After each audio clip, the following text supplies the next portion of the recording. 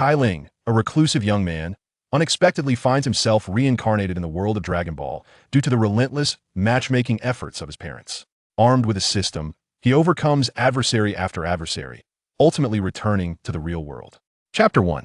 I will no longer watch anime. My name is Cai Ling, and I am precisely 25 years old this year, a seasoned recluse and a 3-0, no car, no house, no wife, individual. To summarize, I'm simply devoid of money. Darling son, wake up. You have a blind date today. My mother, Lu Yun, called from outside my bedroom door. Lu Yun is a remarkably beautiful and gentle woman, albeit somewhat nagging.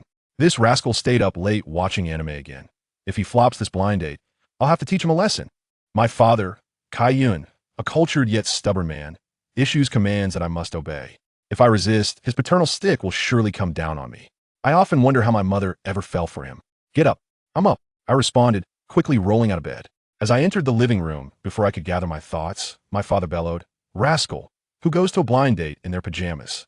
Are you itching for a beating?" He pulled out a feather duster from behind him. Sensing the brewing storm, I quickly interjected, "Dad, please calm down. I just woke up. I'll have breakfast and freshen up right away." "Breakfast? Look at the time. Get washed up and out the door now," Cai Yun ordered, gesturing at his watch. Realizing I needed to make a swift exit to avoid his wrath, I hurried back to my room, retrieved my newly bought denim outfit, changed, and rushed out of the house. On the way, I stopped at a stall to grab some soy milk and fried dough sticks before hopping on the bus to the meeting point. The blind date venue was a cafe, and I couldn't fathom why all my blind dates had to take place in a cafe. Over the years, I had been on at least 8 blind dates, and each time, I returned home feeling quite exhilarated. I often pondered whether these arrangements were merely a ploy to enhance my evening anime watching experience. After several encounters, I had concluded that most girls deemed me unworthy.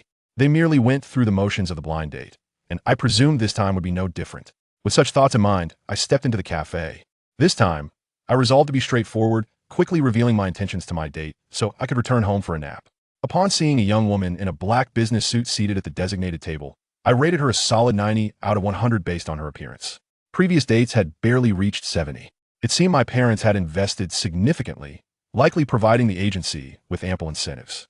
I approached her table briskly, extended my hand, and smiled. "Hello, I'm Cai Ling." "Hello, I'm Xiajia," she replied, rising to reciprocate the greeting. We exchanged a gentle handshake and sat down.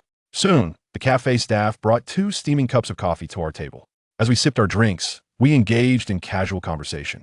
"I presume, Ms. Xiajia, you have reviewed my profile. I must inform you that the information therein is largely inaccurate," I stated. "What do you mean?" "I hope Mr. Cai Ling will elaborate," Xiajia responded calmly. "Well, I'm a typical loser and recluse, living off my parents without a job. Thus, the tall, rich, handsome persona in the profile was likely concocted by the agency." I explained.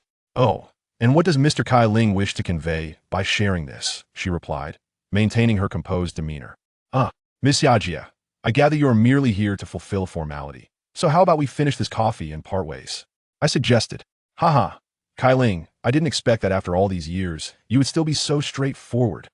Xiajia laughed. I looked at her, puzzled. "Do you not remember how you used to get beaten up by me in middle school? Have you forgotten?" Xiajia teased. I stared at her for a long moment before realizing, "You are my middle school desk mate, Xiajia." "Exactly, you remember now," she chuckled. Xiajia had been my desk mate in middle school, and although she transferred after the second year, the memories she left behind were indelible. I vaguely recalled how she often had to exert pressure on me to submit my homework, which eventually led me to report her to the teacher, culminating in a visit from our parents. After the semester concluded in the first year, Xiajia left, and I never saw her again. Later, I heard from female classmates that she had transferred, but no one knew where she went. Since we are old classmates, I believe our situations are quite similar, so I'll drink to that and we can both take our leave. With that, I raised my coffee and downed in one go. I then stood up, ready to exit. "Wait, who said our situations are similar? I'm genuinely here for a blind date," Xiajia called out as I turned to leave. There's no need to prolong this, old classmate. Let's part ways and wish each other well," I retorted, stepping out the door. I knew her well enough. Though she appeared refined now, the memories of middle school lingered. Even if she genuinely wanted to pursue something with me, I wouldn't dare bring her home. Who would want to invite trouble? Just as I was about to step out of the cafe, a commotion erupted behind me. I turned to see Xiajia being threatened by a man with a gun, demanding she hand over her money. Without a doubt, they were there to rob her, but why was she their target? "Hey, buddy, Is it really appropriate for a grown man to wield a toy gun at a woman? I remarked, confronting the robber. Kid, stay out of this. This woman is the CEO of Lingxia Corporation. If I pull this off, I can retire for the rest of my life, the robber replied. Sailing, please save me, Xiajie cried out, her voice trembling with tears. Do not panic, I am on my way. It is merely a toy gun. I possess the skills of Zizai Ji Gong. Why should I fear such a trifle? Sailing declared as he rushed forward. Bang! After the sound of the gunshot, Sailing felt a sudden warmth in his chest, and then darkness enveloped him. I shall never watch anime again. This was the final thought that crossed Sailing's mind before his consciousness faded away. Chapter 2. The Beginning of Dreams. I am filled with regret. I have yet to find a wife. It is only natural to feel this way. Now, I present you with a chance to start new. Would you like to explore the world of Dragon Ball? How could I not want to? That is a place I have longed to visit in my dreams. As Cai Ling, in a daze, opened his eyes once more, he found himself reclining on a grassy meadow. Slowly rising, he surveyed his surroundings, and the scenery appeared strikingly familiar. Mountains, forests, lakes, fresh air, and a cerulean sky. This is Baozi Mountain, Cai Ling exclaimed in astonishment. Ding! Indeed, this is Baozi Mountain. Congratulations, host, for through your indomitable will to survive and fervent desire, you have successfully arrived in the world of Dragon Ball. Who are you? I cannot see you, Cai Ling inquired with confusion. I am the flirty system residing in your mind. I can communicate directly with your consciousness. Flirty system? Cai Ling thought to himself, bemused by the name. Unlike the systems accompanying protagonists in other novels, which are often dubbed the divine creation system or the all-powerful system, how is it that his has become a flirty system? Are you dissatisfied, host?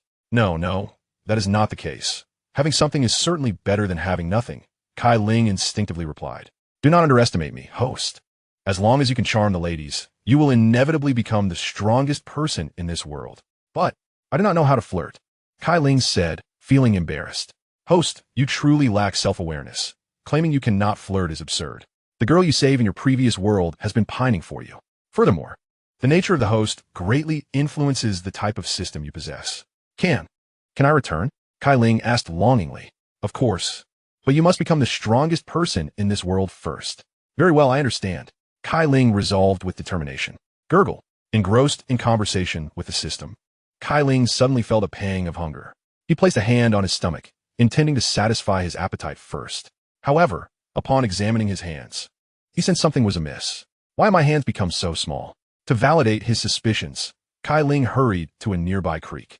Gazing at his reflection in the water, he realized it was unmistakably the visage of his 7- or 8-year-old self. System, why have I shrunk? Gailang Ansioli Guetstein. Due to the timeline in the Dragon Ball world, you currently exist within that timeline. Thus your age corresponds to it. This is not how one should play with me. System, given my current physique, do you truly believe I can flirt or even survive for a few days? Gailang et Kalim Azitatet. I have no control over it. Thus, everything relies on you, host.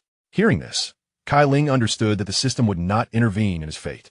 This meant that from here on out, he would have to rely solely on himself, whether it be for survival in this world or to charm the ladies and grow stronger. Upon reflection, Cai Ling extended his hands into the river, cupping some water to cleanse his face and clarify his thoughts. His foremost concern was to address his basic needs.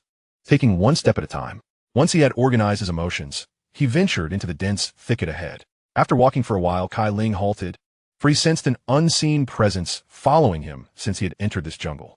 Come forth, I have discovered you, he called out, turning to face the open surroundings. Suddenly, a rustling emerged from the nearby bushes, revealing a black-spotted leopard before him. Goodness, before I even encounter a maiden, I am confronted by this beast. Fate seems intent on my demise. Gailang Muset Inwali. The creature was staring at him with keen eyes, though the more pressing detail was that its drool was almost dripping to the ground. It was likely just as famished as he was. Yet the difference lay in the fact that Cai Ling was about to provide it with a sumptuous meal. Without waiting for Cai Ling to react, the leopard lunged at him with ferocious speed. Instinctively, Cai Ling crouched down, narrowly evading the leopard's powerful leap. He swiftly picked up a small stone from the ground and hurled it at the beast, but this attempt was futile, only serving to incite its fury further. With no time to lose, Cai Ling fled, but in his frail, youthful form, he was quickly overtaken and thrown to the ground by the leopard. The creature's claws pinned down Cai Ling's slender shoulders, piercing his skin and soon staining his garments with crimson blood. The leopard's saliva dripped onto his tender face, the rancid odor provoking a wave of nausea within him.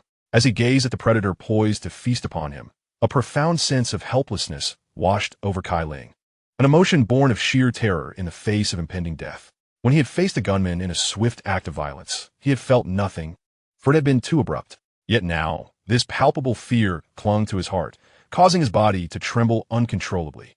At that moment, the leopard opened its massive jaws, ready to strike. Accepting his fate, Cai Ling closed his eyes, resigned to the thought that his life would conclude in this manner. What a magnificent felina! A youthful laugh echoed from above at this critical juncture.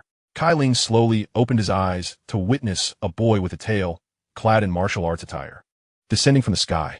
In an instant, the boy yanked the leopard away from Cai Ling and effortlessly tossed it aside. The creature collided with a tree and fell silent. The boy, brushing off the dust from his hands, extended one and smiled. "Hello, my name is Wukong." As Cai Ling beheld this boy, his eyes glistened with unshed tears. With a surge of excitement, he extended his hand, grasping Wukong's with a smile. "Greetings, I am Cai Ling. Thank you for saving me, Wukong." In the heart of the jungle, the hands of the two youths intertwined, unbeknownst to them the extraordinary tale that awaited their future.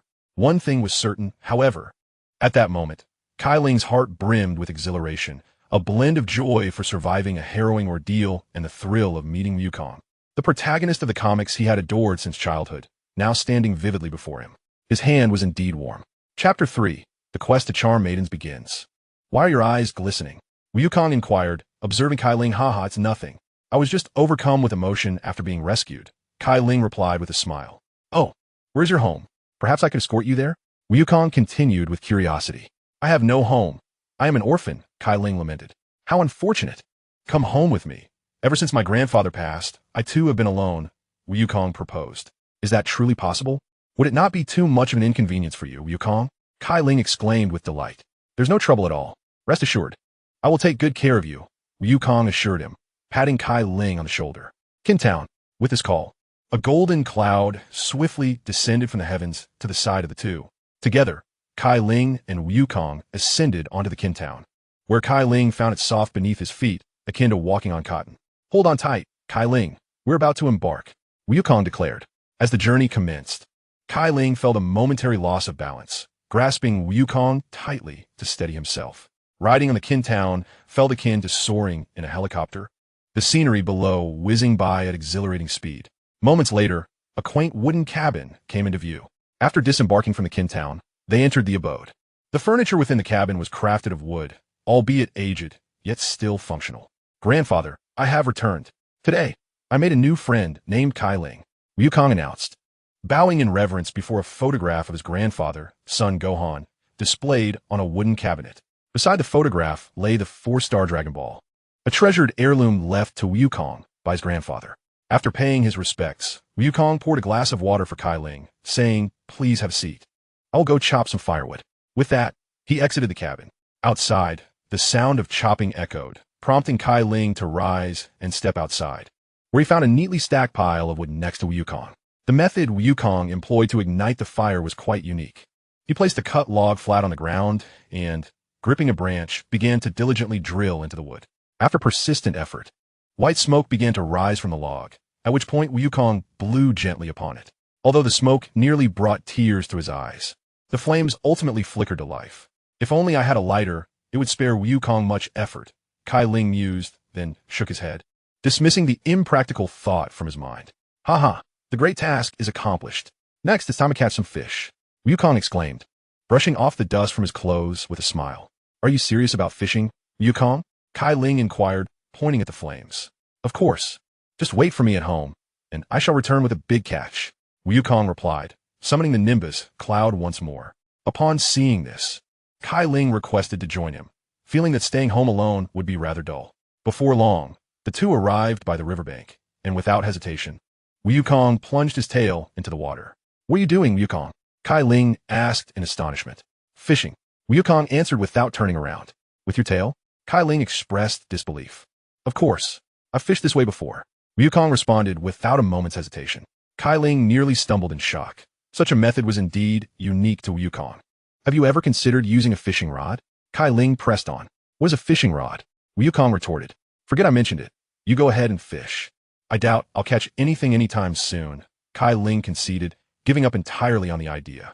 Just as he finished speaking, a large fish leapt out of the water, and in a flurry of punches, Wukong swiftly subdued it. Cai Ling, look. I caught a fish, Wukong exclaimed, proudly waving the fish's tail. Wow, that is incredible. Cai Ling was utterly astonished. The species in Baozi Mountain were indeed remarkable, seemingly lacking intelligence despite their size. Cai Ling, having forgotten the earlier incident with the money leopard, was now solely focused on their current success. After catching the fish, the two began their journey home. Cai Ling attempted to lend a hand, but after lifting the fish's tail slightly, he promptly gave up. The weight was far beyond what he, an outsider, could manage, and the desire to grow stronger continued to flourish within him. As Cai Ling and Wukong emerged from the thicket, a car sped towards them at an alarming pace. A girl with blue hair poked her head out of the window, shouting, "Quick, get out of the way. The brakes have failed. Goodness, that driver is Bulma." Cai Ling exclaimed just as Bulma's car approached dangerously close. Before Cai Ling could react, Wukong swiftly pushed him aside and, astonishingly, lifted Bulma's car with one hand, slamming it down onto the ground. "What a monster! How dare you steal my fish?" Wukong declared, adopting a battle stance. Seeing Wukong ready for a fight, Bulma assumed he intended to rob her and immediately drew her gun, firing wildly in his direction. Wukong, facing the incoming bullets, unleashed a flurry of punches, successfully deflecting them all. As Cai Ling observed the scene before him, a twinge of envy surged within him. If only I could be like Wukong, he thought. Then I would not have fallen victim to the bandits' gunfire. Suddenly, a voice resonated in his mind. Ding. A strong desire for empowerment detected. Task initiated. What task? Cai Ling in Guit. The voice continued. The tasks are as follows. 1. Attain Bulma's affection. If she does not resist, hold her hand, and you shall gain the Saiyan bloodline. 2. Make Bulma infatuated with you, and you shall receive the strongest physique. 3. Obtain a kiss from Bulma, and you shall acquire a skill that is instantly usable. 4. Make Bulma devoted to you, and you shall directly transform into a Super Saiyan. Cai Ling gazed at the tasks laid before him, feeling utterly exasperated. For Playboy, these tasks might be easily manageable. However, he was no such charmer. He was, in fact, an unabashedly straight man. If asked how straight he was, he would unequivocally declare himself as a singularly steadfast individual, a veritable ironclad straight man. Thus, the difficulty of these tasks was undeniably daunting for him. Chapter 4. The Straight Man's Approach to Flirting. Bulma, astonished after witnessing Wukong deflect all her bullets, exclaimed, "This must be a joke. What kind of monster are you?" "I am no monster. How could such trivial projectiles possibly harm me? My body is as resilient as steel." Wukong proudly patted his chest. "You are the one who is monstrous for daring to steal my fish. Prepare to face the consequences." With that, Wukong brandished his Rui Bang, ready to strike Bulma. "Wait, Wukong," Cai Ling interjected, halting him. "What is it, Cai Ling?" Wukong paused, turning to him. "Wukong, she is a girl. You must not treat her rudely," Cai Ling advised. Bulma nodded in agreement. "See, at least there are sensible boys around." Upon hearing Bulma refer to him as a little brother, Cai Ling felt a wave of embarrassment wash over him. However, given his current appearance, her statement was undeniably accurate. "What is a girl?" Wukong asked, bewildered. Cai Ling and Bulma nearly stumbled at Wukong's baffling inquiry. Wukong then leaned closer to Bulma, scrutinizing her from head to toe. You seem rather frail," Wukong remarked thoughtfully. "That goes without saying. She is a girl," Bulma retorted, exasperated. "Then Cai Ling appears frail as well," Wukong blurted out, unwittingly adding to Cai Ling's dismay. Cai Ling felt tears of frustration welling up inside. To be so scorned was a most crushing blow. "Do you possess any common sense? Gender distinction is not determined by physical strength," Bulma exclaimed in anger. "Ah, dear lady, please calm down. Do not argue with Wukong. He is a bit simple-minded and utterly clueless about such matters." Cai Ling attempted to soothe her. "You, little brother, are far more sensible than he is. By the way, I am Bulma. It is a pleasure to meet you," Bulma said with a smile, extending her hand towards Cai Ling. "Oh, what a rare opportunity this is. If I can hold her hand, I might gain the bloodline of a Saiyan," Cai Ling thought to himself. He then nervously extended his hand, saying, "Hello, Bulma. My name is Cai Ling, and I am delighted to meet you." Upon grasping Bulma's hand, Cai Ling secretly rejoiced. I never imagined it would be this effortless." However, 3 seconds later, he pondered, Why hasn't the system's task completion notification sounded yet? Could it be that my time was insufficient? Consequently, Cai Ling continued to hold Bulma's hand. A minute later, Bulma, blushing and slightly impatient, remarked, Cai Ling, how long are you going to hold my hand? Just a little longer, Bulma. I'm a bit nervous since it's my first time holding a girl's hand. Cai Ling zipli hat wadi li. After 3 minutes, Bulma teased, I see you're quite the little lecher. With that, she forcefully pulled her hand away from Cai Ling's grasp. System, you better show yourself. You're utterly useless and only serve to frustrate the host. Cai Ling cursed silently at the system. Host, it seems you have misunderstood. The task requires an emotional hand-holding. What you did was merely a polite gesture, which is not aligned with the emotional aspect required. The system explained. Cai Ling realized that trying to skirt the edges of the task would be quite challenging. However, based on his 20-plus years of being single, it seemed like a far-fetched dream to elicit genuine feelings from a girl. Meanwhile, Goku, who had been deep in thought for quite some time, still couldn't discern the differences between girls and boys. Since that's the case, let me treat you to some fish. Eating well will surely make your body as sturdy as mine. Goku proposed. In light of your sincere invitation, I suppose I could visit your home, Bulma replied. Her tone somewhat haughty. Upon returning to the small wooden cabin, they discovered that a significant amount of water in the pot had evaporated. If it weren't for Bulma, there would still be enough water by now. Goku grumbled as he added more water to the pot. So, are you implying that this is my fault? Bulma retorted, slightly annoyed, as she prepared to turn away. Noticing this, Cai Ling hurriedly stepped forward to stop her. Bulma, you know Goku can be quite blunt and says whatever comes to mind, so please don't take it to heart. Little brother, are you genuinely concerned about me? Are you perhaps trying to pursue me? Bulma scrutinized Cai Ling with a teasing gaze. Cai Ling thought to himself, as expected of Bulma, her insight is quite sharp.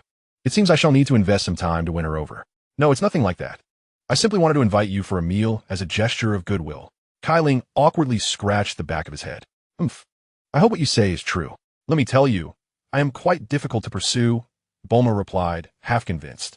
Had someone experienced in romance been in Cai Ling's position, they could have seamlessly responded to Bulma's earlier inquiry, perhaps showering her with sweet words and flattery, effortlessly climbing the proverbial ladder of affection. However, Cai Ling was not that seasoned in romance. Rather, he was quite the straightforward gentleman. After Goku placed a large fish into the pot, the trio entered the cabin.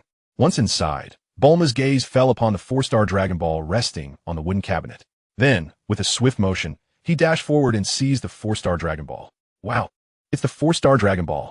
Indeed, it matches the location indicated by the Dragon Radar, Bulma exclaimed, simultaneously retrieving the Dragon Radar from her bag. Do not touch my grandfather's heirloom, Goku declared as he quickly snatched the 4-star ball back from Bulma's grasp. You say it was left to you by your grandfather, but I have 2 of them as well, Bulma retorted, producing the 2-star and 5-star Dragon Balls from her bag. Why do you have those? Goku asked in astonishment. It seems you both are quite uninformed. This is the Dragon Ball, and there are a total of 7 such orbs. Legend has it that if all 7 are gathered, the Eternal Dragon can be summoned, who will grant the summoner's wishes, Bulma elucidated to Goku. Even so, I will not allow you to take my grandfather's heirloom, Goku insisted, clutching the 4-star ball tightly to his chest. Bulma, I suggest you refrain from coveting the 4-star ball and focus on gathering the remaining Dragon Balls. Later, we can borrow Goku's 4-star ball to make a wish and then continue our search, Kalen interjected. How do you know about the Dragon Balls? Bulma asked Kalen in surprise. I heard about it from others, Kalen replied. Goku, since Kalen has said this, you need not guard the 4-star ball so fiercely. Once we make our wish, I can use my Dragon Radar to find it again. Bulma encouraged Goku. Is that true, Kalen? Goku turned to ask. Indeed, Goku. Once you gather the Dragon Balls, you can wish for your grandfather's revival. Kalen proposed. Really? That would be wonderful. My grandfather could come back to life. Goku exclaimed joyfully, leaping into the air with the 4-star ball. Kalen, why are you suggesting such things? I have my own wish to fulfill. Bulma complained. Bulma, do not be upset. Consider Goku's remarkable fighting abilities. With him and me searching alongside you, we will surely find them quickly. Kalen explained. Fine, but let it be clear that I shall be the one to make the wish when we gather the Dragon Balls for the 2nd time. Bulma agreed after a moment of contemplation. Upon hearing Bulma's consent, Goku happily poured her a glass of water. Bulma, drink some water and take a break. I will go check if the fish are ready, he said before darting out. Cold water won't do. Girls need to drink hot water. Goku is truly so single-minded, Kalen remarked as she poured the water out the window and then left with the cup. Soon, Kaelin returned with a steaming cup of hot water, placing it before Bulma. This is water boiled for the fish. It's much better than cold water, she said to herself. How can I drink such scalding water? Kaelin, you are as much of a blockhead as Goku, Bulma exclaimed, her blood pressure rising. Chapter 5. The Awakening of Saiyan Bloodline. After the trio finished their sumptuous fish feast, they set off in search of the remaining Dragon Balls. Bulma produced a capsule and tossed it to the ground, instantly revealing an all-terrain motorcycle before their eyes. Wow, what kind of creature is this? Wukong scrutinized the motorcycle with a bemused expression. Are you foolish? This is meant to be ridden. Soon after, Bulma mounted the motorcycle and waved to Wukong, beckoning him to join her. He promptly leaped onto the seat behind her.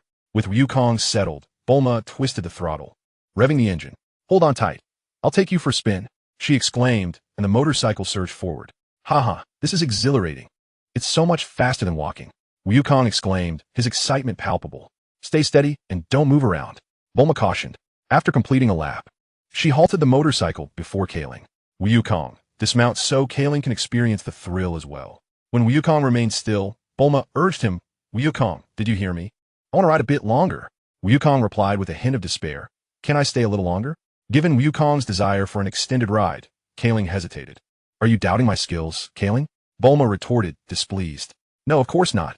How could I doubt your abilities? Kaeling responded, a tinge of guilt in his voice.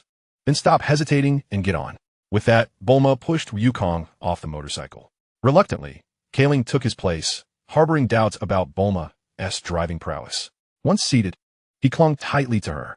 Why are you holding me so tightly, Kaeling? Don't you know that men and women should keep their distance? Or are you trying to take advantage of me? Bulma teased, loosening his grip. If you're uncomfortable, perhaps I should take over? Kaeling suggested. He felt more confident behind the handlebars than Bulma. After all, he needed to ensure his safety, unlike Wukong, who possessed extraordinary abilities. Do you know how to ride a motorcycle? Bulma inquired skeptically. Of course. Let me give it a try, Kaeling asserted. With a mix of skepticism, Bulma handed the motorcycle over to him. Moments later, Kaeling began to ride slowly. I believe you can ride, Kaeling, but do you have to go so slowly?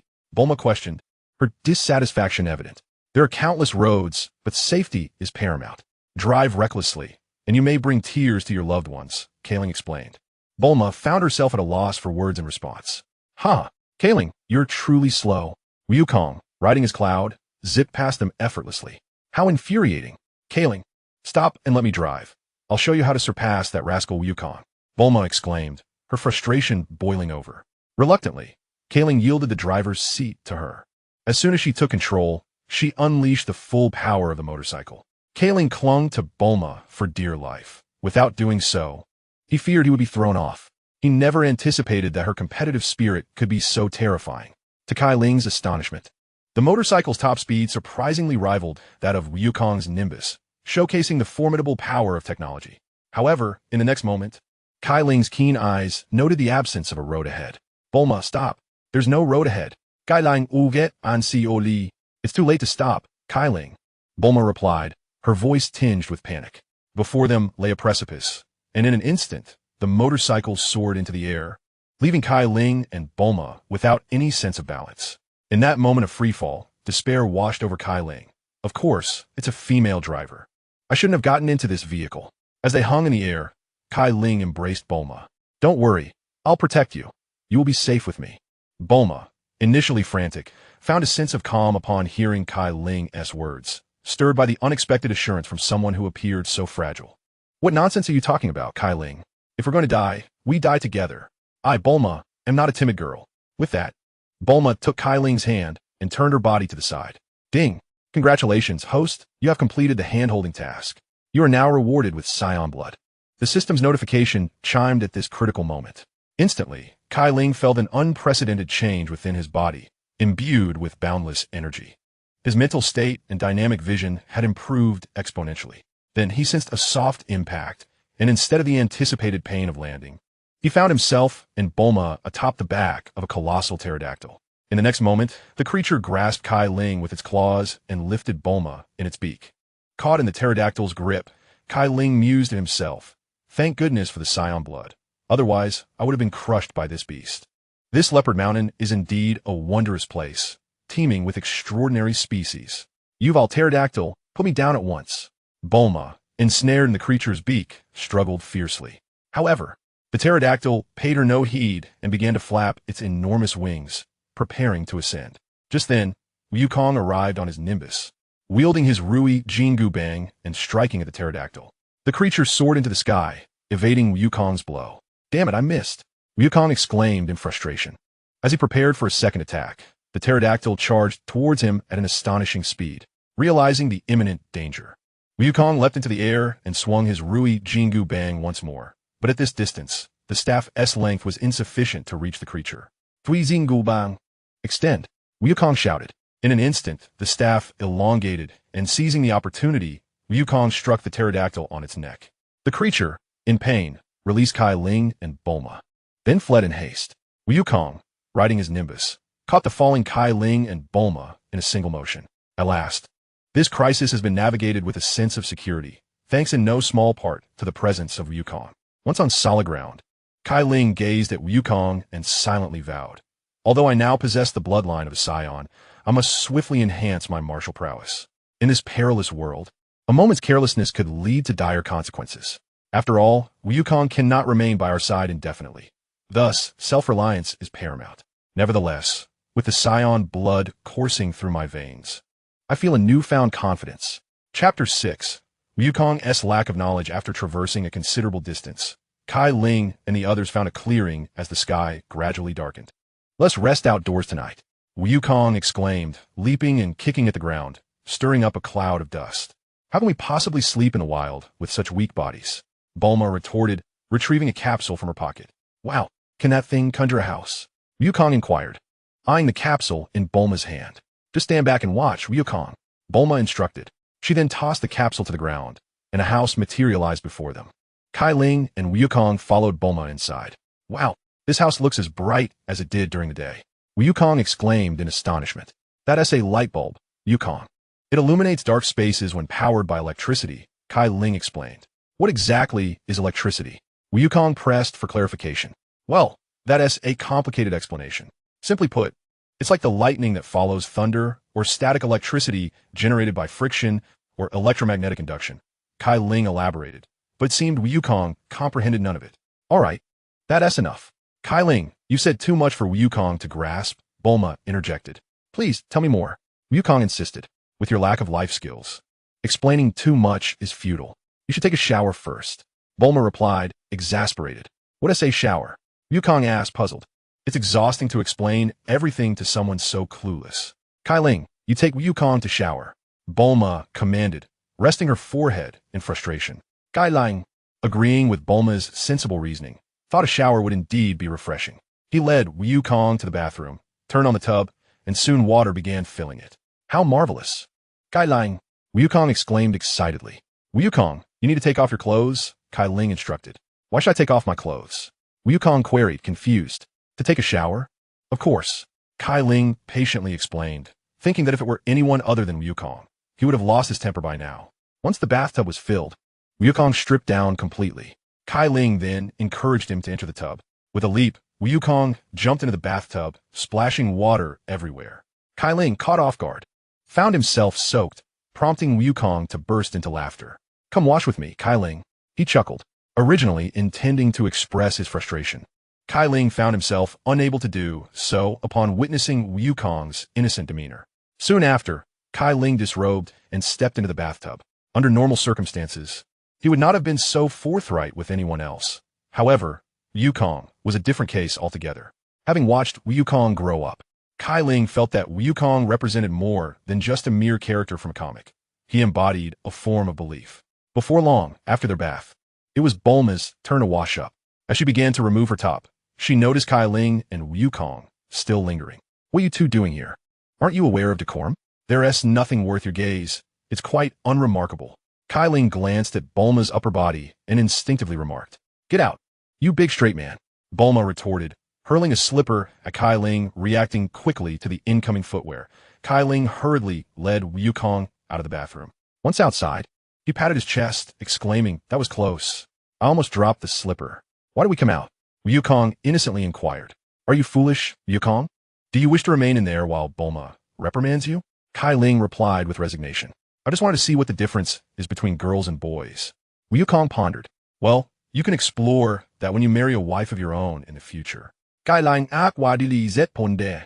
Oh, what is a wife? Have you ever seen one, Cai Ling? Wukong continued to ask. Of course I have. Now, let us steer clear of this topic, Cai Ling answered, feeling a bit flustered.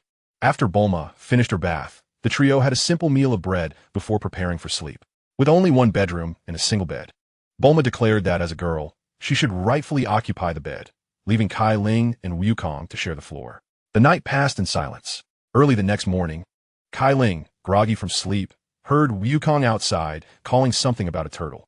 He got up and exited the room, finding Wukong intently feeding water to a turtle. Recognizing the creature, Cai Ling understood that it was Master Roshi's steed. Unbeknownst to him, Bulma had silently approached from behind. She asked Wukong, "Where did you find this turtle?" "Right over there," Wukong replied, pointing to a small pile of stones not far ahead. "Thank you, you saved me," the turtle expressed gratefully. "Wow, the turtle can talk," Bulma exclaimed, nervously clinging to Cai Ling. "What's there to be afraid of, Bulma?" "You're overreacting," Cai Ling replied, somewhat exasperated.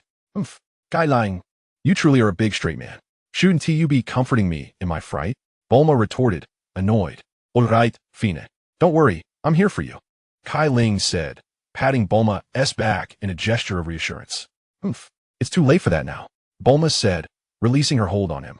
Cai Ling felt helpless in this situation, aware of his own lack of romantic experience. "Do you wish to return to the sea?" Cai Ling no longer hesitated and inquired of the turtle. "Indeed, I long to return to the sea." The turtle gazed at Cai Ling with hopeful eyes. "The shore is 120 kilometers from our current location," Bulma stated, examining the map. "There is no time to lose. Let us embark."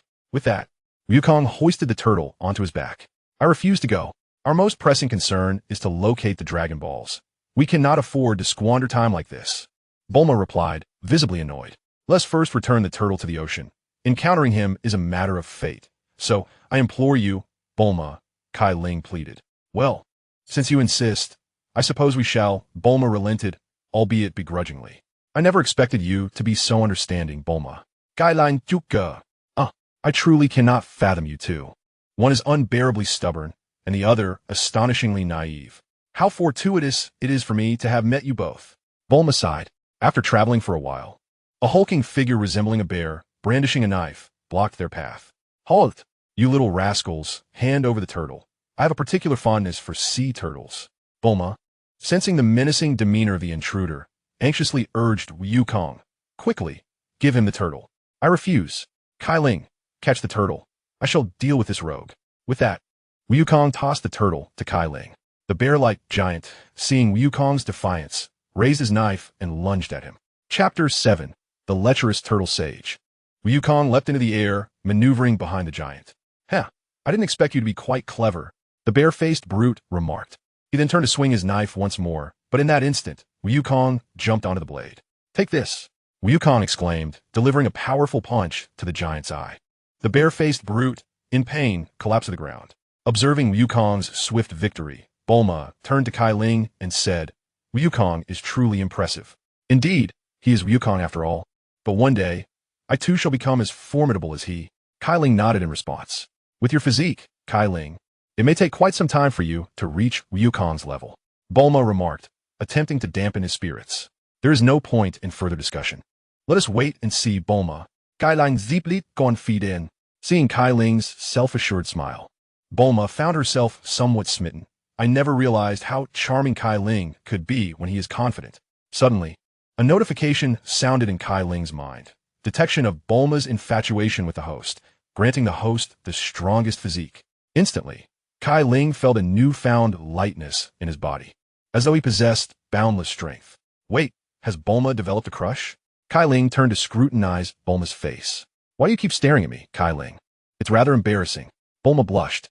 "Oh, it's nothing. I just suddenly realized that you are quite beautiful, Bulma." Cai Ling gasu doubtfullet. "Humph, have you only just realized it?" "I am, without a doubt, an invincible beauty in the bloom of youth," Bulma declared with a hint of pride.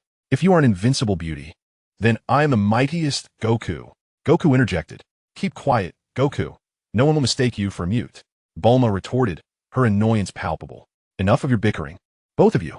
The pressing matter at hand is to return the turtle to the sea," Cai Ling reminded them. Goku approached the turtle and inquired, "Are you truly that delicious?" The turtle, alarmed, immediately rebutted, "Not at all. Everyone says my meat is quite unpalatable. Indeed, it seems rather unimpressive." Goku responded as he hoisted the turtle onto his back. After hastily traversing a considerable distance, they arrived at the coastline. Once Goku gently placed the turtle back into the ocean, it expressed its gratitude, saying, "You are truly kind-hearted souls. I shall repay you. Please wait a moment." Before long, the turtle submerged into the depths, disappearing from view. After a brief wait, Bulma, growing impatient, exclaimed, "Will that turtle ever return?" "Exercise a little patience, Bulma.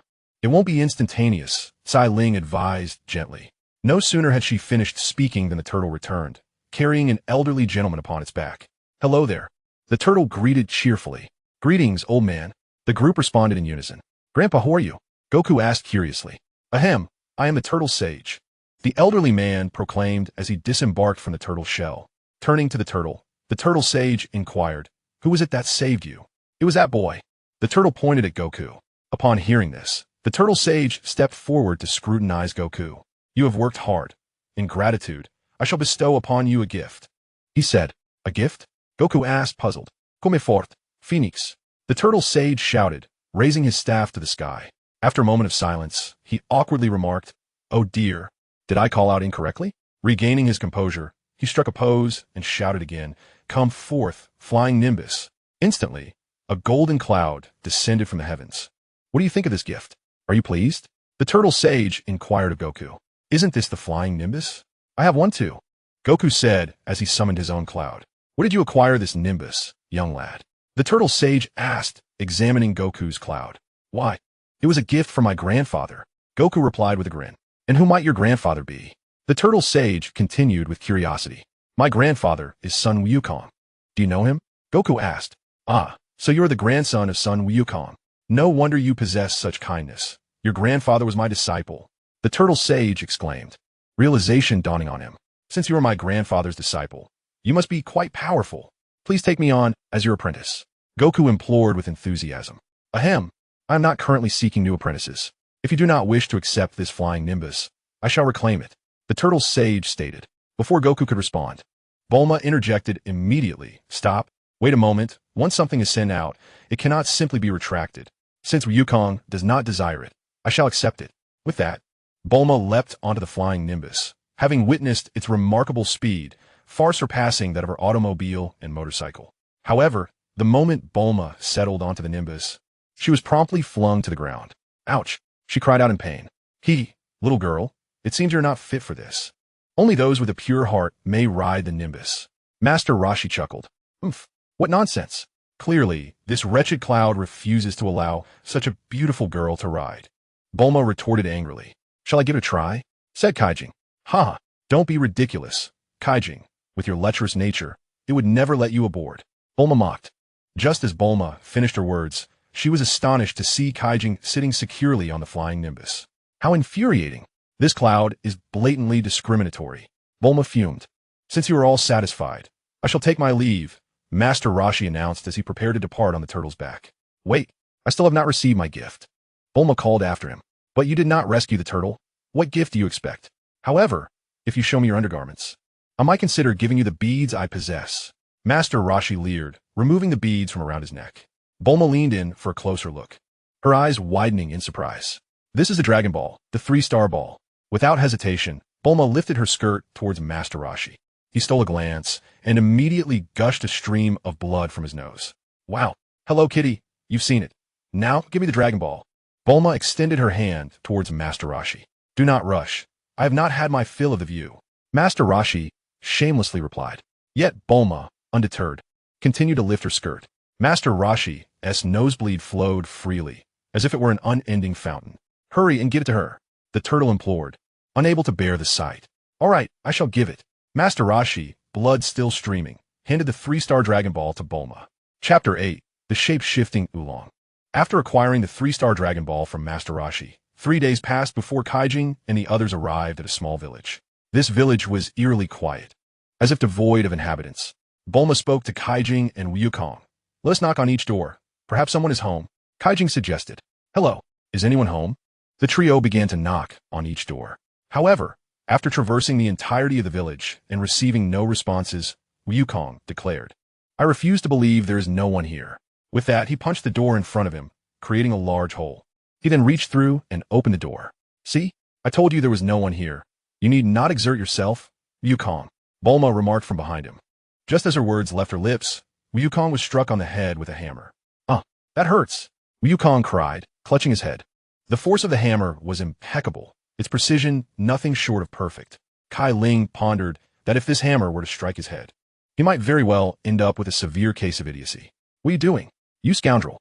Wukong confronted the middle-aged man before him, who was preparing to take violent action. "I apologize, Lord Oolong.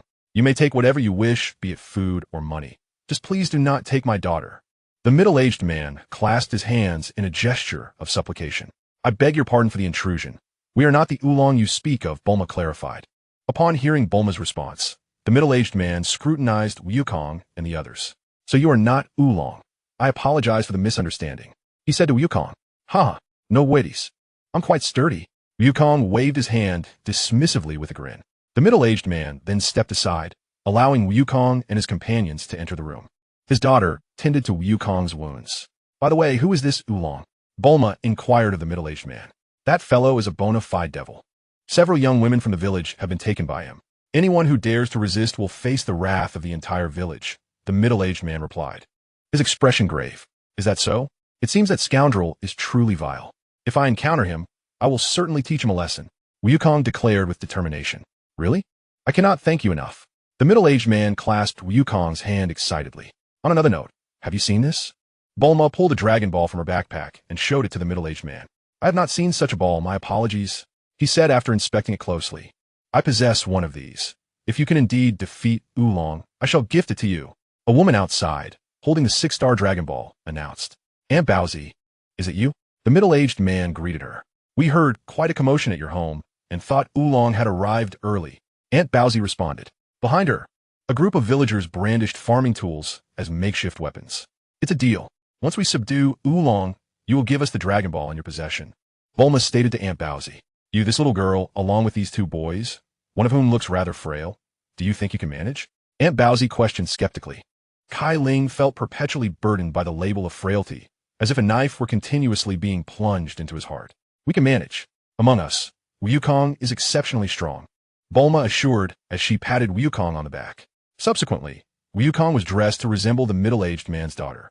Looking at the skirt he wore, Wukong expressed his dissatisfaction. "Bulma, why must I dress like this? Why not Cai Ling?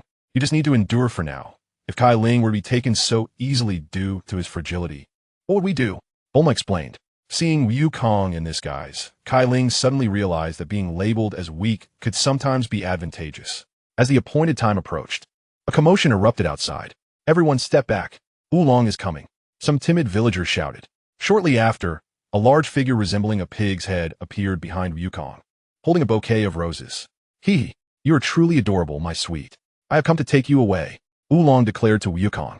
Upon hearing Oolong's cheesy pickup line, Cai Ling nearly lost her dinner from the previous night. "Thank goodness I'm not dressed like Wukong," she thought, patting her chest in relief. Then Oolong noticed the Rui bang on Wukong's back and curiously inquired, "Do I need to bring a stick to marry you?" Take me away," Wukong stammered in response. "You fool. Speaking like that will give us away," Bulma, hiding not far away, exclaimed while gripping Cai Ling's arm excitedly. Despite possessing the strongest physique, Cai Ling still felt pain from Bulma's grip. "Bulma, squeezing me won't help. Cai Ling gom lai. If you weren't so weak, I would have had you impersonate him long ago," Bulma retorted with an expression that implied gratitude was in order. Hearing this, Cai Ling wisely chose to remain silent. At that moment, Wukong's body began to tremble slightly.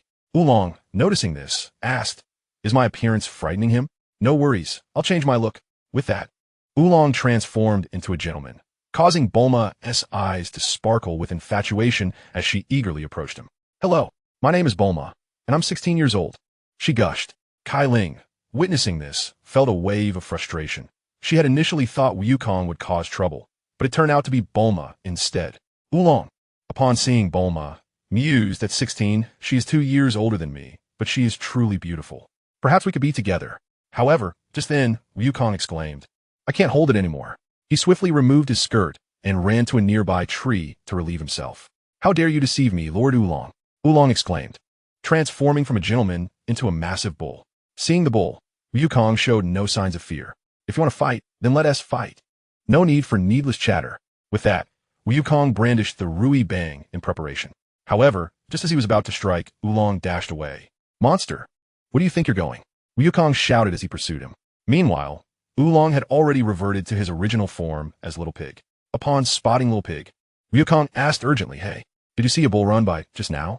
Which direction did he go?" "He went that way." Oolong pointed in the wrong direction. Wukong, believing him, rushed off in that direction. At this moment, Cai Ling stood beside Oolong and remarked, "You must be Oolong, right?" Oolong turned in shock. "How did you know?"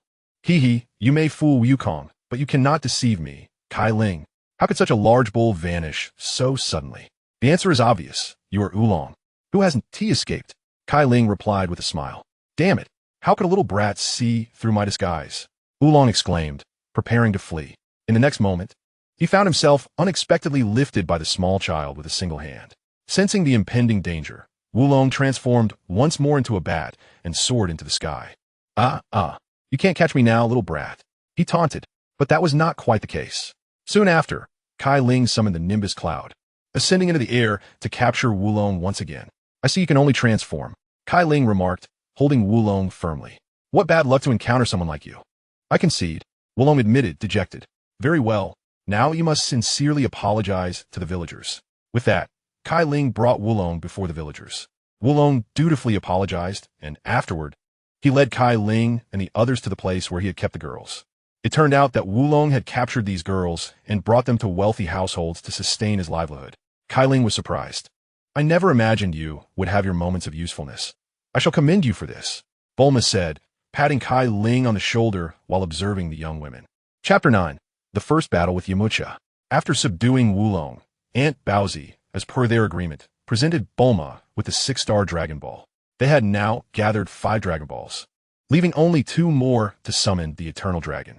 Cai Ling and the others, accompanied by Oolong, set off towards their next destination. "Why are you bringing me along?"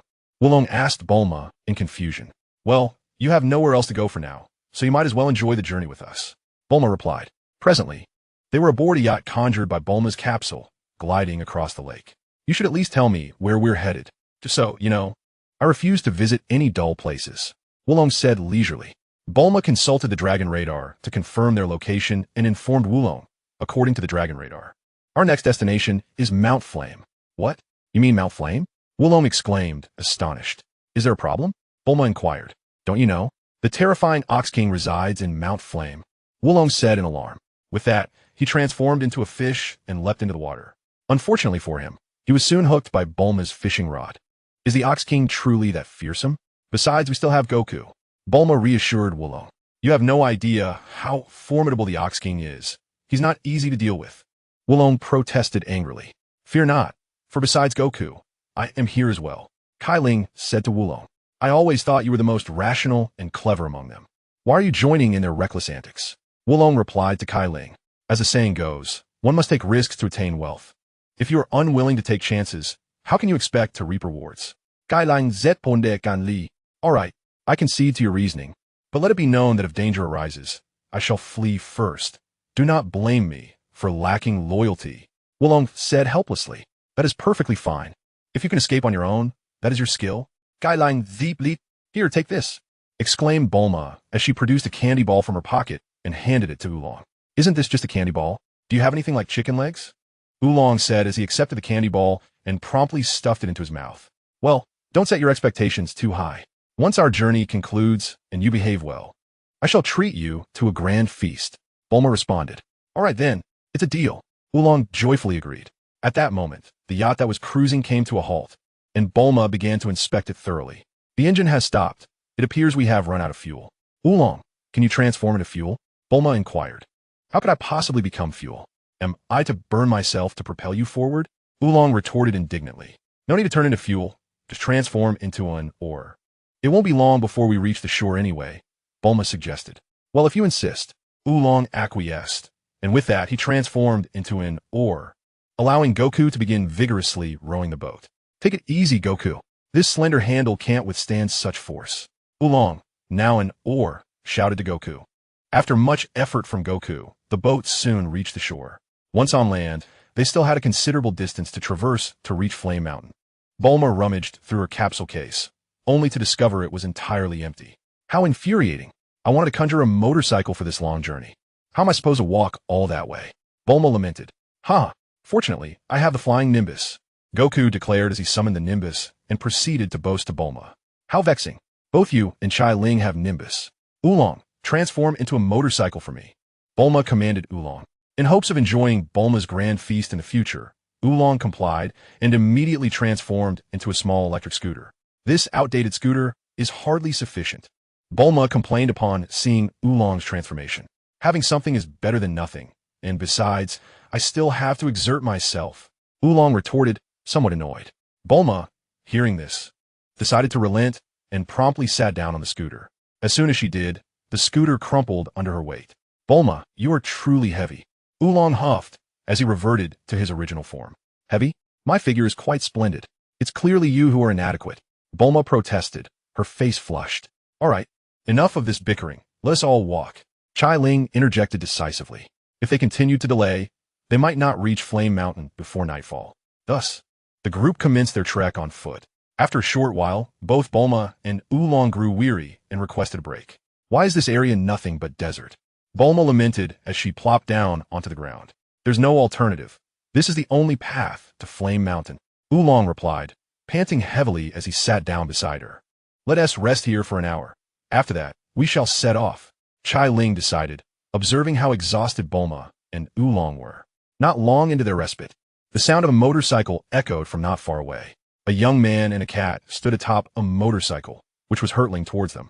Upon seeing the attire of the approaching figures, Cai Ling recognized them as none other than Yamcha and Puar. After Yamcha halted the motorcycle before Cai Ling and his companions, both he and Puar leapt down from it. Who are you? Goku inquired of Yamcha. I am Yamcha, the hyena of the wilderness, was Yamcha's retort. I have an ominous feeling, Oolong remarked from behind Goku.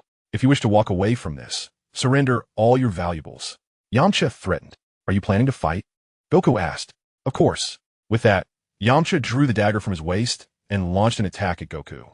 Observing the fierce horizontal thrust from Yamcha, Goku swiftly leapt and evaded the strike.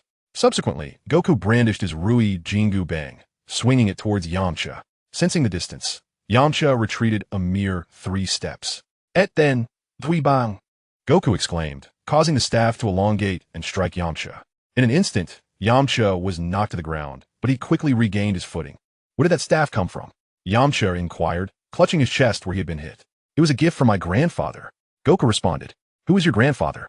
Yamcha pressed on. My grandfather is Sun Wukong. Goku proclaimed. Your grandfather is indeed Sun Wukong? I've heard of him. He is a formidable martial artist. Since you are his grandson, I cannot afford to underestimate you, even if you were just a child. With that, Yamcha assumed a claw-like stance. Wolfang fist, he bellowed. At that moment, Goku could only see a multitude of shadowy fists, resembling a pack of ravenous wolves charging at him. Goku had no time to react before he was sent flying by Yamcha's onslaught. Seeing this, Oolong urged Bulma, we must flee, Bulma. This guy is too powerful.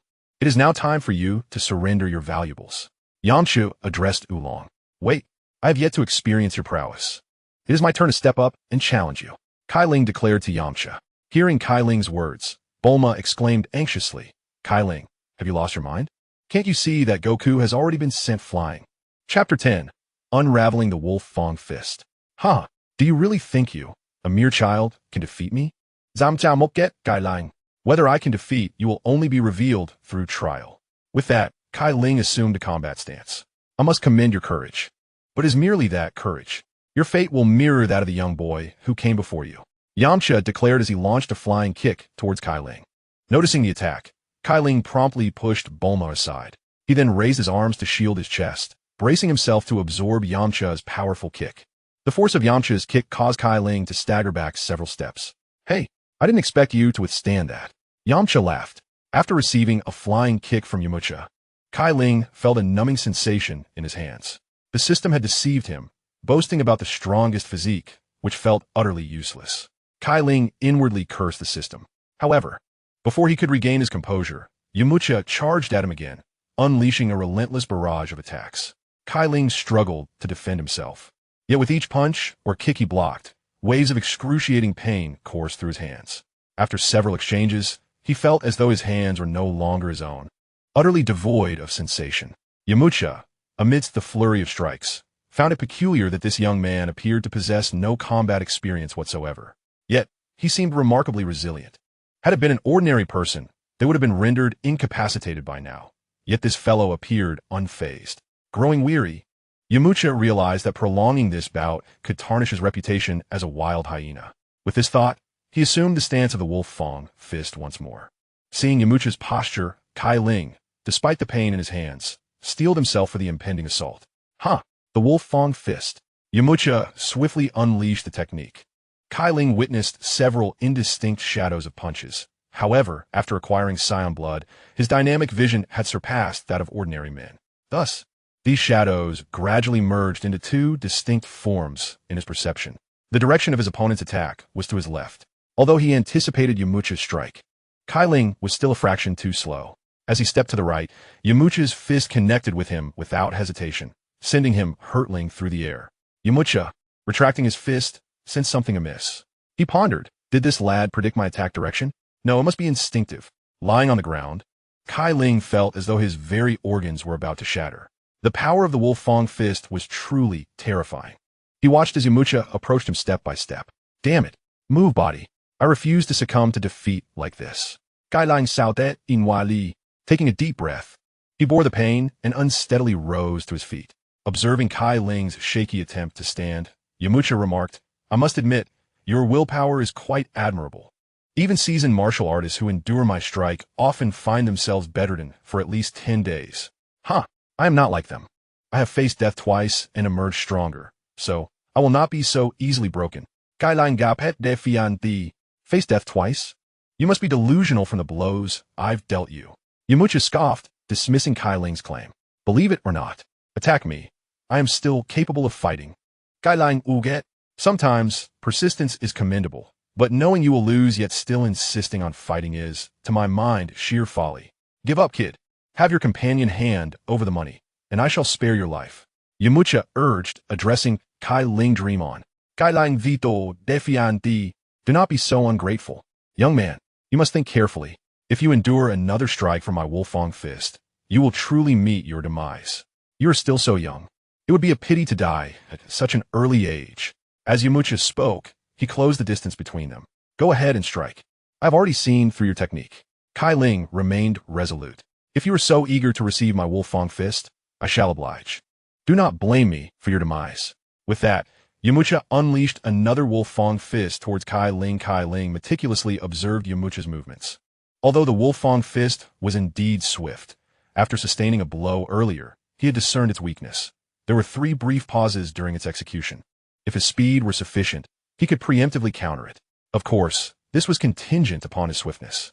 At this moment, it was crucial for Cai Ling to grasp the trajectory of his opponent's strikes. Finally, during Yamucha's 3rd pause, Cai Ling detected that the punch would originate from his left side. Without hesitation, he swiftly sidestepped to the right, successfully evading Yamucha's impending strike. Yamucha, taken aback by the empty air where he had aimed, wore an expression of disbelief. However, before he could react, Cai Ling summoned all his strength and delivered a powerful blow to Yamucha's abdomen. Instantaneously, Cai Ling's punch landed squarely, causing Yamucha to double over in pain and collapse to the ground, unconscious. Seeing Yamucha fall, Cai Ling also collapsed, feeling as though his body might disintegrate. Despite the excruciating pain, his heart swelled with joy. This was the first time he had defeated a martial artist through his own strength. It signified a crucial first step on his journey to becoming a martial artist. Hey, Cai Ling, are you alright? Bulma rushed to his side upon seeing Yamucha defeated. Noticing Bulma's tear-streaked face, Cai Ling managed a pained smile. Why are you crying, Bulma? You idiot. It's because of you. While you battled Yamucha, Oolong and I watched from a distance, terrified you might be killed. Bulma lamented. I am sorry, Bulma. I didn't mean to worry you, Cai Ling said, reaching out to wipe the tears from her eyes. Fool, just promise me you won't be so reckless next time. With that, Bulma leaned down and kissed Cai Ling on the lips. Ding. Congratulations, host, for receiving a kiss from Bulma. You are now rewarded with a skill that you will instantly comprehend. The system's notification chimed again. Damn system, where's that promised peak physique? I still got beaten up so badly. Cai Ling Goomba. If the system possesses a physical form, even in its frail state, Cai Ling would relentlessly strive to incapacitate it. Chapter 11. The dog system strikes again. Following his battle with Yamucha, Cai Ling distinctly sensed the burgeoning power within him. Indeed, the Saiyan bloodline is extraordinary, he mused silently. Before long, Yamucha awoke as well. Shall we continue? Cai Ling Guit. Today, I concede. Once I recover from my injuries, I shall return to seek your counsel. With that, Yamucha swiftly departed. Young Master Yamucha, why not engage with that boy once more? Did you see his condition? I had him severely injured. Yet in no time, he appears as if he is fully recuperated. His physical prowess exceeds that of an ordinary martial artist, Yamucha replied, exasperated. After Yamucha's departure, Goku also regained consciousness. Darn it, where did that rascal go? Goku searched for Yamucha's figure. He has been driven away by Cai Ling, Bulma informed Goku. Ah, I see. Cai Ling, you are truly formidable. Goku exclaimed, turning to praise Cai Ling. Not all, Goku. You are quite impressive as well, Cai Ling modestly responded. Enough of your idle chatter. We must continue our journey. We must reach Flame Mountain before nightfall. Otherwise, we shall have to camp in the wilderness. Bulma urged Goku and Cai Ling. Indeed, time is of the essence. Let us proceed. Cai Ling Apfim. Hey, ISNT, this a capsule? How did it end up here? Bulma picked up the capsule case from the ground. It must have fallen from Pu'er, Oolong suggested. Pu'er? Are you referring to that cat who came with Yamucha? Bulma asked Oolong. Yes, Pu'er has previously shown an interest in such research, Oolong confirmed. I cannot believe such a remarkable pet associates with a scoundrel like Yamucha. Bulma expressed her displeasure. Perhaps Pu'er was bullied in the past, and Yamucha often came to his aid, Oolong explained. Subsequently, Bulma retrieved the capsule from the case and tossed it to the ground. With a resounding boom, a van materialized before them. Ha! Finally, we need not walk. Bulma exclaimed joyously. With the van, the group's travel pace significantly increased. After Bulma accelerated for a while, they beheld a mountain ablaze. Ha! We have finally arrived at Flame Mountain. Bulma rejoiced. Wait, why does the fire on Flame Mountain seem more intense than ever? Oolong remarked, his expression turning grave. Never mind that. Let us disembark, Bulma said enthusiastically. As they stepped out of the vehicle, they witnessed a Tyrannosaurus Rex chasing a girl in a pink helmet. Cai Ling instantly recognized her. She was none other than Chi-Chi. Ding! Task initiated. 1. To win over Chi-Chi's affection, the host shall master the Turtle School's Kamehameha technique. 2. To ensure Chi-Chi's unwavering devotion, the host shall acquire the Spirit Bomb. Cai Ling gazed at the task list, internally lamenting. The dogged system has tasked me with flirting again. But this is Chi-Chi. I find it difficult to proceed. Furthermore, what value do the Kamehameha and Spirit Bomb hold for me? I already possess a skill that is instinctively understood. Such rewards fail to move me. As Chi-Chi faced imminent danger from a Tyrannosaurus, Cai Ling and Goku prepared to intervene. In an instant, Chi-Chi unleashed a dart from her helmet, the sharp projectile severing the dinosaur's head. Yet, this was merely the prelude. She subsequently emitted a beam from her helmet, instantly obliterating the Tyrannosaurus into mere fragments. How terrifying! What has this little girl done? Oolong exclaimed in panic. Beside him, Bulma was so taken aback by Chi-Chi's display that her legs turned to jelly, causing her to collapse on the ground. Truly, she is Goku's wife. She possesses remarkable prowess. Cai Ling mused in admiration. My precious daughter, at last, I have found you. In that moment, a burly middle-aged man adorned with 2 horns appeared before Chi-Chi, enveloping her in a warm embrace. The Ox King. Oolong trembled, pointing. He appears quite formidable. Bulma retreated behind Cai Ling for safety. Fear not, Bulma, for I am here. Cai Ling reassured her. Who dares to intrude upon my Flame Mountain? The Ox King approached, his gaze fixed upon the group. O Ox King, we come in search of the Dragon Balls and mean you no disturbance, Cai Ling replied. Dragon Balls? You lot, mere children, dare to seek them from me? The Ox King brandished a massive axe from his back and swung it towards Cai Ling. In response, Cai Ling swiftly summoned the flying Nimbus, lifting Bulma onto it to evade the Ox King's attack. The Ox King, astonished by the Nimbus, inquired, Do you know Master Roshi? Indeed. Cai Ling, Apfim. Cai Ling. Do not speak out of turn. Who is Master Roshi? Bulma questioned, bewildered. Are you foolish, Bulma? The Ox King assumes we know Master Roshi because of the Nimbus. Consider who gifted it to us. Cai Ling elucidated. Are you suggesting that the Turtle Hermit is the Master Roshi the Ox King speaks of? Bulma's eyes widened in realization. Precisely, Cai Ling confirmed.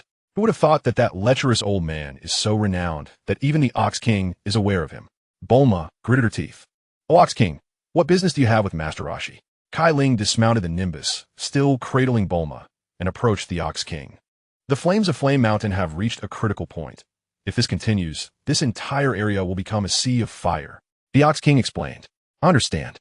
Then, dear Ox King, if we assist you in locating Master Roshi to extinguish the flames, would you grant us the Dragon Balls?" Cai Ling proposed. "Very well, but time is of the essence. You must act swiftly." The Bull Demon King acquiesced. With that, Cai Ling took to the skies on his Nimbus cloud, setting out in search of Master Roshi. After Cai Ling departed, Wukong gazed at the increasingly fierce flames, concerned that the Dragon Balls might be consumed. He resolved to retrieve the Dragon Balls from the castle, soaring on his Nimbus cloud. However, as Wukong approached, he was thwarted by the raging inferno. Such a fierce blaze. "Even with Nimbus, you cannot enter," the Bull Demon King remarked. "It seems we must wait for Cai Ling's return," Wukong replied, disheartened. "Wait a moment. Why do you also possess a Nimbus cloud?" the Bull Demon King inquired, astonished. His grandfather is Sun Wukong. It's no surprise he has a Nimbus. Before Wukong could respond, Yamcha appeared from seemingly nowhere. Chapter 12. Comprehending the Kamehameha Technique. "Damn it, it's you again," Wukong exclaimed, taking a fighting stance. "Heh, that abnormally strong little brat has left. Do you truly believe this defeated subordinate can best me?" Yamcha retorted with a laugh. "Whether I can or cannot, we shall see." With that, Wukong brandished his Rui Jingu Bang, launching an attack at Yamcha. Such a persistent little brat. "Very well, do not blame me for being merciless." Yamcha dodged Wukong's strike and unleashed his Wolf Fong fist. Wukong barely had time to defend himself before being sent flying once more by the ferocity of Yamcha's blow. "I say, Uncle Bull Demon King, what good is it to merely stand there and watch?" Bulma shouted at the leisurely Bull Demon King. "The opponent is formidable. Even I cannot defeat him. I can only pray that the other lad brings Master Mateto back quickly." The Bull Demon King replied, quite helpless. "Such uselessness. And you call yourself the Bull Demon King?" Bulma retorted. "Do not criticize my father's abilities. If you're so capable, why not take action yourself?" Kiki yelled Ati Bulma. At that moment, Cai Ling was racing forward on his Nimbus cloud, having arrived at the sea where Master Roshi resided. However, locating Master Roshi's dwelling would take some time, though he recalled that the sea turtle had departed in a southeast direction. "Must you still struggle to get up? Don't exert yourself, even that unusually strong brat." Before Yamcha could finish, Wukong, leaning on his Rui Jingu Bang, managed to rise with great effort.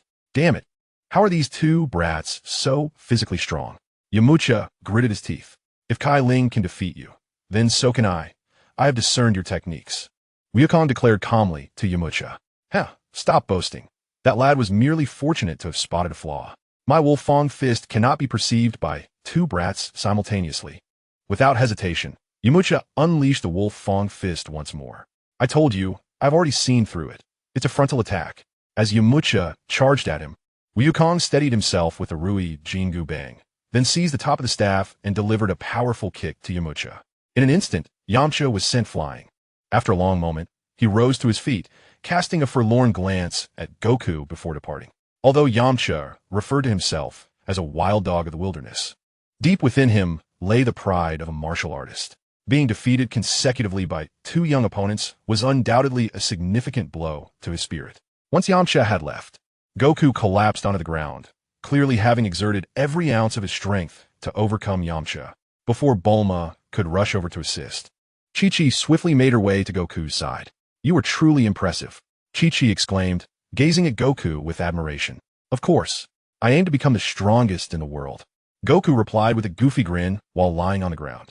After Goku's victory over Yamcha, Cai Ling had finally managed, through great effort, to locate Master Roshi's residence. "Ah, it's you. Where are that boy with the tail and the beautiful girl? Did they not accompany you?" the turtle inquired of Cai Ling. "No, they are still at Flame Mountain," Cai Ling answered. "Oh, what a pity," the turtle lamented. "By the way, is Master Roshi at home?" Cai Ling asked the turtle. "P.S. inside reading." The turtle indicated toward the house. "Thank you. I will go in now," Cai Ling said before entering the small dwelling. At that moment, Master Roshi was reclining in a chair, engrossed in a risque magazine, so much so that he even spurted out a nosebleed in his excitement. "Master Roshi, you ought to be cautious with that. Indulging too much in such material is harmful to your health. Cai Ling cautioned. Oh, Cai Ling, you're still young and do not understand the entertainment preferences of us seniors, Master Rashi replied without taking his eyes off the magazine. By the way, Cai Ling, why didn't T. Bulma come with you? He continued. Bulma is still a flame mountain. In fact, I came here to invite you to accompany me there. The flames are nearing a point where they might consume the land. Cai Ling stated plainly. Is that so? It seems quite troublesome, Master Rashi said, setting down the magazine with a serious expression. There's no time to waste. Please join me promptly, Master Rashi. Cai Ling urged. Wait, I can accompany you, but you must first agree to one condition, Master Rashi said with a mischievous look. Go ahead, Master Rashi. Anything within my capabilities, I will certainly do, Cai Ling promised. It's not difficult. You simply need to have Bulma wear the outfit depicted in this magazine for my viewing pleasure, he said, gesturing to the risque magazine on the table, pointing at a lovely girl dressed as a bunny on the cover. Alright. If you come with me to Flame Mountain, I'll make sure Bulma wears it for you, Cai Ling replied, her cheeks flushed. Thus, Cai Ling led Master Rashi back to Flame Mountain. Master, did you forget to bring a fan? The Bull Demon King asked Master Rashi. With me around, that won't be necessary. By the way, Bull Demon King, you've been rather subdued these past years. You used to cause quite a bit of trouble, Master Rashi remarked nonchalantly. Master Wutian, I have erred. As long as you can extinguish the flames of Flame Mountain, I shall cast away all the treasures I have seized. The Bull Demon King knelt and beseeched the Turtle Hermit. The Bull Demon King has actually repented. Oolong gasped in astonishment at the scene before him. The Turtle Hermit ignored the Bull Demon King and instead approached Cai Ling, whispering in his ear, It is time for you to fulfill your promise, young man. With this, Cai Ling reluctantly walked up to Bulma, informing her of the situation. That despicable old lecher. He demands that I trade my appearance for assistance. Bulma exclaimed in indignation. There is no other way. Bulma, consider it a sacrifice for the Dragon Balls, Cai Ling consoled her.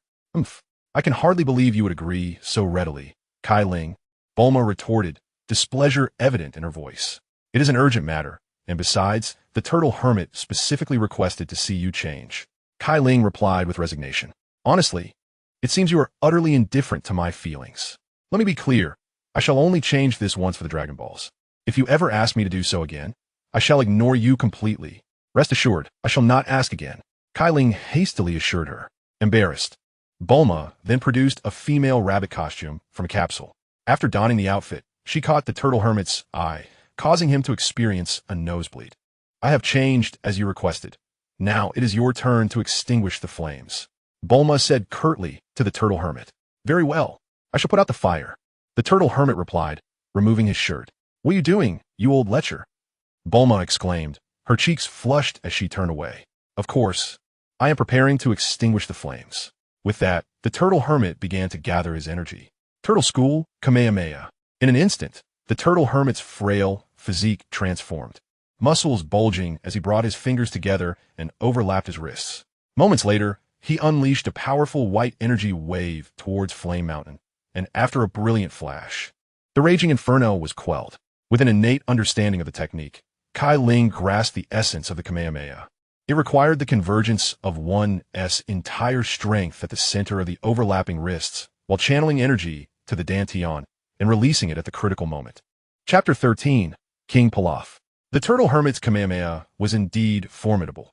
It not only extinguished the flames of Flame Mountain, but also obliterated the castle in the process. I apologize, Bull Demon King. I have inadvertently destroyed your castle, the Turtle Hermit said awkwardly. No worries, Master Wutian. Castles can be rebuilt, and this place has transformed into a pleasantly temperate locale. The Bull Demon King replied cheerfully. Grandpa Turtle, do you think my stance is correct? Gai Lang Yin Gui. Striking a pose for the Kamehameha, your posture is not entirely flawed. However, executing the Kamehameha is quite another matter. I practiced for 50 years and still. Before the Turtle Hermit could finish, a small energy wave shot forth from Cai Ling's hand, striking a sturdy tree and causing it to topple to the ground. How is this possible? The Turtle Hermit exclaimed, astonished. As this transpired, Wukong began to adopt a stance that exuded confidence, and before long, he unleashed a small wave of energy. This energy wave struck the van, causing it to levitate momentarily. Master Rashi, observing Cai Ling and Wukong, found beads of cold sweat forming on his brow. He could hardly believe that the ultimate technique he had painstakingly honed over the years had been effortlessly mastered by these two youngsters in such a short span of time. Truly, the tides of the Yangtze River pushed the waves of the previous generation aside, one wave surpassing another. Master Roshi envisioned the rise of two future luminaries in the martial arts world, Cai Ling and Wukong. Once you two have located the Dragon Balls, come to me for training, he declared to them. That sounds splendid, Wukong exclaimed happily. Thank you, Grandpa Roshi, Cai Ling echoed in agreement. Thank goodness for the Dragon Ball radar. We finally found them, Bulma exclaimed, lifting the 7-star Dragon Ball in delight. Now that we've located them, let us set forth to our next destination, Cai Ling proposed to the group. Curse it, Wukong, look at the mess you've made, Bulma scolded, pointing at the severely damaged car, a result of Wukong's Kamehameha technique. If you need a vehicle, I have one for you, declared the Ox King, pulling a capsule from his pocket and tossing it to Bulma. Upon receiving the capsule, Bulma tossed it onto the ground, and an old yet reliable car appeared before them. Though somewhat worn, it's still a good vehicle, she remarked as she hopped in. As they prepared to depart, Chi-Chi turned to Wukong and said, Wukong, when I grow up, you must marry me. What does marrying entail? But if you say so, then let it be, Wukong replied, somewhat bewildered. Then it's settled. Kiki rejoiced. After bidding farewell to Master Roshi and the Ox King, Cai Ling and the others set off. Wukong, do you even know what it means to marry? You can't just agree to such things whimsically. It's utterly childish, Bulma remarked as she drove. Even if I don't understand what marrying is, I've promised, and I shall uphold it, Wukong assured, thumping his chest. Hearing this, Bulma decided not to dwell on it further, reasoning that Wukong would surely comprehend when the time came. Cai Ling pondered internally. In the real world, merely going on a date could incur significant expenses, not to mention the wedding dowry and housing. This place was simply too convenient. If Wukong were to exist in Cai Ling's world, he would undoubtedly remain a bachelor for life. Not far ahead, atop a small hill, a woman clad in a long trench coat observed the vehicle carrying Cai Ling and the others. She pulled out a walkie-talkie and stated, King Pilaf, I am at location 15. A vehicle has passed by, and the Dragon Balls are with them. Understood. Let us initiate the battle plan, came the cheerful response from the other end of the walkie-talkie. Unbeknownst to Cai Ling and the others, a robot appeared above their vehicle. The next moment, the robot landed with force, demolishing the car in a resounding explosion. Boom! With a resounding crash, Cai Ling and his companions were thrown aside. Shortly thereafter, the robot seized the box containing the Dragon Balls and soared into the sky. A diminutive figure clad in ninja attire with a dog-like face poked his head out from the robot's cockpit and declared to Cai Ling and the others apologies, but the Dragon Balls are now mine. This individual was none other than Asu, the second in command of Pilaf. How infuriating! The Dragon Balls have been stolen. You two should hurry and pursue them, Bulma urged Cai Ling and Goku anxiously. Responding immediately, Goku summoned his Nimbus cloud and swiftly vanished from sight. Bulma turned to find Cai Ling still frozen in place, and her irritation flared. Cai Ling, why aren't you going? Goku can handle it alone, and my presence would be of little use. I can protect you here. Cai Ling viplit laisu. You're just being lazy, Bulma retorted, exasperated. While Bulma and Cai Ling conversed, Goku managed to catch up with the robot. However, it was devoid of any occupants. After destroying it with his Rui Bang, he quickly returned to his original spot. Goku, did you retrieve the Dragon Balls? Bulma inquired eagerly. There was no one there, Goku replied, fuming. Then what was the point of going? Bulma snapped. I destroyed the robot. Goku replied with a grin. I wanted the Dragon Balls, not a pile of scrap. Do you understand the distinction? Bulma exclaimed in frustration. Now, Bulma, don't be so hasty. Even if they possess the Dragon Balls, they cannot summon the Shenron at this moment. Cai Ling interjected soothingly. All of our Dragon Balls have been taken. Do you not grasp the severity of the situation? Cai Ling?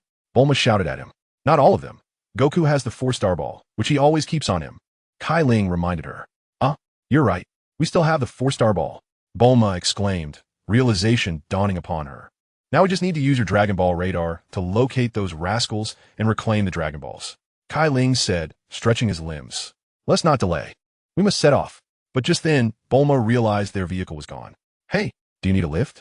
Yamcha happened to pass by in a car. Without hesitation, Bulma jumped into the vehicle. Yamcha then addressed Cai Ling and Goku. Aren't you coming? Not a chance. I refuse to ride in your wretched vehicle. I have my Nimbus. Goku retorted, summoning the cloud.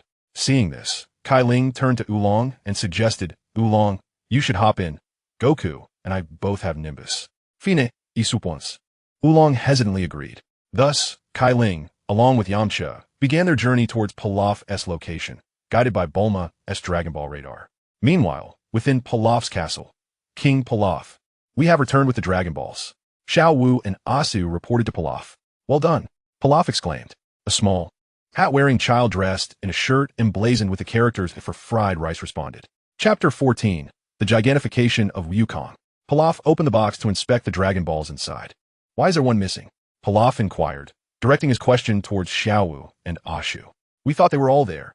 Xiao Wu and Ashu apologized, their heads bowed in embarrassment. I truly wish to gather all 7 Dragon Balls swiftly. However, it matters not, for the last one is drawing near. Pilaf remarked, grinning at the display screen beside him. Upon hearing this, Xiao Wu and Ashu leaned in to take a look. The screen depicted Cai Ling and others hastening towards their location. How could they arrive so quickly? Xiao Wu asked Pilaf in astonishment. It must be due to the Dragon Ball radar. Pilaf replied. Soon, with the aid of the radar, Cai Ling and her companions arrived at Pilaf's castle. This castle is truly immense. Wukong exclaimed. Indeed, it is quite large, but where should we enter? Bulma pondered, feeling somewhat perplexed. The castle's perimeter featured 4 iron gates, each firmly shut. In that case, let us try them all, Cai Ling proposed. It seems we have no other choice, Bulma replied wearily. The group attempted to push open each door, finding only the left iron gate of the castle to be accessible, while the others remained locked. Although Cai Ling suspected traps awaited them, there was no alternative. To find Pilaf within, they had to venture into the lion's den, fully aware of the peril. As they entered through the left door, they found themselves in a narrow passage, which soon led them to a dead end. Retreating a few steps, they discovered a fork in the path with an arrow indicating another route. Without hesitation, Wukong dashed towards it. Cai Ling had not yet managed to offer a word of caution when Wukong had already advanced. With no other option, the group followed suit. Cai Ling was acutely aware that this was likely a trap, yet they had no choice. Even if it were a snare, they had to proceed. As the enemy lurked in the shadows while they stood in the light, a disconcerting feeling for Cai Ling. Shortly after everyone entered, a stone door abruptly descended, sealing Cai Ling and the others within the confines of this cramped space. Cursed be it, we are completely trapped, Yamcha exclaimed, pushing against the surrounding stone walls with his hands. Ah, soon, I shall rule the world. Pilaf laughed as he observed the screen. If I am not mistaken, the last Dragon Ball must be tucked away in the pocket of that boy with the tail. Xiao Wu deduced. Excellent. I know what must be done, Pilaf declared, manipulating the keyboard below the monitor. At that moment, a projection of Pilaf appeared above the confined space where Cai Ling and her companions were trapped. Greetings. I am Pilaf. If you are wise, you will surrender the final Dragon Ball. Otherwise, you shall regret it. You villain, you are the one who stole our Dragon Balls. Return them at once. Bulma shouted vehemently at Pilaf's projection. Since you lack insight, I shall make you suffer. Upon finishing his words, Pilaf and his companions felt the walls around them constricting. Moments later, they found themselves pressed tightly together, with the available space dwindling. Cursed be this fate. If this continues, we shall be squished into mere patties. Yamcha lamented, bracing himself against the stone wall. Through Pilaf's projection, Cai Ling gazed at the night sky, where a full moon hung resplendently. Goku, look at that moon on the projection. It is so large and round. Cai Ling exclaimed to Goku. At such a time, you still have the leisure to admire the moon. Bulma snapped angrily. However, upon hearing Cai Ling's words, Goku instinctively turned his gaze towards the moon on the projection. In an instant, he lost all awareness, standing there blankly, entranced by the luminous orb. Goku, what is wrong with you? Are you all right? Bulma inquired with concern. Yet, Goku offered no response to Bulma's question. This is all your fault, Cai Ling. Look at what you've done. Goku is completely dazed now. You said it was harmless, and now you let him gaze at the moon. Bulma complained to Cai Ling. Do not fret, Bulma. Just keep watching. Cai Ling zieplit gon feed in. Indeed, there was no need to rush. After all, we are destined to be turned into patties. With that, Bulma, feeling defeated, plopped down onto the ground. What do you mean, don't rush? You all may wish for death, but I do not wish to meet an untimely end. Yamcha protested, continuing to push against the encroaching stone walls. Just then, Goku's body underwent a transformation. With a resounding rip, Goku's clothes shredded. Subsequently, Cai Ling and the others witnessed Goku's muscles bulging, followed by the emergence of fur, and he grew increasingly larger. In no time, the castle was obliterated, and Goku transformed into a colossal ape. Is that enormous gorilla truly Goku? Bulma gasped, trembling as she pointed at the transformed Goku. That boy was such a monstrous creature all along. Yamcha exclaimed in shock. Cai Ling, can you also transform into something like Goku? Yamcha turned to Cai Ling, his expression wary. Although I share similar traits with Goku, I lack a tail, so rest assured, I will not transform like him. Cai Ling asked. At such a moment, are you still discussing this? Bulma exclaimed, panic-stricken as the giant gorilla Goku approached them. Curse be that tailed imp. How dare he ruin my plans? Once I gather the Dragon Balls, I shall be the first to annihilate him. Find them quickly. Pilaf shouted at Xiaowu and Ashu, who were rummaging through the ruins for the Dragon Balls. I found it, King Pilaf. Xiaowu, covered in dust, announced, holding up the 4-star ball. Well done. We can finally summon the dragon. Pilaf exclaimed as he took the 4-star ball from Xiaowu and placed it alongside the other Dragon Balls. Arise, dragon. Pilaf shouted towards the Dragon Balls. In an instant, a golden beam of light shot towards the heavens, only to be swiftly followed by a thick blanket of dark clouds that obscured the luminous full moon and the twinkling stars. Soon after, a colossal dragon with emerald scales and crimson eyes emerged from the shadowy sky. Is this the legendary Shenron? Yamcha and Bulma gasped in astonishment. Previously, having only seen Shenron in manga, Cai Ling felt indifferent, but encountering the dragon in reality was an exhilarating experience beyond words. State your wishes. Shenron addressed the assembled crowd. Oolong, Bulma, Puar, you go thwart Pilaf's wish. I'll hold off Goku with Yamcha. Are you ready? Yamcha? Cai Ling turned to Yamcha and inquired. I've been ready for ages. Just don't hold me back. Yamcha replied with a grin. You needn't worry. With that, Cai Ling summoned the flying Nimbus. Chapter 15. Sustain electric shock. Cai Ling was the first to attack the transformed Goku, who had taken on a massive gorilla form. Kamehameha. A white energy wave surged forth at an astonishing speed towards the colossal ape. Bang! The giant ape paused momentarily, then thumped its chest. It seemed that Cai Ling's Kamehameha was merely enough to scratch its itch. How infuriating! My full force strike yielded such trivial results. Cai Ling lamented. However, before he could regain his composure, the opponent picked up a massive fragment of a castle and hurled it in his direction. With no time to evade, Cai Ling was struck down to the ground. Were it not for his Saiyan blood and formidable physique, he might have met his end at that moment. Nonetheless, he sustained considerable injury. Are you all right? Yamcha approached Cai Ling with concern. I'm fine, just a minor injury, Cai Ling replied as he stood. I think you should assist Bulma. I'll hold him off for now, Yamcha suggested. Hearing this, Cai Ling glanced over at Bulma and the others, who were currently dodging a barrage of gunfire from Mai in a state of panic. At that moment, Cai Ling leaped onto the Nimbus and circled around Mai's rear, delivering a swift chop to the back of her neck. Mai collapsed onto the ground, prompting Pilaf to exclaim in fury, "You wretched brat." With that, Pilaf produced a capsule and tossed it to the ground, summoning a massive robot before their eyes. Immediately, Pilaf and Shu climbed aboard. Originally, this behemoth required 3 operators, but dealing with you is manageable with just 2. Seated at the main control panel, Pilaf gritted his teeth and shouted towards Cai Ling in the sky. Is that so? I beg to differ, Cai Ling retorted as he began to gather energy for another Kamehameha. Let's go, Shu, Pilaf commanded his companion. Right away, Lord Pilaf.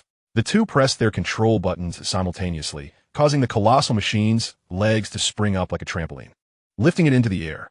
Subsequently, Pilaf manipulated the joystick, causing the colossal machine to extend its arms, resembling giant pincers, as it lunged towards Cai Ling. Skillfully maneuvering the Nimbus, Cai Ling evaded the machine's fierce strike and swiftly unleashed the Kamehameha wave. However, to Cai Ling's dismay, the energy blast was effortlessly crushed by his adversary. The situation was becoming increasingly dire, particularly for Yamcha, whose signature technique, the Wolf Fang Fist, was now only effective against rocks. Exhausted from both attacking and dodging, Yamcha felt utterly drained. Even in such a predicament, you still spare a thought for others? You should be more concerned about your own fate. Pilaf cackled maliciously. He then continued to manipulate the joystick, causing the colossal machine's pincers to rapidly extend and retract. The swift movements disoriented Cai Ling, and in a moment of negligence, he found himself ensnared. Despite his desperate struggles, Cai Ling was firmly immobilized. Don't be in such a rush. The best is yet to come, Pilaf declared, pressing another control button. A surge of immense electrical current coursed from the machine's arm into Cai Ling. The overwhelming shock elicited a soul-wrenching scream from Cai Ling. Bulma and the others cried out in concern as they witnessed his agony, feeling helpless and anxious. You think this is the end? I shall make you wish for death. This is the fate that befalls those who oppose me. King Pilaf. With that, Pilaf relentlessly pressed the electrical discharge button, and with each jolt, Cai Ling's cries of torment echoed. The experience was indeed, as Pilaf described, an unbearable existence. Perhaps death would be a release. Numbed by the electric shocks, Cai Ling felt as though his body had lost all sensation, leaving only the torment of his spirit. Yamcha, quickly bring Goku over here. Cai Ling shouted, clinging to the remnants of his consciousness. Yamcha immediately understood, and, summoning all his strength, he lifted a large stone and hurled it towards the transformed Goku, now a gorilla. By mere chance, the stone struck Goku squarely in the face. Enraged, the gorilla pounded its chest with its fists, emitting ferocious roars. "Ha! You ugly gorilla! Come and catch me!"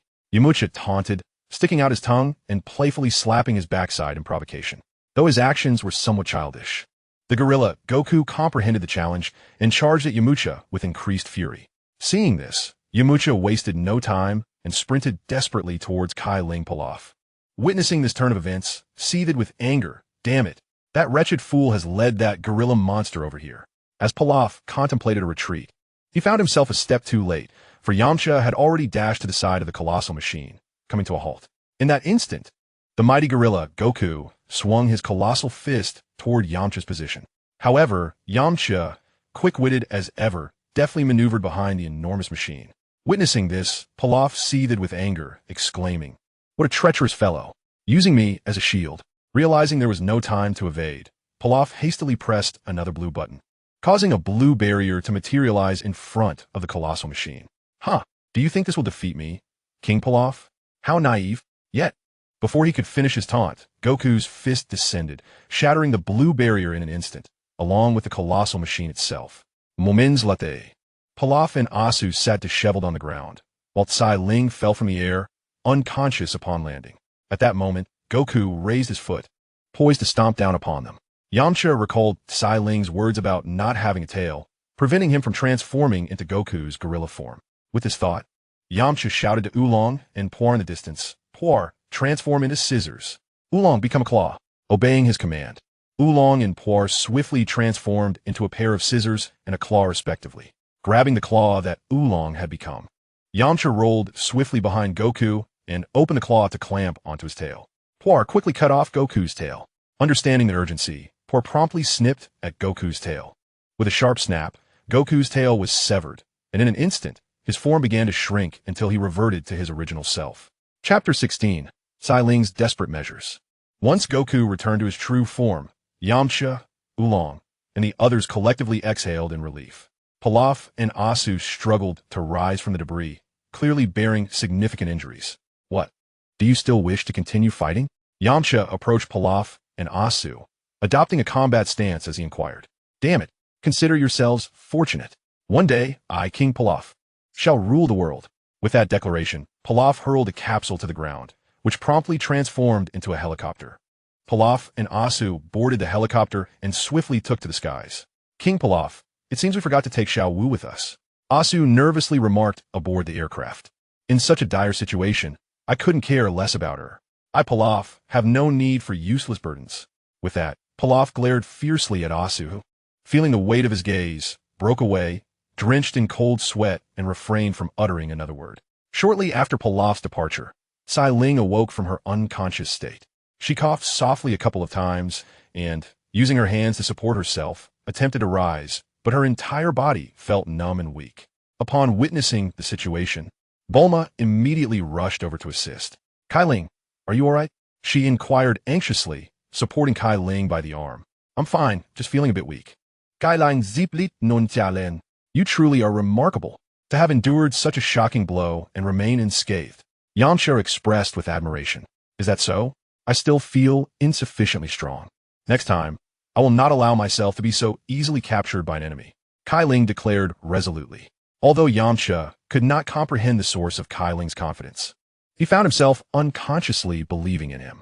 Could it be that he acknowledged Cai Ling's superiority? No, that couldn't be it. Perhaps it was the boy's indomitable spirit that had begun to inspire him. Yamcha mused quietly to himself. "Huh, Where are my clothes and pants? Goku, now awake, gazed at his bare body, bewildered. Do you not recall what transpired earlier?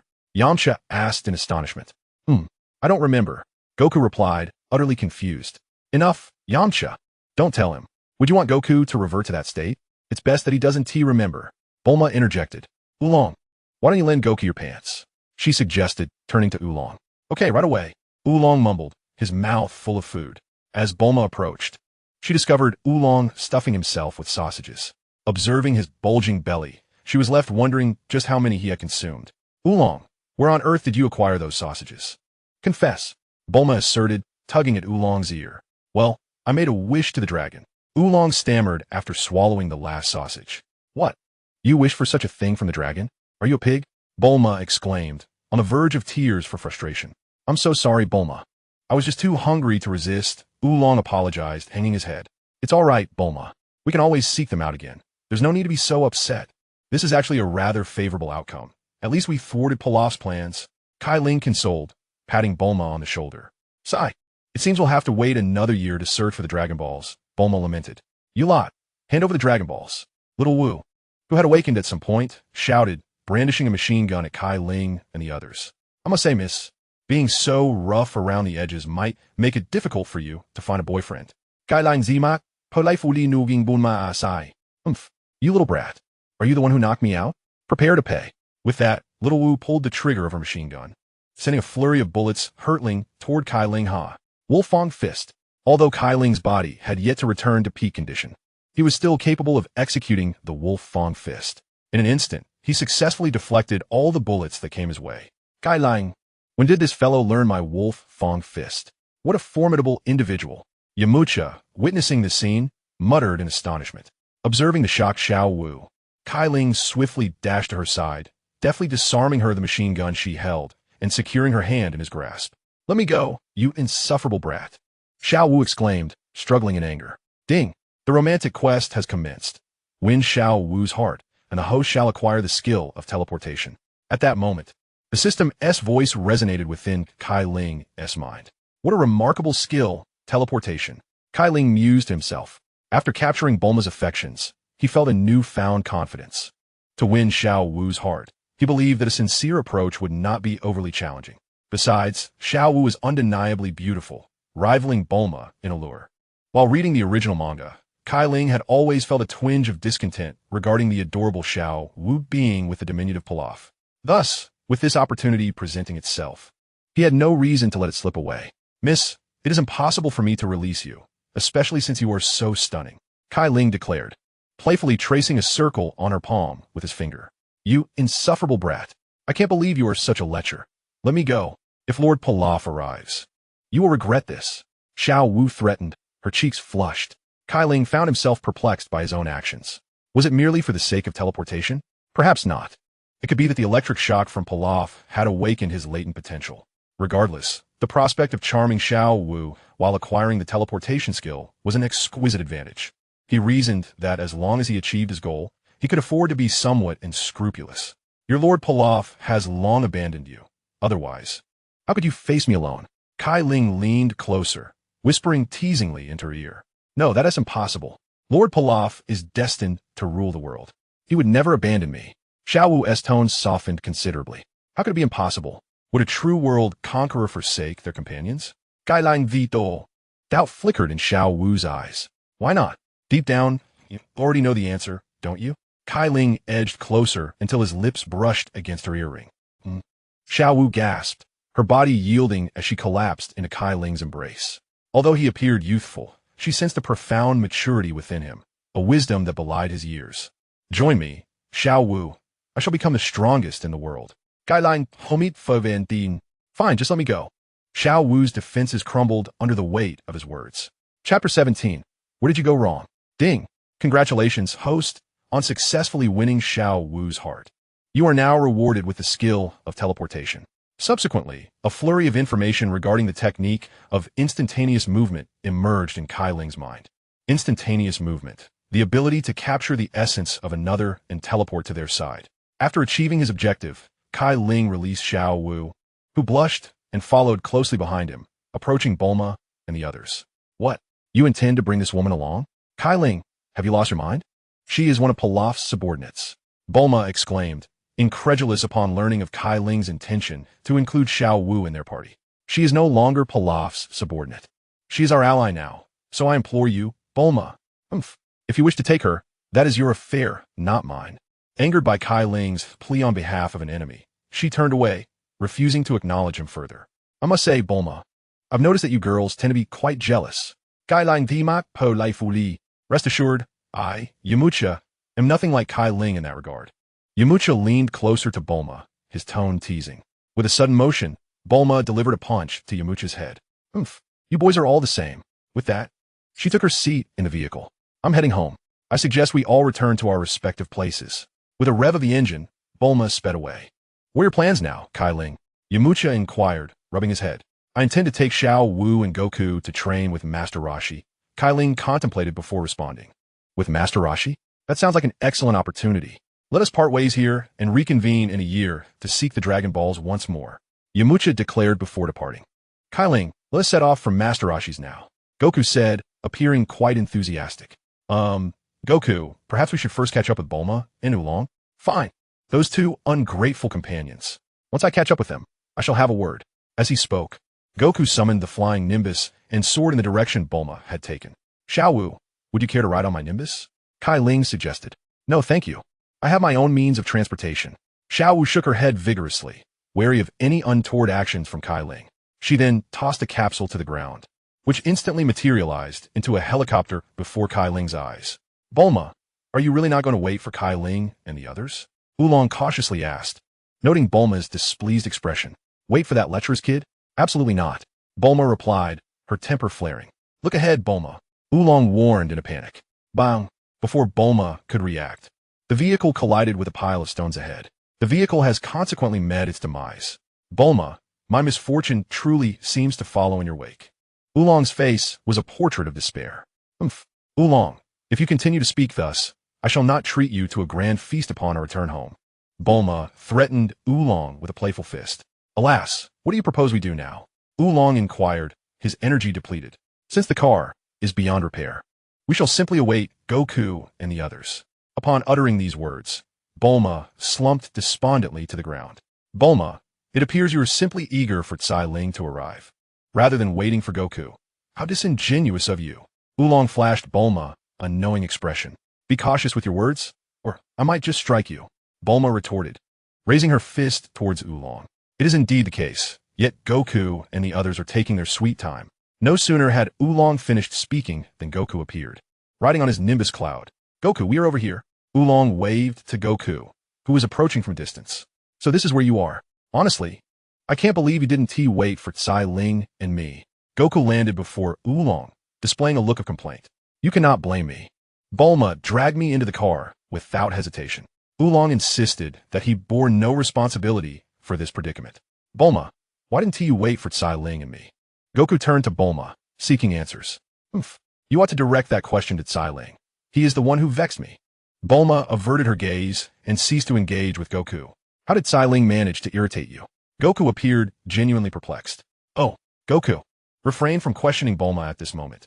She is rather upset. Oolong whispered discreetly to Goku. Before long, Cai Ling and Xiao Wu arrived as well.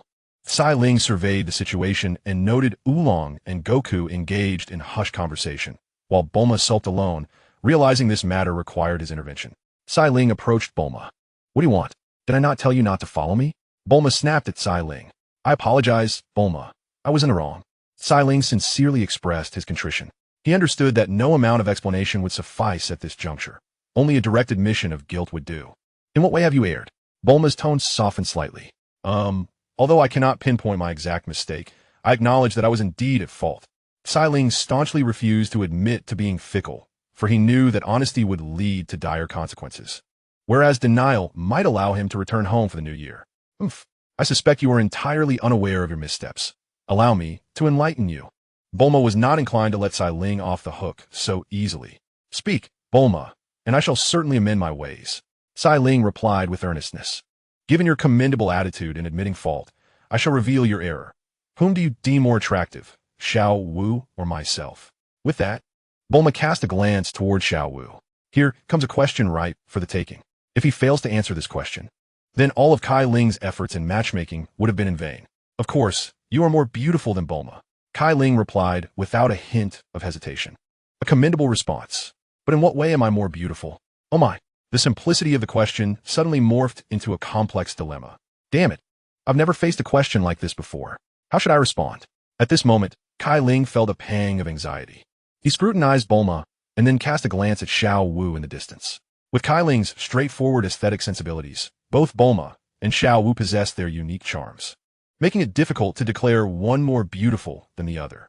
However, if he were to claim that both were beautiful, it would render his previous easy question meaningless. Since their appearances were equally admirable, he decided to focus on their figures, as women often take pride in their physical attributes beyond mere looks. With this thought, Cai Ling discreetly glanced at Bulma's prominent features, then shifted his gaze to Xiao Wu, who was modestly covered up, and quickly formulated his response. Bulma, not only are you beautiful, but your figure is also superior to Xiao Wu's. As he spoke, Cai Ling deliberately and unabashedly glanced at Bulma's figure. Cai Ling, you truly are a little lecher. From now on, you're not allowed to look at other girls like that. Do you hear me? Bulma blushed, shyly turning away from Cai Ling. Upon hearing this, Cai Ling also breathed a sigh of relief, wiping the sweat from his forehead. A single misstep could have led him into a figurative inferno. Fortunately, he had navigated through it unscathed. Chapter 18, Apprenticeship. Soon, Cai Ling and his companions arrived at the small island hut of Master Roshi. After greeting the turtle, they entered the dwelling. At that moment, Master Roshi was intently watching young girls perform aerobics on television. Master Roshi, how come I find you? Goku exclaimed, stepping forward and calling out to him. Startled, Master Roshi turned around and said, feel free to sit for a moment while I finish watching. Seeing that Master Roshi was preoccupied, Cai Ling and the others took it upon themselves to find a place to sit, waiting for him to conclude his aerobic session. Goku, treating the place like his own home, rummaged through the refrigerator, pulling out all the food. Thus, they began to indulge in a feast. It's making my back ache just watching this, Master Roshi said, rising from in front of the television to stretch his body. Upon seeing the group gorging themselves, he broke into a cold sweat, exclaiming, you really don't consider yourselves guests. This is my food for the entire week. Oof, how stingy. Bulma retorted, visibly displeased. Sigh. Anyway, what brings you all to me? Master Roshi asked with a hint of resignation. Well, Master Roshi, you mentioned not long ago that Goku and I should come to you for training, so here we are. Cai Ling explained to Master Roshi. I have indeed expressed this sentiment before, but are you not searching for the Dragon Balls? At this moment, Master Roshi felt a twinge of hesitation. Observing Goku and Kaijing's prodigious appetites, he surmised that it would not be long before these two voracious eaters would leave him financially depleted. He realized that while he had not yet reaped any benefits, they might very well be the ones to bankrupt him first. It was essential for him to extract some advantages from them. Otherwise, he would incur significant losses. With this thought in mind, Master Roshi addressed Kaijing and the others. If you wish to train under me, you must first pay your respects as disciples. What tribute do you intend to offer? Kaijing inquired. What kind of tribute do you desire, Master Roshi? Ah, Kaijing, you are quite astute. If you could find a charming young lady to bring back, I shall gladly teach you martial arts. Master Roshi replied, a mischievous glint in his eyes. Perverse old man, with a beauty like me around. Is that not enough for you? Bulma retorted, casting a disdainful glance at Master Roshi. Naturally, the more lovely young ladies, the better. Unless, of course, you permit me a fleeting touch, Master Roshi leered, casting a surreptitious glance at Bulma's ample bosom. Perverse old man, don't even think about it. Bulma exclaimed, turning away in disgust. Very well, Master Roshi, I shall go find one for you. Kaijing declared as he prepared to depart. Kaijing, you must not go. Upon hearing Bulma's words, Kaijing halted, reluctant to provoke her ire once more after having finally appeased her. Then I shall go, Goku said, summoning his flying nimbus. Remember, seek a girl with a fine figure. Master Roshi reminded Goku. Before long, Goku returned with a rather rotund woman weighing over 200 pounds. Well, her figure is indeed commendable. But you have misunderstood the concept of beauty, Master Roshi remarked, producing a risque art book. He pointed to a lovely girl in the book and said, I desire one like this, only this. Soon enough, Goku brought back a stunning young lady, albeit a mermaid. However, when Master Roshi lewdly suggested a date, the mermaid retaliated without mercy, striking him across the face with her tail.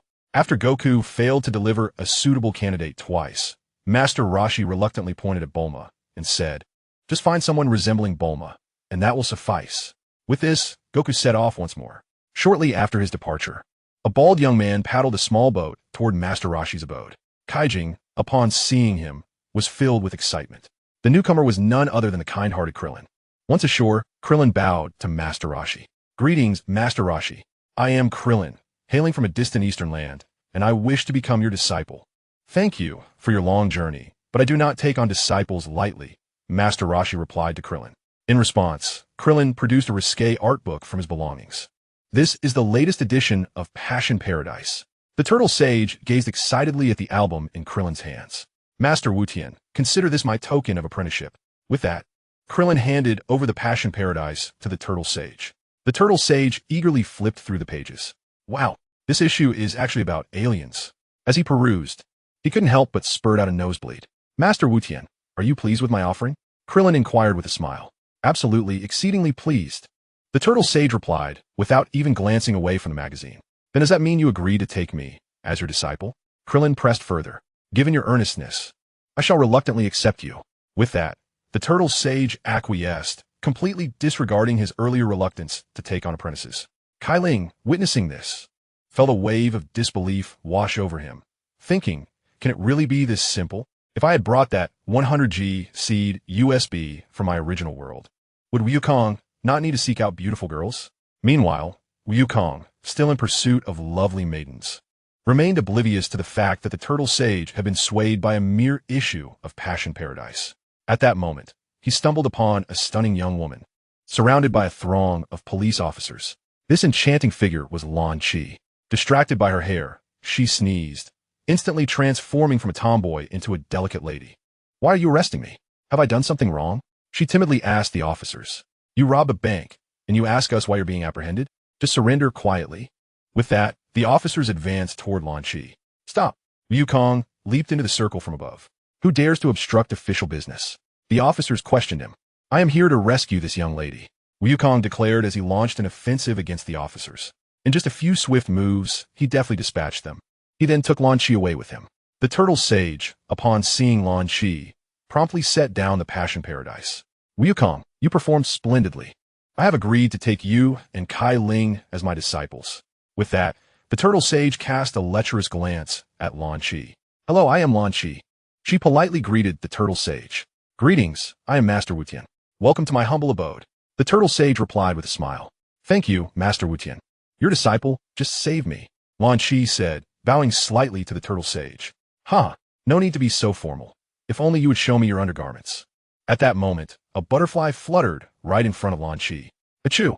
Sneezing again, she instantly reverted to her tomboy persona, retrieving a submachine gun from her backpack and unleashing a barrage of fire toward the Turtle Sage. In a state of flustered evasion, Master Rashi appeared exceedingly disheveled. Perhaps this was the retribution summoned by his lecherous ways. Chapter 19. The Commencement of Training. As the sun neared its descent, Cai Ling, Wukong, and Krillin officially became disciples under Master Rashi's tutelage. After sharing a meal, Master Rashi assigned them sleeping quarters, a challenge easily resolved thanks to Bulma's capsules, which accommodated the unusual number of guests. At dawn the following morning, Master Rashi roused Cai Ling and the others from their slumber. Leaning on his cane, he addressed the trio. "Today marks your inaugural day of training with me, so it is imperative that you apply yourselves diligently. The beginning of any endeavor is fraught with difficulty, but in due time, you shall acclimate." With that, he produced 3 martial arts uniforms emblazoned with the character for Turtle and instructed Cai Ling and the others to don them. Clad in their uniforms, they exuded a certain martial spirit, which pleased Master Rashi immensely. Utilizing Bulma's capsule, he conjured a wooden boat, and under his guidance, they journeyed to a small island. Upon arrival, Master Rashi turned to Krillin and inquired, "Cai Ling and Wukong possess a modicum of martial arts foundation. Have you ever trained in the art, Krillin?" With hands respectfully clasped together, Krillin replied, "In truth, I practiced for 8 years at a temple. Since you all have some background in martial arts, I shall assess your physical prowess," Master Rashi declared, pointing towards a distant boulder. "Your task is to reach that stone as swiftly as possible. I shall time you." At Master Rashi's command to begin, Krillin dashed forth like an arrow, swiftly returning to the starting point. Checking his stopwatch, Master Rashi remarked, "Impressive, 10. For seconds. Quite remarkable indeed." Encouraged by Master Roshi's praise, Krillin beamed, 10.4 seconds is not my limit. I can achieve 10 seconds. However, under these conditions, running 10.4 is commendable. Master Roshi, I am ready. May I start? Wukong eagerly inquired. With a nonchalant glance, Master Roshi replied, certainly. In an instant, Wukong sprang away like a startled rabbit. Witnessing this, Krillin expressed astonishment. Wukong's speed appears formidable. When Wukong returned, Master Roshi glanced at his stopwatch in disbelief, exclaiming, you completed it in merely 8.5 seconds, truly astounding. How did you accomplish that, Wukong? Seeing Wukong's seemingly effortless demeanor left Krillin utterly flabbergasted. Regaining his composure, Master Roshi coughed lightly. While both of you are impressively swift, do not allow pride to cloud your judgment. Remember, there are always individuals who surpass you, and realms beyond your comprehension. Master Roshi, now it is my turn, correct? Cai Ling interjected, having waited patiently. Oh, I almost forgot about you. Whenever you are ready, let us begin, Cai Ling. Both Wukong and Krillin have performed admirably. You must not fall behind, Master Roshi advised Cai Ling. I will do my utmost, Master Roshi. With that, Cai Ling dashed out, her formidable physique and Saiyan lineage allowing Wukong and Krillin to merely catch a glimpse of her fleeting shadow. The outcome was unmistakable. Cai Ling completed the task in a mere 6 seconds. Initially brimming with self-satisfaction, Krillin now felt somewhat deflated. Having anticipated a secure first place only to be surpassed consecutively by Wukong and Cai Ling observing Krillin's despondency, Cai Ling offered words of encouragement. Do not fret, Krillin. I believe you will soon catch up to Wukong and me, provided you are willing to put in the effort. Cai Ling was correct, Krillin. The path of martial arts is long and arduous, and it ultimately depends on future training, Master Roshi concurred.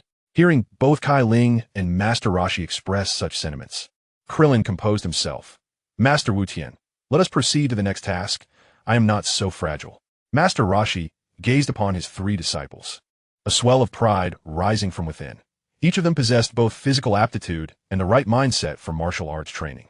With this thought, Master Roshi bent down, picked up a small round stone, inscribed a character for turtle upon it, and then tossed it far away.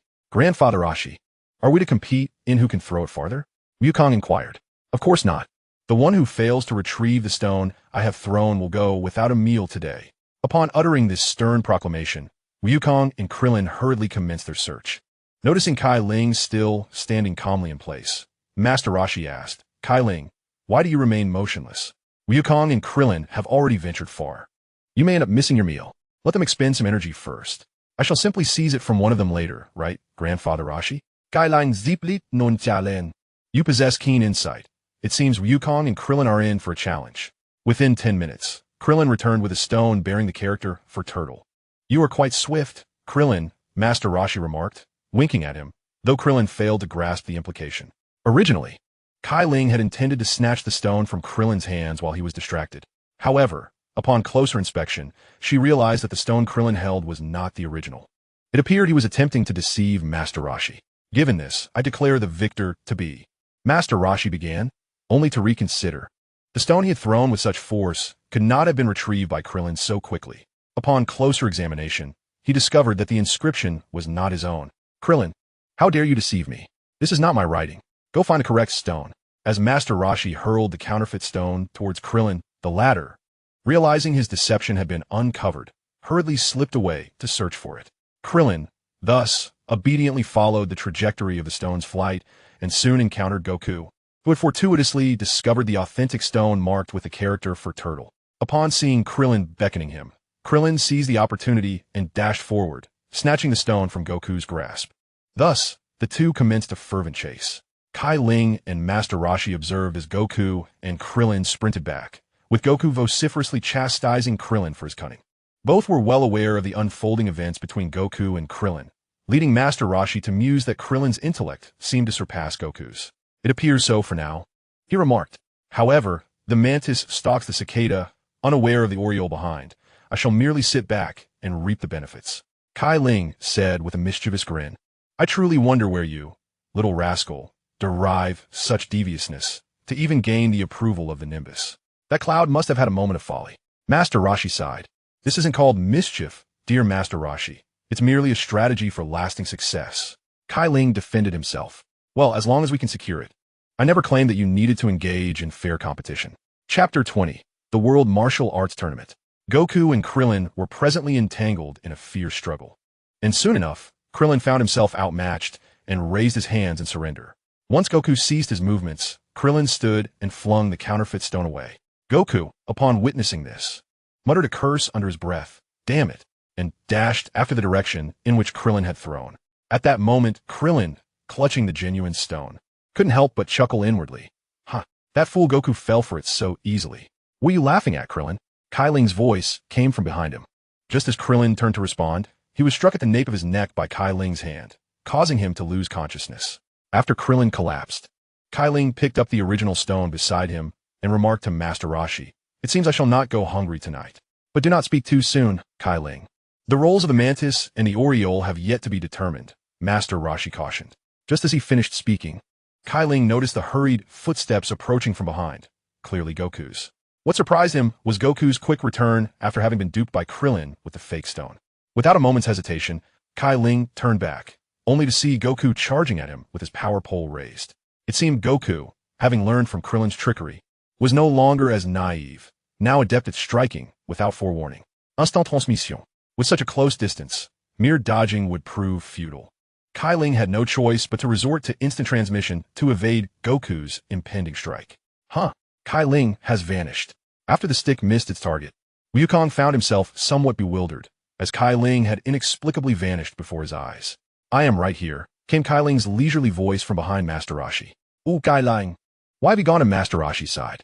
Wukong inquired with astonishment. Not only was Wukong surprised, but Master Roshi, too, was taken aback by Cai Ling's sudden maneuver. As cold sweat trickled down his brow, Master Roshi pondered, "This Cai Ling truly is a peculiar little creature. Even I did not notice when he slipped behind me. It seems this young one harbors many secrets.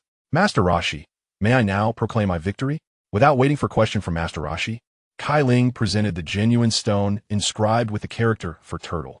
Master Roshi understood that Cai Ling was not inclined to elaborate further. Although he was curious, he felt the need to maintain his position as a mentor. Since Cai Ling preferred silence, he refrained from pressing for more details. After Master Roshi announced Cai Ling as the victor, the sky gradually darkened, marking the conclusion of the first day of rigorous training. Upon returning to the island cottage, Bulma and Launch had already prepared a lavish feast. As Wukong and Krillin had lost, they could only stand by, their stomachs grumbling, and watch as Cai Ling and the others indulged in the meal.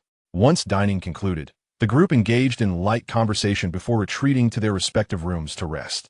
After everyone had fallen asleep, Wukong and Krillin stealthily devoured the leftover food from the refrigerator.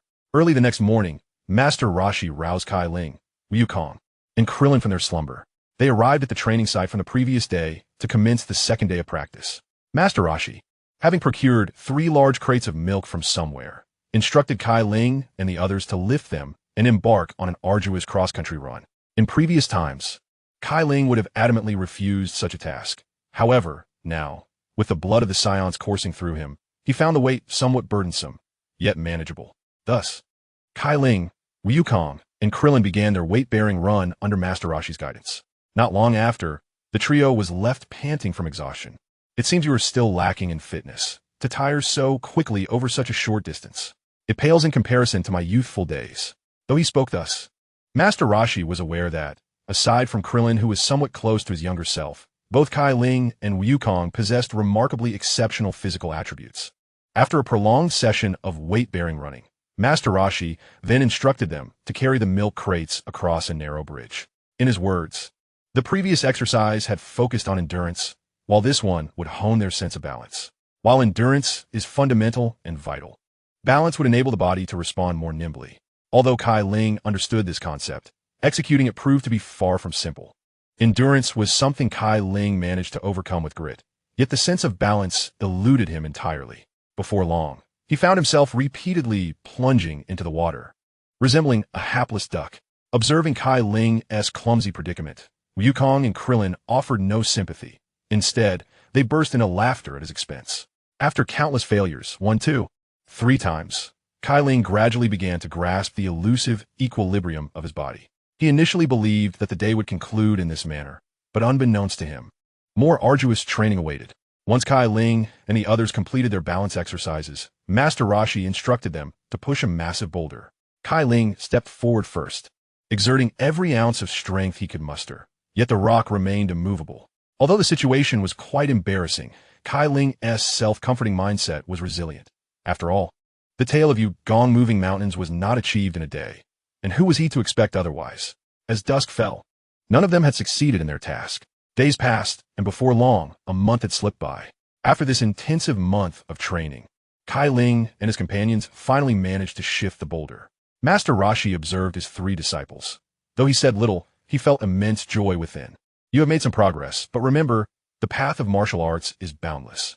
Do not grow complacent in your training, understood? Master Rashi advised his proud pupils. Understood. They responded in unison. The following day marked the triannual World Martial Arts Tournament, and Master Rashi informed them that they must participate to showcase their hard-earned skills. The World Martial Arts Tournament?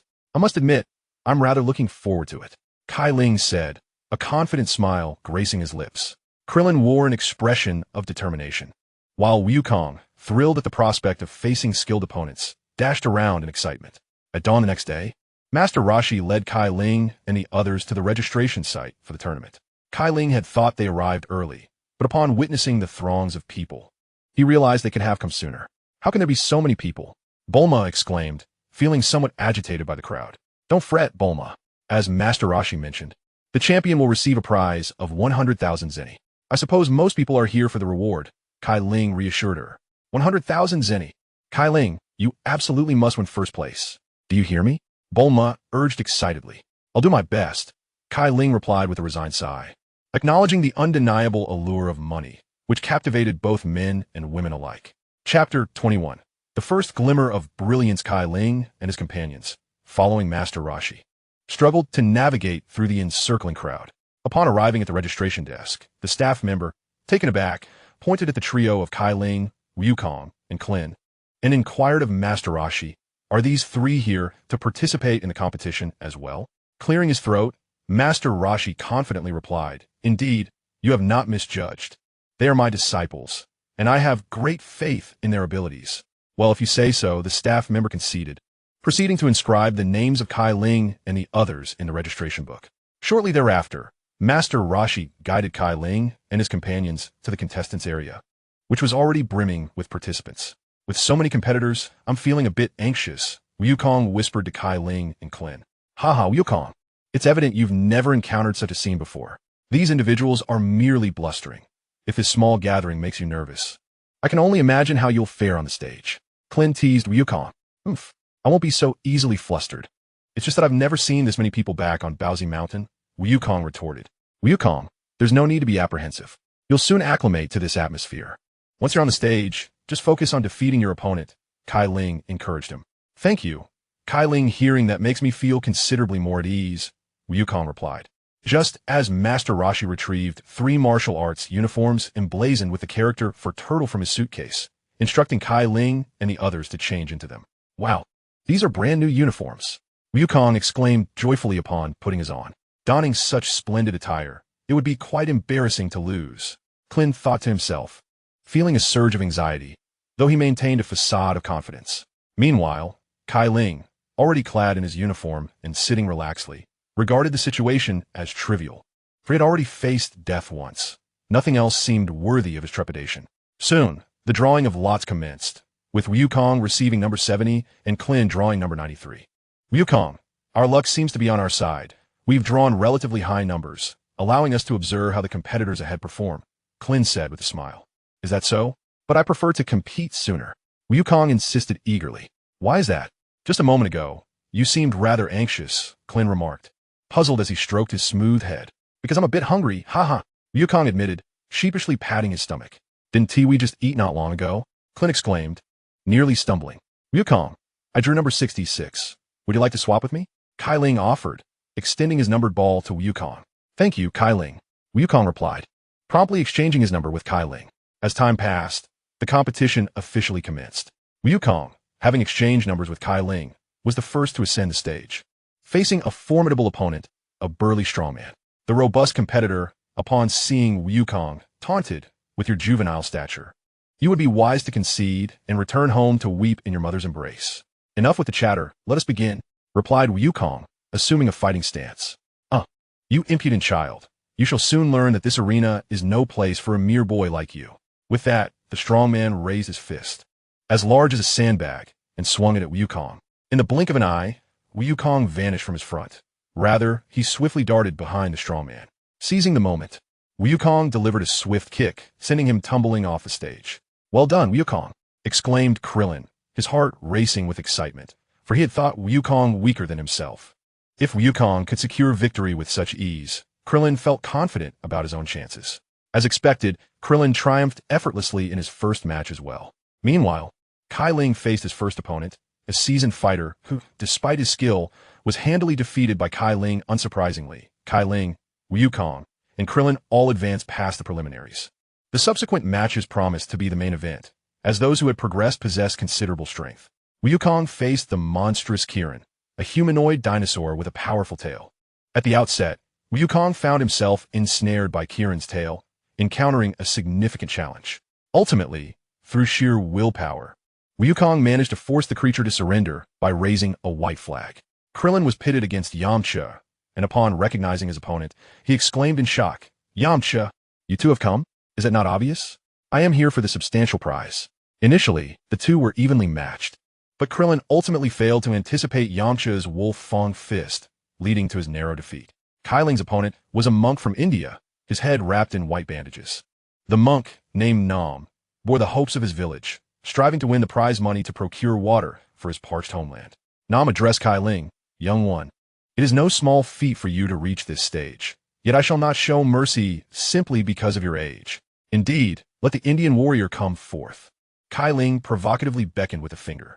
Without further ado, Nam charged at Cai Ling with remarkable speed, delivering a swift chop. Yet as his hand struck, he felt an unsettling sensation, as if his hand were ensnared by a vice. Indeed, Cai Ling effortlessly caught his hand strike.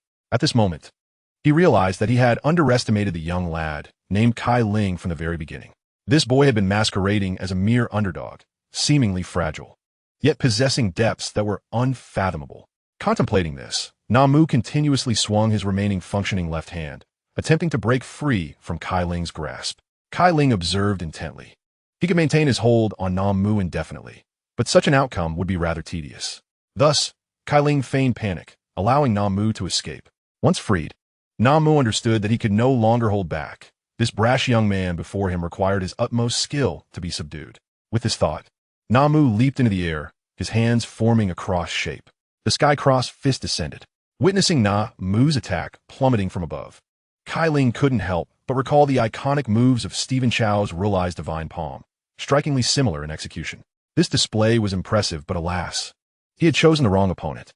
With that, Cai Ling performed a backward somersault, evading Namu's ultimate move, and followed up with a sweeping kick that sent Namu flying off the stage. Below, Master Roshi marveled at Cai Ling's clean and precise movements, silently reflecting on the remarkable martial talent of this young lad. Having mastered his sense of balance, Cai Ling's strikes were unexpectedly decisive. Truly, the younger generation was formidable.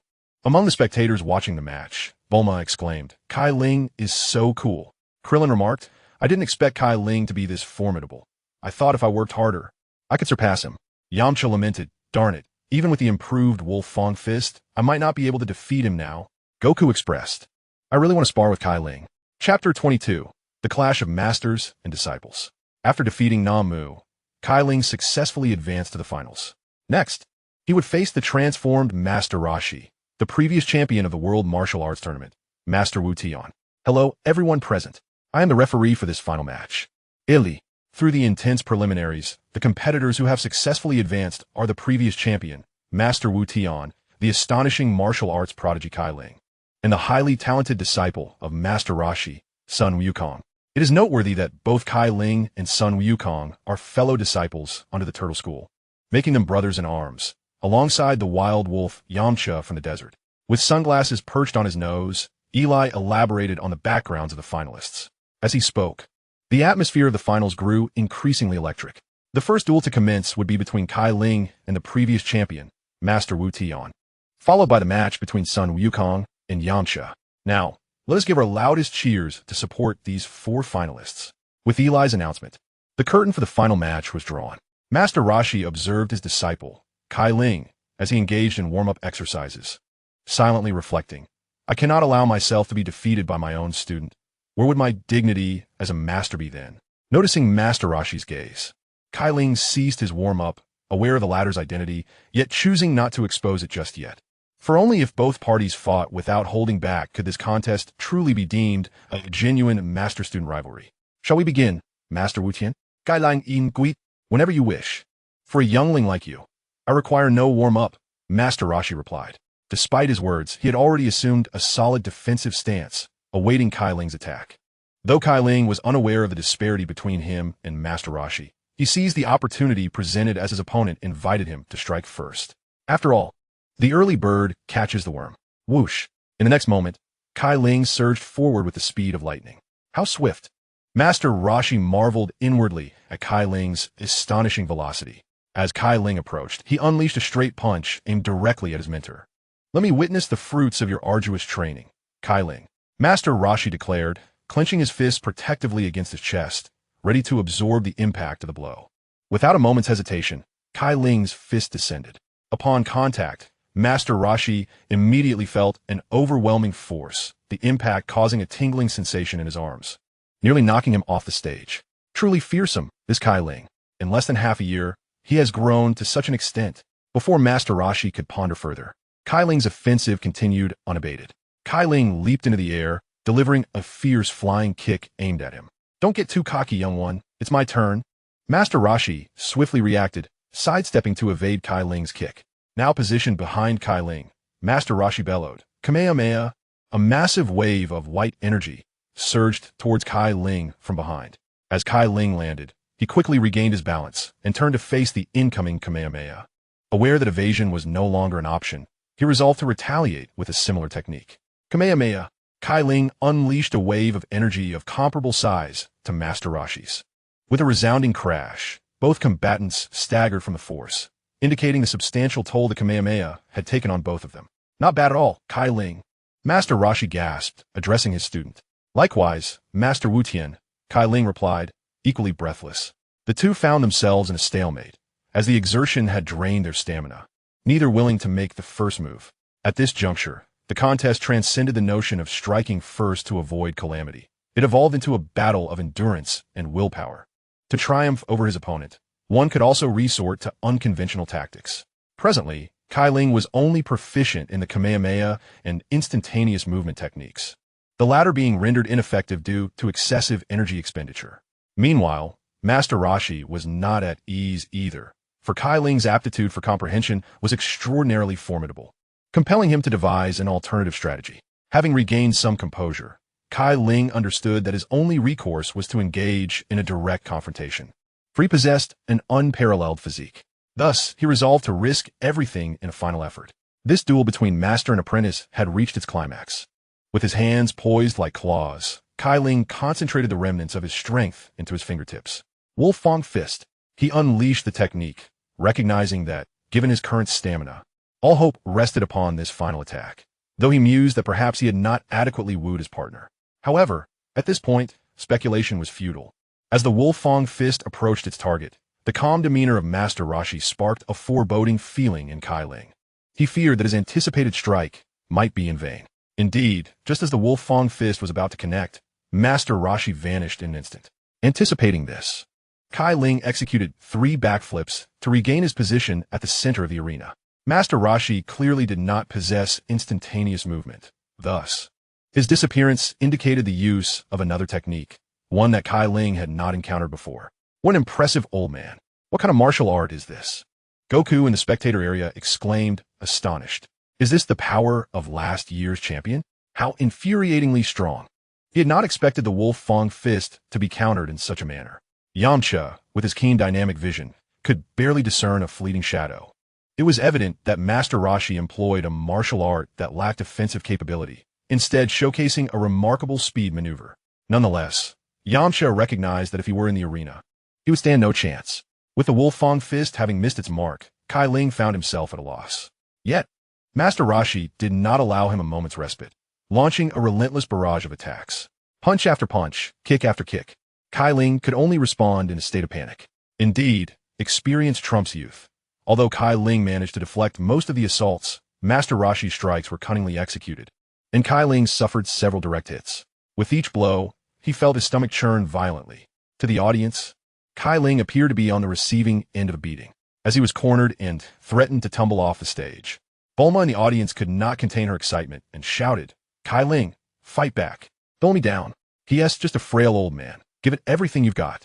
With exceptional auditory perception, Cai Ling found himself disinclined to engage in conversation, engulfed in a tumultuous struggle. He was perilously close to the brink of defeat. Gritting his teeth, Cai Ling retaliated with a punch, only for his opponent to vanish once more, employing the same technique. In that fleeting moment, Cai Ling finally discerned the trajectory of his adversary's fist. It dawned upon him that the Turtle Sage's technique was not a powerful martial art, but rather a deceptive afterimage punch intended to bewilder opponents. Understanding this, Cai Ling braced himself as the Turtle Sage launched another flying kick toward him. Seizing the critical moment, Cai Ling shouted, "Hey, is that beautiful girl in the audience removing her top due to the heat?" Upon hearing this, the Turtle Sage instinctively turned. Yet he found no such girl as Cai Ling had mentioned. Realizing he had been tricked, the Turtle Sage saw Cai Ling's fists raised in the stance of the afterimage punch.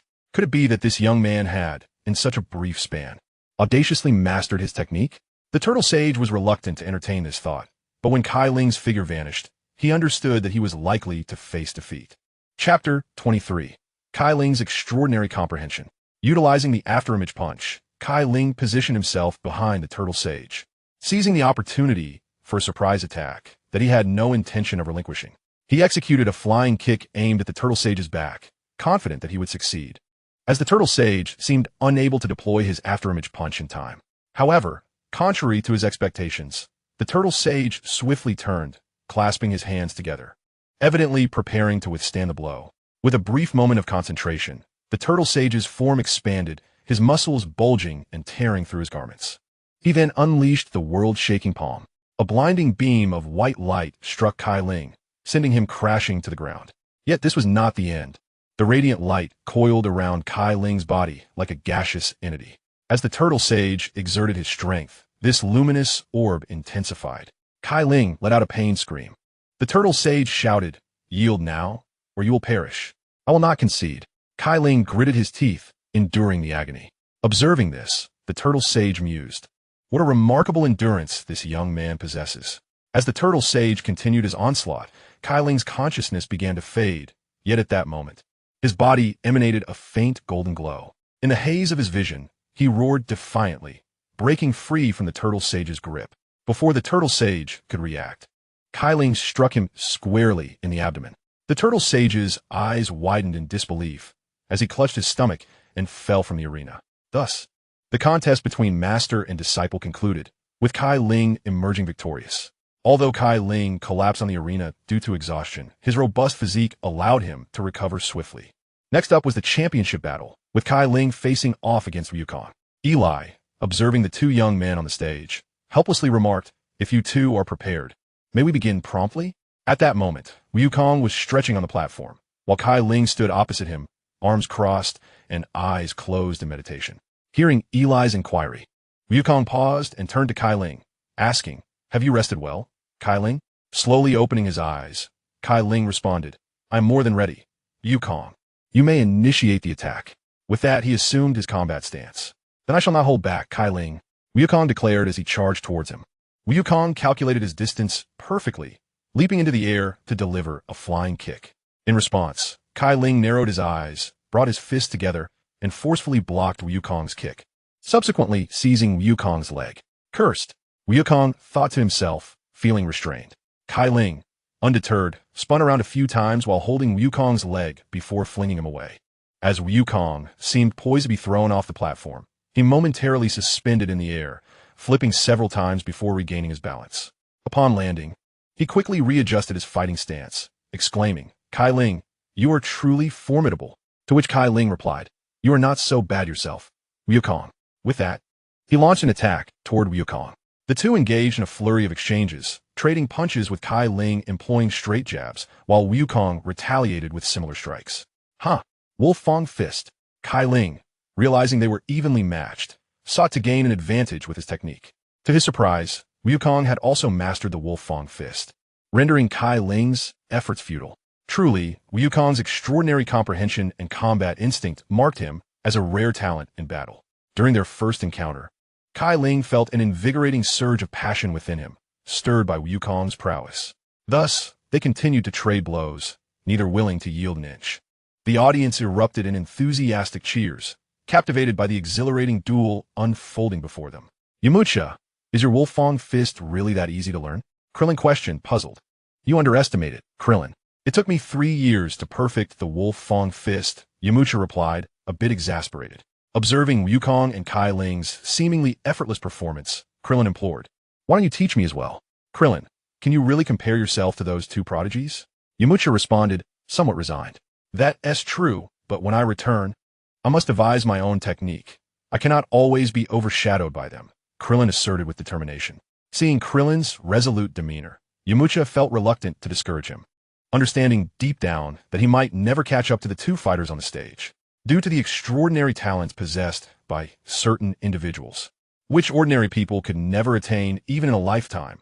On the arena, Cai Ling and Wukong, after an intense close-quarters battle, distanced themselves from each other. Both Cai Ling and Wukong simultaneously gathered their energies to unleash the Kamehameha. A thunderous clash ensued as two massive waves of white energy collided, generating a powerful gust. After the tumultuous wind subsided, both Cai Ling and Wukong found their garments tattered and worn. The exchange of Kamehameha was a deadlock, with neither side yielding an inch. They panted heavily. Although both possessed remarkable recovery abilities, their previous bout had taken a considerable toll. In their last encounter, Cai Ling narrowly triumphed over Master Roshi, nearly sacrificing half his life in the process, while Wukong, having bested Yamcha, bore the brunt of several enhanced Wolfang fist strikes, which had not come without consequence. Locking eyes for a few seconds, Wukong renewed his offensive with another Kamehameha. In an astonishing display, Wukong launched the Kamehameha with his foot, instantly appearing before Cai Ling, then swung his fist directly into Cai Ling's abdomen. Gasp! The force of Wukong's powerful blow caused Cai Ling to expel his stomach acid, revealing Wukong's intent to hold nothing back. Clutching his belly, Cai Ling half-kneeled on the arena floor. Cai Ling, gon set, I am a victor. Wukong gapet, at dosing Cai Ling. Gon set? Is that even a possibility, Wukong? With those words, Cai Ling, despite the pain, mustered the strength to stagger to his feet. The mere thought of conceding to Wukong, someone he had always admired, was unfathomable. Wukong, having never been one to surrender, ignited an indomitable spirit within Cai Ling. In that case, I shall have no choice but to send you off the stage, Wukong declared, launching into a flying kick aimed at Cai Ling. In response, Cai Ling executed the vanishing fist, evading the attack. With Wukong's balance momentarily compromised from the missed kick, Cai Ling seized the opportunity, unleashing the universal, earth-shattering palm. In an instant, he struck true, ensnaring Wukong. Below the stage, Master Roshi observed this scene, murmuring to himself, this Cai Ling possesses an extraordinary capacity for comprehension. In such a short time, he has even mastered the universal, earth-shattering palm. Chapter 24, The Boy with Blue Eyes and Golden Hair. Wukong, trapped by Cai Ling's universal, earth-shattering palm, let out a cry of anguish. Concede, Wukong. If this continues, you may lose your life. Cai Ling urged the suffering Wukong. No way am I conceding. Wukong gritted his teeth, responding with great difficulty. Realizing further persuasion was futile, Cai Ling intensified his grip, causing Wukong to writhe in agony. Please concede, Wukong. Seeing Wukong in such distress, Krillin, Master Roshi, and others could not restrain themselves from shouting at Wukong. In this critical moment, Wukong inadvertently glanced skyward, where he beheld a full moon hanging high in the heavens.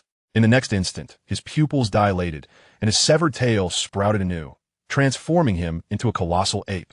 Oh no, it's a full moon. Beneath the stage, Yamcha and others displayed expressions of panic, acutely aware of the terrifying destructive power of the giant ape transformation of Wukong.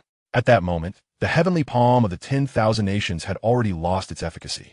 Cold sweat trickled down Cai Ling's forehead, indicating that the situation had become dire. Would Cai Ling be all right? Bulma, seated below, wore a worried expression and murmured to herself. Before anyone could regain their composure, the transformed Wukong effortlessly ripped apart the roof of the venue and hurled it towards Cai Ling.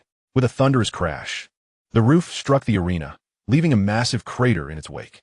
In that fleeting moment, Cai Ling executed a low-side roll to evade the debris, quickly rising to his feet and unleashing a Kamehameha wave towards the giant ape Wukong.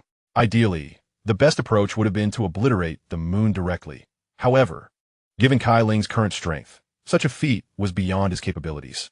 As the smoke began to clear, the giant ape Wukong casually patted its chest, seemingly unfazed by Cai Ling's Kamehameha, as if it were merely being scratched. It then pounded its chest with its massive hands and began to stomp down on Cai Ling with colossal feet. Faced with such overwhelming might, Cai Ling could only roll and dodge in a futile effort, appearing to Wukong as nothing more than a tiny ant. Time ticked away, and the arena lay in ruins. Cai Ling understood that this avoidance was utterly meaningless and would only expedite his exhaustion. Resolute, he decided to take a bold risk. He rolled towards the giant ape Wukong, and as it lifted its foot, Cai Ling scrambled up its leg and onto its body. Although this was a perilous move, he saw no other alternative.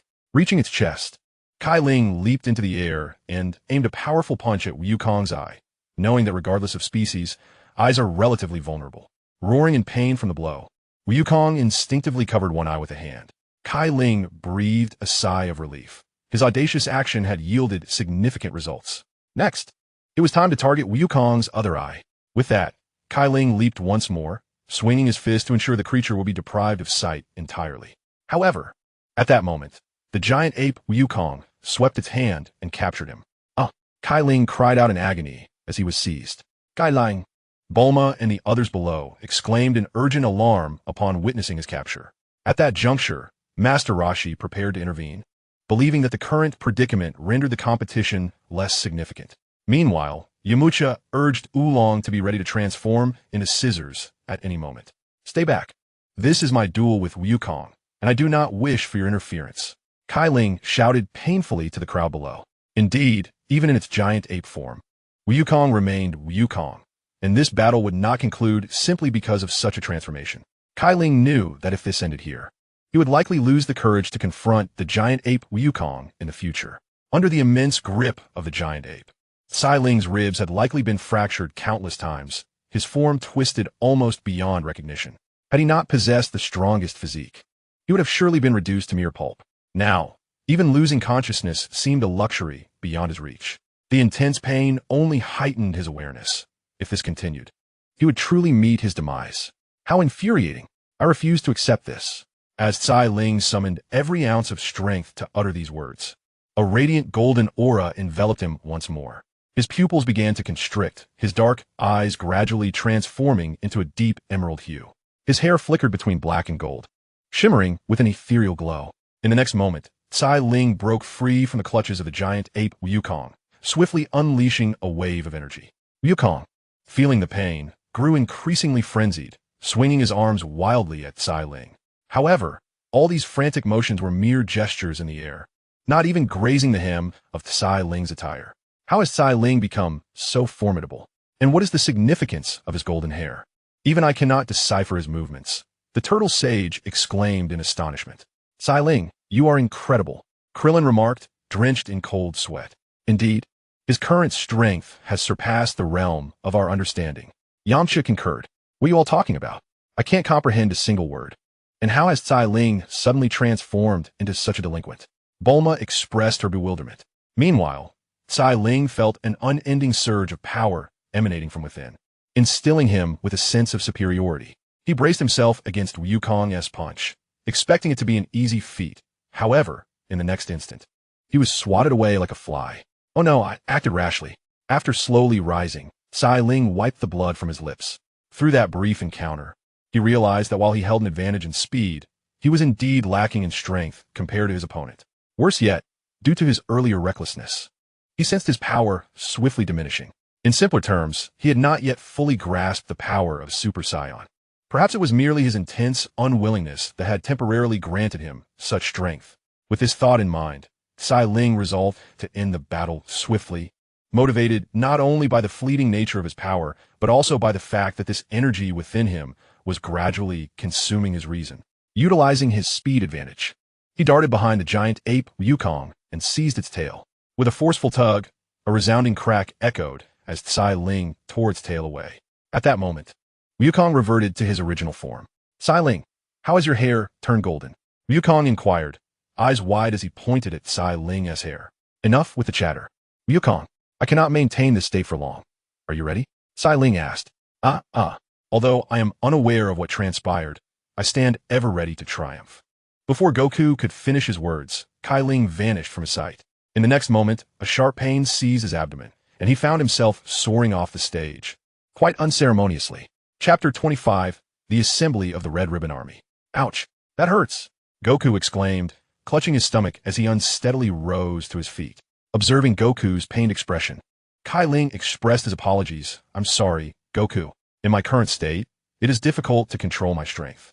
After speaking, Cai Ling suddenly felt a wave of exhaustion wash over him and half knelt on the stage, returning from his Super Saiyan form to his normal state.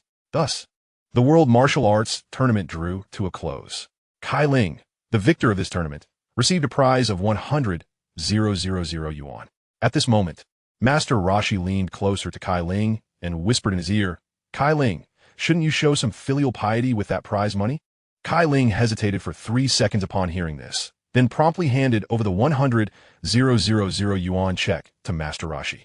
After all, in this world, money held little significance for him. Enhancing his own strength was of utmost importance. Upon receiving the prize money from Cai Ling, Master Roshi addressed the crowd. To reward you all, I have decided to treat everyone to a splendid feast at a fine restaurant. Really? Goku exclaimed, his face lighting up with delight. Absolutely. Master Roshi replied with flamboyant confidence. Thus, Master Roshi led the group to an exceedingly luxurious Chinese restaurant. Once a lavish spread of dishes was laid before them, Goku began to devour the food voraciously. Before long, a significant portion of the feast had been consumed by him. Master Roshi, witnessing this, had no choice but to order another round of the same dishes from the waiter. This cycle continued until everyone was satiated, after which Master Roshi approached the front desk to settle the bill. The cashier, upon reviewing the menu, was astonished, exclaiming, the total is 470,000 yuan. Hearing this, Master Roshi broke out in a cold sweat. Half of the prize money was thus gone. Later, Yamcha drove the group back home, and during the journey, Master Roshi spoke to Cai Ling and the others. I have imparted all I can teach you. From now on, it is up to you. Though Master Roshi felt a pang of reluctance, reality dictated that his disciples were now ready to venture forth. Then I shall seek the Dragon Balls, Goku declared, brimming with excitement. Master Roshi nodded in response, and then turned to Cai Ling, asking, So, Cai Ling, where do you intend to go? Without a moment's thought, Cai Ling replied, I will certainly accompany Goku. I promised him I would join in the quest for the Dragon Balls. Thank you, Cai Ling, Goku said, visibly moved. That very night, Goku, Cai Ling, Bulma, and Xiao Wu bid farewell to Master Roshi and set off in search of the Dragon Balls. Klin, Wulong, and Yamcha chose to remain by Master Roshi's side to continue their training. Meanwhile, Cai Ling and the others, guided by Bulma's Dragon Ball radar, arrived at a desolate mountain village early the next morning. Not far ahead of them, a young man clad in a green trench coat with fiery red hair was confronting a bespectacled uncle wearing a round hat. It's already 8 in the morning, he exclaimed. Didn't T.U. say it was around here? Are you trying to deceive me? With that, the young man seized the uncle by the collar, demanding, Hurry and find it. If that fellow locates it first, even if I survive, I'll be in dire straits. After shoving the uncle to the ground, the latter quickly regained his footing, frantically searching the area. Damn it, we've been searching for over 20 days, and this tiny ball is proving immensely difficult to find. At this moment, Cai Ling and Goku arrived on the scene, soaring on their flying Nimbus. Goku, clutching the Dragon Ball radar, stealthily maneuvered behind a large boulder where, to his astonishment, he spotted the Dragon Ball, the 6-star ball. As he reached for it, preparing to make his escape, the round-hatted uncle brandished a gun, grinning as he called out, Hey kid, hand over that Dragon Ball. No, Goku retorted, just as the uncle fired several bullets at him, swiftly evading the shots. Goku retaliated with a flying kick that knocked the uncle unconscious. Observing this, the red-haired young man promptly drew a high-caliber cannon, pulling the trigger without hesitation. A red missile hurtled towards Goku at close range. With a resounding explosion, the young man watched in disbelief as Goku effortlessly caught the missile, sweat beading on his forehead. Damn it, that little brat has some skill, but I, Lieutenant Een, am no pushover. He then removed his green trench coat and extended his hands towards Goku, declaring, Witness my superpower bind. Instantly, a rope ensnared Goku, who struggled in vain to break free. Useless brat, My binding power cannot be unraveled by just anyone. The more you resist, the tighter it becomes, Een taunted, bending down to retrieve the 6-star Dragon Ball that had fallen to the ground. In the next moment, unexpectedly, Cai Ling descended from the nimbus and snatched the 6-star Dragon Ball from his grasp. Release Goku at once, she commanded. Umph. Another little brat has arrived, but to me, they're all the same, Een retorted, unleashing his binding power at Cai Ling. Anticipating the move, Cai Ling performed an aerial backflip to evade the attack. Upon witnessing the scene, Lieutenant Een displayed no trace of panic on his face. Indeed, he was quite astute, managing to evade the bindings of my rope. However, do not assume that this is where it ends. As the words left his lips, Lieutenant Een waved his hands, and 7 ropes materialized in the sky. These ropes, guided by his movements, swiftly advanced toward Cai Ling. Observing this, Cai Ling continuously sidestepped, yet he could not evade them all.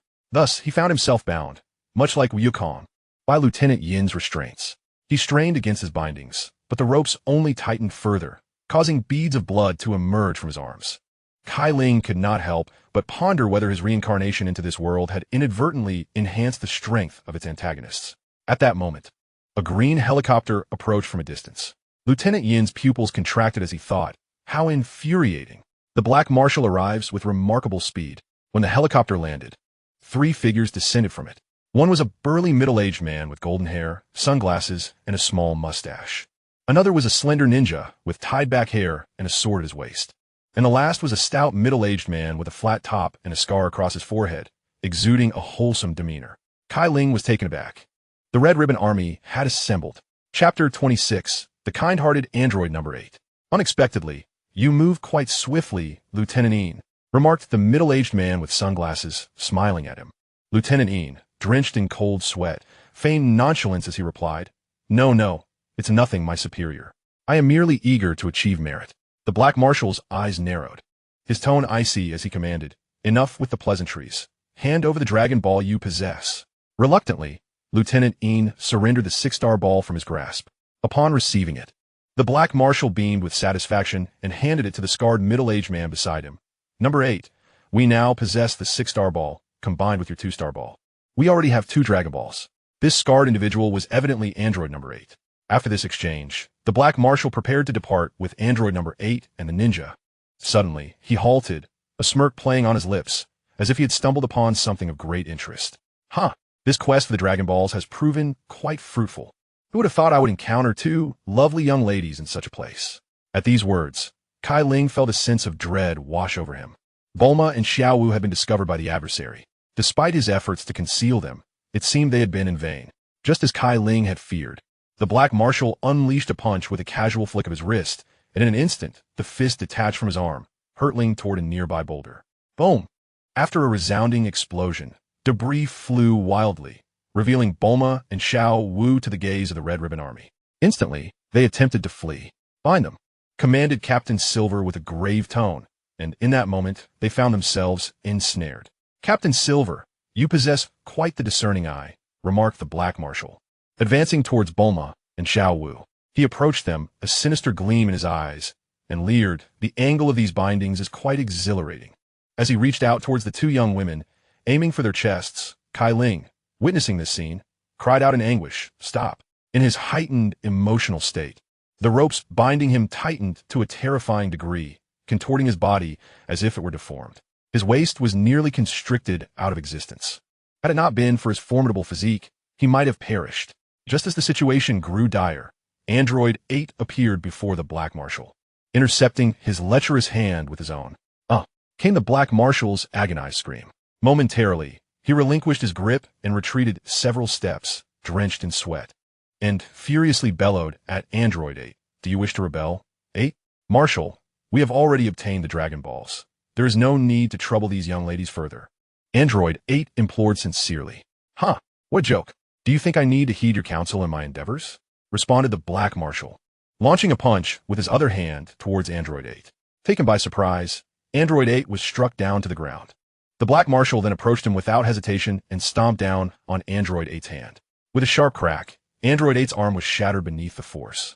You are merely a failed creation of Dr. Gero, yet you dare to challenge me? Truly, you do not know the meaning of life. The Black Marshal followed up with another stomp on Android 8's other arm. You vile creature. I, Cai Ling, shall never forgive you. At this moment, Cai Ling was consumed by fury. His pupils transformed into a deep emerald green, and his raven hair turned golden. In a fit of rage, he ascended to Super Saiyan form once more. With a fierce shout, he broke free from his bindings and, in an instant, appeared before the Black Marshal, delivering a powerful punch to his stomach. The onlookers then beheld the Black Marshal soaring through the air like a football. Sensing the impending danger, Captain Silver and the sword-wielding ninja charged towards Cai Ling, ready to attack. Cai Ling, relying on his extraordinary speed, deftly evaded the onslaught of the two adversaries and promptly directed his fierce wolf Fong fist towards Lieutenant Yin. Consequently, Lieutenant Yin was sent flying, akin to a sandbag struck with force. However, the ninja, at that moment, unleashed his signature technique, Shadow Clone.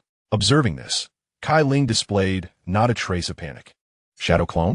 I can execute that as well, he declared, proceeding to employ his own phantom fist. Impossible. The ninja's face contorted with terror as he stammered. No, it can't be. You're just a frog at the bottom of a well, Cai Ling retorted, soaring into the air and executing a series of rapid kicks, sending both the ninja and his clones hurtling away. Once the matter was settled, he approached the fallen number 8, lifting him off the ground with genuine concern. Are you all right, number 8? At that moment, a flying punch came hurtling towards him from behind. Not far off, Marshal Hay laughed maniacally. You really think such a feeble attack could defeat me, young one? How naive. Despite his bravado, his abdomen bore a gaping hole, evidently a result of Cai Ling's earlier strike. Unfazed, Cai Ling swiftly deflected the punch with a flick of his hand. Without a moment's hesitation, he leapt into the air, interlocking his fingers Kamehameha. Instantly, a colossal white energy wave surged towards Marshal Hay. With a resounding explosion, Marshal Hay was obliterated to dust. As the dust settled, Bulma and Xiaowu rushed towards Cai Ling, diving into his embrace. Ding! Congratulations, host. Your charm has reached a remarkable new height, prompting both ladies to embrace you. As a reward, you receive the Spirit Bomb and the Earth-Shattering Fist skills, alongside a 20 increase in your Saiyan first stage compatibility. Startled by this unexpected boon from the long-dormant system, Cai Ling quickly regained his composure and accessed his host list. Host, Cai Ling, possessing the innate ability to learn skills. Saiyan Bloodline, Unparalleled Physique, Wolfong Fist, Kamehameha, Spirit Bomb, Earth-Shattering Fist, Instant Transmission, Saiyan First Stage Compatibility at 30. According to the system, continued charm would enhance his compatibility, though progress through training will be quite slow. Chapter 27. The World S number 1 Assassin, Tao Bai Bai, strikes. Cai Ling had not anticipated that the long-silent system would bestow such a significant gift upon him. Perhaps his innate obliviousness to romantic hues had finally caught the system's attention. Nevertheless, through his recent encounter with the Red Ribbon Army, Cai Ling realized that having Bulma and Xiaowu in tow posed a continual risk. Thus, he decided to return Bulma and Xiaowu to West City before resuming his quest with Goku to locate the remaining Dragon Balls. This course of action inevitably led to a heated argument between him and Bulma. Nonetheless, Cai Ling felt no remorse for his actions, believing that women merely hindered the speed of his strikes. How much longer would Cai Ling have to travel? Wukong pondered absently. According to the Dragon Radar, the third Dragon Ball was not far ahead. Cai Ling stated calmly, just ahead is Penguin Village, the location of the Korin Tower, often referred to as the Holy Land of Korin. As Cai Ling and Wukong made their way to Penguin Village, in a distant castle on the outskirts, a young man clad in a black suit and sporting a shaved head was dialing a number on his mobile phone. Shortly after finishing the call, a middle-aged man with braided hair and a small mustache, dressed in martial arts attire, silently appeared behind him. General Qing, what brings you to seek my services? You should know that my fees are quite substantial, the middle-aged man remarked nonchalantly. Turning around, General Qing expressed his surprise. You arrived rather swiftly, Tao Bai Bai. Thankfully, I had the chance to appreciate the flowers along the way. Now, tell me what necessitates the involvement of the world's foremost assassin. As Tao Bai Bai fixed his sharp gaze upon General Qing, the latter began to sweat profusely. He hastily retrieved a photograph of Cai Ling from his pocket, stating, "This is your target. Black Marshal and Silver Lieutenant have both fallen to his hands." Tao Bai Bai glanced at the photograph and remarked, "It's quite impressive that your Red Ribbon Army cannot subdue such a mere youth. You have certainly piqued my interest."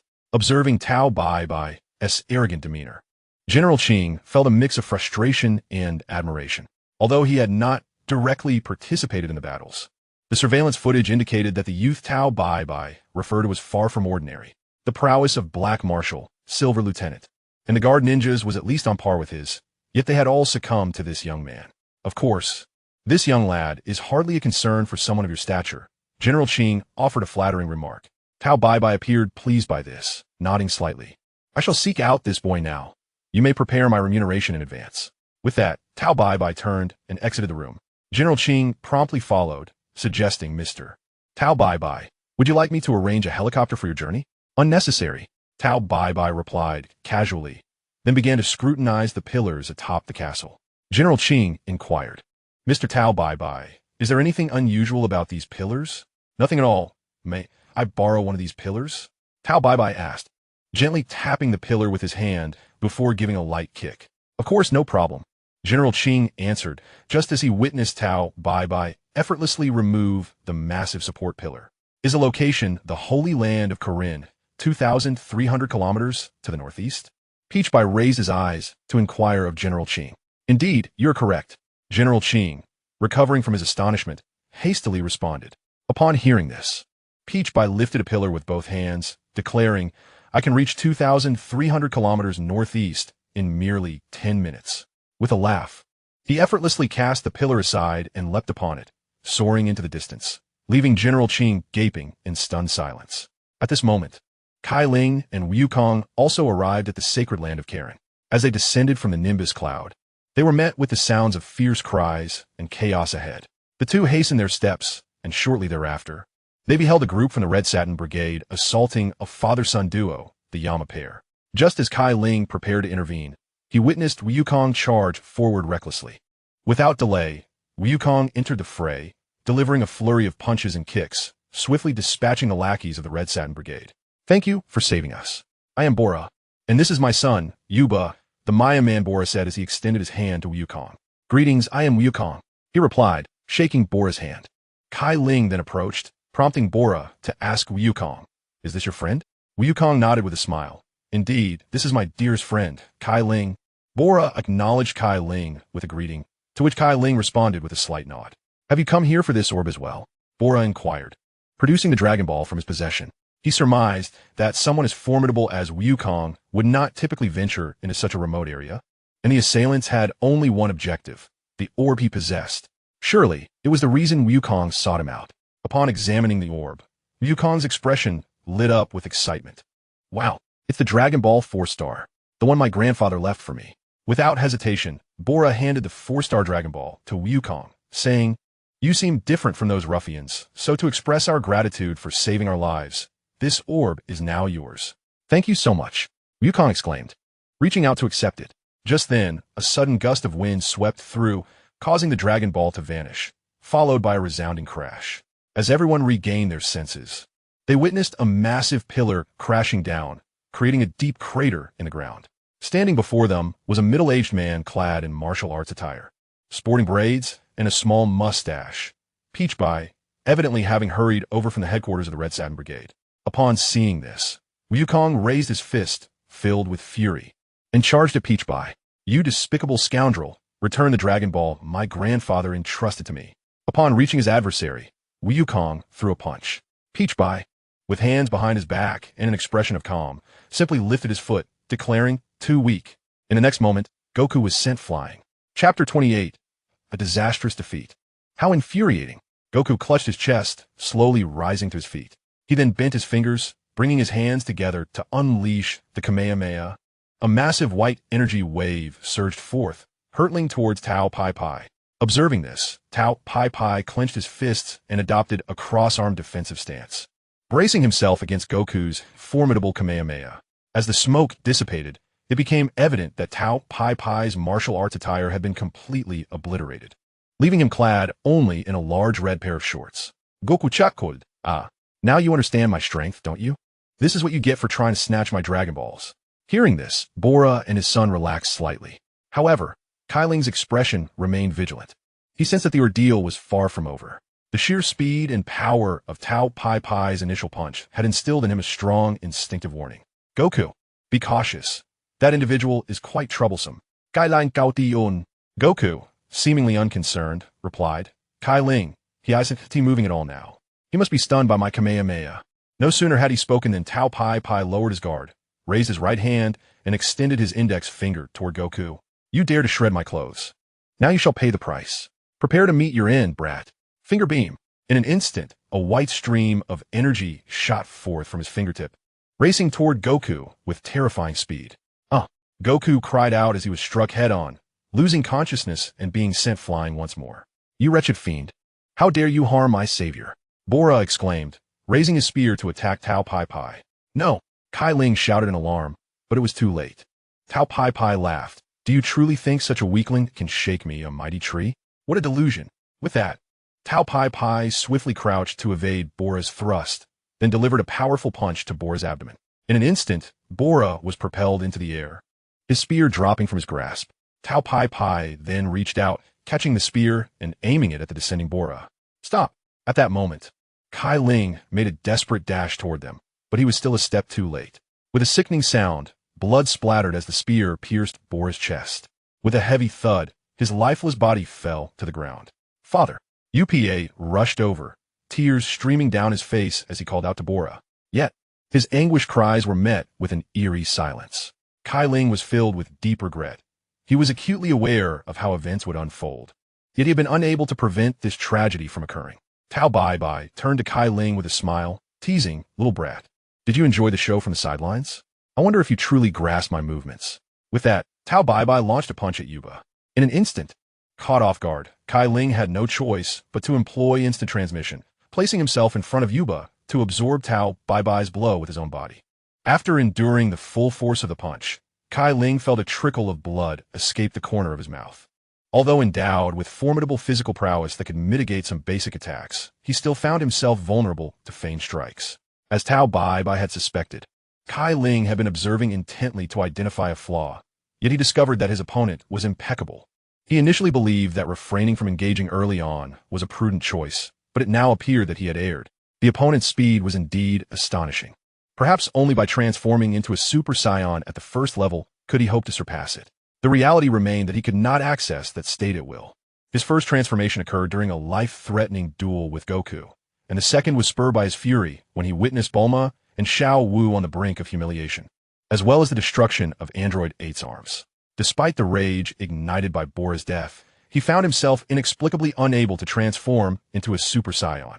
Could it be that his excessive reliance on that form had rendered him incapable of accessing it, even in his utmost fury?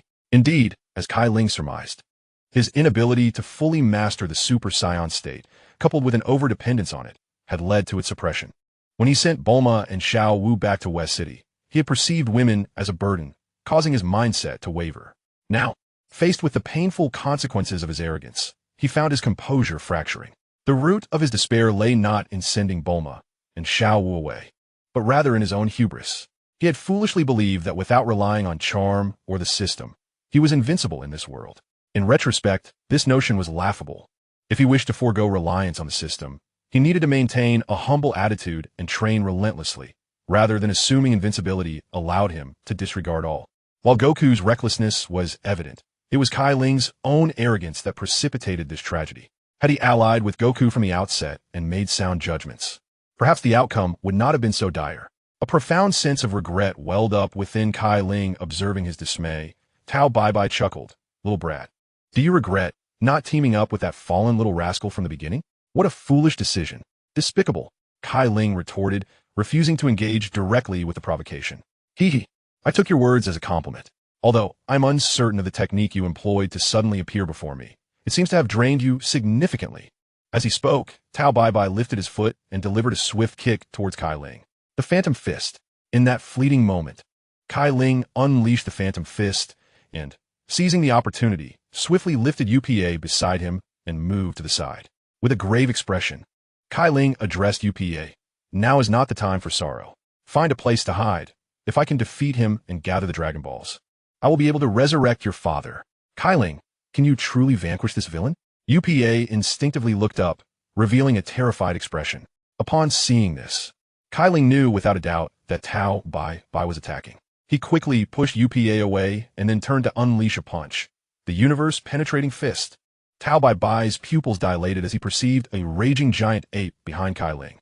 The fierce force of the punch compelled him to shift from offense to defense, swiftly sidestepping Cai Ling's razor-sharp strike. Not hesitating in the least, Cai Ling launched a Kamehameha towards him.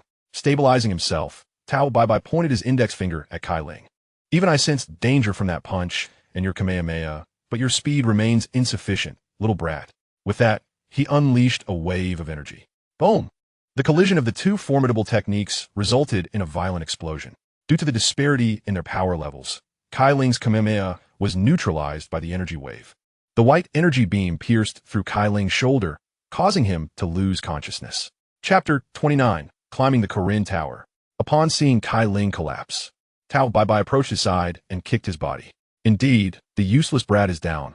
How tedious, he remarked. With that, Tao Bai Bai seized a massive pillar embedded in the ground and hurled it skyward before leaping onto it, departing the scene.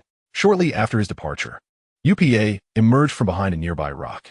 Gathering all his strength, he dragged Goku and Cai Ling to his father's side.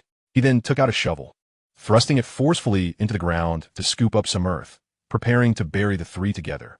Cough at that moment, Cai Ling slowly opened his eyes. He attempted to move his body, but the pain from his shoulder injury made him abandon the effort. Cai Ling, you're alive! UPA exclaimed joyfully, rushing to his side. I'm so sorry, UPA.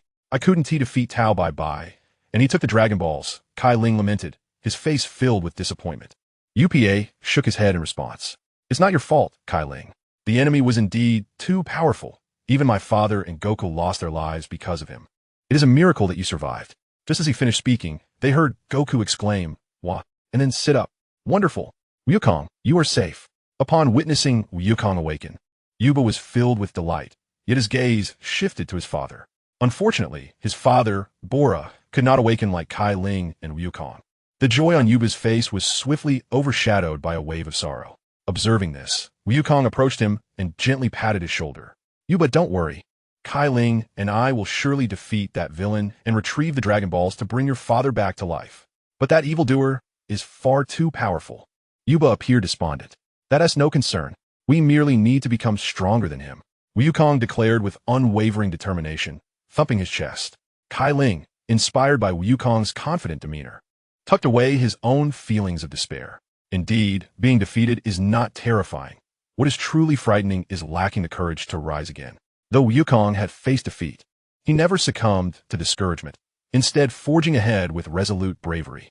Thus, disregarding the pain in his shoulder, Cai Ling rose with determination and assured Yuba, "Leave it to Wukong and me from now on. We will succeed."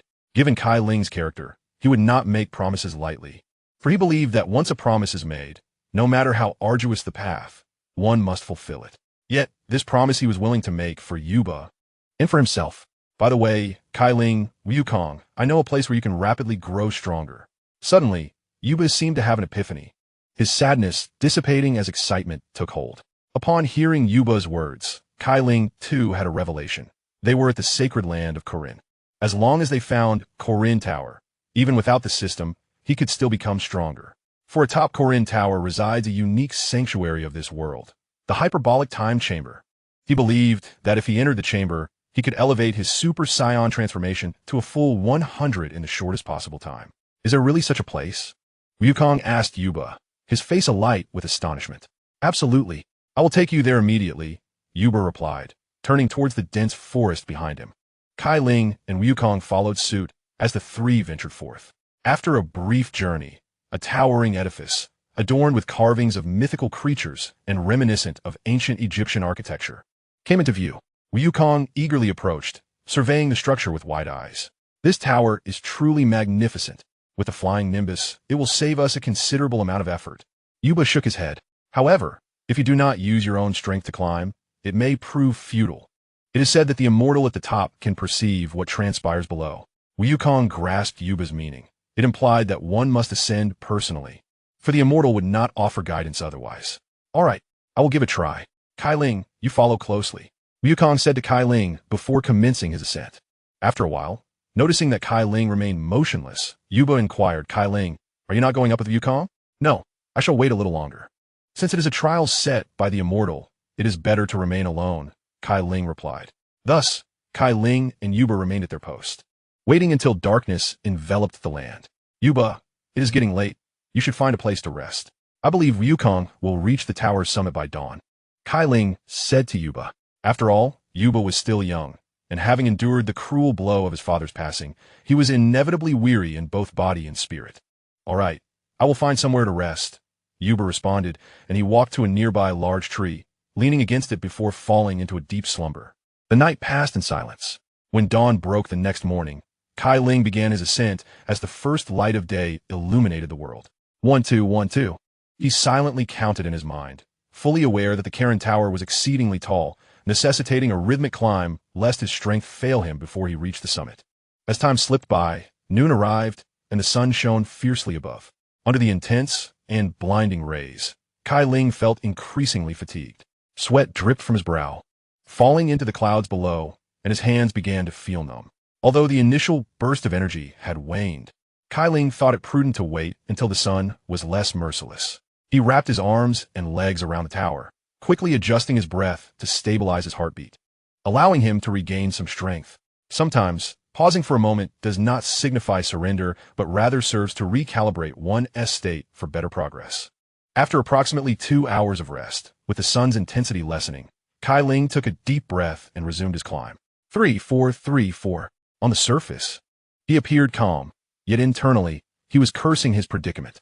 He had anticipated the height of the Karen Tower, but experiencing it firsthand revealed it to be far more daunting than he had imagined. At this juncture, he was uncertain of his exact position, finding himself in a state of indecision. Reflecting on his earlier bravado, Cai Ling wished he could slap himself twice. He could have returned to the West capital to converse with Bulma and Xiao Wu about matters of the heart, enhancing his strength in the process. Instead, he had foolishly chosen to ascend the tower. It was akin to being able to thrive on beauty while insisting on relying solely on talent. Damn my pride, Cai Ling muttered inwardly, then continued his ascent. Chapter 30, A Contest of Speed. Maintaining this rhythm, Cai Ling climbed deep into the night. The inky darkness rendered further climbing unwise, so he embraced the tower with his arms and legs, closing his eyes to rest. Given his current position, sleeping was out of the question. When morning arrived, Cai Ling opened his eyes, only to find his hands and feet had grown numb. The sensation was akin to being frozen, devoid of any awareness. Thus, Cai Ling first released his hands, steadied himself against his legs, and then utilized his numbed hands to execute a diminutive Kamehameha. Once this technique was unleashed, the numbness in his hands finally dissipated.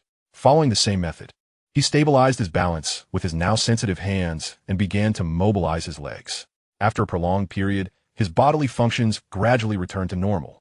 1, 2, 3, 4, 1, 2, 3, 4. He continued to ascend with great difficulty, the ache radiating from his hands and legs, rendering him almost unbearable discomfort. Just as he felt he could no longer endure, he finally glimpsed the pinnacle of the tower. Taking a deep breath, Cai Ling assumed a frog-like posture, channeling all his remaining strength into his feet. With a powerful push, he leapt upward, propelled by this surge of energy, successfully reaching the summit. With a thud, he landed steadily on the ground and slowly raised his head, only to find a white cat, wielding a wooden cane, standing before him. This white cat was none other than the Korin sage of Korin Tower. So, you're the Cai Ling that Goku spoke of? The Korin sage inquired, surveying Cai Ling from head to toe. Indeed, Cai Ling replied calmly. You seem far more composed than Goku. However, I wonder about your strength. The Korin sage rested his chin on his hand, a look of eager anticipation on his face. Having experienced Goku's prowess, and having heard that Cai Ling surpassed him, the Korin sage felt a surge of excitement at the prospect of two martial arts prodigies visiting after many years of solitude in the tower. What of Goku? Cai Ling did not engage with the Korin sage's inquiry, as he was more keen to learn about Goku's progress. The Korin sage pointed to the door behind him. That lad has nearly caught me in just a day. He is currently inside, fast asleep. Upon hearing this, Cai Ling understood the underlying implication of the Korin sage's words. Ultimately, he merely wished to assess his own capabilities. With this thought, Cai Ling assumed a combat stance, declaring, since you wish to test my skills, then let us begin.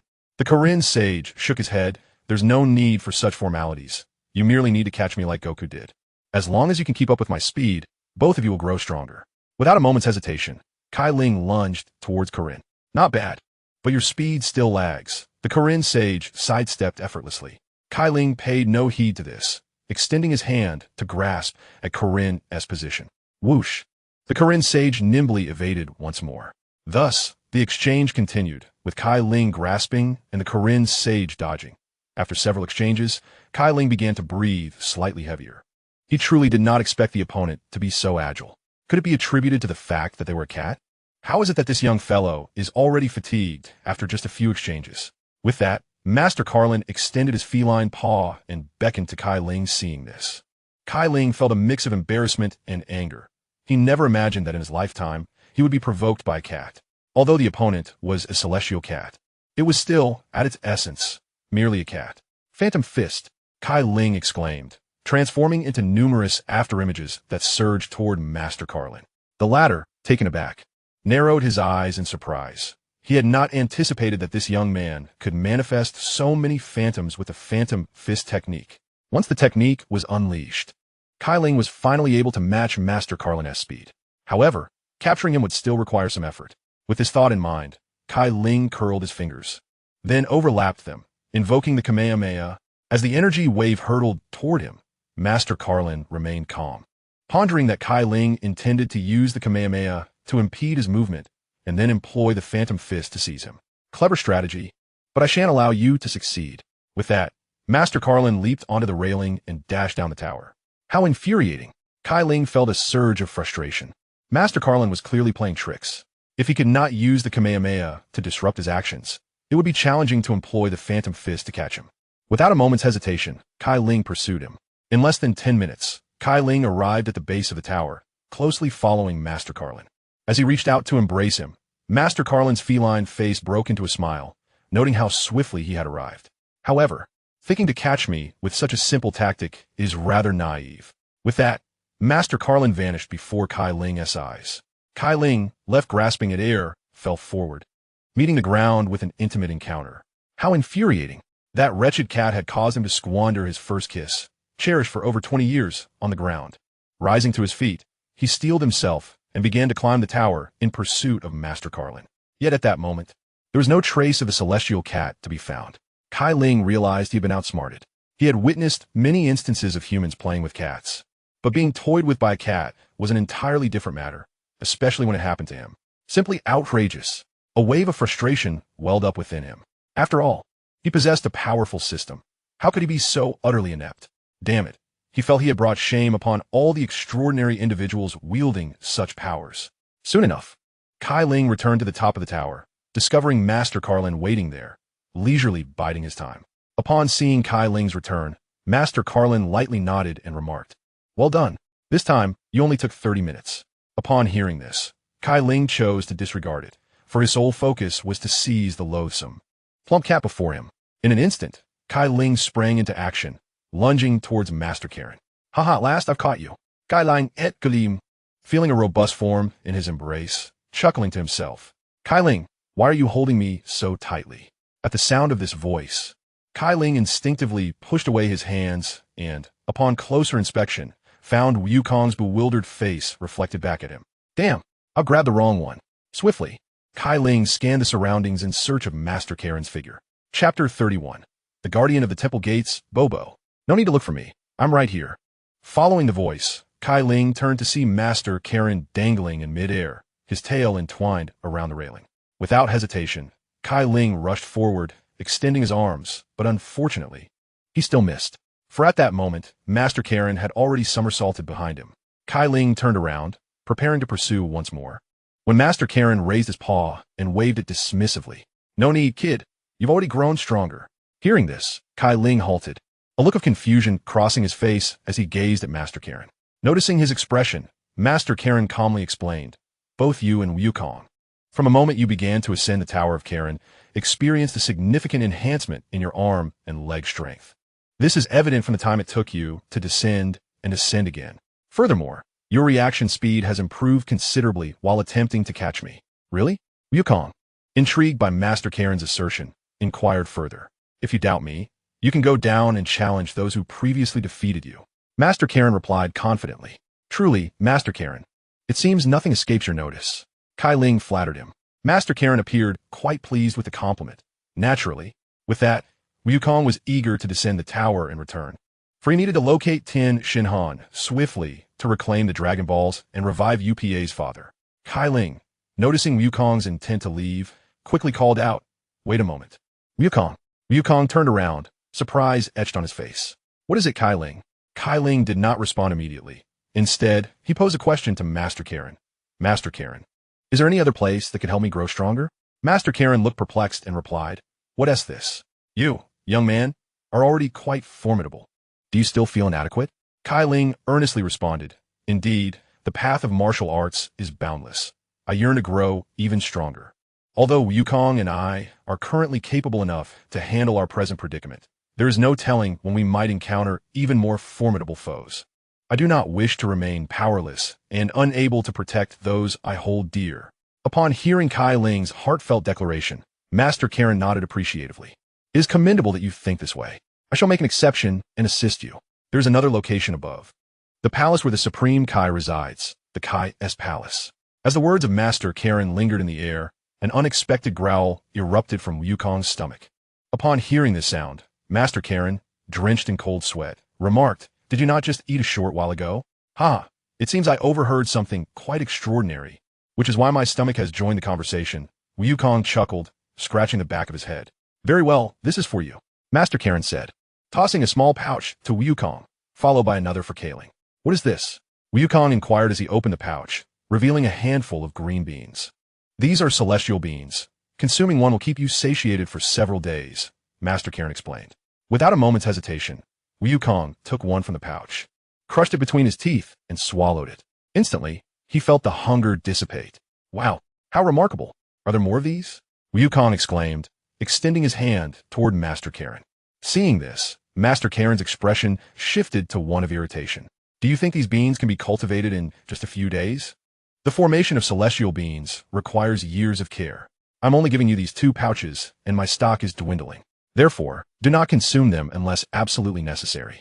Their effects extend beyond mere hunger. They can restore one's vitality instantly, and as long as one draws breath, consuming them will grant a complete revival." Coughing politely, Master Karen made a fist with his paw and cleared his throat, clearly having exerted himself to convey the significance of the celestial beans to Cai Ling and Wukong. However, in the next moment, a crunch echoed nearby. Cai Ling had, unbeknownst to anyone, tossed a celestial bean into his mouth, crushed it, and swallowed it whole. "Cai Ling, did you not hear what I just said?" Master Karen exclaimed, exasperated. "Oh, I heard it, but I happen to be hungry," Cai Ling replied nonchalantly.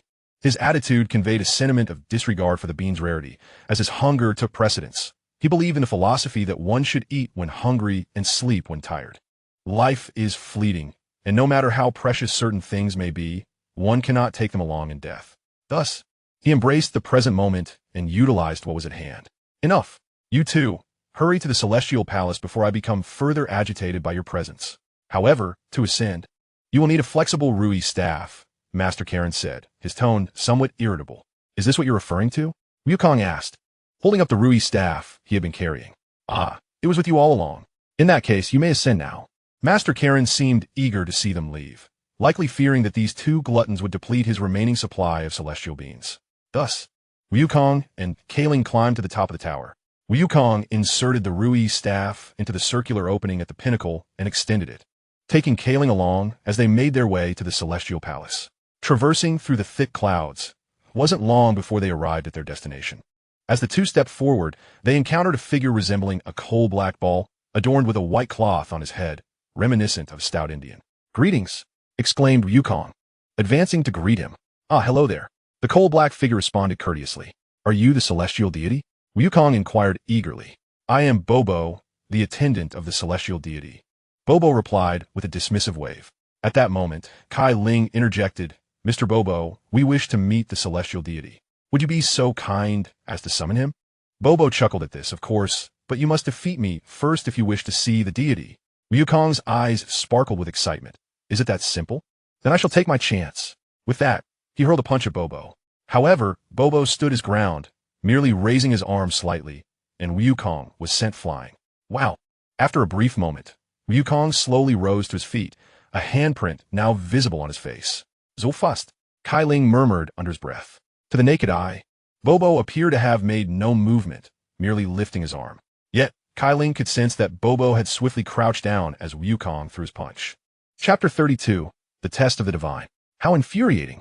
This must be a fluke, Wukong declared, launching another attack towards Bobo. Rather than retreating, Bobo advanced, seemingly taking only a single step, yet he was significantly faster than the charging Wukong. With a sharp smack, Bobo's fist connected squarely with Wukong's face. Ouch, that hurts, Wukong cried out, clutching his face in agony. You are truly weak. Did you really pass Karen's test? Bobo questioned, casting a doubtful glance at Wukong. Regaining his composure, Wukong assumed a fighting stance, exclaiming, I was not serious before, but now I shall be. Phantom Fist. With a fierce shout, Wukong vanished from sight. Oh, gone, Bobo remarked, directing a punch to his left side. Ouch. Wukong was struck and sent flying once more. After several attempts to rise, he charged at Bobo with renewed vigor. Yet each time, Bobo effortlessly neutralized his attacks. Eventually, exhausted, he collapsed to the ground. You may return at your current level. Both your combat awareness and speed are no match for me, Bobo said nonchalantly. I refuse, Wukong protested, struggling to rise for another round, but it was futile. Observing from the sidelines, Cai Ling addressed Wukong. Leave the next confrontation to me. Allow me to test him. With that, Cai Ling launched a punch towards Bobo. In an instant, Bobo vanished from his sight. However, Cai Ling remained unfazed, executing 3 consecutive backflips to create distance. At that moment, Bobo reappeared, raising his hand in a knife-like posture where he had just stood. Had Cai Ling not executed a backflip to create distance moments ago, the situation would likely have seen Bobo materializing behind him, delivering a swift blow to render him unconscious. Bobo, upon witnessing the scene, expressed mild astonishment, remarking, You are indeed stronger than that previous lad. Your awareness in battle is commendable, knowing to create distance with a flip. Thank you for the compliment. But the encounter is not yet over. With that, Cai Ling curled his 10 fingers, overlapping them, and unleashed a formidable Kamehameha wave towards Bobo. A colossal white energy wave surged forth, hurtling towards Bobo's position. Is that an energy wave? It seems quite impressive, Bobo replied, unperturbed, choosing not to evade, but instead to stack his palms together and absorb the oncoming Kamehameha with unwavering resolve. Bam! Bobo emerged unscathed, dissipating Cai Ling's powerful attack effortlessly. In a swift motion, Bobo vanished from Cai Ling's sight once again. Unwilling to be complacent, Cai Ling clenched his fists, crossing them protectively over his chest. Moments later, Bobo reappeared before him, a crescent smile gracing his O-shaped mouth. Though you cannot see my form, it appears you are already prepared. Without delay, Bobo struck Cai Ling's arms with a punch. Cai Ling instantly felt the terrifying force coursing through his limbs, propelling him backward several steps. As he regained his balance, he discovered that his arms had gone numb. Meanwhile, Bobo had already positioned himself behind Cai Ling, executing a spinning kick aimed at his back. Phantom Strike. With multiple afterimages, Cai Ling managed to evade Bobo's kick in the nick of time. Quite intriguing. Through sheer battle awareness, you have significantly reduced the gap in speed between us, Bobo remarked, preparing to launch another assault. That will suffice, Bobo, a feeble voice interrupted. Cai Ling and Goku turned to see an elderly figure clad in green, adorned with what resembled snail-like antennae atop his head and draped in a white cloak emblazoned with the character for God, emerging from the grand temple doors, leaning on a staff. Divine Master. Bobo promptly placed his right hand over his left chest in a gesture of respect, bowing low. Goku, hearing this, quickly sprang to his feet and rushed towards the elder, scrutinizing him from head to toe. Are you truly the Divine Master? You appear rather peculiar, he inquired with curiosity. Such disrespect is unacceptable towards the Divine Master, Bobo admonished Goku. The Divine Master waved his hand dismissively. It is quite all right, Bobo. He then cast a glance at Goku and Cai Ling, and slowly continued. I am aware of the purpose behind your visit, though you both are still quite weak. Your martial arts foundation is commendable, and I can discern the purity of your hearts. Therefore, you may train here. However, my lord, they have yet to pass the trial. Bobo hesitated to speak. No need for further discussion, Bobo. My decision is resolute. You are aware that my time is limited. Moreover, that individual has already begun to stir, the deity declared with unwavering conviction. Then, how long must we train to grow stronger? Goku inquired. With your current abilities, it will require at least 3 years to achieve any notable progress, the deity replied nonchalantly. Upon hearing this, Goku appeared conflicted. 3 years. But in that case, we won't have enough time to gather the Dragon Balls. The deity, puzzled, asked, "What do you mean? Is there something else you need to attend to?" At this, Goku revealed the matter of collecting the Dragon Balls to revive Up's father. The deity, enlightened, remarked, "I see, this is indeed significant. However, you may choose to split your efforts. One can handle the urgent matter while the other engages in training. Consider who will train first." Cai Ling and Goku exchanged glances and simultaneously declared, "I'll go."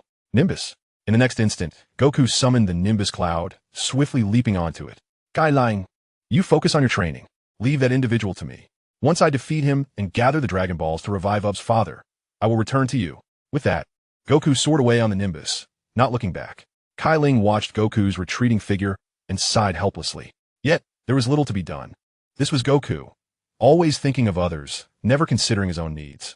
The deity observed Goku's departure with admiration, saying, "This young man, at such a tender age, possesses such character. He is indeed suitable to take my place. Of course, the other is commendable as well." With a wave of his hand, the deity conjured a set of garments. "This is your training attire. I have added considerable weight to it, making it significantly heavier than the martial arts uniform you are accustomed to. Don it and commence your training." With a flick of his wrist, the deity tossed the martial arts uniform before Cai Ling. He bent down to pick it up, but the moment his hands made contact, he felt as though he were grasping not a uniform, but a colossal lead weight. Chapter 33, Goku's Growth. Once Cai Ling struggled to don the excessively heavy martial arts uniform, he felt as if his entire skeletal structure was on the verge of collapse under its weight. Yet, this was merely the uniform's burden. He also had to wear a pair of deep blue, weighty shoes, which made his feet feel as though they were filled with lead. The red martial arts uniform paired with the blue shoes would have elicited exclamations of style from Bulma, but alas, he could not flaunt his appearance and found himself severely hindered in movement. The deity nodded approvingly as Cai Ling finally donned the uniform, saying, "At last, you are ready. Now let us begin your training. First and foremost, you must wear this outfit and follow Bobo's movements." Upon hearing the words of the celestial being, Cai Ling could not help but wonder if he was hallucinating. What nonsense is this? At present, even moving was a challenge for him, let alone matching the inhuman speed of Bobo. This was truly asking the impossible. Nevertheless, in his quest for strength, Cai Ling resolutely took his first arduous step. The moment he lifted his foot, he felt as though his stamina had been utterly drained. His body, burdened by this grotesque weight, began to sway precariously, as if a mere whisper of wind could topple him. "Come catch me, little ghost." Bobo beckoned him from a short distance away. He had not anticipated that only a short while ago he had endured a similar ordeal at Carlin's, and now it was happening again with Bobo.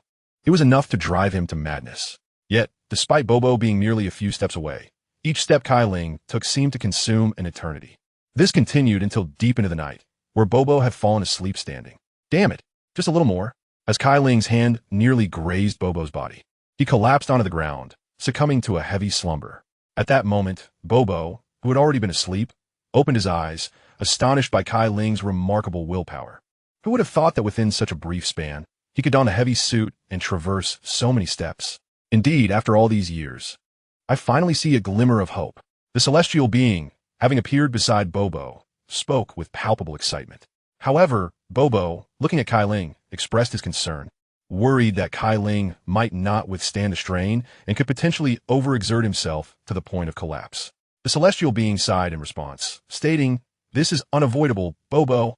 I hope he can strengthen himself swiftly to face the challenges ahead, or else the world will descend into a hellish nightmare." As Cai Ling embarked on his grueling training, Wukong descended from the Divine Temple, relying on the Dragon Ball radar to locate Tao Bai Bai. "Tao Bai Bai, come out once." Wukong shouted outside the castle of the Red Ribbon Army. At that moment, General Qing emerged from the castle, leading a legion of soldiers. Upon spotting Wukong, General Qing, seething with rage, exclaimed, "So, it's you, brat. Have you come to avenge your companion? How dare you infiltrate the headquarters of my Red Ribbon Army alone, completely unaware of the peril you face?" With that, General Qing drew a pistol from his coat and fired at Wukong. Bang! With the sound of the gunshot, the soldiers behind him raised their machine guns and unleashed a barrage towards Wukong. The bullets rained down like a torrential storm, speeding towards him. Yet, Wukong remained unfazed, his face betraying no hint of panic. He leaped into the air, moving faster than the bullets, and charged directly into the ranks of the Red Ribbon Army. In a flurry of punches and kicks, Wukong swiftly laid the soldiers low, leaving them writhing on the ground in anguish. Kneeling on the ground with his hand pressed against his chest, The green general exhibited visible signs of strain, as Wukong's punch had evidently taken a toll. Quickly, awaken Tao Bai. He bellowed, seizing a nearby soldier who still bore signs of life. The moment the soldier stirred, he found Tao Bai standing beside him. General, you cannot even handle a mere child. You truly bring shame to your Red Ribbon Army. Tao Bai remarked nonchalantly. Mr. Tao, in such dire times, please refrain from making sarcastic remarks. The general replied, his urgency palpable. If you wish for me to intervene, you must offer the same bounty as before. For that little rascal is surely dead, and you did not mention eliminating him last time. Tao Bai raised his price. The general, fully aware of the negotiation taking place, found himself with no room for hesitation amidst the current predicament. Very well, Mr. Tao. I implore you to act swiftly. Tao Bai, upon hearing this, chose not to utter another word. Instead, he removed his garments to reveal his robust physique, mindful that the previous encounter had left his attire in tatters due to the boy's energy waves.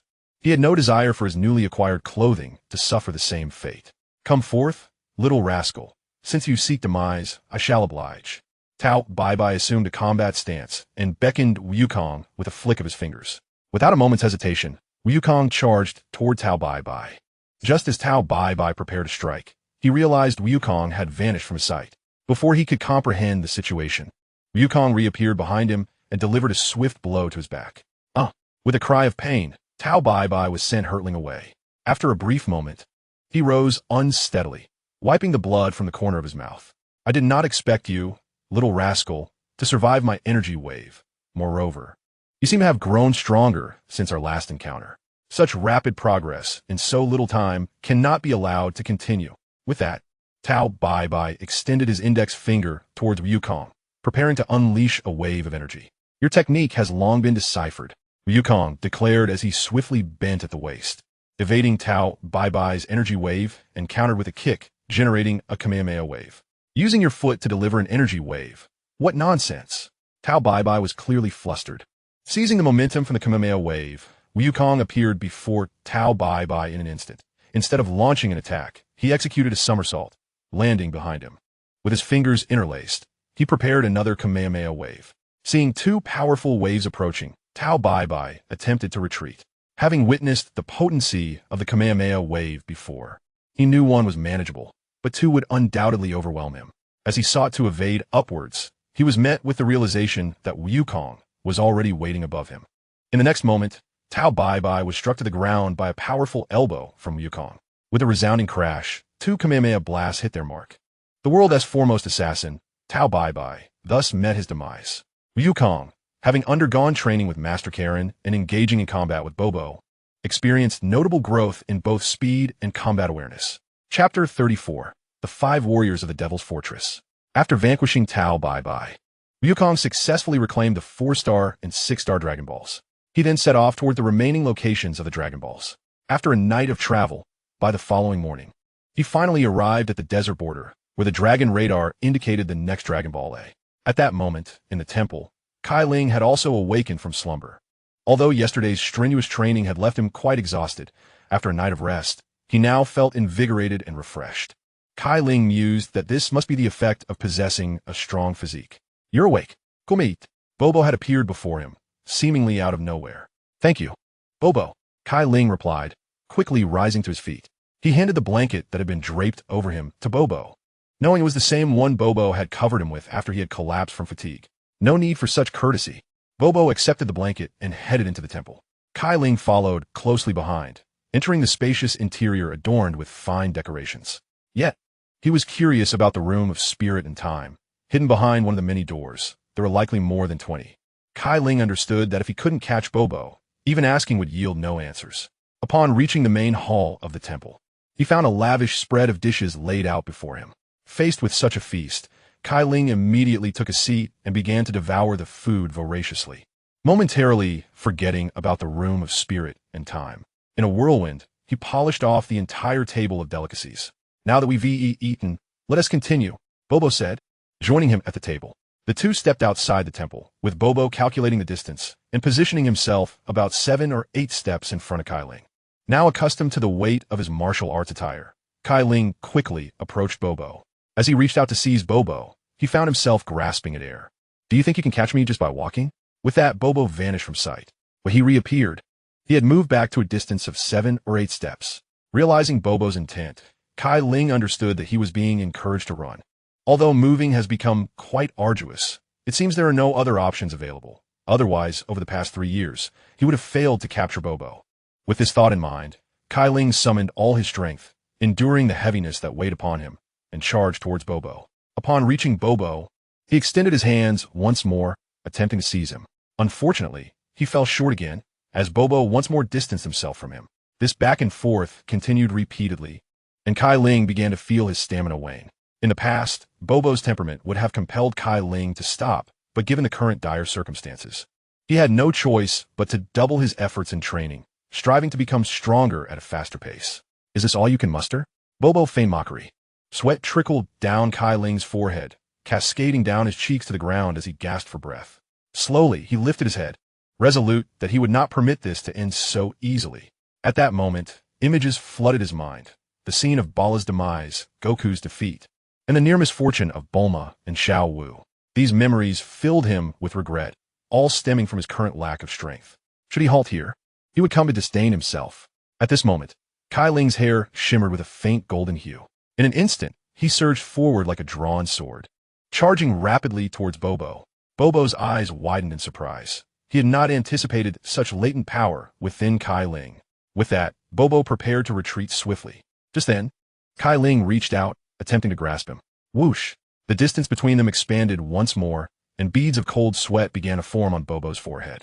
This fellow was truly formidable, managing to elevate his prowess to such an extent in such a short time. Bobo, what are you daydreaming about? Your hat is now in my possession. Cai Ling laughed, extending his finger to twirl Bobo's hat, wrapped in white bandages. Bobo, upon witnessing this, was taken aback. He had never felt his hat being taken. Thus, a playful chase ensued, akin to a game of hide-and-seek in their training, and days turned into weeks. A year later, Cai Ling had fully adapted to the weight he bore and successfully captured Bobo. In that year, Goku traversed the globe and had now gathered 5 Dragon Balls. Only 2 remained for him to collect the complete set. At present, Goku found himself in the heart of a desert, where was said to be the lair of a devil. He paid little heed to this rumor. According to the Dragon Radar, the 6th Dragon Ball was located here. Soon, Goku arrived at what was referred to as the Devil's Castle. Is anyone there? He called out loudly as he stood before the castle. At that moment, an elderly woman adorned with a wizard's hat and seated beside a crystal ball floated before Goku. I am a fortune-telling matron here. You appear rather youthful. What brings you to this place? The matron inquired, her expression laced with suspicion. Greetings, esteemed matron. My name is Wukong. I have come in search of a mystical orb known as the Dragon Ball. Wukong replied earnestly. Upon hearing this, the matron's demeanor transformed into one of shrewdness. Well then, young one, do you possess any wealth? Inquiring about such matters requires payment, especially for a treasure like the Dragon Ball, which would cost at least 10 million. I have no money, Wukong responded bluntly. The matron's expression immediately soured. Without funds, a contest of strength would be necessary. Wukong's eyes sparkled with excitement. Excellent. A duel. A duel.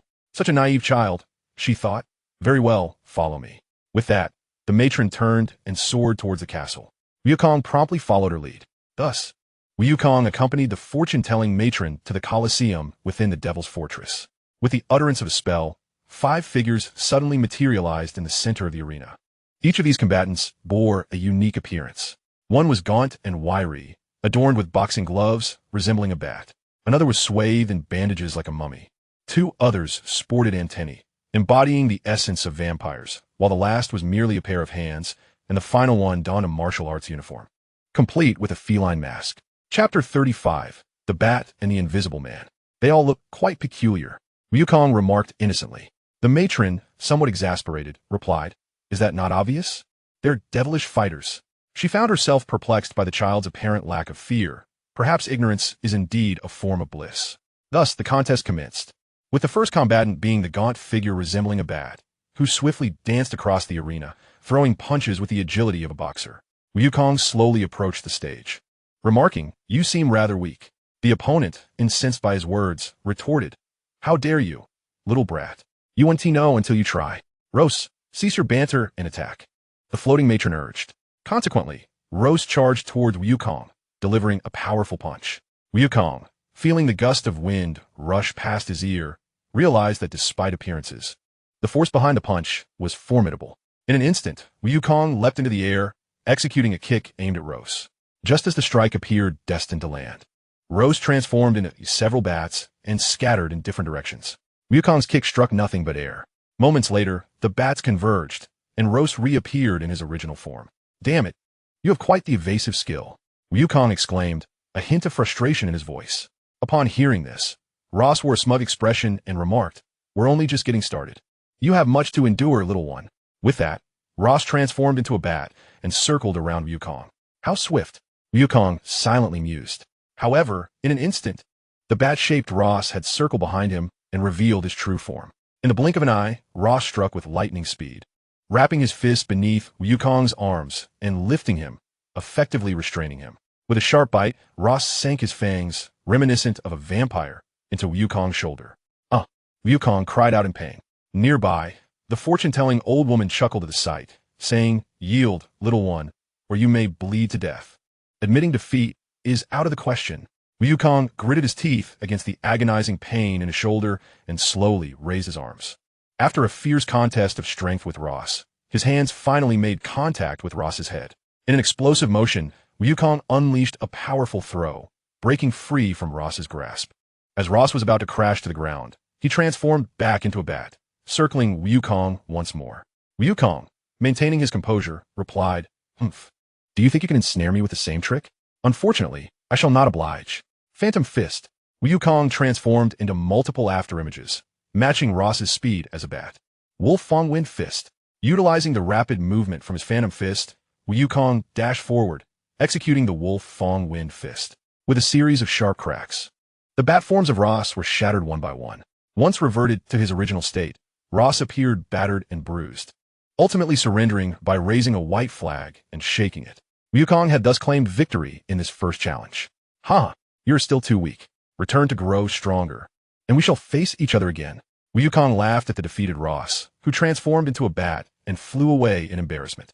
The fortune-telling old woman, observing the scene, admonished, "Little one, do not let your triumph go to your head.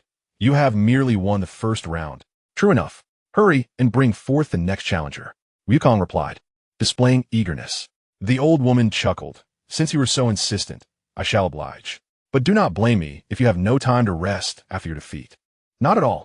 Wukong waved his hand dismissively. "Since you are so eager for loss, I shall grant your wish. Go forth, Gulu." With the old woman's words, a creature with only hands advanced to the arena. Before Wukong could prepare himself, Gulu transformed from a hand shape into a clenched fist and launched a rapid attack towards him. Wukong's eyes narrowed as he swiftly adjusted his stance for defense. In the next moment, he extended his hands to catch the double fists of Gulu. How heavy! Wukong did not anticipate that this one-handed individual would possess such formidable strength. Although it was somewhat strenuous, Wukong retaliated with a powerful punch. To his surprise, a wretched cry emanated from those hands, and the hand that had clashed with Wukong began to flail rapidly, indicating that Wukong's blow had not been well received. The fortune-telling old woman hovering in mid-air sighed in resignation, realizing that Gulu was indeed lacking in strength. As she spoke, she began to chant an exceedingly discordant song. With her melodic utterances, Gulu's hands vanished before Wukong's eyes. Wow! In the next instant, Wukong's face was inexplicably struck by a fist.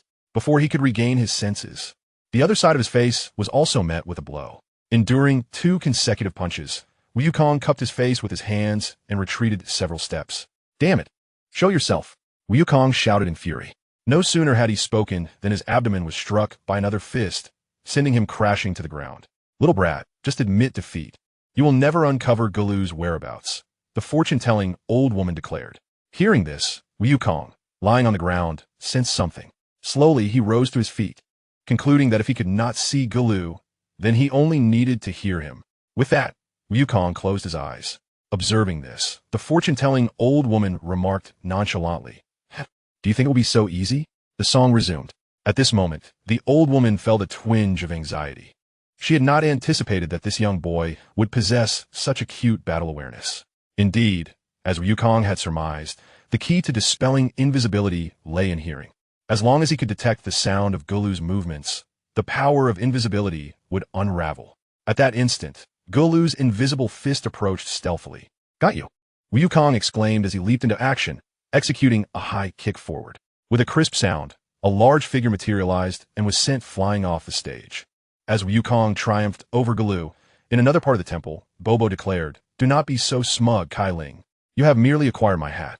Next, you must defeat me." With that, Bobo's figure vanished from Cai Ling's sight. Chapter 36. The Room of Spirit and Time.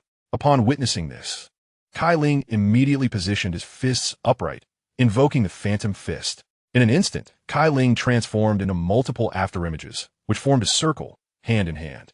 To the naked eye, it was nearly impossible to distinguish truth from illusion, showcasing that Cai Ling's Phantom Fist had reached an exceptional level. Meanwhile, Bobo's figure appeared at the center of this circle. Since it is difficult to discern the authenticity of your being, the only solution is to bring you down entirely. As Bobo declared, he pivoted on his axis and extended his arms outward, executing a full 360-degree spin. In that moment, numerous afterimages of Cai Ling surged toward him. The next instant, they were all sent flying by Bobo's rotational assault. As the afterimages faded, Cai Ling gradually rose from the ground, wiping the blood from the corner of his mouth. He had not anticipated that Bobo possessed not only astonishing speed, but also profound strength. However, it was only reasonable, considering Bobo had been training in the Divine Temple alongside the deity for many years. One could hardly expect him to lack skill. Although his afterimage punch had been countered, Cai Ling was not disheartened. With his fingers curling, he stacked his hands together and unleashed the Kamehameha wave. Instantly, a massive wave of white energy surged toward Bobo. I have witnessed this technique before. Its power is commendable, yet its speed is insufficient. As long as you cannot strike me, this attack is futile. Bobo slightly shifted his body, effortlessly evading Cai Ling's Kamehameha. Observing Bobo's effortless dodge, Cai Ling's expression remained unchanged as he swiftly launched another Kamehameha at him. The outcome was predictably the same, easily sidestepped by Bobo. However, Cai Ling was resolute in his determination, relentlessly firing Kamehameha waves at Bobo as if they were free. Bobo shook his head, letting out a sigh. "What you are doing is merely wasting your energy. It has no effect." With agile movements, Bobo continued to evade the Kamehameha waves, which Cai Ling had expended considerable effort to conjure, not even grazing the hem of his garment. Of course, Cai Ling was not oblivious to this outcome. His intention was not to stubbornly defeat Bobo with the Kamehameha, but rather to gauge Bobo's movements and anticipate his actions. Though these several Kamehameha waves had indeed drained a significant amount of his stamina, he had managed to discern Bobo's pattern of movement. Just then, Bobo vanished, reappearing before Cai Ling in the next moment, delivering a punch aimed at Cai Ling's abdomen. "It is over," Bobo whispered softly. "Indeed, it is over, but only for you." "Bobo," Cai Ling retorted, and in an instant, he vanished from sight. Bobo's punch had missed its target. Kamehameha. At this moment, a white energy wave surged toward Bobo from behind. "I told you that move is too slow," Bobo exclaimed as he leapt into the air. "I never said I would conclude with that move." At this juncture, Cai Ling was already suspended in the air, waiting for Bobo. Heaven and earth-penetrating fist. Bobo swiftly turned around, extending his hands in defense. Boom! At the moment Cai Ling executed his heaven and earth-penetrating fist, he seemed to glimpse a roaring giant ape behind him. In an instant, Bobo plummeted from midair, the terrifying force of his punch leaving a massive fissure in the ground beneath him. After a while, Bobo slowly rose from the ground and brushed off the dust from his clothes, conceding, "It seems I have lost." It became evident that those Kamehameha waves were merely a ruse to gauge my movements. Given our equal speed, you must have known that you couldn't defeat me in a short time. Hence the Kamehameha was employed as a means of reconnaissance, was it not? Gailang Ziplit Guli. Indeed. Upon hearing this, Bobo chuckled. "Congratulations, Cai Ling. The trial has concluded." He realized that Cai Ling had deliberately held back. Otherwise, he would not have emerged with merely minor injuries. That punch had been utterly formidable. At that moment, God emerged from the temple, stating, "Young man, you're the first in many years to so effortlessly vanquish Bobo. Now, you may enter the hyperbolic time chamber. A day spent there equates to a year in the outside world." Thus, Cai Ling followed God into the temple, arriving before the central door among the 20 or so doors. "Enter. I wish you good fortune." With that, God departed. Cai Ling, pushed open the door and stepped inside. Shortly thereafter, in the bedroom of the deity within the temple, Bobo inquired, "Divine Lord, is it not too early to allow Cai Ling entry?" Bobo, you still perceive matters too superficially. This youth harbors immense latent power within him. Should he awaken and adeptly wield it in the hyperbolic time chamber, I believe he will be more than capable of addressing the looming crises ahead, God remarked calmly.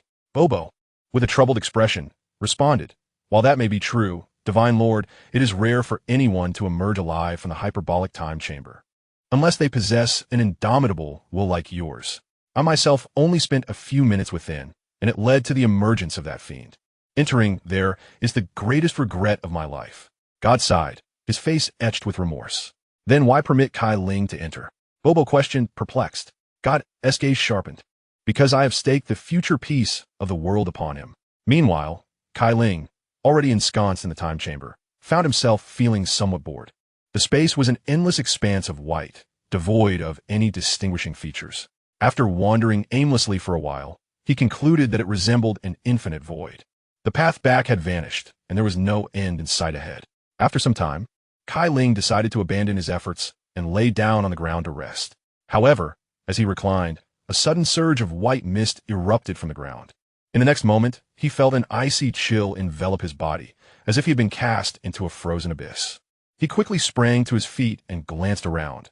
Where there had once been a blank white expanse, he now found himself surrounded by glaciers. As a flurry of snow began to fall, soon, his limbs began to stiffen, and the blood within him grew stagnant. At that moment, the nearby glacier commenced its melting. He then felt a tremor in his surroundings, an intense vibration that destabilized his balance. Turning his gaze backward, he beheld a colossal avalanche surging toward him with tremendous force. Chapter 37. The Pure Heart Cai Ling, witnessing the impending avalanche, desperately attempted to shift his body. However, his form had succumbed to frostbite, rendering him utterly immobile despite his fervent desire to move. Cursed! Move my body! As the thought crossed his mind, the immense avalanche swiftly engulfed him entirely. Meanwhile, Wukong faced his third adversary, a figure swathed in bandages, resembling a mummy. At that moment, the fortune-teller addressed Wukong. Little spirit, shall we change our venue? This place lacks any thrill. With a flourish of her hands, a portal materialized in midair. Wukong, along with the fortune-teller and others, promptly entered the opening. Upon entering, Wukong encountered a scene reminiscent of purgatory. In the pitch-black expanse, two statues of demonic flying beasts loomed, each resembling a bat with two enormous horns and elongated tongues. These statues stood in opposition to one another, while beneath them, bubbling magma emitted crackling sounds. The fortune-teller then directed her attention to the mummy-like figure beside her. Bookie, go forth and show that little spirit a thing or two. Upon hearing this, Bookie leaped onto one of the demonic beast's tongues. Wukong, undeterred, descended onto the tongue of the opposing statue. In the next moment, both adversaries sprang into action. Just as Bookie approached Wukong, he unleashed the bandages entwined around his hands. Several white tendrils ensnared Wukong instantly. Wrapped like a zongzi, Wukong struggled desperately, yet his efforts were in vain. Seeing this, Bookie chuckled, "Little spirit, save your strength. Just be my punching bag." With that, he unleashed a barrage of punches and kicks upon Wukong. Wukong could not help but emit agonized cries as he endured Bookie's relentless assault. However, Bookie showed no signs of mercy, intensifying his strikes. Soon, Wukong found himself retching up bile. "Yield now, little spirit, and I may spare your remains." Bookie cackled triumphantly. "Submitting is utterly out of the question," Wukong declared resolutely. "Very well, then I shall send you to the depths of hell." With that, Bookie grasped the bandages enveloping Wukong and yanked them apart. Then, with a powerful kick, he propelled Wukong skyward, followed by a forceful throw. Wukong's body plunged rapidly towards the molten lava beneath. At that moment, not far away, the figure donning a cat-faced mask prepared to rescue him. However, this intention was promptly detected by the pure vampire beside him. "Godfachid warrior, do you intend to save that little rascal? Do not forget that your presence here is solely due to the fortune bestowed by the oracle. Ascertain your allegiance." Upon hearing this, the cat-faced warrior halted his actions. Meanwhile, Wukong, on the brink of falling into the lava, unleashed a Kamehameha wave with his legs, using its force to propel himself back onto the statue as tongue. The cat-faced masked figure sighed in relief, astonished that the little one had mastered such a technique. The pure vampire, observing this, remarked with annoyance, "Your words suggest you are quite pleased, aren't you?" "Not at all," the cat-faced warrior retorted, shaking his head. Once back on the statue's tongue, Wukong declared to Bookie, I have seen through your tactics. It is now my turn. Such audacity. Bookie responded, charging at Wukong once more, releasing the bindings from his hands. Wukong, unfazed, charged forward. Just as he was about to make contact with the bindings, he lowered his body and slid towards Bookie, utilizing the momentum. In the next instant, Bookie found himself ensnared by his own bindings, reaping the consequences of his actions. You despicable little brat. Bookie seethed. Yet, Wukong remained silent, delivering a powerful punch that sent the entangled Bookie crashing into the devil statue's head, creating a massive hole and rendering him unconscious. This little rascal possesses remarkable skills, the pure vampire exclaimed, taken aback. Indeed, the cat-faced warrior laughed. It was so amusing. No matter how skilled he is, he remains no match for me. With that, the pure vampire soared to the statue's tongue. The oracle, witnessing the vampire's entrance, smiled and remarked, what is this? The Hell Messenger can no longer contain himself? The Hell Messenger replied with a grin, Oracle, may I eliminate this little rascal? The oracle glanced at the cat-faced warrior, hesitating for a moment, then said, if he concedes, let us spare his life for now. No sooner had the oracle finished speaking than the Hell Messenger swiftly flew towards Wukong. In response, Wukong half-clenched his right hand and assumed a combat stance. Just as the Hell Messenger's fist was about to strike him, Wukong shouted, Wolf Fong Fist. With a resounding impact, the Hell Messenger was struck and sent hurtling backward. Wukong, observing this, taunted, I expected you to be far more formidable than the previous ones, yet you proved to be so easily defeated.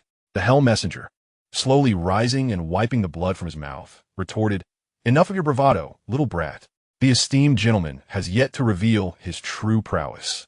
As he spoke, he extended his index and middle fingers, lifting them to the height of his brow. Regardless of how pure one's heart may be, there exists a latent selfishness within all. Even the slightest tinge of self-interest can ignite an explosion. This move will reduce you to mere dust. Stop, cried the fortune-telling elder, witnessing this scene. For it was evident that the Hell Messenger intended to take the young one's life. In the next instant, the Hell Messenger swiftly lowered his hands, directing his fingers towards Wukong, declaring, descend into the abyss, little spirit. Mindwave. As the Hell Messenger's command resonated, two spiraling waves of light emanated from his fingers, rapidly striking Wukong. Upon seeing Wukong ensnared, the Hell Messenger erupted into laughter, exclaiming, what an oblivious little brat. However, if I am to hear one exquisite explosion, it would be a worthy demise.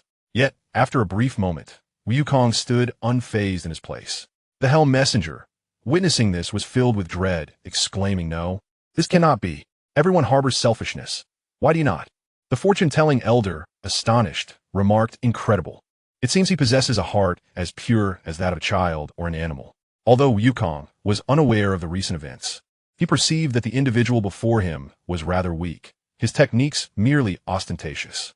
Thus, he charged forward, and before his opponent could regain composure, he landed a powerful punch, sending him flying. Observing this, the fortune-telling elder addressed the cat-masked figure nearby. It is your turn. Do not hold back. Haha, that is uncertain. However, I must admit, I am quite exhilarated to engage with this little fellow. With that, the cat-masked figure stepped onto the arena. Chapter 38, The Dark Side of Cai Ling. I know you are quite thrilled at this moment, but I must remind you, your time here is limited. The fortune-telling elder cautioned the cat-masked figure. The latter replied nonchalantly, do not worry, dear elder. I shall conclude this match swiftly. However, this space is a tad too cramped. Let us return to the original arena. Very well. As long as you give it your all. With a wave of her hands, the fortune-telling elder restored the battleground to its initial form. Thus, the final match commenced.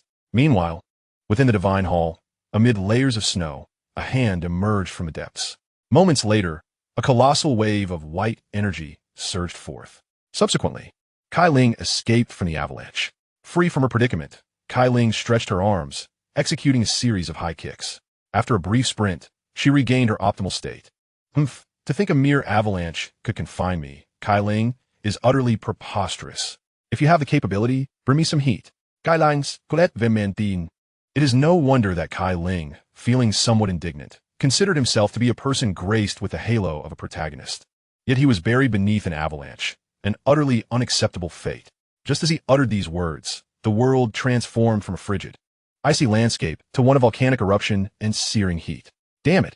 Was this not a deliberate attempt to torment him? After cursing under his breath, Cai Ling took off running. There was no choice. He had to flee, for he had witnessed the molten lava from the eruption surging toward him from all directions.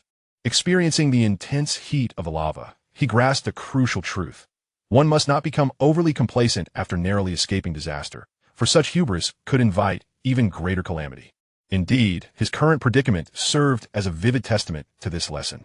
As he ran, a sense of unease washed over him. He was acutely aware that this world, with its peculiar phenomena akin to a mental training ground, should merely serve to hone one's intellect, not materialize into a tangible threat. Was it truly the case that great responsibilities bestowed upon an individual must first be met with trials and tribulations? Yet he had endured hardships and labored diligently. Glancing back at the encroaching lava, he urgently called upon the system for salvation. However, at that moment, the system offered no assistance, leaving him feeling abandoned. Calling out to the heavens yielded no response, nor did calling upon the earth. Faced with this desolation, Cai Ling resolved that it would be more honorable to meet his end with valor than to wallow in despair. With this thought, he halted, confronting the surging lava with a determined expression. In the next instant, he curled his fingers, overlapping his palms, and unleashed the Kamehameha wave. Instantly, a colossal wave of energy surged forth, only to be utterly extinguished upon contact with the lava, leaving not even a ripple in its wake. Undeterred by this failure, Cai Ling prepared for another attempt, directing another Kamehameha toward the mountaintop. What followed was an exceedingly bizarre spectacle. The energy wave he conjured vanished just as it was about to touch the summit. Could it all be an illusion? Memories flooded back of the moment when he lay on the ground, feeling a chill that had invoked the avalanche, followed by his reckless desire for warmth that had summoned the volcanic eruption. If that were the case, then it made sense. He simply needed to master his own sensations, and all would dissipate. With that realization, Cai Ling closed his eyes, striving to disengage from the sensory chaos, immersing himself in a state of ethereal tranquility. After a considerable time, when he reopened his eyes, he found himself face to face with a figure that bore an uncanny resemblance to himself. Remarkably, the lava and volcano had vanished entirely. Cai Ling murmured to himself, an illusion. Indeed, this must all be a mere figment of my imagination. How could this person before me be myself? As Cai Ling once again closed his eyes, moments later, upon reopening them, he was met with a sinister grin from his doppelganger, who then delivered a powerful punch to his face. In an instant, he was sent hurtling backwards. Slowly rising to his feet and feeling the sting of pain on his face, he realized that this counterfeit version of himself could inflict real harm. He understood the implications of this. This imposter was indeed real, which raised the question of his own authenticity. However, he could not be false either. If one were to delve into it, this imposter might very well be a fragment of his own being. From this entity, Cai Ling sensed anger, malevolence, and desire.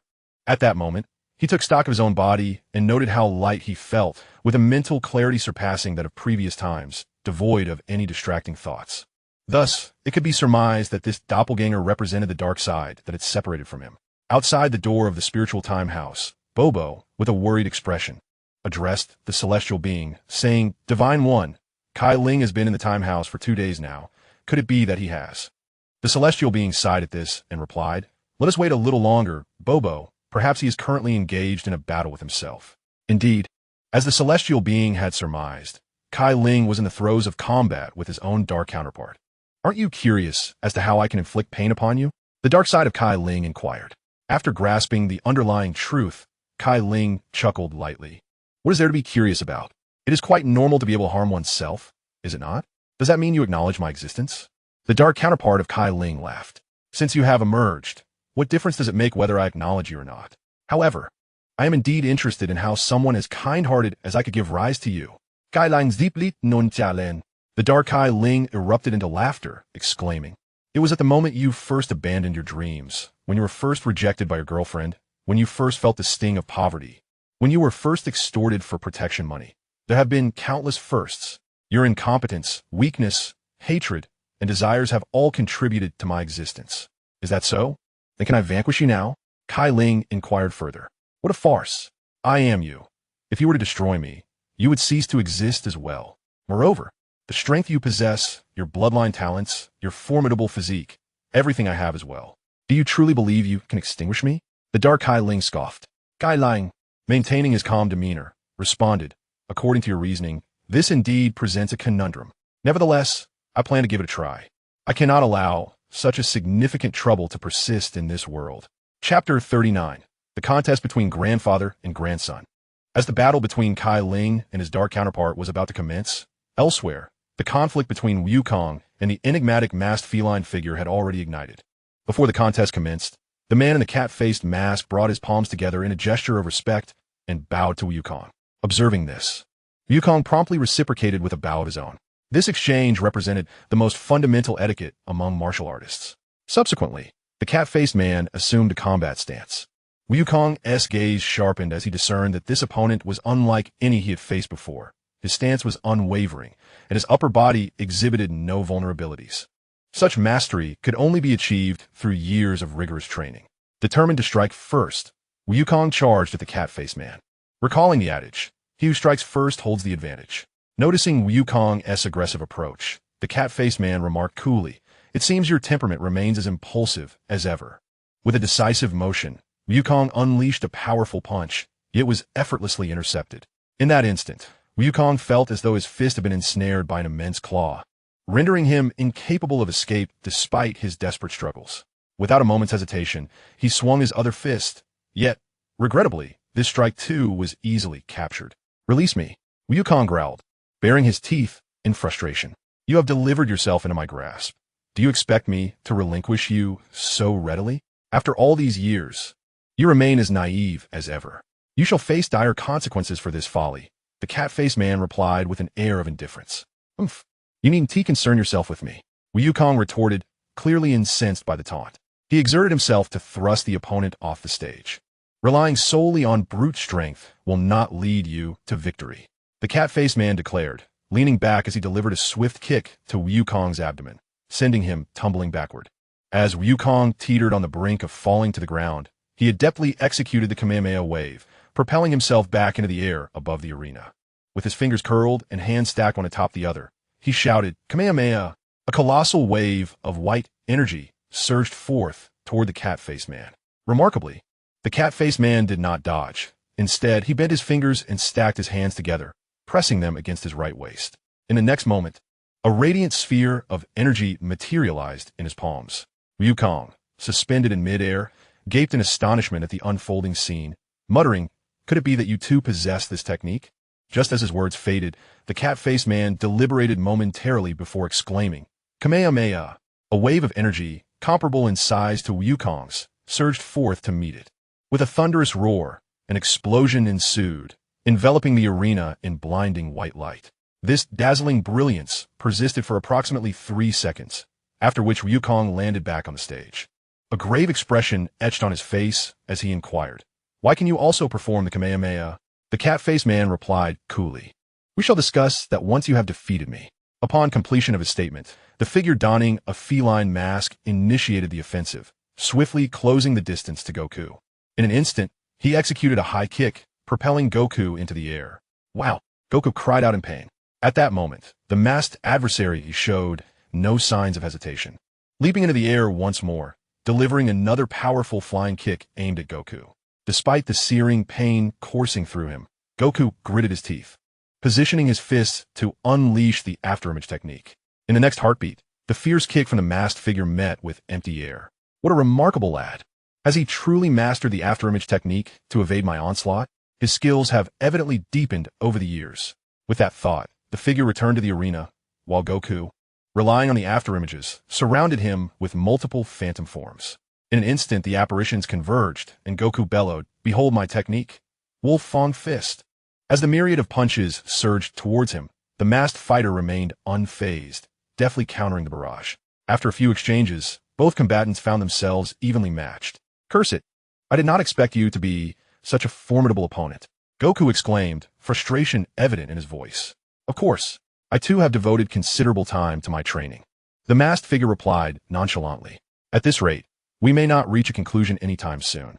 Let us settle this with our next move," Goku suggested. "Very well," the masked figure responded, resuming his combat stance. Without hesitation, Goku unleashed a Kamehameha wave directly towards his opponent. "Your method of attack is far too simplistic and sluggish." "I am certain victory is mine, little one," the masked figure remarked, sidestepping Goku's Kamehameha with ease before charging towards him. Observing the rapid advance of his adversary, Goku maintained an air of calm, retorting, "Not necessarily." In that moment, Goku vanished from the masked figure's sight. Realizing the gravity of the situation, the masked figure sighed inwardly. This is not good. As he halted and turned, he found Goku poised behind him, ready to unleash another Kamehameha. Just as Goku was about to execute the technique, the masked figure hastily interjected, "Wait, I concede."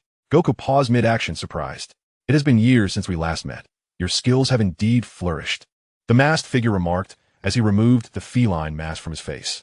In the next instant, Goku stood frozen, as if struck by lightning, his eyes welling with tears. He then rushed forward, sobbing uncontrollably, "Grandpa." Indeed, the masked figure was none other than Goku's long-departed grandfather, Gohan. Goku embraced Gohan tightly, tears streaming down his face, exclaiming, "Grandpa, I have missed you so much." "Oh dear, slow down, you're nearly suffocating me." As Sun Wukong was speaking, he gently lifted Goku from his embrace. Goku, feeling somewhat embarrassed, scratched the back of his head and said, "I apologize, Grandpa. I was just so thrilled to see you." Sun Wukong did not respond directly, but instead inquired, "How is it that you have become so formidable in just a few short years?" "I trained for a while under Master Roshi," Goku explained. "Oh, I see. So it is thanks to Master Roshi that you have grown stronger." "I thought as much. Even I find myself unable to match you now," Sun Wukong replied, his expression one of realization. Goku studied his grandfather closely, noticing that he appeared just as he always had, wearing his trademark round hat and sporting a white beard, his face radiating warmth and kindness. "Grandpa, when did you come back?" Goku asked. "I have not returned. I asked the fortune teller to bring me here. But I can only stay for a day," Sun Wukong explained. At that moment, the fortune teller flew to Sun Wukong's side and said, "All right, Wukong, your time is up." Hearing this, Wukong expressed his regret. "Time passes swiftly." "Well then, Goku, I must return." Goku, however, replied with a smile, "Do not worry, Grandpa. Once I gather the Dragon Balls, I will be able to bring you back to life." "No need for that, Goku. Go save those who need saving. I have my responsibilities here in the afterlife, and I am living quite well," Sun Wukong declared, before departing with the fortune teller. Before leaving, the fortune teller handed Goku the 7-star Dragon Ball and revealed the location of the last Dragon Ball to him. With his emotions gathered, Goku set off towards the site of the final Dragon Ball. Meanwhile, within the Heavenly Temple's room of spirit and time, a fierce battle of life and death was on the brink of erupting. Chapter 40, Transcending Oneself. Cai Ling gazed upon his dark counterpart, a chilling sensation creeping into his heart. The figure stood there, meeting his gaze without any movement, yet it felt as if it had seen right through him, rendering him insignificant in its presence. The unease within him intensified, but Cai Ling understood that retreat was not an option at this moment. With determination, he curled his fingers and overlapped his palms, preparing for the Kamehameha. His dark counterpart observed the technique, a slight smirk appearing on its lips as it mimicked his stance. Kamehameha. With a thunderous explosion, cold sweat trickled down Cai Ling's forehead as he exclaimed in shock, "You can predict my moves." The counterpart responded, as if hearing the greatest joke. "Am I not you?" The term predict seems misplaced. Indeed, everything was unfolding towards the most dire of outcomes. How could this battle be fought? Cai Ling felt overwhelmed, never having imagined that he would one day oppose himself. And this version of himself was exceedingly formidable. Before he could collect his thoughts, he was struck by a powerful punch to his abdomen. Cough! Cai Ling gazed into the abyss, his pupils dilated in astonishment. This was teleportation. Why then? Am I not privy to your thoughts? The instant you relinquished those burdens and entrusted them entirely to me, you forfeited your right to comprehend my intentions. As he spoke, the dark version of Cai Ling unleashed a powerful Kamehameha, sending his adversary hurtling through the air. With a cry of agony, Cai Ling collapsed onto the ground. "Indeed, you remain as feeble as ever," the dark Cai Ling remarked, approaching him slowly. Upon reaching Cai Ling's side, he looked down at the fallen figure and coolly stated, "Let the refuse return to its rightful place. Do not disgrace yourself further." With that, he raised his foot and stomped heavily onto Cai Ling's abdomen. At that moment, Cai Ling felt as though his very organs were being crushed. Yet, his opponent seemed unsatisfied and delivered several more kicks. Cai Ling's consciousness began to fade. This torment, more unbearable than any battle he had previously faced, was self-inflicted. Is this how my life is destined to conclude? How infuriating. I refuse to accept this. Summoning all his strength, Cai Ling clung to his opponent's leg. But in an instant, he was kicked away once more. The dark Cai Ling observed him, now on the brink of unconsciousness, and shook his head. Enough. Such refuse deserves to be dispatched to the netherworld. With his fingers curled, he formed a Kamehameha, an enormous one that surged toward Cai Ling with alarming speed. Even the Kamehameha you wield is twice the size of mine. Truly, you are formidable. Nonetheless, I shall defeat you with my Phantom Fist. Just as the Kamehameha was about to strike, he utilized the Phantom Fist to propel himself into the sky. Yet his dark counterpart was already hovering above, waiting for him.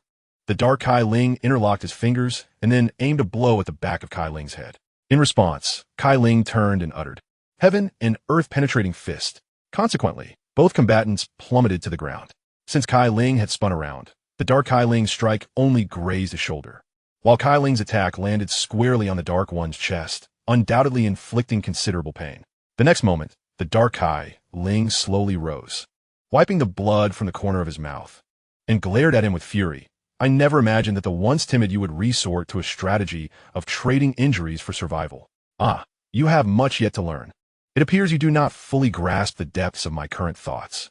With that, Cai Ling spat out blood. After grappling with his own dark side, he was grievously wounded. Without further ado, both combatants unleashed simultaneous Kamehamehas. Crack! They exchanged blows, each retreating 3 steps. The battle concluded with the earth-shattering fist. The dark counterpart of Cai Ling, without hesitation, unleashed a formidable punch towards him. In his perspective, Cai Ling would undoubtedly evade this strike using the Phantom Fist technique. However, he had already prepared a follow-up move. The moment Cai Ling attempted to dodge with the Phantom Fist, he would teleport behind him to deliver a truly fatal blow. "Did you think I would evade?" Cai Ling smiled at the dark counterpart. "Do not forget, this is the earth-shattering fist. If you wish to trade injuries, you will not even comprehend how you perished." The dark counterpart of Cai Ling wore a look of terror. "Even if I must descend to hell, I will drag you with me. Clearly, you do not realize that I am no longer the same as before. Even if it is a losing bargain, I shall proceed." With that, Cai Ling unleashed his own earth-shattering fist. In the next moment, both were sent flying. After a long silence, the dark counterpart of Cai Ling slowly rose, gazing at the unmoving Cai Ling lying on the ground, and laughed maniacally. "Ha! You must be even more foolish than before. Trading injuries means you die before me. Who said I am dead? You have yet to extinguish my life. How could I possibly perish?" Cai Ling, relying on his indomitable will, stood up once more. The dark counterpart of Cai Ling, witnessing this, was filled with disbelief. "This is impossible. Despite your grievous injuries, how can you still stand?" "That is because you are merely my dark side," Cai Ling replied, stepping closer to his counterpart. His hair transforming into a golden hue and his eyes shifting to a vibrant green. As Cai Ling advanced, the dark counterpart finally felt panic. "Kamehameha! Kamehameha!" He repeatedly unleashed the Kamehameha wave, hoping to halt Cai Ling's approach. However, as these waves struck, Cai Ling merely waved his arm, effortlessly deflecting them as if swatting away balloons. "Stay away." The dark counterpart of Cai Ling had lost the fierce aura he once possessed. "Do you know why you cannot transform into a Super Saiyan?" Cai Ling began to speak slowly. "Why?" The dark counterpart instinctively replied. "Because I bestowed my weakness upon you. But now, everything comes to an end. Thank you for revealing what I was truly like." With that, Cai Ling delivered a punch towards the dark counterpart. The fist penetrated his chest, and with a look of unwillingness, he declared, "You will die too." "No, I shall not perish. Only the weak version of me has died." With those words, the dark counterpart of Cai Ling vanished. Ding! Congratulations, host, for surpassing yourself. The fusion degree of Super Saiyan level 1 has increased by 20. Upon hearing this, Cai Ling felt a twinge of dissatisfaction with the system's words, as it seemed that without engaging in flirtation, he had inadvertently enhanced his fusion degree, much to the system's discontent. In the present day, the first stage of Super Saiyan has achieved a 50 fusion level, allowing him to transform into Super Saiyan at will. Although he cannot unleash his full power, he is formidable enough at this stage to stride confidently. Chapter 41. A Reunion with Pilaf. After Cai Ling vanquished his own dark side, Goku arrived at the final location. The dragon radar had inadvertently fallen into the magma during his altercation with Bookie. Though guided by the fortune-telling grandmother, Goku now wandered aimlessly through the jungle like a headless fly. At that moment, 3 large robots descended from the sky, appearing before Goku. It was evident that Pilaf and his companions were operating these formidable machines. To Goku's surprise, he discovered that Xiao Wu was among them. Furrowing his brow, Goku inquired, "Xiao Wu, how could you be in league with these despicable creatures?" "Oomph. The moment Cai Ling chose to abandon me and Bulma, I knew I was no longer on his side. I am not as foolish as Bulma, waiting for him to return." With that, Xiao Wu maneuvered the robot and charged at Goku. Observing this, Goku executed a backflip to evade the attack. However, Pilaf had already positioned another robot behind him. Taking advantage of Goku's moment of inattention, Pilaf extended the robot's arm and ensnared Goku. Struggling fiercely, Goku found it difficult to break free in a short span of time. Meanwhile, Ashu operated another robot, approaching Goku from behind. He promptly pressed the button for the robot's flamethrower, unleashing a torrent of fire towards Goku's back. "Oh, it's so hot!" Goku cried out, flailing his arms and legs. Within moments, his clothing was reduced to ashes, revealing his smooth backside. "Damn it, I must break free," Goku exclaimed, summoning every ounce of strength to escape his bonds. Observing Goku's struggle, Ashu, in a state of panic, turned to Pilaf and asked, "Master Pilaf, what should we do now?" "Calm down. Prepare to merge." I refuse to believe he can withstand the fully formed Pilaf robot. As Pilaf's declaration echoed, Xiao Wu and Ashu's robots combined with Pilaf's, forming a singular entity. The transformation was complete. Flawless. Pilaf laughed maniacally. At that moment, Pilaf occupied the head position. Xiao Wu was in the center, and Ashu was at the base. Goku gazed at the colossal construct before him without hesitation. Curling his fingers and overlapping his palms, he unleashed the Kamehameha. Instantly, a beam of white energy surged towards the Pilaf robot, striking it with such force that it obliterated half of its mass. "Master Pilaf, my machine has malfunctioned," Xiao Wu exclaimed in a panic. "Don't worry, let me check for faults," Pilaf replied. Immediately, Pilaf pressed all the control buttons, only to find them unresponsive. "What is happening? Are you all so confident of victory that you remain motionless?" As he spoke, Goku readied his Kamehameha once more. "You insufferable brat. How have you become so formidable? How about you, Asu? Are you still operational?" Pilaf inquired frantically towards Asu. Reporting, "King Pilaf, I'm still functional." Asu replied in a fluster. "In that case, we must abandon machine number 2 and switch to ostrich mode to flee for our lives." With Pilaf's command, the Pilaf robot transformed from its original giant form into that of an ostrich. This decision, though seemingly a retreat, was quite astute in preserving their main assets.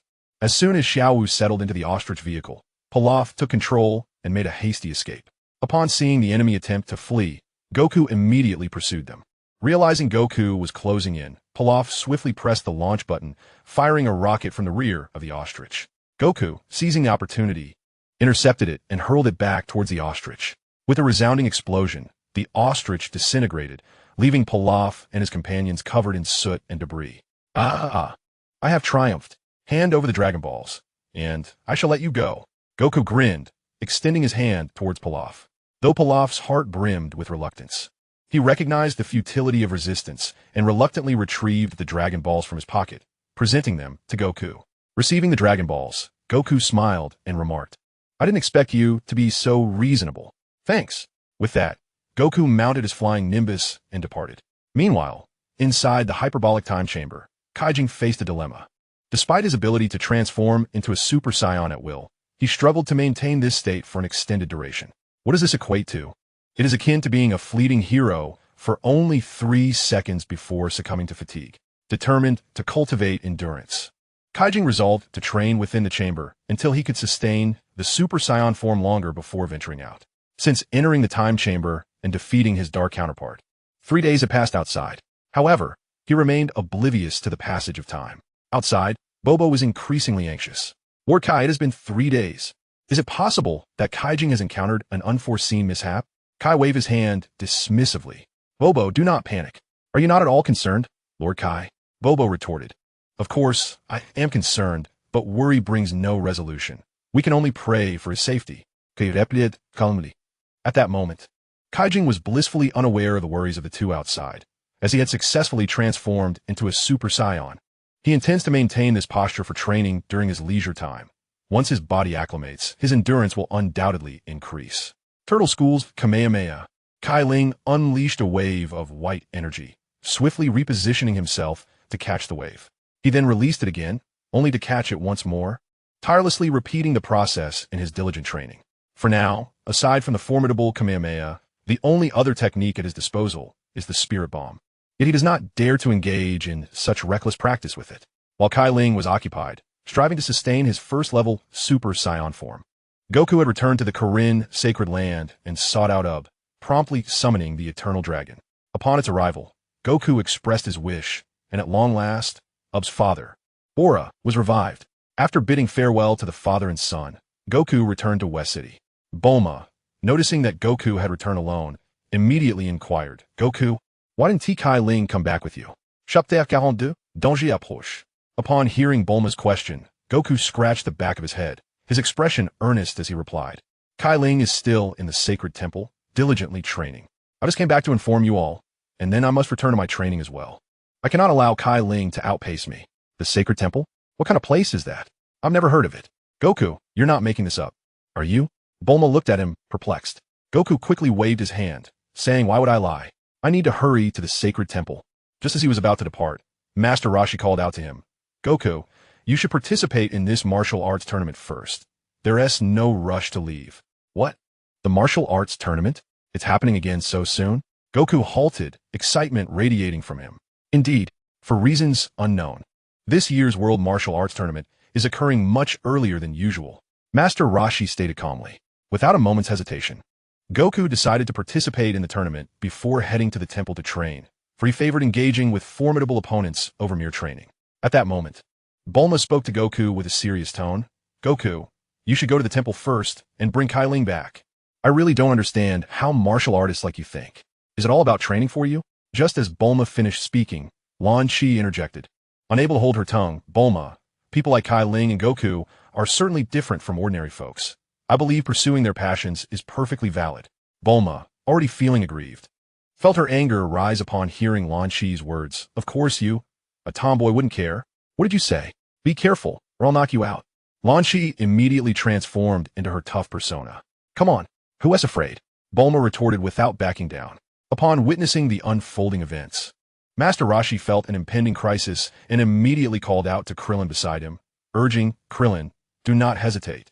Quickly restrain those two."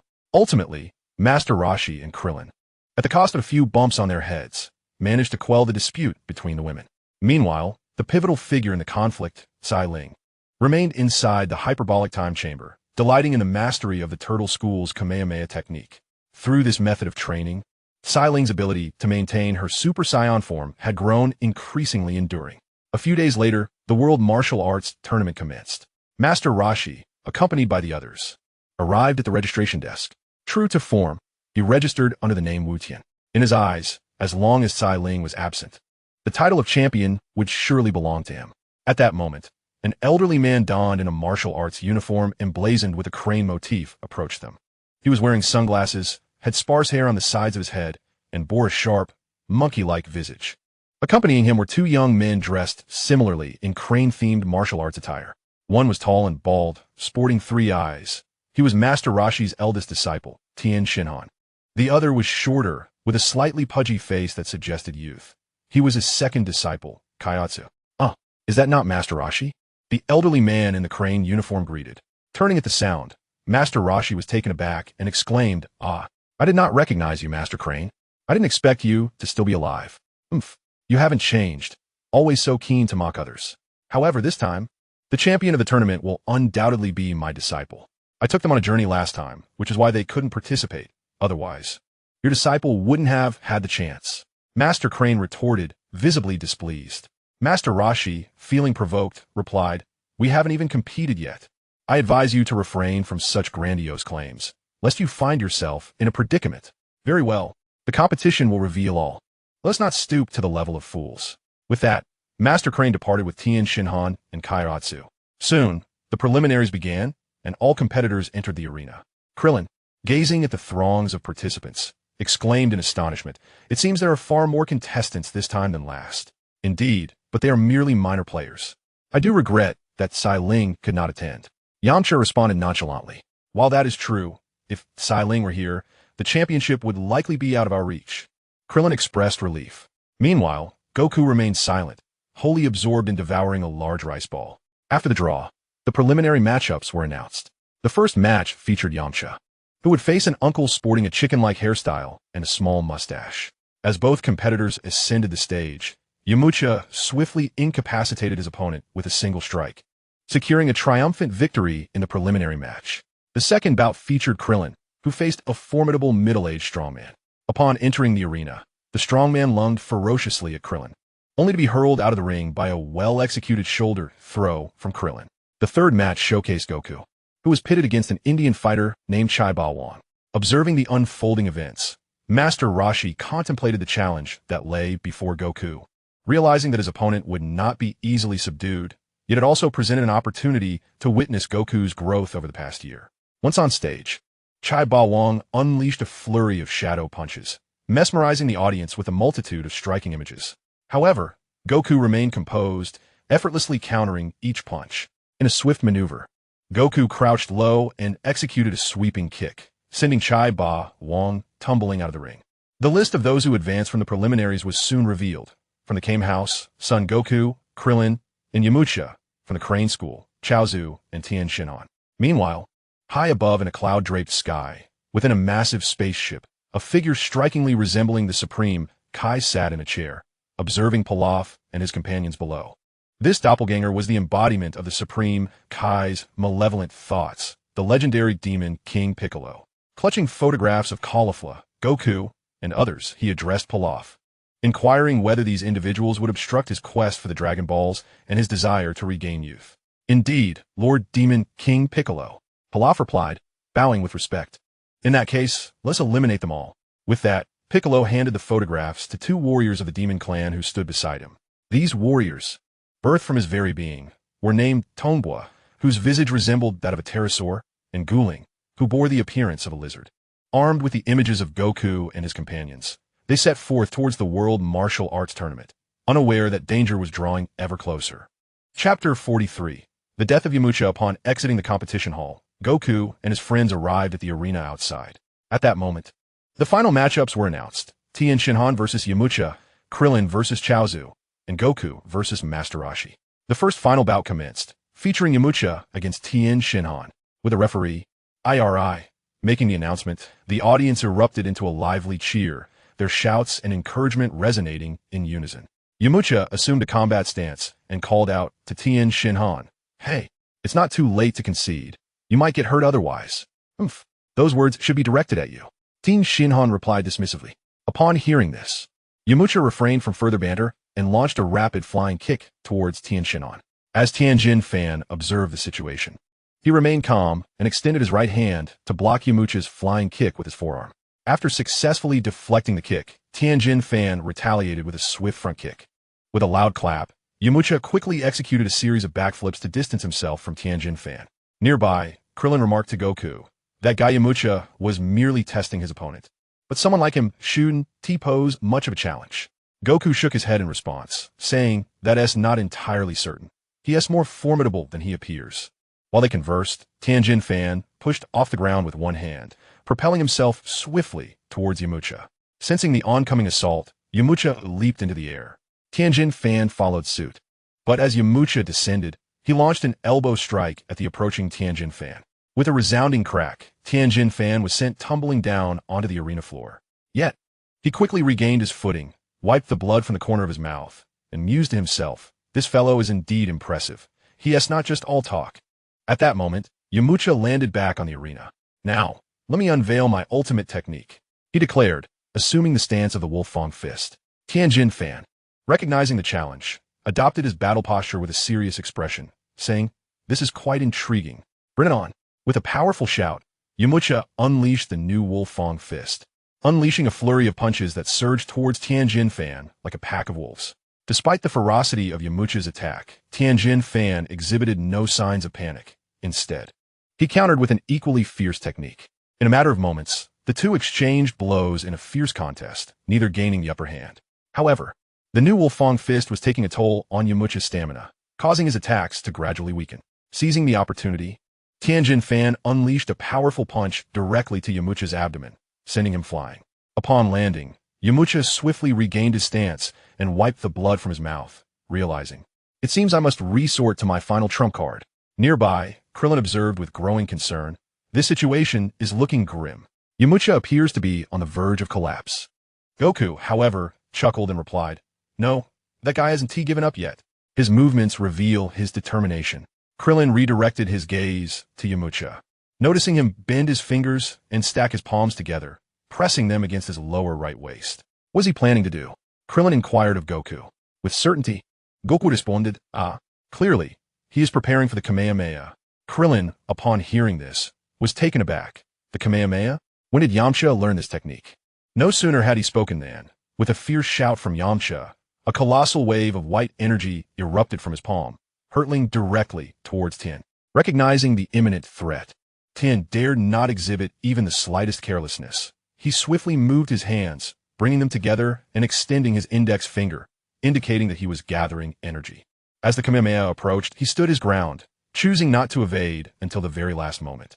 "Huh!" Tien shouted, and to his astonishment, the Kamehameha, which was meant for him, suddenly veered towards Yamcha, as if it had betrayed its master. Yamcha's pupils constricted at this turn of events, and he immediately leaped into the air. At that moment, Tien also soared skyward, just as he prepared to deliver a kick to send Yamcha crashing to the ground. A look of sheer panic overtook his expression. In the next instant, he shouted at Yamcha, "Idiot! Run!" "Huh! To sense our presence, you possess some skill," chuckled a sinister voice. Yamcha instinctively turned to see who was speaking behind him. However, in that fleeting moment, a hand pierced through his chest, blood gushing forth.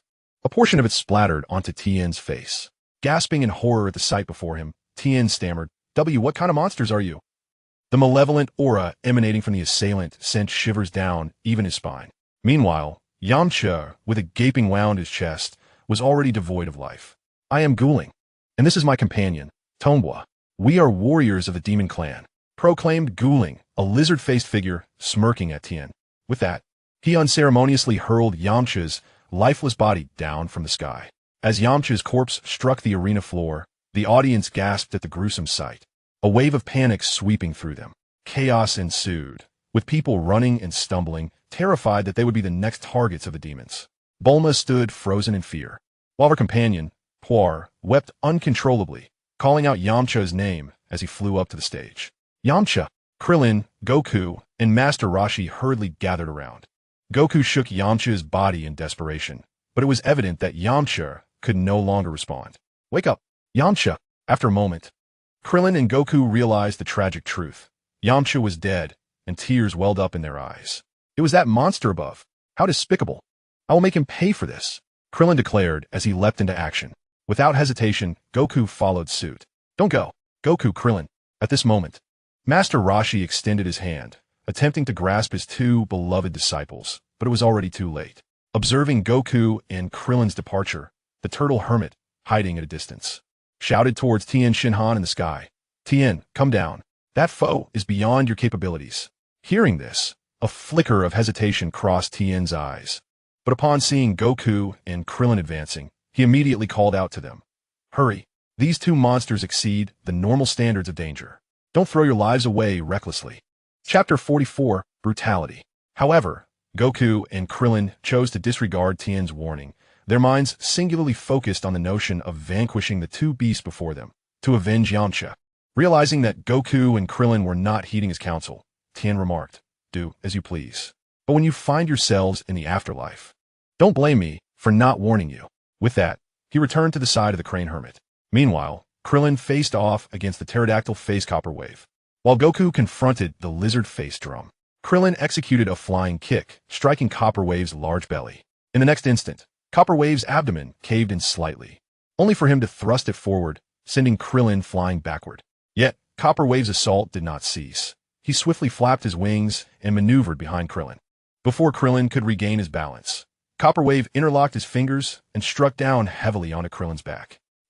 Krillin cried out in agony as he plummeted onto the arena. With a resounding crash, a deep pit formed in the ground, and Krillin coughed up blood before succumbing to unconsciousness. "Krillin!" Goku shouted in alarm. But Krillin was in no condition to respond. "Do you still have time to worry about others?" Drum taunted, quickly launching a punch towards Goku's abdomen. Caught off guard, Goku was struck and fell from the air. However, as he descended, Drum flapped his wings, soaring in front of Goku, and executed a high kick, propelling Goku back into the sky. This relentless cycle continued, with Goku being kicked back and forth, his consciousness gradually fading. At that moment, Copper Wave raised his foot high, intending to stomp down heavily on the unconscious Krillin. In a critical moment, Master Roshi enlarged his body, muscles bursting through his clothing, and grasped Copper Wave's foot, straining to lift it. Yet, Copper Wave increased the force of his foot.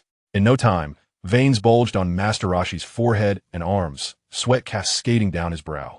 Krillin, please wake up. Master can't hold on much longer. He called out desperately to the unconscious Krillin. Uncertain whether it was the call of Master Roshi that instigated the change, Krillin astonishingly awakened, shifting his body to escape the range of Tien's attack. Master Roshi, witnessing Krillin's movement to safety, breathed a sigh of relief and prepared to distance himself from Tien. However, in a fit of rage, Tien unexpectedly seized Master Roshi by the neck. Caught off guard, he forcefully twisted, and with a chilling crack, the sound of a broken neck echoed.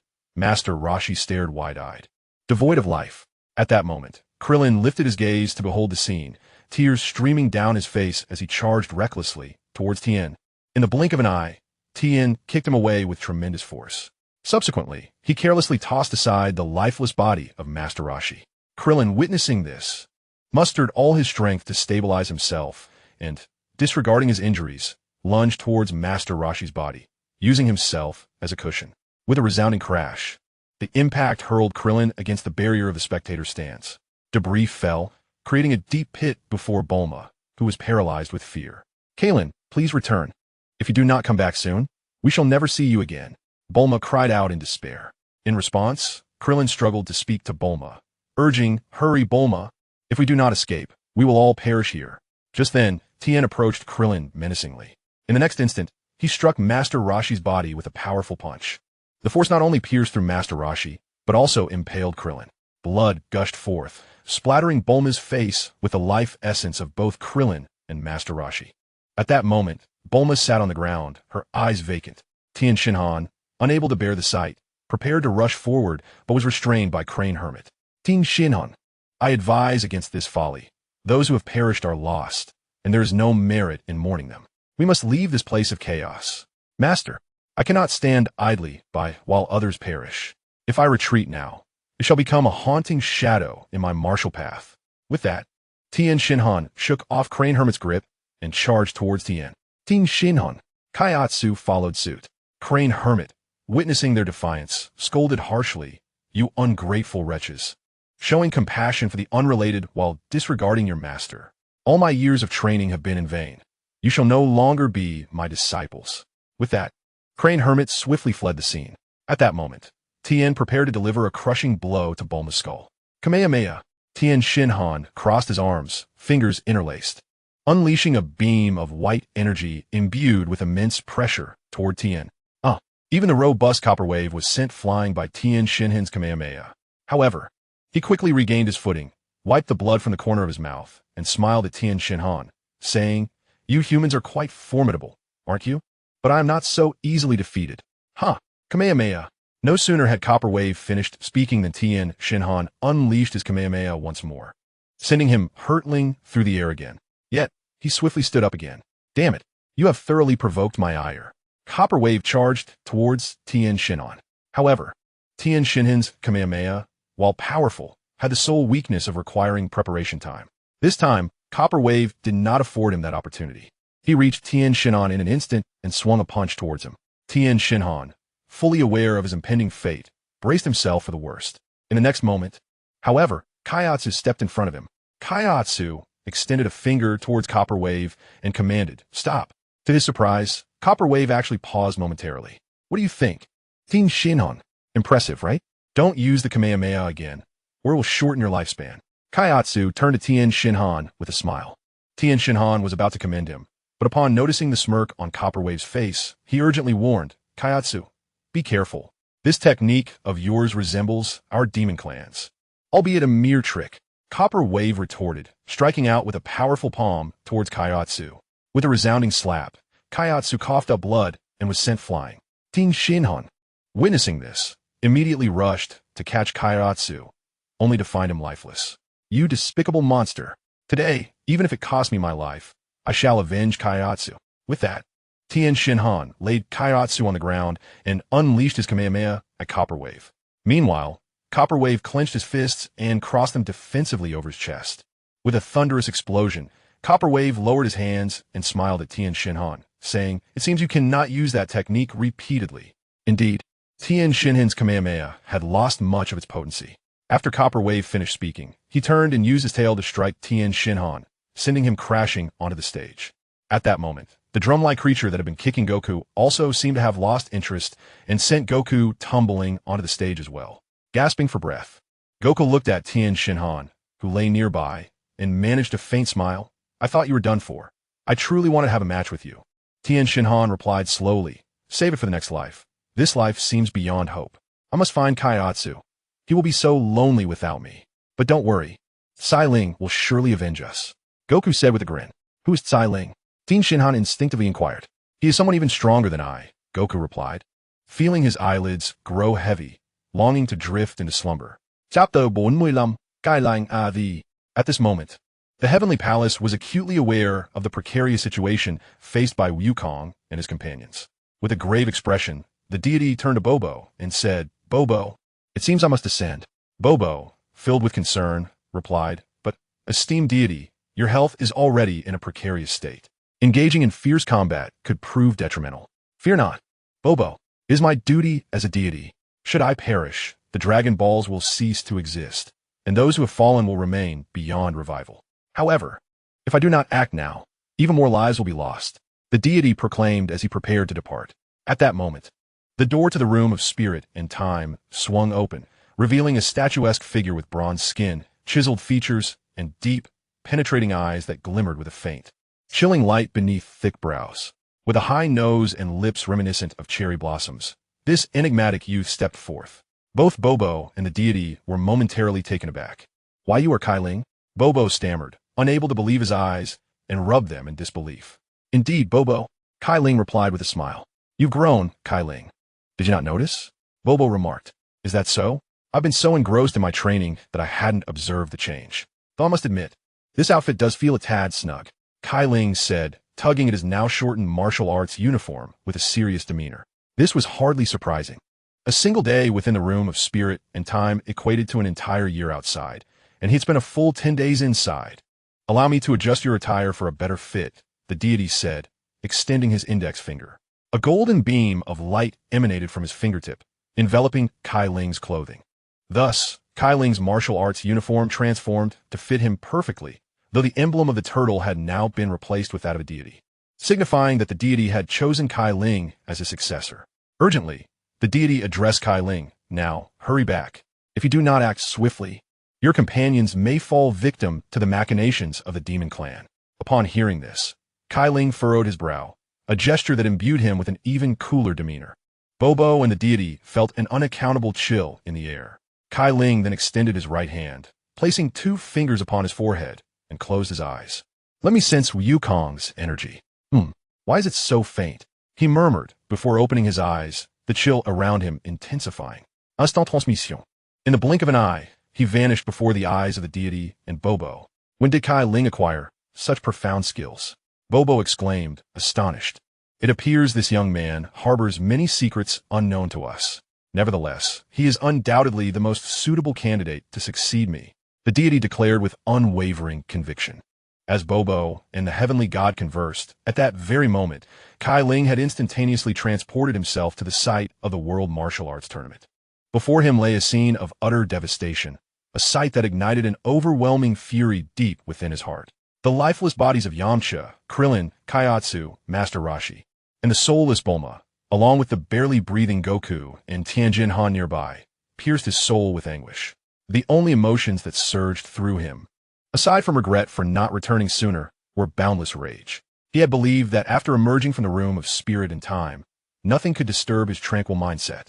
However, upon witnessing such a horrific sight, he realized his error. He was deeply concerned for these beloved individuals around him. At that moment, Tong Bo and Gu Ling were poised to eliminate Goku and Tianjin Han. With a swift motion, Cai Ling appeared before them, unleashing 2 powerful punches. Following Cai Ling's assault, both Tong Bo and Gu Ling expelled bile from their mouths, subsequently hurtling backwards.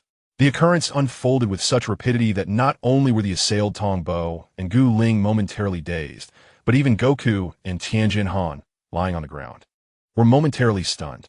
Cai Ling then turned around, crouched down, and helped the fallen Goku to his feet. He swiftly retrieved some senzu beans from his pocket, placing one in Goku's mouth before offering another to Tianjin Han. In mere moments, both of them miraculously recovered from the brink of death. "Thank you for saving me. But who are you?"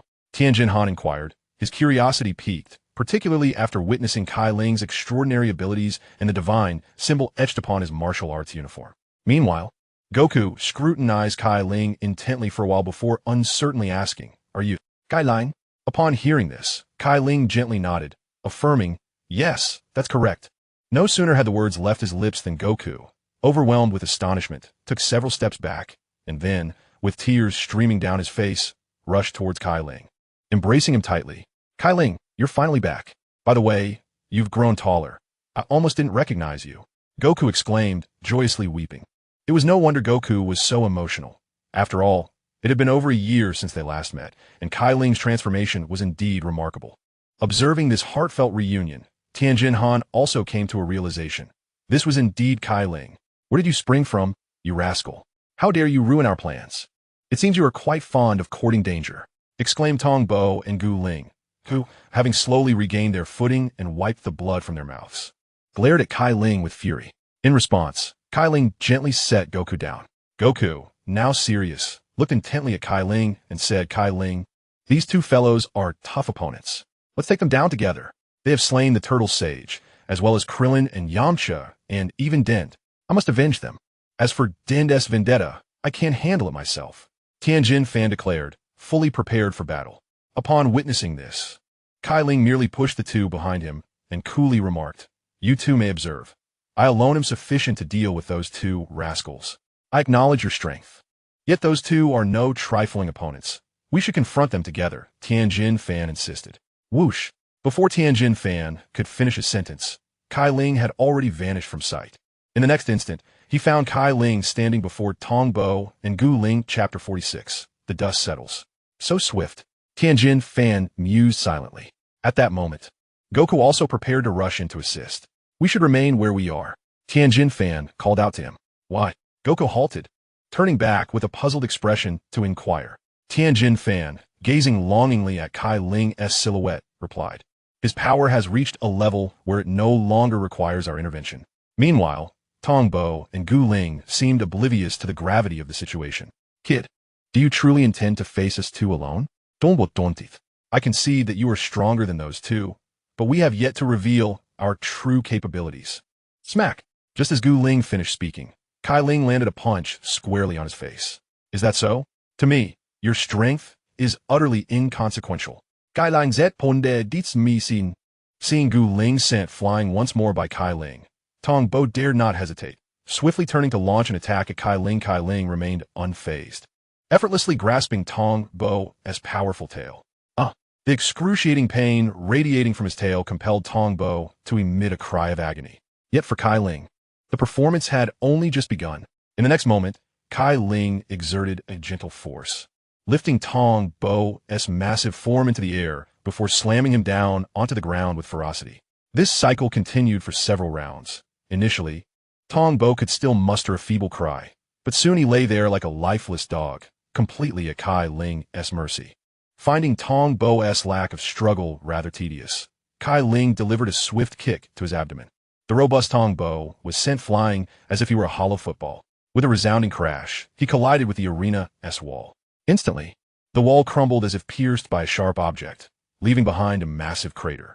The once fearsome Tongbo now lay devoid of life. Not far away, Tianjin Fan observed this scene, his throat constricting as he swallowed hard, utterly astonished. "I never imagined such a result," he exclaimed. He recognized Cai Ling's strength, but had not anticipated it to be so extraordinarily formidable. To comprehend his determination to thwart the copper wave operation, he even resorted to utilizing his ultimate energy cannon, yet proved futile in detaining the adversary. Meanwhile, Goku, brimming with excitement, exclaimed, "Cai Ling is truly formidable. Once this concludes, I must also journey to the Divine Temple to diligently hone my skills. I cannot allow him to outpace me so drastically." However, at that very moment, within the depths of a cloud, aboard a colossal airship, the Demon King Piccolo abruptly rose from his seat, beads of cold sweat forming on his brow. Astonished as he declared, "Copper Wave is dead. Curse be it. It must have been that little rascal named Sun Wukong." Beside him, Pilaf seethed in anger. No, it was not him, but rather another enigmatic individual, endowed with a power that even I, at present, cannot hope to challenge. Piccolo's countenance betrayed a flicker of dread. Those detestable earthlings. They have slain my brother. I shall ensure you descend into the abyss to repent. Not far away, the barely surviving drum slowly rose, directing a furious roar toward Cai Ling. With that, a spiraling wave of green energy erupted from his mouth, hurtling toward Cai Ling with haste. Boom! The attack struck its target, and Drum laughed maniacally. Ha ha ha. This is my most potent technique. Ordinarily, anyone struck by it would be obliterated without a trace. Yet, as the smoke cleared, horror washed over him. Why? This is impossible. How could you remain unscathed? Who on earth are you? Cai Ling, leisurely brushing off the dust from his attire, replied nonchalantly, "I am merely the earthling you speak of." With that, he unleashed a Kamehameha wave, sending forth a massive, white energy blast toward Drum. In the aftermath of the blinding light, Drum was reduced to nothingness. Curse it, even Drum's essence has vanished. The enraged Piccolo declared from afar. Pilaf, witnessing the wrath of the furious Demon King, trembled as he cautiously ventured, "Lord Piccolo, please temper your fury. We must devise a long-term strategy." Crack! No sooner had Pilaf uttered these words than Piccolo seized him by the collar, demanding, "Tell me how to temper my wrath when they are my children." At that moment, veins bulged from Piccolo's forehead and arms, suggesting that any misstep from Pilaf could lead him to a dire fate. In a flustered panic, Pilaf gesticulated wildly, attempting to explain, "My lord, you have acknowledged that they are indeed powerful. If we confront them head-on, it will yield no favorable outcome. However, if we gather the Dragon Balls to restore your youth, I am certain that eliminating them will be as effortless as squashing an ant." This brutal battle was destined to reach its conclusion the moment Cai Ling arrived. "Cai Ling, I never anticipated you had become so formidable," Goku exclaimed, joy radiating from his face as he approached Cai Ling. Upon hearing this, Cai Ling could not muster a smile. "Wukong, this is not the time for merriment. There remains a troublesome adversary yet to be dealt with." Wukong glanced around, perplexed. "Where is he? I cannot see him." "He is not here, but undoubtedly he lurks at a distance, observing everything," Cai Ling replied calmly. "Then we must locate him swiftly and resolve the matter." Wukong displayed an unmistakable eagerness for battle. His innate Saiyan blood surged within him, driving an irresistible urge to confront powerful foes. "Cai Ling Sai, if he does not reveal himself, we shall not find him. Yet, we must prioritize retrieving the bodies of Krillin, Yamcha, and Master Roshi, preserving them until we can gather the Dragon Balls to revive them." Upon hearing this, Wukong immediately rushed to the fallen Krillin and Master Roshi. Cai Ling followed closely, stating, "Wukong, you carry Krillin. I shall take Yamcha and Master Roshi." Noticing Bulma still lost in thought, Cai Ling gently placed a hand on her shoulder, softly calling, "Bulma, it's all right. I am back." At his words, Cai Ling felt a tremor run through Bulma's body. Gradually, a semblance of awareness returned to her eyes. Bulma gazed upon the strikingly handsome face before her, a flicker of hesitation crossing her features. Upon closer inspection, she recognized the visage as one so familiar. Moments latte. Tears welled in Bulma's eyes, cascading down her smooth, pale cheeks. "Cai Ling, you have finally returned." With a heart-wrenching sob, she threw herself into Cai Ling's embrace, weeping uncontrollably.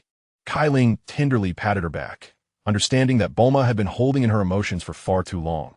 If not released, she would remain in a state of despair. Chapter 47. A calculated strike against the foe. "Enough of the tears, Bulma. We must bring Krillin and the others home," Cai Ling said, stroking her hair gently. Bulma lifted her head from his embrace, her face etched with sorrow. "Krillin and the others are gone. I am so heartbroken." Cai Ling, "Fear not, Bulma. Do not forget the Dragon Balls. Once we gather them, we can revive them one by one," Cai Ling reassured her. Subsequently, he and Wukong embarked on their journey on the flying Nimbus, carrying the bodies of Krillin and the others. Cai Ling held Master Roshi in one arm and Yamcha in the other, while Bulma sat behind him. Tien Shinhan, cradling Kaiatsu, departed as well. Before leaving, he turned to Cai Ling and Wukong, saying, "If you seek the Dragon Balls, let me know. I also wish to bring Kaiatsu back. Without hesitation, Cai Ling and Wukong agreed, recognizing that Tian Shinhan could have fled but chose to stand firm in their hour of peril, leading to Kaiatsu's demise. Thus, it was only just that Kaiatsu be revived. In this manner, Cai Ling and the others returned to the humble abode of the turtle hermit by the seaside.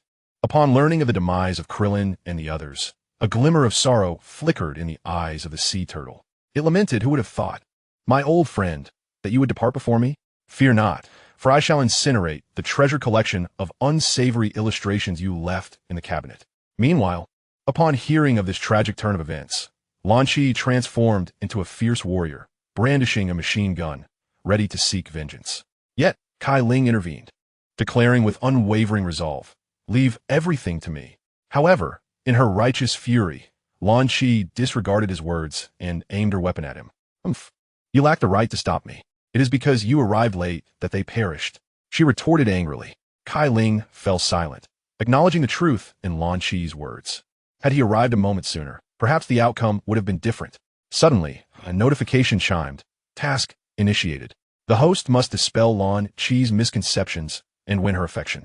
Upon completion, the fusion degree of the Super Saiyan first level will ascend to 100. The system's enticing prompt was undeniably tempting for Cai Ling. Had he relied on the system from the outset, he might not have needed to train in the Room of Spirit in time, thereby avoiding the battle that led to Krillin's sacrifice. At that moment, Bulma stepped forward, arms outstretched to shield Cai Ling.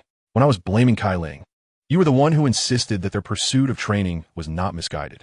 Now, do you truly believe Cai Ling is at fault? Do you not see the inconsistency in your thoughts?" Upon hearing Bulma's words, Lan Shi's expression shifted from confusion to realization. Indeed, her rage had clouded her judgment, directing her misplaced anger towards the innocent Cai Ling. The deaths of Krillin and the others were not to be blamed on him. Fate had played its cruel hand. At this juncture, Goku, with a solemn expression, turned to Cai Ling and inquired, "Cai Ling, can I leave the next steps to you?" Understanding the weight of Goku's words, Cai Ling nodded affirmatively. "Of course." Goku then declared, "In that case, I shall entrust it to you. I am off to the sacred temple to train." With that, he ascended on his flying nimbus and departed. Cai Ling recognized that Goku, too, was harboring a tumult of emotions. The helplessness of watching comrades fall before him while feeling powerless was a sentiment Cai Ling had once experienced. In that moment, he, like Goku now, had felt a burning frustration, cursing his own inadequacy. As he watched Goku's retreating figure, Cai Ling extricated himself from the system's temptations. If the path to strength meant flirting for the sake of power, how was that different from being a scoundrel? True strength lies in harnessing one's own abilities to protect those dear to him. That is the essence of a true man. Thus, Cai Ling resolved to seize opportunities with both hands. After defeating his dark side in the Room of Spirit and Time, he finally understood the reason behind his prolonged solitude. It is all due to my own weakness. Reborn into this world, why do I have the charm system at my disposal? It is because I lack companionship. Why do I admire Goku? It is because he embodies what I have been missing all along, an unwavering spirit that propels him forward, regardless of the dire straits he faces. This courageous resolve is precisely what I have longed for. Of course, I am grateful for the charm system. Without it, I might not survive beyond 3 episodes. In a world where power is in disarray, an ordinary person could perish in an instant. Hence, I will not hastily complete the tasks assigned by the system unless absolutely necessary. However, if a girl were to approach me willingly, I cannot guarantee my restraint. After all, I am not the unflappable Lu Xiaohui. At this moment, Bulma noticed Lan Shi had calmed down and promptly turned to Cai Ling, saying, "Let us set off quickly to search for the Dragon Balls. If, as you say, there are even more formidable monsters, we must gather the Dragon Balls as soon as possible to revive everyone, thus augmenting our chances of success." One cannot deny that Bulma is indeed a woman of both beauty and intellect. She immediately contemplated the course of action that her side should undertake. Cai Ling, familiar with the unfolding events, understood that although Bulma may appear delicate, she is, in fact, the greatest contributor behind the scenes in this world. Without her invention of the spaceship, perhaps Goku and the others would never have reached Namek. If it were not for her creation of the time machine, Goku might have succumbed to heart disease. Without her light projector, Vegeta could never have transformed into Super Saiyan 4. Thus, in Cai Ling's heart, Bulma stands as the most suitable choice for a wife, without question. Reflecting on this, Cai Ling shook his head at Bulma and said, "We cannot search for the Dragon Balls just yet. Bulma looked puzzled at his statement. Why not? Because we must ensure that fellow regains his youth first. If we kill him now, the Kaioshin will perish as well, and if the Kaioshin dies, the Dragon Balls will vanish alongside him. This would make reviving everyone exceedingly difficult. Cai Ling et Lai, Bulma, still somewhat bewildered, instinctively asked, what is the inevitable connection between the more formidable monster you mentioned, the Kaioshin, and the Dragon Balls? That more powerful being is the embodiment of the Kaioshin's malevolent thoughts. Killing him is tantamount to killing the Kaioshin, and since the Dragon Balls were created by the Kaioshin, their disappearance would follow his demise. Cai Ling elaborated on the interconnection among the three. Then why can we kill him after he regains his youth? Bulma inquired further. Because I fear I might inadvertently exert too much force and kill him too easily, resulting in his lineage never coming to be. Cai Ling deeply gan li. Although Bulma still had some lingering confusion, she grasped the gist of it. Cai Ling wished for his offspring to be born before his death, but that seemed utterly fantastical. However, in Cai Ling's perspective, it was not insurmountable. It merely required a bit of planning. In essence, the plan was to decisively eliminate the opponent, ensuring that they could make some contribution before their imminent revival alongside others. Chapter 48. The Resurgence of Youth for King Piccolo. A year later, on a desolate island, Pilaf and his companions, under the immense pressure from King Piccolo, successfully gathered the Dragon Balls. At last, I shall regain my youth, King Piccolo exclaimed, gazing at the 7 Dragon Balls before him, bursting into joyous laughter. Congratulations, mighty King Piccolo. Pilaf and the others echoed in celebration. Come fort, Shenron. With his commanding shout from King Piccolo, the sky abruptly darkened. Instantly, a golden light shot into the heavens. In the next moment, Shenron manifested before them. State your wish, Shenron proclaimed. Any wish you desire. Very well. My wish is to regain my youth. Shenron, grant me my youth, King Piccolo implored. Very well, Shenron replied, his crimson eyes momentarily flashing. Then, King Piccolo felt an unending surge of power flooding into his body, rejuvenating his aged visage. Your wish has been granted. Now, I take my leave, Shenron announced, preparing to disperse. At that moment, King Piccolo smiled and called out, wait, don't go just yet. He unleashed a wave of energy from his mouth, striking the departing Shenron. With a thunderous explosion, Shenron was shattered and transformed into stone. With Shenron's demise, no entity can threaten me, King Piccolo, he declared, brimming with exhilaration. My lord, now that you have regained your youth, regarding our earlier agreement on territory division, how about 1/5? Pilaf cautiously inquired. Did I ever promise that? Even if I had, it no longer holds any weight, for you have lost your usefulness. With that, King Piccolo exhaled gently towards Pilaf and his companions, sending them flying away. Next, he resolved to capture the king, lure that boy, and eliminate them both. Then, he would conquer the world.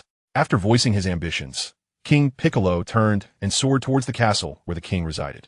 In no time, he arrived at his destination. Observing the opulent castle before him, a smile crept across his face. Not bad at all. This will soon be my stronghold. Who dares intrude here? A guard, armed with a rifle, demanded, pointing it at King Piccolo.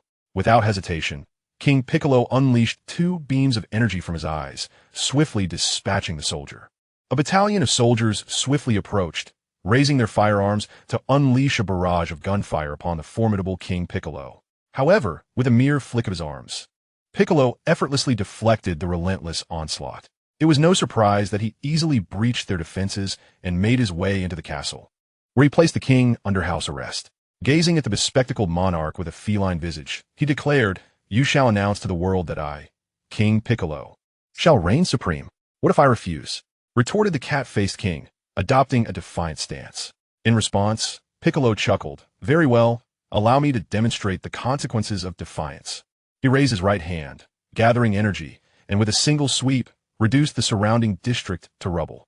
As I desire, I can obliterate the entire world. Do you comprehend? He stated with a grin. The king, witnessing the apocalyptic scene before him, nervously acquiesced. All right, I understand. I shall comply with your demands. Thus on that day, King Piccolo's voice reverberated through the airwaves, reaching every corner of the globe. The minuscule audience before their televisions listened intently as he proclaimed, now, the world shall be ruled by me. I possess a deck of cards, each representing different regions. The one I draw will, unfortunately, be erased from existence. Anyone daring to thwart me may come forward and try. As he spoke, He drew a card marked District 29, situated not far from the western city. Meanwhile, Bulma, along with Launch and Tien, watched this alarming broadcast from Master Roshi's humble abode. Bulma, enraged by the sight, sprang from the couch, exclaiming, "How infuriating! Does this monster derive pleasure solely from destruction?" In response, Tien extended his arms, pulling Bulma into a comforting embrace, and reassured her, "Do not worry, I will confront him. I had intended to grant him a longer existence, but it seems he is eager to meet his end."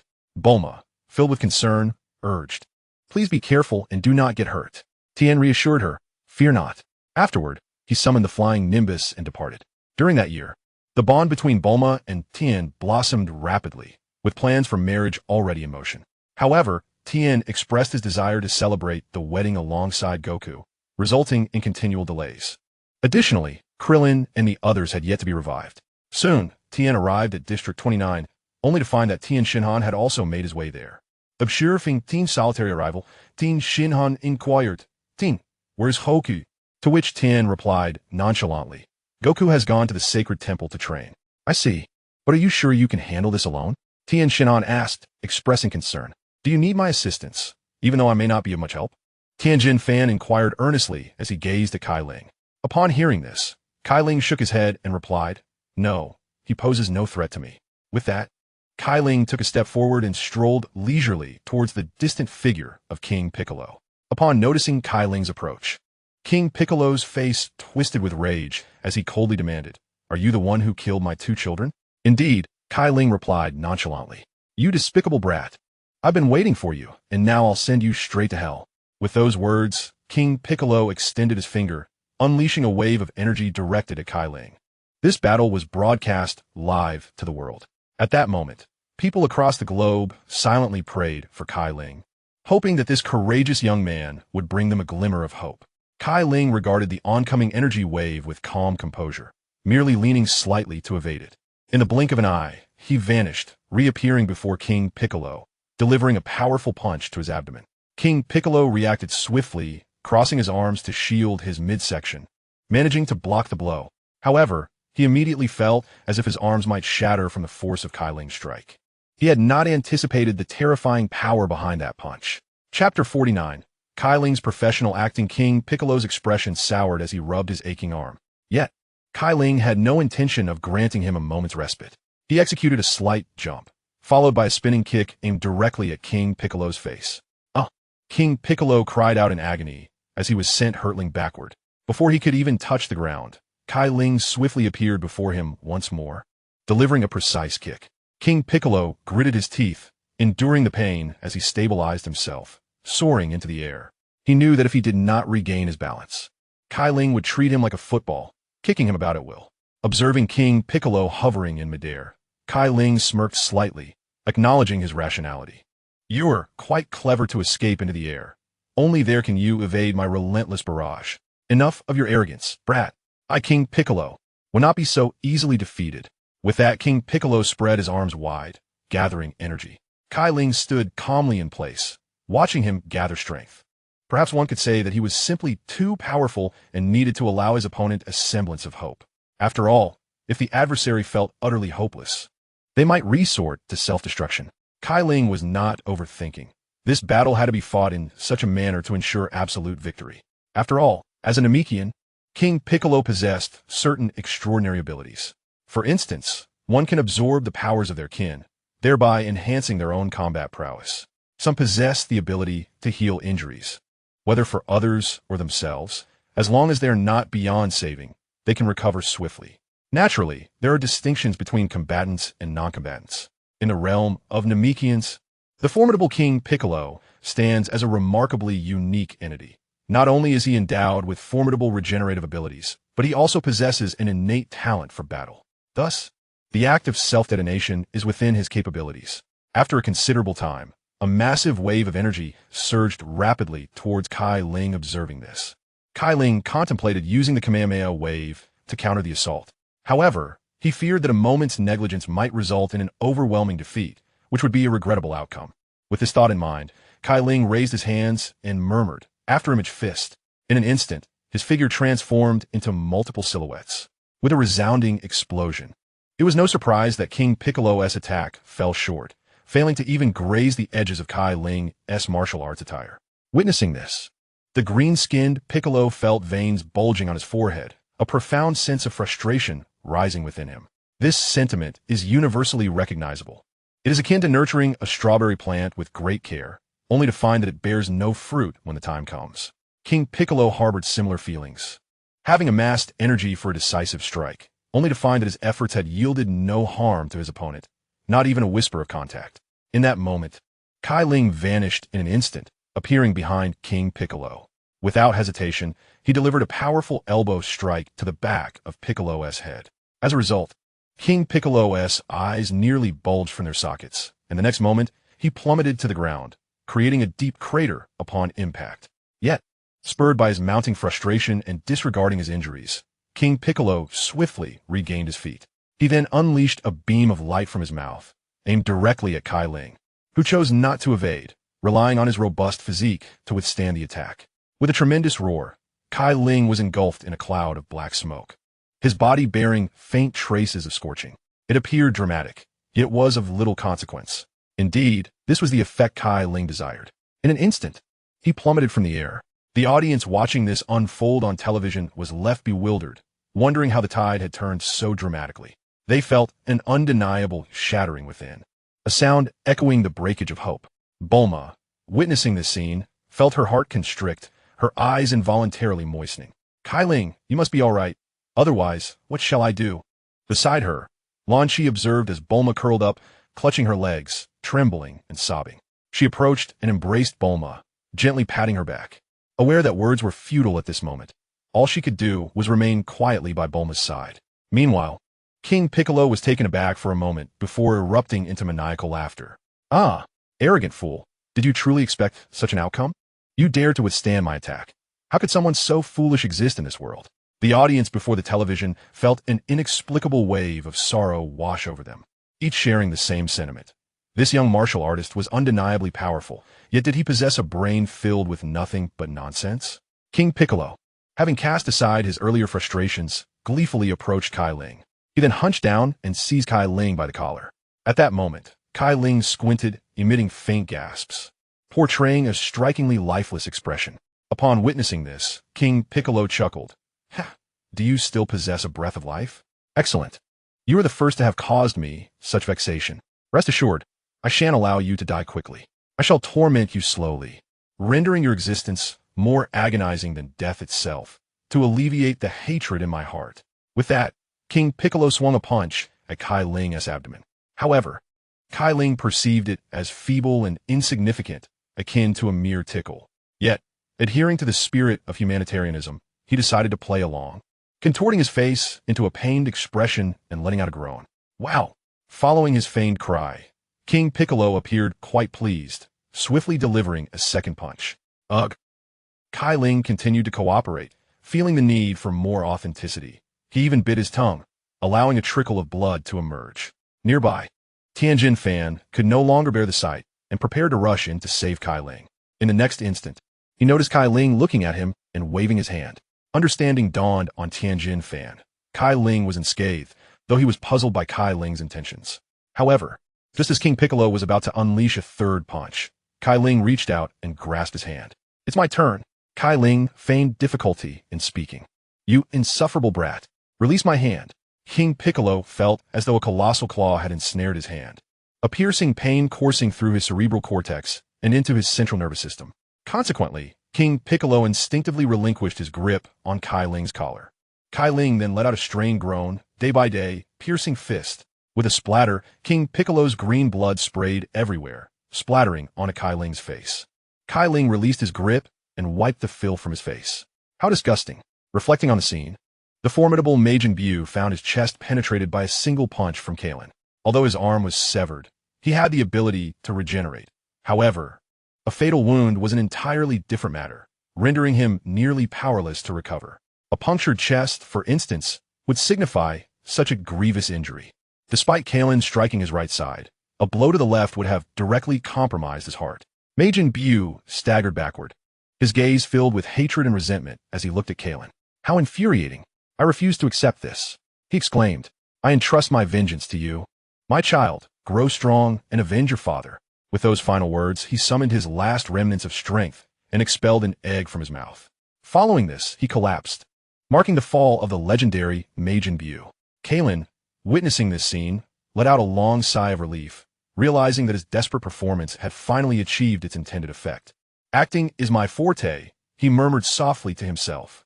Chapter 50. Making a name in the world after Kalen had dealt with Majin Buu. Tien Shinhan rushed over to support him. Kalen waved his hand dismissively, saying, "Thank you, but I'm fine, Tien. I was merely putting on a show." Tien was taken aback, his mind racing with confusion. "What do you mean? A performance? Why go to such lengths? Were you acting as both the enemy and ally? How inconsiderate." This inner turmoil accurately reflected Tien's thoughts at that moment. Meanwhile, from behind a large stone in the distance, 3 individuals emerged unsteadily. One wore a suit and sunglasses, holding a microphone, while the other 2 donned hats and carried a camera. In no time, they rushed to Kalen's side, positioning the camera almost directly in his face. The young man with the microphone, evidently a reporter, eagerly thrust it toward Kalen, asking, "Hello, esteemed martial artist? May I ask your name? How do you feel after defeating Majin Buu?" Kalen, overwhelmed, could only lament how journalists seem to be ubiquitous across every realm. "Just call me Kalen. I feel nothing extraordinary. I simply fulfilled my duty as a citizen of Earth. Now, I've sustained serious injuries, so I must take my leave." With that, Kalen raised his right hand, fingers extended, and placed them upon his forehead. In an instant, he teleported to Bulma's side. "Bulma, I'm back." Upon seeing her eyes swollen from tears, Kalen felt a pang of sorrow. Hearing his voice, Bulma swiftly turned and leaped into his embrace. Kalen wrapped his arms around her slender waist, holding her tightly. "You scoundrel! You've made me shed so many tears for nothing." Bulma sobbed, gently striking Kalen's back. "Em trulisore, Bulma. I didn't mean to worry you. I am truly not involved in anything. I merely feigned it for the sake of the great demon King Piccolo," Cai Ling said with a hint of apology. Go on with your act. But why emulate it so well? I thought you genuinely meant that Bulma also uses her hands and pinch Cai Ling's waist. Ouch. Cai Ling got pet. Despite possessing the strongest physique, the pain was undeniably intense. However, perhaps this is the essence of love. Ding. Congratulations to the host. You have completely won Bulma's heart. The fusion degree of Super Saiyan Level 1 has now been elevated to 100. Upon hearing the system notification, Cai Ling internally exclaimed, "What the heck? This is simply delightful." Considering he had only achieved a 20 increase in fusion degree from the hyperbolic time chamber, now it had skyrocketed to 100. This happiness came so unexpectedly, leaving him utterly unprepared. Yet, he would not mind experiencing more of such bliss. While he was gratified by the rapid enhancement, he was acutely aware that he was no longer alone, and with that came an additional weight of responsibility. This night would inevitably be a sleepless one. The moon had long shyly retreated behind the clouds. This night, Bulma devoted her entire being to Cai Ling. The commotion in Cai Ling's bedroom was so raucous that Lan Qi struggled to find sleep, almost transforming into a rampaging mode to storm into Cai Ling's room. Outside, the sea turtles suddenly felt compelled to seek companions as well. The following morning, Bulma awoke early, gazing at Cai Ling, who was soundly asleep beside her. A blush graced her cheeks as memories of his fervor from the previous night flooded her mind. Naughty boy, she mused to herself, dressed in her nightgown. Bulma tiptoed out of the bedroom, gently closing the door to avoid waking Cai Ling. In the living room, she settled on the couch and turned on the television, keeping the volume low. The screen was filled with reports about Cai Ling. Headlines proclaimed a genius martial artist emerging, the disciple of Master Roshi, Cai Ling, avenging his master and fellow disciples single-handedly, and the heroic Cai Ling, risking his own safety to combat the great demon King Piccolo in the name of world peace. Even more outrageous was the state of law and order in the world, which seemed astonishingly impressive. All of this was attributed to Cai Ling's victory over the great demon King Piccolo, leaving behind the words, "It's nothing. I merely fulfilled my duty as a citizen of Earth." Subsequently, when police apprehended criminals, their uniform response during interviews echoed, "It's nothing. I merely fulfilled my duty as a citizen of Earth." When a young man bravely rescued a drowning child, he waved off the parent's gratitude with indifference, saying, "It's nothing. I merely fulfilled my duty as a citizen of Earth." Far away, a philanthropist planting trees in the desert responded to an interview with, "It's nothing. I merely fulfilled my duty." Even a student helping an elderly lady cross the street, when thanked, replied, "It's nothing. I merely fulfilled my duty." Wait. The response to this series of benevolent acts is simply, "It's nothing. I merely did my part." Thus, Cai Ling's name became renowned throughout the world. His words have also been embraced by many as a life motto. As Buma watched Cai Ling on television, a smile of happiness graced her face as she remarked, "I never expected this guy to be so photogenic. It's time to take him home." Many individuals spontaneously organized a parade, united by a singular purpose, to locate Cai Ling and personally express their gratitude. As they marched, the throng swelled with people of all ages, young and old alike. The slogan of the heroic Mr. Cai Ling grew increasingly resounding. However, Cai Ling, in a deep slumber, remained blissfully unaware of it all. Upon awakening, he realized it was nearly noon. Just as he was about to devour a couple of slices of bread, Buma called out to him, "Cai Ling, come to my house for lunch today. I want you to meet my parents. It's been years since I've visited them." Cai Ling readily agreed, recognizing that some things cannot be avoided. Nevertheless, he believed Buma's parents would be relatively easy to manage. "Let's stop by the mall and buy them a little gift," Cai Ling suggested. "No need for that. Just summon the Nimbus cloud, and we'll be off." Buma replied without a second thought. Cai Ling instinctively protested. "Isn't that inappropriate? Going empty-handed?" Although Cai Ling was rather straightforward, it did not mean he was entirely oblivious. Buma, sensing his confusion, sighed. "You really don't understand how popular you are right now, do you?" After saying this, she turned on the television for him to see. Within moments, Cai Ling grasped the reason behind Buma's words. He had indeed become a sensation, and not just any sensation. His popularity rivaled even that of the infamous Satan. Chapter 51. The warmth of home. Thus, Cai Ling swiftly tidied his appearance, for this was his first encounter with a parent's gaze, and he understood the significance of first impressions. He rummaged through his belongings and finally unearthed a suit from Yama's room. He then approached Buma's vanity, carefully grooming his hair. After this series of preparations, Buma outside began to grow impatient. "Cai Ling, are you ready? I just called home. My parents have prepared the meal and are waiting for us." Buma urged eagerly. Almost there, almost there. Stop rushing me." Cai Ling replied as he continued to smooth his hair. After a final inspection, he declared, "All right, everything looks fine. After all, looks do matter." With that, Cai Ling stepped out of the room. As Bulma beheld the moment when Kaylin emerged, she initially prepared to unleash her frustration after having waited for so long. However, upon seeing Kaylin's handsome visage, her ire dissipated entirely.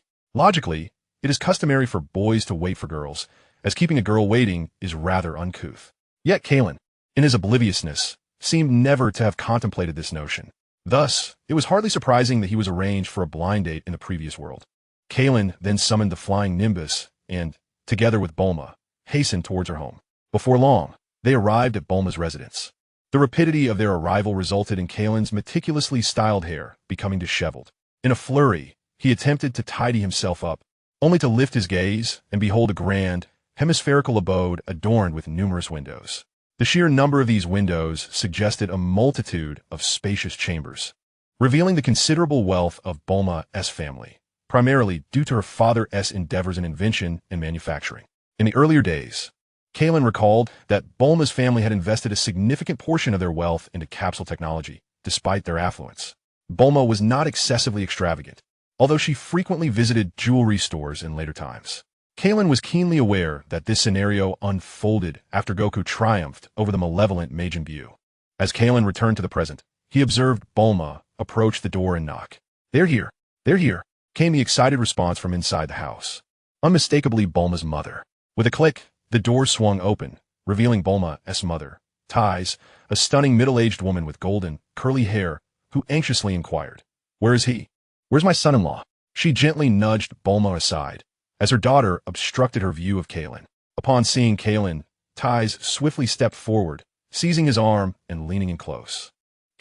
Indeed, you're even more handsome in person than on television," she exclaimed with a smile, drawing Kaylin into the house. Observing this, Kaylin felt a sense of relief. The adage that mothers-in-law grow fonder of their sons-in-law with each encounter proved true. Moreover, Bulma's mother was, as anticipated, quite discerning in matters of appearance. At that moment, Bulma felt distinctly superfluous, as if she had been cast aside. It was as though Kaylin were a cherished son, while she herself was merely a promotional bonus. Upon entering, Tais promptly directed Kaylin to the sofa and personally brought him a glass of warm water. "Kaylin, Have a sip of water and take a moment to rest. I shall fetch the food shortly, Bulma's mother said with a warm smile. Having finished her words, she was about to enter the kitchen to serve the dishes when a thought struck her. She called out to the upstairs, "Darling, our son-in-law has arrived. Don't linger up there with your research. Come down and have a chat with him." Almost immediately, a man with blue hair, sporting glasses and a tuft of white beard, clad in a white lab coat, descended from the upper floor. Upon seeing him, Cai Ling couldn't help but sigh inwardly. Indeed, this was the typical appearance of an inventor and creator.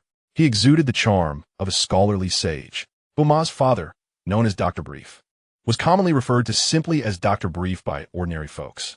"Hello there, young man," he greeted Cai Ling, a cigarette perched between his lips. "Greetings, doctor." Cai Ling rose and bowed respectfully. Although usually aloof, he felt a deep respect for a scientist of this caliber. For it was individuals like them who propelled the advancement of civilization. Setting aside that aspect, the mere fact that he was Bulma's father warranted such respect.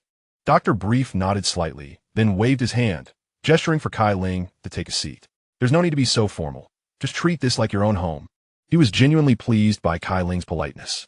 Despite being engrossed in research, he had heard some commendable reports about Cai Ling, recognizing him as a humble and courteous individual who had saved the world, affirming his daughter's good taste in men. At that moment, Bulma, who had been waiting outside for quite some time, fluttered into her father's embrace like a little bird returning to its nest. "Dad, why are you and Mom so preoccupied with Cai Ling? Don't you care about your own daughter? Am I even your biological child?" She playfully complained. "You're grown now. Do you still need us to worry? Besides, with Cai Ling by your side, we feel even more at ease." Dr. Brief replied with a kind smile. "Patink Bulma's shoulder." Hearing this, Bulma feigned anger and shot a look at Cai Ling. "It's all your fault. They no longer dote on me." Cai Ling was momentarily taken aback, but soon realized that Bulma was not truly angry. She was merely shy and reluctant to express her feelings. He expected her to exhibit such a demeanor. Quickly, he nodded earnestly, "Yes, it's all my fault. I apologize, Bulma." Dr. Brief observed Cai Ling's reaction and shook his head with a sigh. "Alas, it seems men like me are now facing an increase in competition." Before long, Bulma's mother, Thais, emerged from the kitchen with a spread of dishes. "Dinner is served, my dear ones," she announced with a cheerful smile. Cai Ling gazed at the bountiful array of dishes, feeling his throat involuntarily swallow. The family enjoyed a delightful meal together, chatting amiably. For the first time since arriving in this world, Cai Ling truly felt the warmth of home. Indeed, it is just as warm as the world I once knew. Chapter 52. The Little Demon, Kai Yinchi. Days passed by, and before long, 3 years had slipped away. During this time, Cai Ling and Bulma tirelessly gathered Dragon Balls, ultimately resurrecting Krillin and others. Atop the vast, snow-capped mountains, Cai Ling and Bulma stood, marveling at the exquisite icy landscape. 3 years had gone by.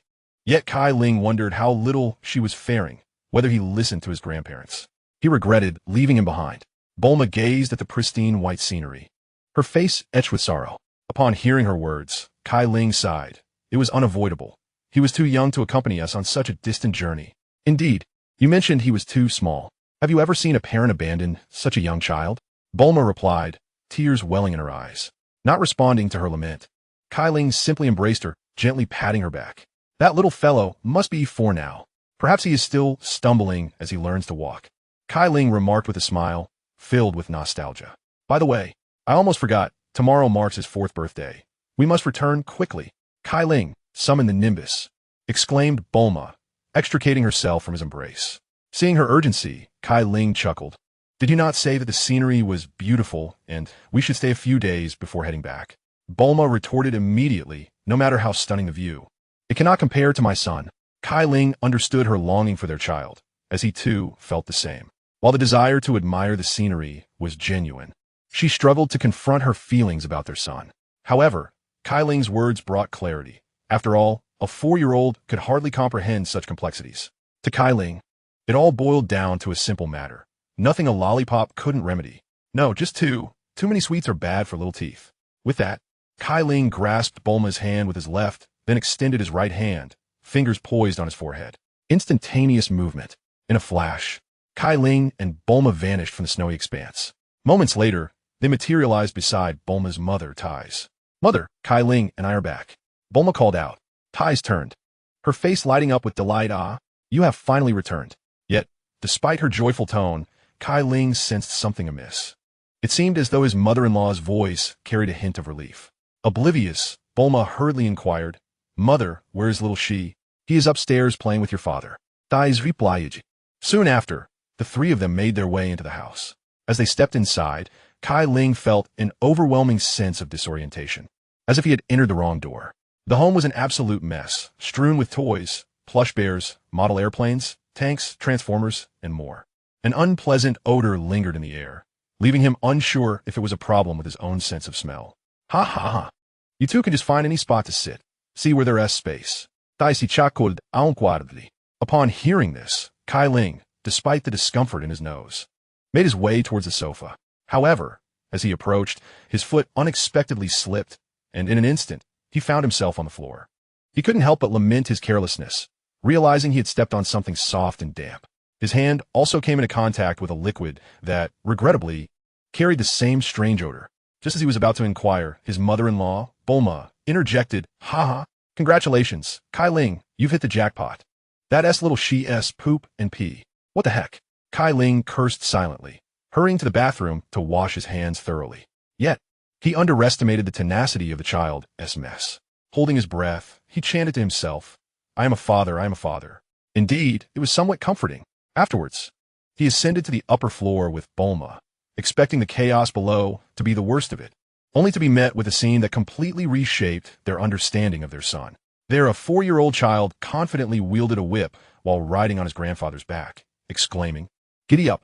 His triumphant smile and casual flick of the whip made him resemble a victorious little general.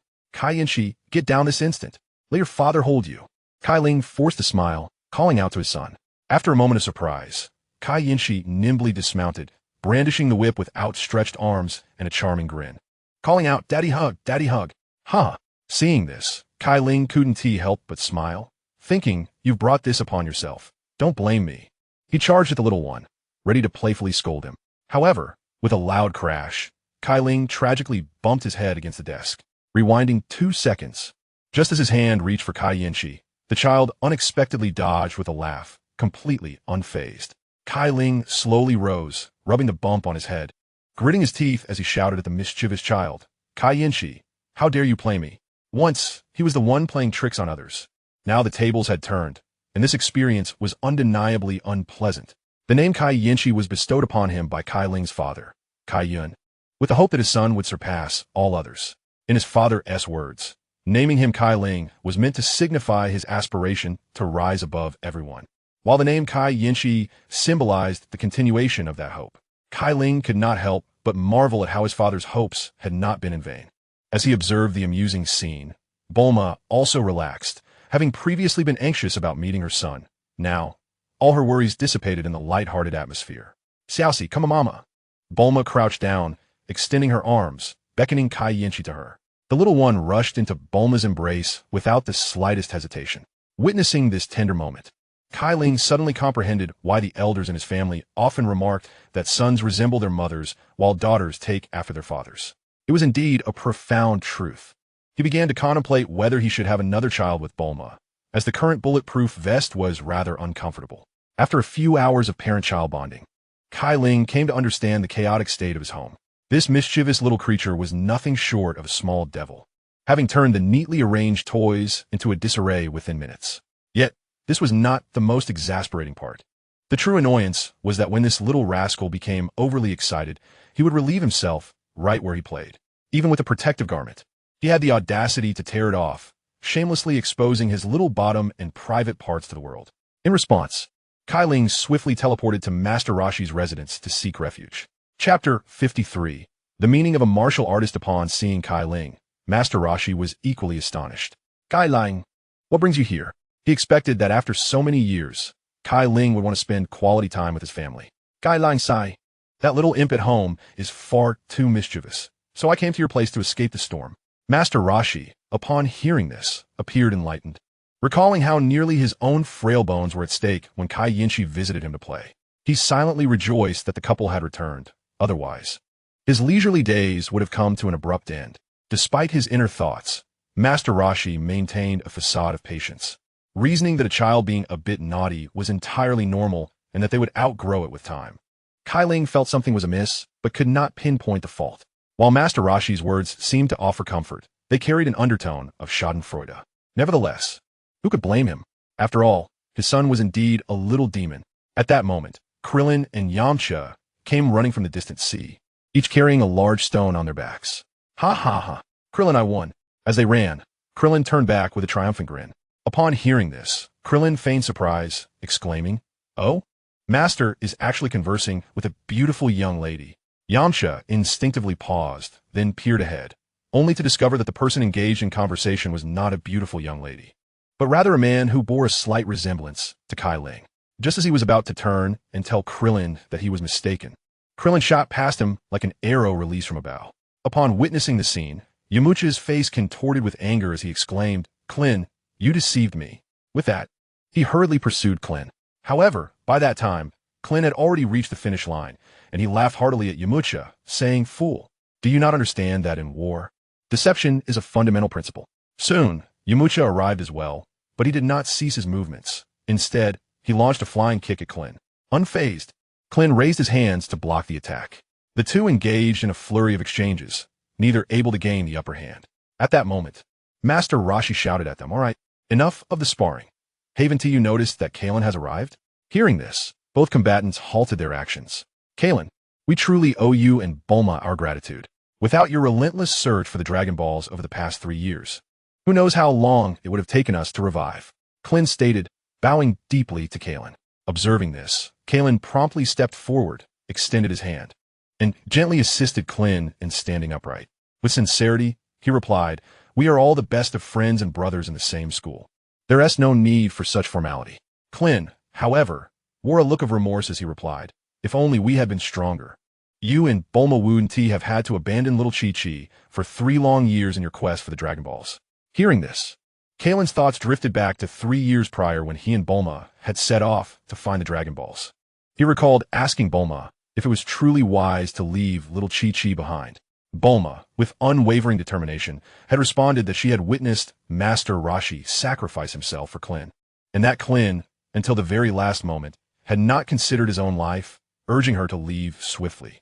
From that moment, she vowed to gather the Dragon Balls and bring everyone back to life. Returning to the present, Kalen answered Klin without hesitation, "You need not feel so guilty. This was a decision made long ago by Bulma and me, and we have no regrets. If Bulma were to hear you say such things, she would be displeased."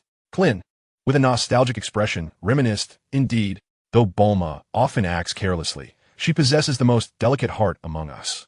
Both Goku and I have received her unwavering support." You scheming rascal. Spare us the sentimental talk. If anyone has spent more time with Bulma, it must be Goku and me. A woman as wonderful as Bulma is surely worth pursuing. However, it seems you, Kalen, have gotten ahead of us. Although you saved me, I shall not express my gratitude." Yamcha interjected, a hint of reluctance in his voice. Kalen, amused by Yamcha's words, understood the narrative unfolding in this world. Yamcha was merely a fleeting scenery in Bulma's journey, destined to be overshadowed by that fellow Vegeta. Yet, now that he had arrived, it was clear that neither Bulma nor Yamcha were in his fate, for he was the chosen one, bestowed with an aura of destiny. However, what Cai Ling did not anticipate was that, despite his familiarity with the narrative trajectory of this world, his arrival had triggered a butterfly effect. Years later, when Cai Ling stood in opposition to his son, Kai Yanshi, he realized that his and Bulma's decision to abandon the helpless Kai Yanshi had unwittingly become the catalyst for the greatest troubles. Yet, these were matters for another time. At present, Cai Ling was enjoying a pleasant conversation with Krillin and others. "By the way, Master, do you have a martial arts uniform suitable for me?" Cai Ling inquired of Master Roshi. To be frank, although the outfit provided to him by the deity fit him well, the character god emblazoned on the back made him feel somewhat uncomfortable. The character turtle was far more preferable, as it symbolized longevity, a sentiment far more substantial than that of God. Master Roshi, upon hearing this, expressed contentment, saying, "Just tell me your size, and I shall arrange for someone to make it for you shortly. Oh, we must prepare an additional set as well. Goku should be returning soon. The world's foremost martial arts tournament is upon us, and he will undoubtedly come back." With that, Master Roshi departed atop his flying turtle. Seeing this, a warm current flowed through Cai Ling's heart. Despite his somewhat lecherous tendencies, Master Roshi was, at his core, a true martial artist and an excellent mentor.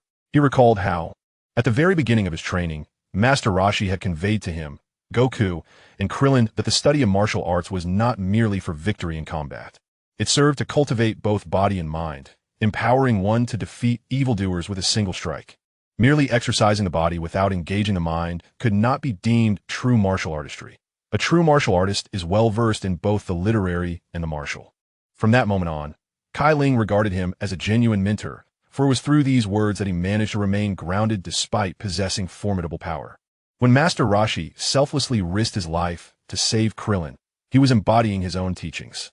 In contrast, Master Shin not only obstructed Tien Shinhan from saving others, but also abandoned him. In light of this comparison, Master Roshi's minor flaws appeared trivial. After all, no one is perfect, and gold does not gleam without imperfections. In the face of danger and adversity, Master Roshi's unwavering commitment to his martial path truly earned him the title of martial artist. At that moment, the door to the spirit time room in the Heavenly Palace swung open. A tall, handsome young man emerged. Clearly the Goku who had trained in the temple for 3 years. Chapter 54, Goku's Return. Upon seeing Goku, Bubbles, who had been waiting outside for quite some time, immediately approached him. You finally made it out. I never imagined you could stay in the spirit time room for so long, just like Cai Ling, Bubbles exclaimed with astonishment. Is that so? Cai Ling, it has indeed been over 3 years since I last saw him. He must have revived everyone by now. Goku replied with a smile. Go see for yourself.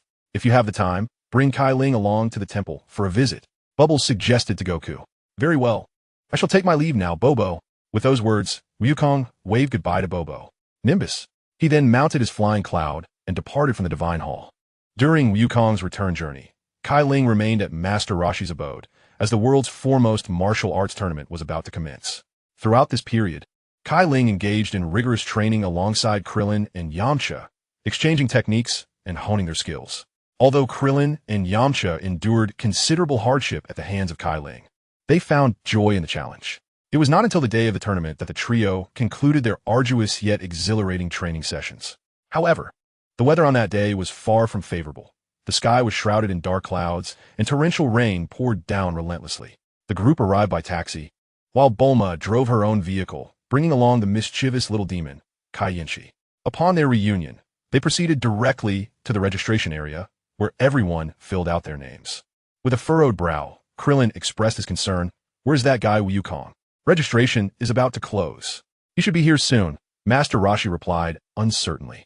As the deadline approached, a sense of urgency enveloped the group, though Cai Ling remained unfazed, as he was confident that Wukong would arrive punctually. At that moment, a small girl's balloon accidentally drifted into a tree branch. Just then, a passerby approached, retrieved the balloon from the branch, and graciously handed it to the little girl. Here you go. Thank you, big brother. The girl politely replied before departing. The passerby then waved to Cai Ling and the others, exclaiming, It's been a while, everyone. As he approached, Bulma and the others were momentarily taken aback by the young man with a white cloth wrapped around his head. However, amidst their bewilderment, Cai Ling smiled and responded, Long time no see, Wukong. Upon hearing this, Bulma and the others gasped in astonishment. Is that really you, Wukong? Wukong chuckled and affirmed. Of course I am Wukong. He then removed the white cloth from his head. The group gasped again. It truly is Wukong. Without delay, Master Roshi urged, quickly go register. Wukong, if you delay any longer, it will be too late. Wukong nodded and addressed the group. All right, everyone, I will go register now. With that, he hurried toward the registration desk, not far away. After swiftly completing his registration, he returned to join the others. Wukong, you've grown quite a bit, Krillin remarked enviously. Wukong, scratching the back of his head with a smile, replied, Really? I feel just the same as before. Indeed, your goofy demeanor remains unchanged. Bulma teased him playfully. However, Wukong had long since grown accustomed to such surprises. His attention was now fixated on the adorable child cradled in Bulma's arms. Bulma, you have a child? Wukong exclaimed, his face a picture of astonishment. What else could it be? Come, little she, greet Uncle Wukong. Bulma coaxed the child, who was savoring a lollipop. In the next moment, the little imp did not disappoint Cai Ling. His younger sibling unceremoniously sprayed water at Wukong. Reacting swiftly, Wukong executed a series of intricate evasive maneuvers, squats, bends, sidestepping, and flips, successfully dodging the mischievous assault. Bulma, whose child is this? Why is he so mischievous? Wukong complained to Bulma. Upon hearing this, A blush crept onto Bulma's cheeks as she glanced at Cai Ling Wukong. Ever perceptive, caught the subtle change in her expression and turned in astonishment towards Cai Ling. Is this your child with Bulma? Cai Ling smiled in response. Indeed. Quite the little rascal, isn't he, Wukong? Wukong marveled. I never imagined you and Bulma would have a child. Time truly flies. Just then, a staff member from the martial arts tournament blared a horn, announcing, all participants, please take your positions. The preliminary selection is officially commencing. Hearing the horn, Cai Ling, Wukong, and others made their way towards the indoor arena, while Bulma and Little She headed to the spectators' lounge. Upon entering the arena, Krillin lamented, I suppose I have no chance in this tournament. I can only watch Wukong and Cai Ling vie for the title once more. What are you saying, Krillin? We must put forth our best effort. Yamcha chimed in confidently. That's not certain. Wukong interjected. Krillin, regaining his composure, replied, Wukong, you needn't comfort me. Regardless, I will get my all. That's not what I meant, Wukong said, his gaze shifting to a young man clad in a white cloak, adorned with a white headband, whose face was remarkably green. Krillin, noticing Wukong's focus, inquired, What's wrong, Wukong? What sets him apart? Ha, nothing much. I just find him formidable. Wukong chuckled. At that moment, Tien and Kaiatsu approached them. Yamcha, spotting Tien, adopted a wary demeanor. So, you decided to show up too. If you can be here, why can't I? Tien replied, maneuvering past Yamcha to stand beside Cai Ling. Is that fellow the Demon King Piccolo? He asked. Cai Ling nodded. Indeed, he is the son of Demon King Piccolo. Tien broke into a cold sweat, realizing the striking resemblance. No wonder he looks so much like him. Is there any chance you could defeat him? Perhaps. Cai Ling was also uncertain, as he sensed that this second-generation demon was seemingly extraordinarily powerful. It is noteworthy that he could transform into a Super Saiyan at the first level at any moment. However, for some reason, he found it somewhat difficult to see through his opponent. Chapter 55. The Misfortunate Chai Ba King. Soon, the list of preliminary contestants was released. After reviewing the list, Krillin breathed a sigh of relief, saying, Fortunately, we are all separated. No sooner had he spoken than a charming girl with flowing black hair, bangs framing her face, clad in a deep blue martial arts uniform, appeared behind Goku and gently patted his shoulder. Hi there, little Goku. Long time no see. Goku and his companions turned around, their faces filled with surprise. Krillin and Yamcha instinctively swallowed hard, thinking how adorable she was. Goku, in his straightforward manner, stared intently at the lovely girl's face, scrutinizing her closely before asking in confusion, Who are you? The girl, clearly unwilling to answer Goku, seemed to wish for him to remember who she was on his own. After a moment of contemplation, Goku earnestly replied, I genuinely do not know who you are. Upon hearing this, the girl was incensed, shouting at Goku, You idiot, before angrily turning to leave. Cai Ling observed this scene and shook his head, thinking that this was indeed very much like Goku. Although it was perfectly normal not to recognize someone who had changed so much over the years, Goku's blunt questioning was hard for anyone to endure. This delightful girl was none other than Chi-Chi, the daughter of the Ox King from the Fiery Mountain. Fortunately, if it weren't for Goku's decisive kick back in the day, he would have been hard-pressed to find someone as charming as Chi-Chi at that moment. Krillin snapped back to reality and asked Goku, Goku, have you really been training diligently in the Heavenly Temple? Of course, training there is quite arduous. Goku replied with unwavering confidence. Krillin, skeptical, responded, Oh really? You've learned to deceive now? The atmosphere between you and that adorable girl just fell off. I am truly not lying to you, Krillin, Goku said, exasperated. At that moment, the host of the preliminary rounds, holding a microphone, addressed the contestants in the arena. The preliminaries are about to begin. Please focus, everyone. There was little choice, as this year's martial arts tournament had fewer participants. This was likely due to the chaos caused by the previous disruption from Copper Wave and Drum Bell. The first match of the preliminaries was about to commence. The host called out, Please have contestant number 1 and contestant number 2 come to the stage. Contestant number 1 was, of course, Goku, while contestant number 2 was his old rival from the last preliminaries, the Chai Ba King. Cai Ling felt that the Chai Ba King had likely come with the hope of facing Goku once more. As anticipated, when Wukong took the stage, the king of Chiba, who had long been standing there, smiled at him and remarked, In the last martial arts tournament, you were my opponent in the very first match of the preliminaries. Indeed, the heavens have favored me once more, granting me the chance to avenge my previous defeat, although you appear somewhat stronger than before.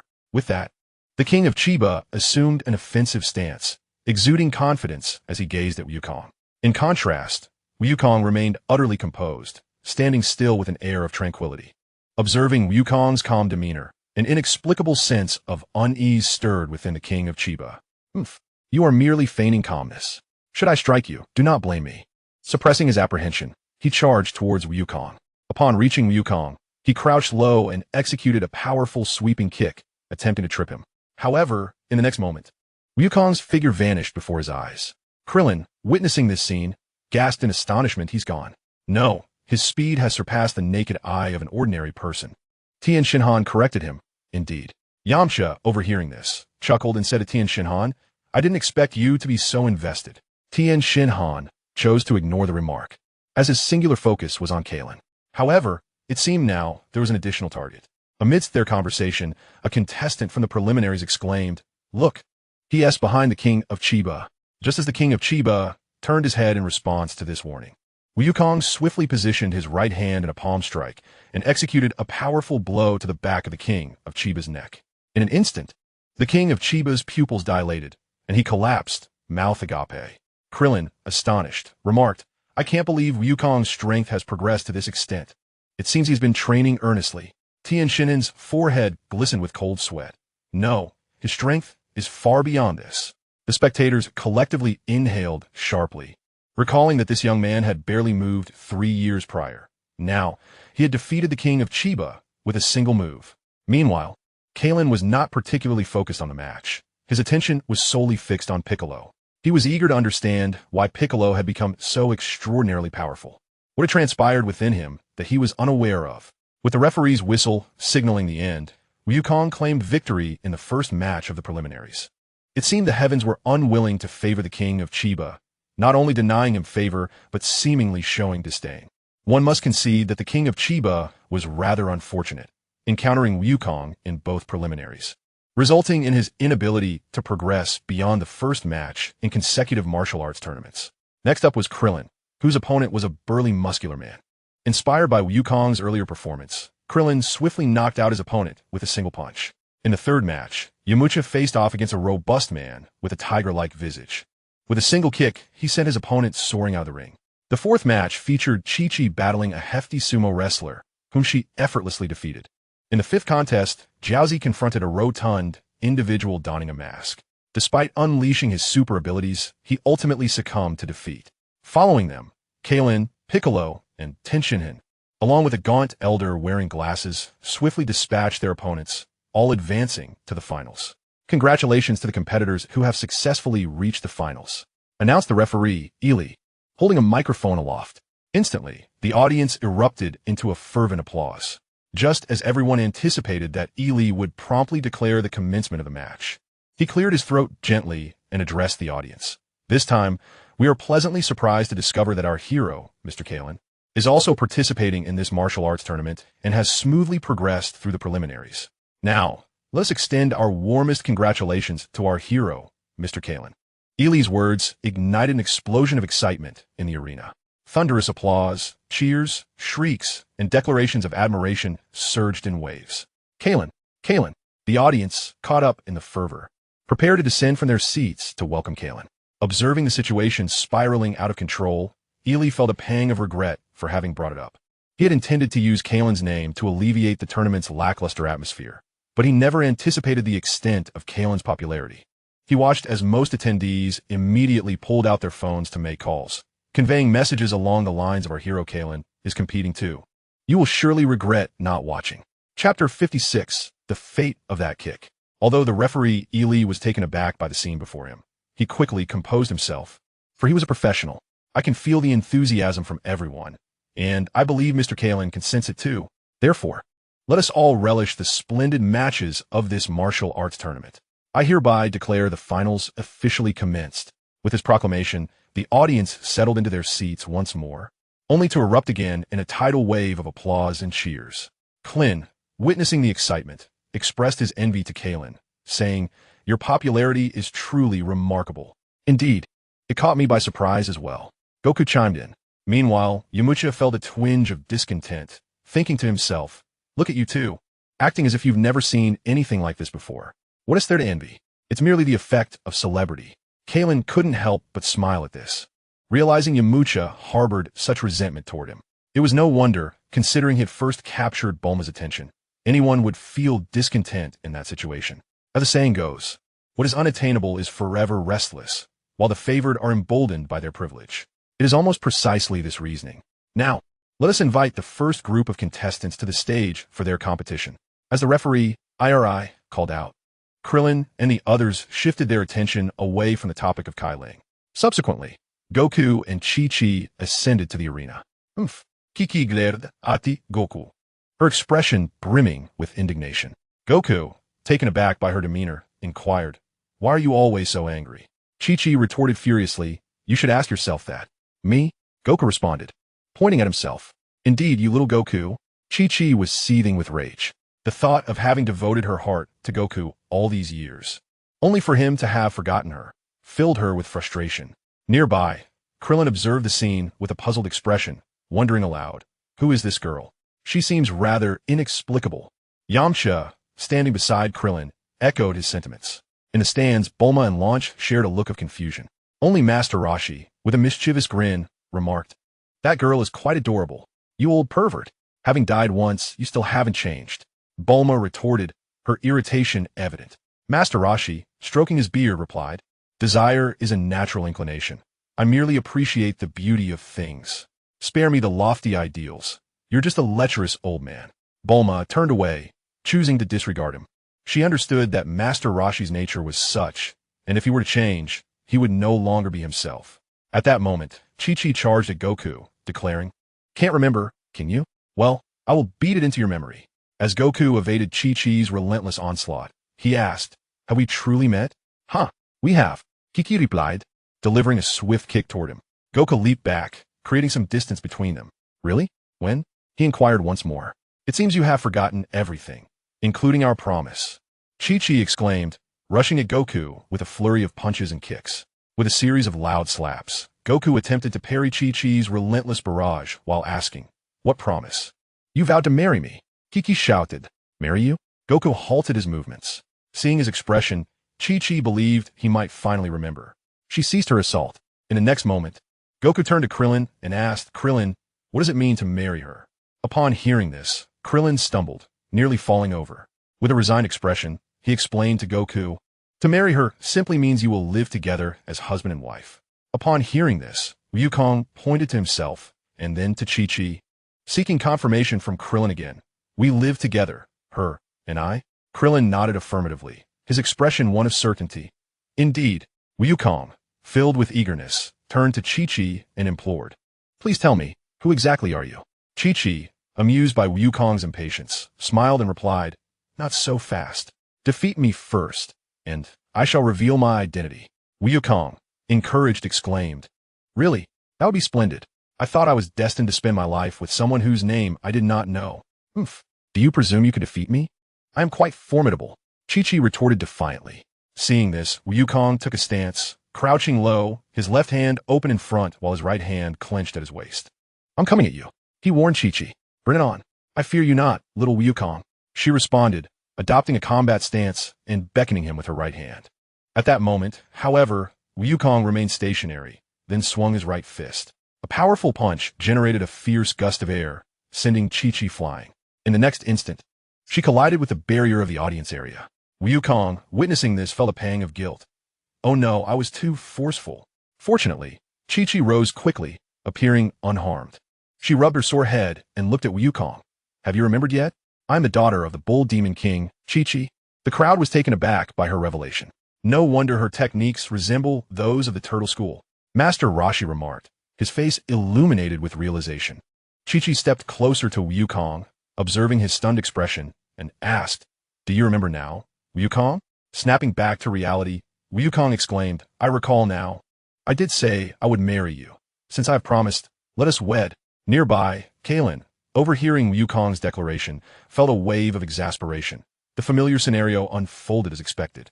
This proposal style could only belong to Wukong, but he would ensure that Bulma received a romantic proposal. Meanwhile, Chi-Chi, beaming with happiness, intertwined her arm with Wukong's, descending the arena together.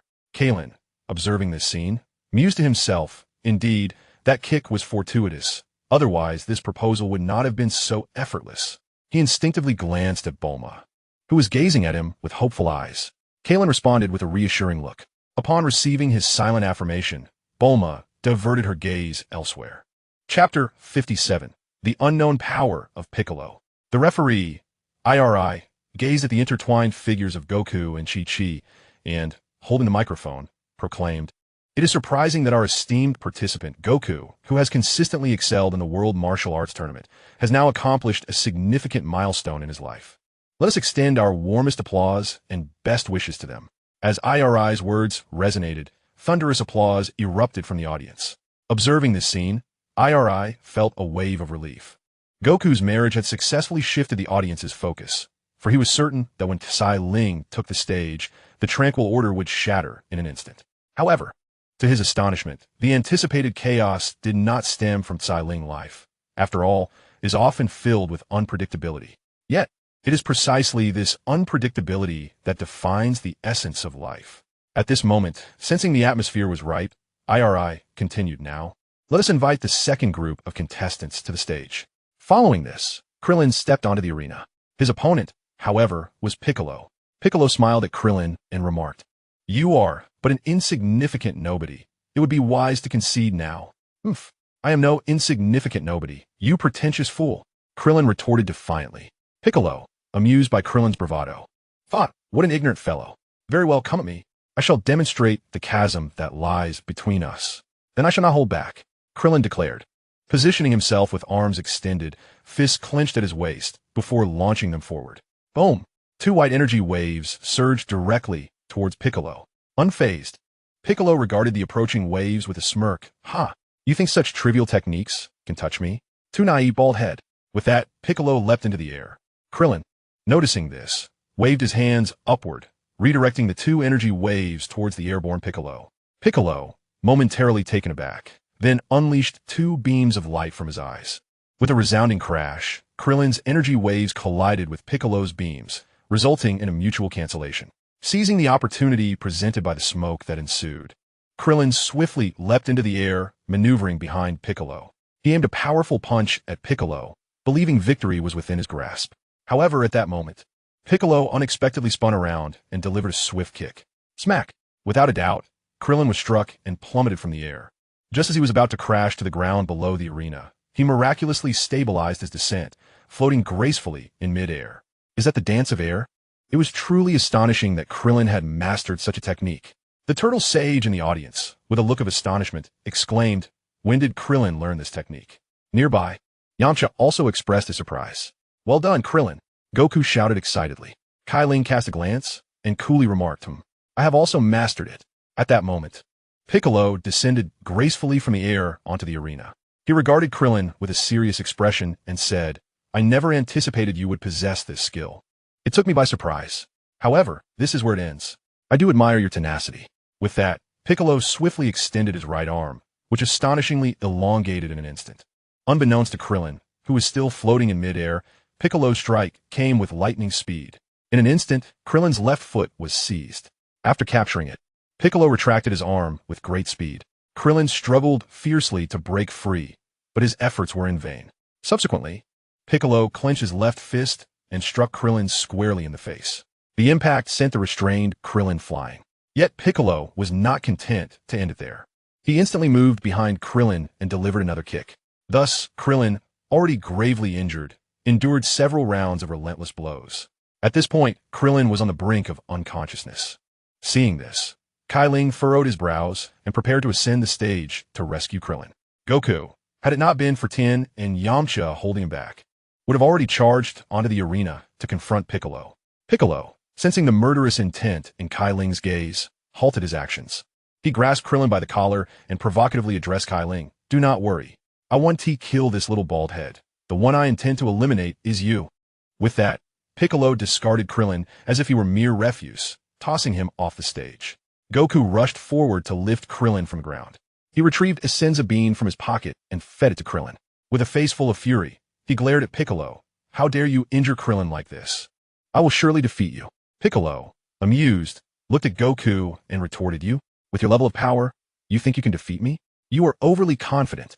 Goku, undeterred, chose not to respond, for he understood that the truth would only reveal itself in battle. Meanwhile, Cai Ling wore a grave expression.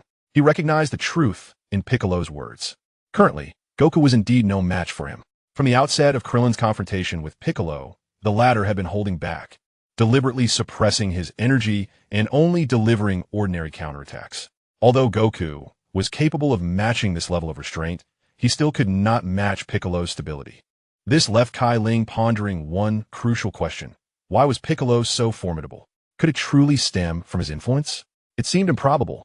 The father of Bick has not significantly grown stronger. This question, perhaps, only Bick could answer. Therefore, defeating him is the only way to uncover the truth, a fact that Cai Ling is acutely aware of. Next in the contest are Yamcha and Tianjin Fan. Both ascend the arena together, with an air of confidence. Yamcha smiles at Tianjin Fan and remarks, "I never expected to face you again." To which Tianjin Fan replies, "Neither did I expect to see you, the defeated. It seems luck is on my side." Yamcha, incensed by this comment, retorts, "Stop boasting. Our last match ended without a clear victor. This time, you shall witness my true prowess." With that, he charges at Tianjin Fan. Chapter 58, Energy Sphere vs. Four-Way Fist. Upsharbing Yamcha's agresiva pruak Tianjin Fan shows. And meets him with equal fervor. The two extend their hands, fingers intertwining, and commence a battle of strength. Neither is willing to yield an inch. Moments latte. Their arms and foreheads are adorned with prominent veins. After several seconds of stalemate, they simultaneously release their grip, creating some distance between them. Yamcha, having distanced himself from Tianjin Fan, shakes his weary arms. Meanwhile, Tianjin Fan swiftly swings his right hand, unleashing a white energy wave that surges toward the unsuspecting Yamcha. With no time to evade, Yamcha pivots, fists clenched, overlapping them protectively before his chest, bracing himself against Tianjin Fan's formidable energy wave.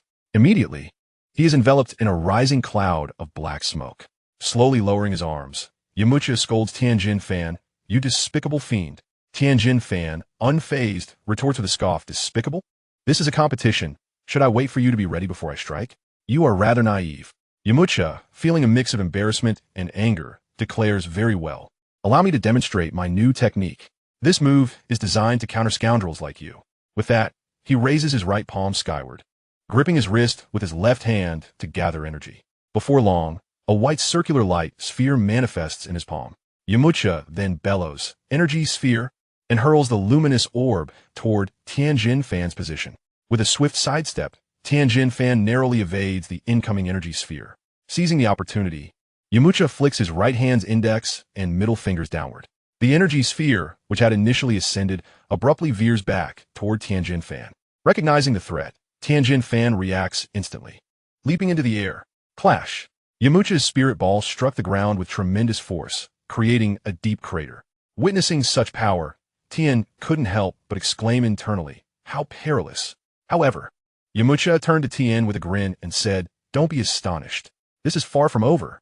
With that, he raised his right hand, extending his index and middle fingers upward. In the next moment, the spirit ball, which had already landed, rebounded from the ground and soared towards Tien, who was suspended in midair. With no time to evade, Tien clenched his fists and braced himself against his chest to absorb the impact of the spirit ball. A sharp crack echoed, and Tien's right hand was dislocated as he slowly descended from the air. Drip, drip. Blood trickled down his arm, staining the arena.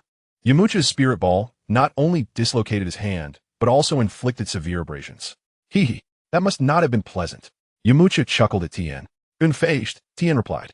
It was indeed quite uncomfortable, but this ends here. Yamcha, with a look of disbelief, retorted, Hee, don't feign bravado. Just admit defeat and seek medical attention. I know all too well the power of my spirit ball. If you don't handle this promptly, don't come crying to me later. I don't need your meddling. Tien shot back, enduring the pain in his right hand. He then crossed his arms and positioned himself for the four-way fist technique. With a powerful shout, he transformed into four distinct entities. Of course, this was not the crux of the matter. The crucial point was that these four figures were all tangible. Yamcha, witnessing this, wore a grim expression and muttered, "Damn it, this must be an illusion." Immediately, he conjured another spirit ball and hurled it toward the four Tien figures. However, Tien pressed forward instead of retreating, charging straight at Yamcha. Not far away, Krillin, having recovered after eating a senzu bean, turned to Goku and asked, "Goku, Why is Tien not dodging, but instead advancing? Goku explained, he probably can't evade. Yamcha's spirit ball is not only powerful, but also under his control. The only way to counter it is to defeat the wielder. Otherwise, it cannot be undone. Krillin nodded in understanding, realizing the cunning nature of Yamcha's technique. Goku chuckled. It's quite a formidable move. However, Tien's four-way fist isn't without its drawbacks. He distributes his power among the four, meaning Yamcha must confront four Tien figures simultaneously. Even though the strength is divided, their movements and thoughts remain unified. Krillin felt a bit disheartened, realizing how formidable everyone else was. Goku, sensing his friend's gloom, offered encouragement. You're impressive too, Krillin. You mastered the flight technique. Such a challenging technique has been mastered. I firmly believe that in the future, you will develop even more formidable skills. Thank you, Goku. I am confident in my abilities. Krillin has regained his self-assurance once more. At this moment, Yamcha on the arena is somewhat flustered. The movements of the four Tien Shinhan are remarkably synchronized, regardless of which one he targets with his energy blast. He gains no advantage whatsoever. Yamcha feels as if Tien Shinhan is a rival sent by fate itself. As Tien Shinhan approaches, Yamcha grits his teeth and exclaims, "No matter what, I'll strike first." Previously, the energy blast had merely lingered among the four Tien Shinhan. However, after this series of actions, not only did he fail to push them back, but their proximity only increased. Thus, Yamcha swings vigorously, using his index and middle fingers to send the two nearest Tien Shinhan flying away. The two Tien Shinhan instantly vanish. Yet, this action creates an opening for his opponent. At this moment, the advancing Tien Shinhan throws a punch towards him. Seeing the attack coming, Yamcha shouts Wolf Fang Fist. With precision and fluidity, he executes a combination of punches. Although he vanquishes the third Tien Shinhan, the remaining one seizes the opportunity during the momentary pause of the Wolf Fang Fist and delivers a kick to Yamcha's abdomen. In the next instant, Yamcha is sent flying. Thud! He promptly falls off the arena. Chapter 59, The Divine Awakening. After defeating Yamcha, Tien Shinhan opts to forfeit from the subsequent matches. His hand injury is too severe. Continuing could lead to permanent damage. In his own words, it is not surrender, but rather a decision to preserve his ability to train in martial arts in the future. Following him, the masked heavyweight also chooses to forfeit. When questioned by the staff about his decision, he nonchalantly replies, "The upcoming matches exceed my current capabilities." This masked heavyweight is evidently Yajirobe. His primary purpose for attending was to witness Goku's competition. They became acquainted after Goku's training ended at Master Karen's, and he has followed Goku here ever since. With their forfeitures, the top four contenders of the martial arts tournament have been determined. Cai Ling, Goku, Piccolo, and the bespectacled middle-aged man. We have finally arrived at the most exhilarating segment. The next competitors to face off are the divine participant and our hero, Mr. Cai Ling. The name of the divine participant is indeed striking, and having reached the final four, one can only surmise their martial prowess is extraordinary. Meanwhile, our hero, Mr. Cai Ling, is the reigning champion of the previous martial arts tournament, and I have every confidence in him. The match promises to be exhilarating. However, I implore everyone to maintain this orderly atmosphere as we witness the forthcoming battles. As the referee Illy's words faded, a wave of cheers erupted from the audience. Upon taking the stage, the celestial contender followed suit, stepping onto the arena. Cai Ling was acutely aware that this divine competitor before him was none other than the true deity, Bic. Therefore, he addressed him directly, "Divine One, I understand your purpose for being here, yet that individual's prowess far surpasses our wildest imaginations. It would be wise for you to retreat. There is no need for unnecessary sacrifice." To this, the deity responded with surprise. "How did you discern my identity?" "It was through my aura. I sensed it. Cai Ling deeply. So that is how it is. I thought my disguise was so convincing that I wouldn't be easily detected." The deity exclaimed, realization dawning upon him. "Thus, Divine One, heed my counsel and return. Allow me to handle this matter." Cai Ling continued to urge, aware that the deity's trump card was the magic sealing wave. However, should their strengths be mismatched, it would only be the weaker party who would face the dire consequences of such a seal. The deity, however, shook his head resolutely.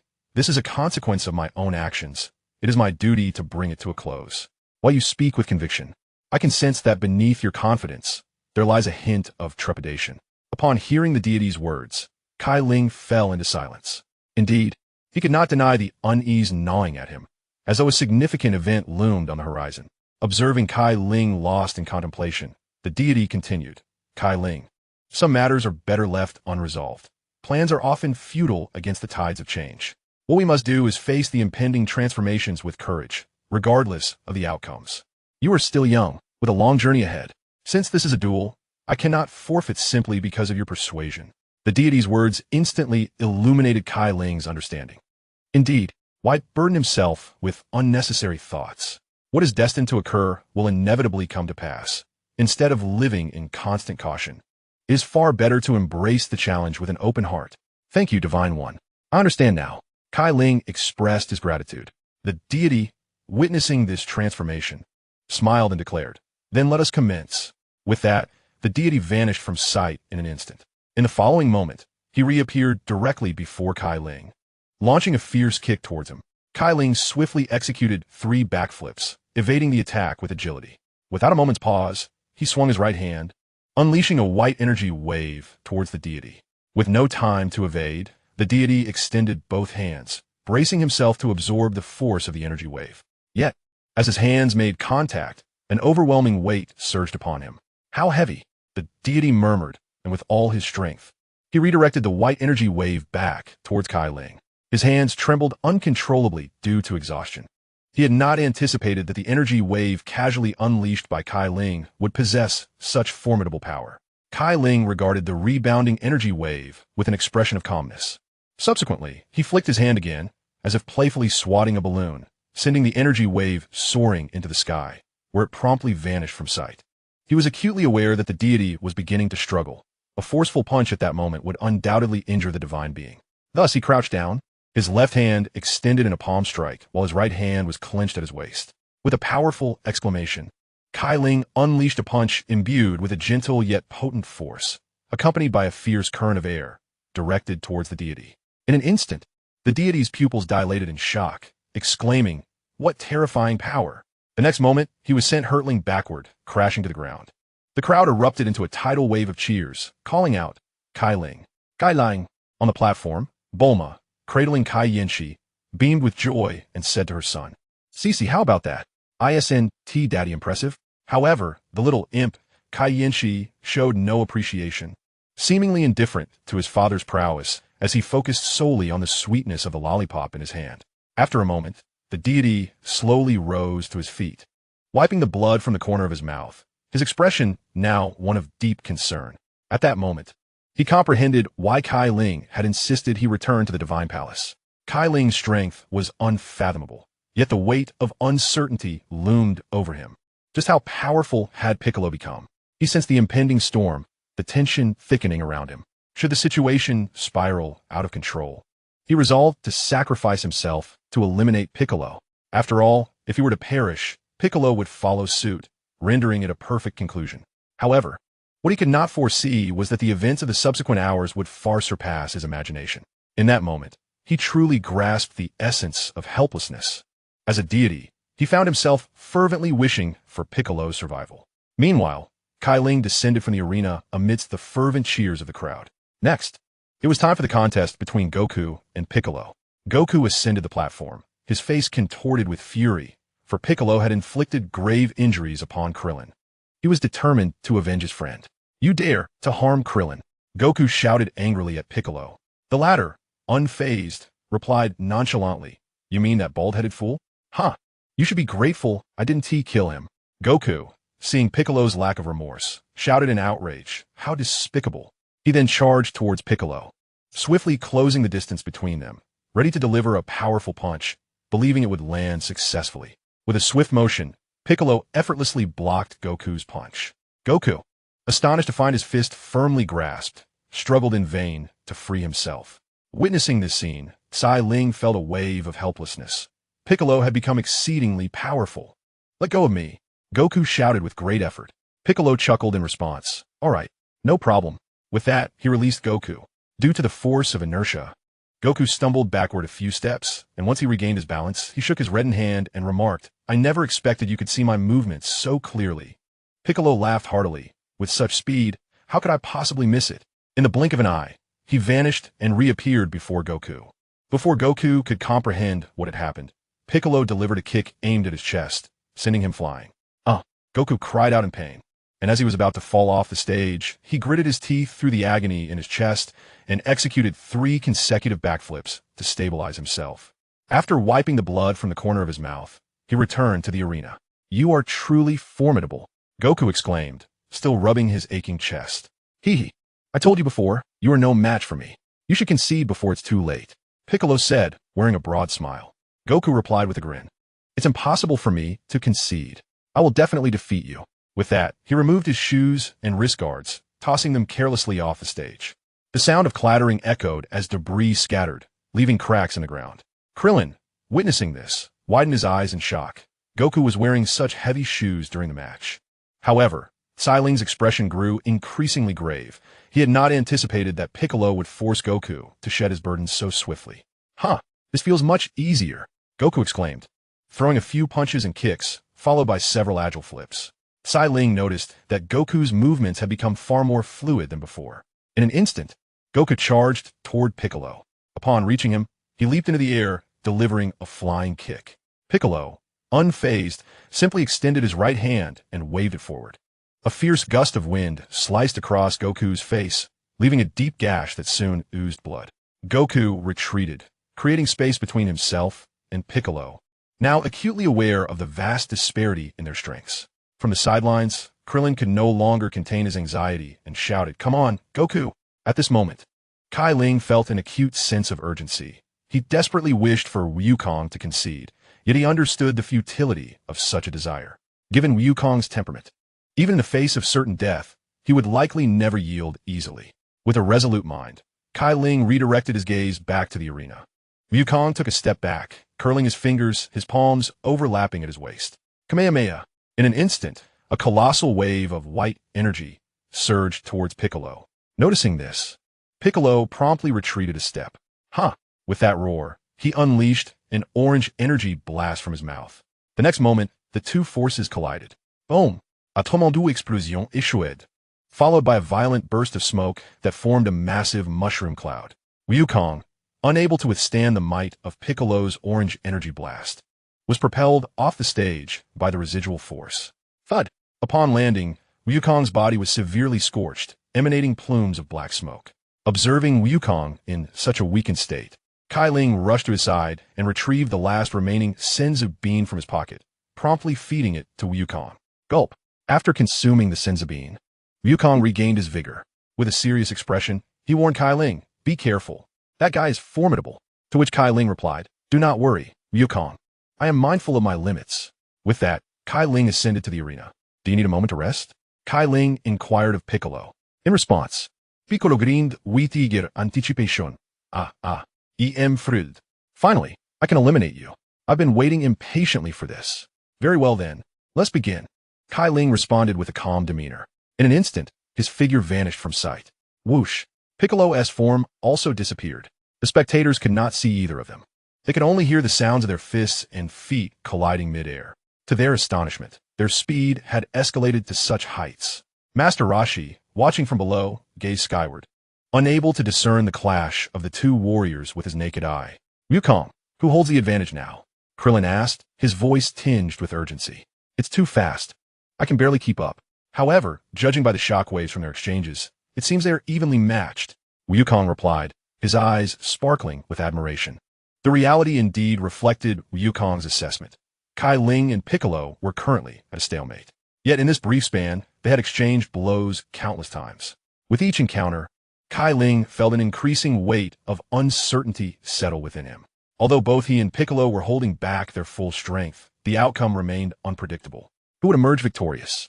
In an instant, the figures of the two individuals reappeared upon the arena. "You have indeed not disappointed me. It turns out my father met his demise at the hands of a formidable warrior, such as yourself, which makes it worthwhile. However, the more powerful you are, the greater the thrill I will experience when I vanquish you." After proclaiming this, Piccolo casually removed his white cloak draped over his shoulders. He then proceeded to take off the white band that adorned his head, a hat intricately woven. His complete visage was now revealed to the eyes of the audience. It was none other than the great demon King Piccolo. A voice from the crowd exclaimed, and soon the entire venue was engulfed in a tumultuous unrest. the previously stable order beginning to crumble. Chapter 61. The Clash of Dragons and Tigers. Everyone, remain calm. Our hero, Mr. Cai Ling, is here, shouted the referee, Ely, into the microphone, addressing the restless crowd below. As if on cue, the previously agitated spectators swiftly settled down. Indeed, our hero, Mr. Cai Ling, is present. What is there to fear? A confident gentleman in a baseball cap thumped his chest. Yes, Mr. Cai Ling has already defeated the great demon king Piccolo once. Surely he can do so again, chimed in another individual with dyed yellow hair. Once again, the audience erupted into a resounding cheer. Cai Ling. Cai Ling. Go, Mr. Cai Ling. Give him a good beating, don't hold back. Mr. Cai Ling, I want to see you have child. Observing this scene, Cai Ling silently sighed. I sincerely thank you all. At that moment, he wished he could slap Ely for his remark, do not panic. For what was there to be calm about? He understood that if this contest continued, and the crowd remained, they would undoubtedly be caught in the crossfire of the battle between himself and Piccolo. After all, the power of a Super Saiyan at its first level was truly terrifying. If unleashed to its fullest, it would be far too much for this fragile planet to endure. Yet, there was no point in dwelling on such thoughts. It was time to unleash his full strength, or he would find himself without the ability to retaliate. At that moment, Piccolo's onslaught surged toward him like an overwhelming tide. Without a moment's hesitation, Cai Ling raised both hands high. After image fist, with his commanding shout, his figure instantly transformed into multiple images, effortlessly evading Piccolo's ferocious assault. Not far off, Krillin, witnessing the spectacle, couldn't he help but exclaim, the afterimage fist is truly unbeatable. No, it's primarily because Cai Ling's speed is sufficient to maximize the effectiveness of the afterimage fist, replied Goku, his gaze fixed intently on the battle in the arena. At this moment, Piccolo, seeing how easily Cai Ling had neutralized his attack, felt a twinge of anger. Humph. With a flourish of his hands, Piccolo readied himself, his fists clenched and raised, gathering energy. Moments later, he thrust his palms forward, unleashing a colossal wave of white energy that surged toward Cai Ling. Let us see how you evade this, Piccolo sneered. Behind Cai Ling lay the audience, and should he attempt to dodge using his afterimage technique, this formidable energy wave would inevitably crash into the spectators, resulting in grave casualties. Thus, evasion was not an option for Cai Ling. Faced with no alternative, he steeled himself to absorb the blow with the power of a Super Saiyan at its initial stage.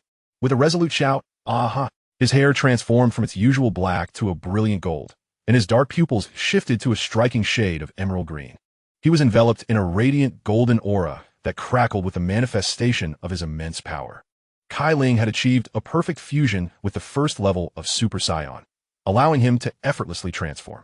Now, as he embodied this form, a hint of cold determination graced his demeanor. As the massive white energy wave approached, he merely extended his right hand. At the moment of contact, he tightened his grip ever so slightly. With a resounding explosion, Piccolo's formidable wave was effortlessly dissipated.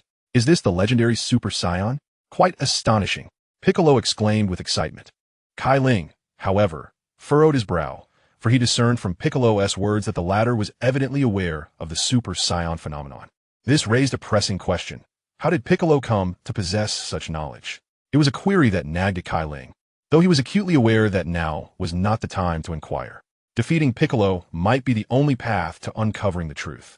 Amused by Cai Ling's furrowed brow, Piccolo continued, do you think you are the only one capable of transformation? He began to gather energy once more, and gradually his form expanded, towering to a height of several meters until the astonishing transformation ceased. Cai Ling observed this remarkable sight with a calm demeanor, remarking coolly, aren't you concerned that such a dramatic increase in size will compromise your speed?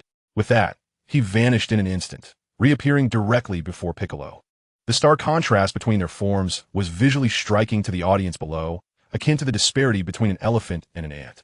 Despite the imposing presence and stature of his opponent, Cai Ling perceived this transformation as an opportunity for victory. Cai Ling, without a moment's hesitation, extended his hands, intending to grasp Piccolo's feet and hurl him away.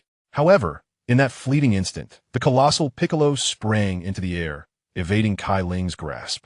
Before Cai Ling could regain his composure, Piccolo unleashed a powerful punch with his long, formidable arm. Caught off guard, Cai Ling clenched his fists and crossed them to protect his chest.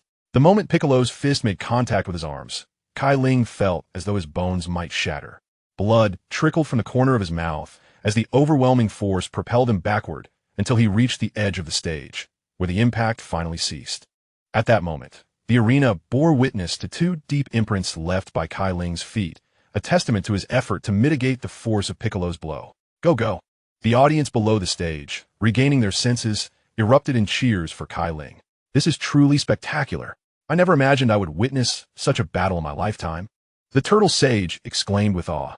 Goku, do you think we should intervene here? Krillin asked nervously, glancing at Goku nearby. Goku, maintaining his calm demeanor, replied, just enjoy the match, Krillin.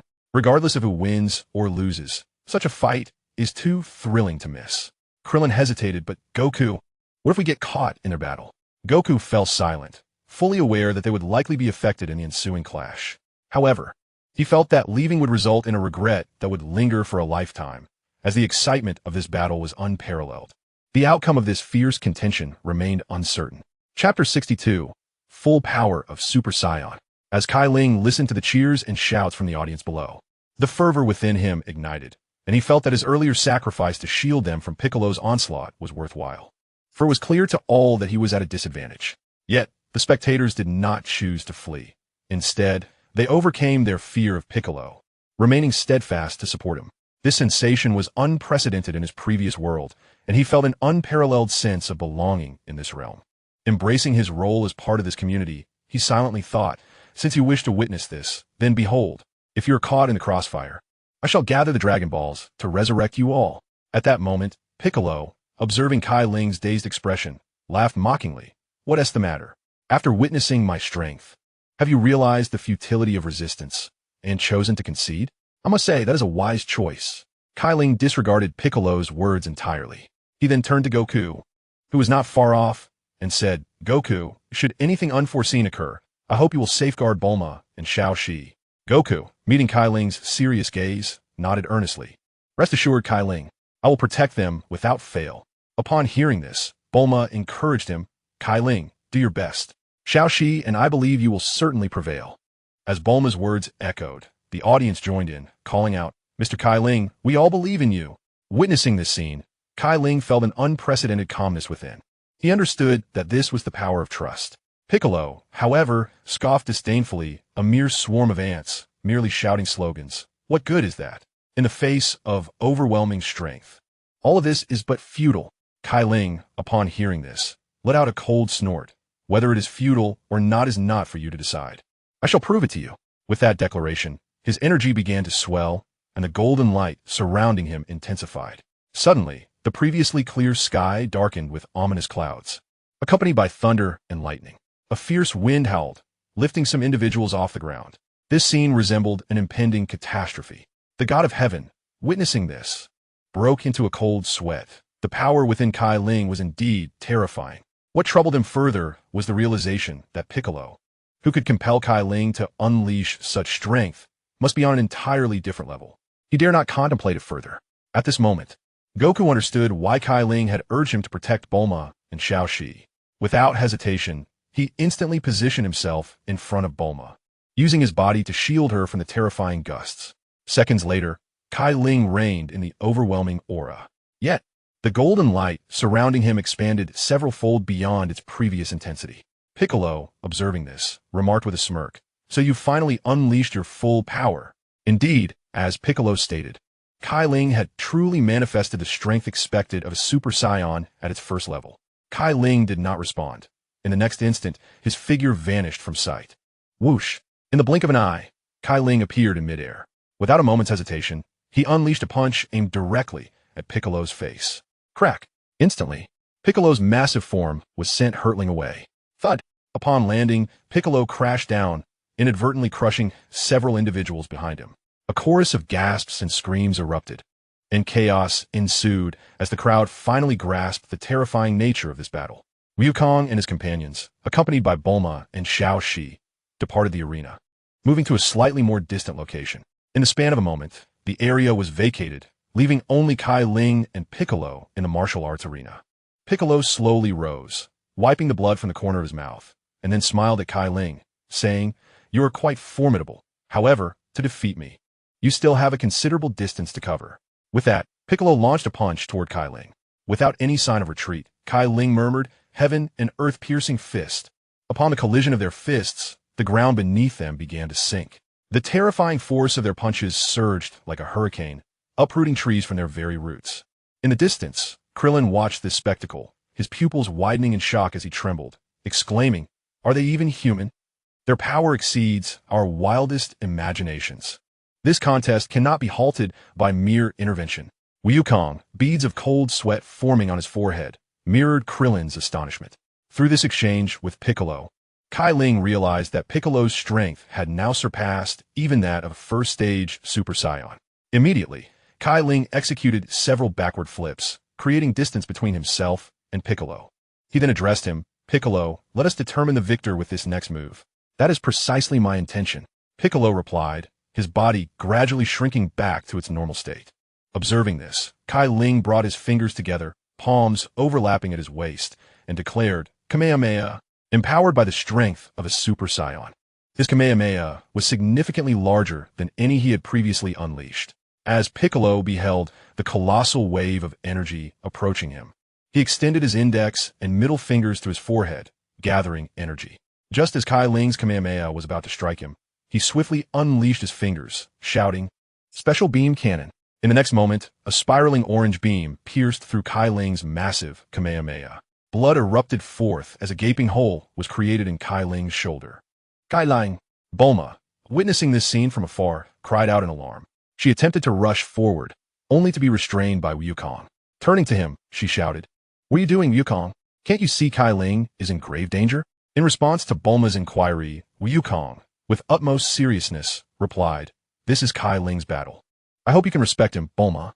At that moment, Cai Ling, clutching his chest, slowly rose to his feet. Piccolo, witnessing this, expressed his surprise, saying, "Your life force is remarkably tenacious. To think you have survived this."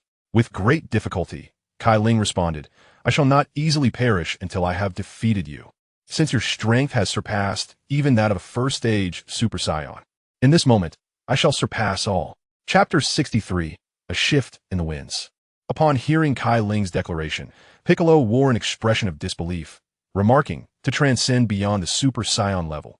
Are you jesting?" Cai Ling, however, paid him no heed, for he was acutely aware that nothing is more persuasive than the undeniable truth. It had been over 3 years since he concluded his training in the temple and gathered the Dragon Balls. During this time, he had diligently practiced, successfully surpassing the threshold of Super Saiyan Level 1.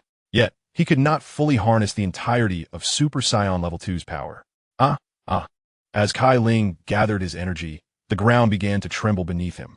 The lightning in the sky grew increasingly frenetic, and his golden hair lengthened slightly, standing upright and more robust, lending him an air of formidable strength. Finally, the lightning crackled around him, producing a thunderous roar. Piccolo, observing this, scoffed. "Is this merely a slight enhancement in power that leads you to consider yourself exceptional?" Cai Ling chose not to respond, instead launching a wave of energy towards him. With this motion, the radiance enveloping him intensified. Piccolo, facing the oncoming energy wave, retaliated with a similarly sized wave of his own. The two forces collided with a resounding explosion, and Piccolo's wave was swiftly neutralized. Reacting quickly, Piccolo leapt into the air, evading the residual blast. Just as he soared, Cai Ling appeared behind him without hesitation, delivering an elbow strike aimed at Piccolo's nape. With remarkable agility, Piccolo spun around, countering with a punch directed at Cai Ling. At that moment, Cai Ling found it perplexing that Piccolo seemed to possess equal, if not superior, prowess, akin to a fusion with divine strength, despite the fact that the divine Piccolo was still very much alive. This defied all logic. With a flurry of punches and kicks exchanged, Cai Ling, now transformed into Super Saiyan Level 2, gradually found himself at a disadvantage. Although his transformation was not fully realized, such an outcome seemed improbable. In the next instant, Piccolo thrust a palm towards Cai Ling, followed by a powerful energy wave. Cai Ling caught it with both hands, feeling an overwhelming weight pressing down upon him, causing his body to descend rapidly toward the ground.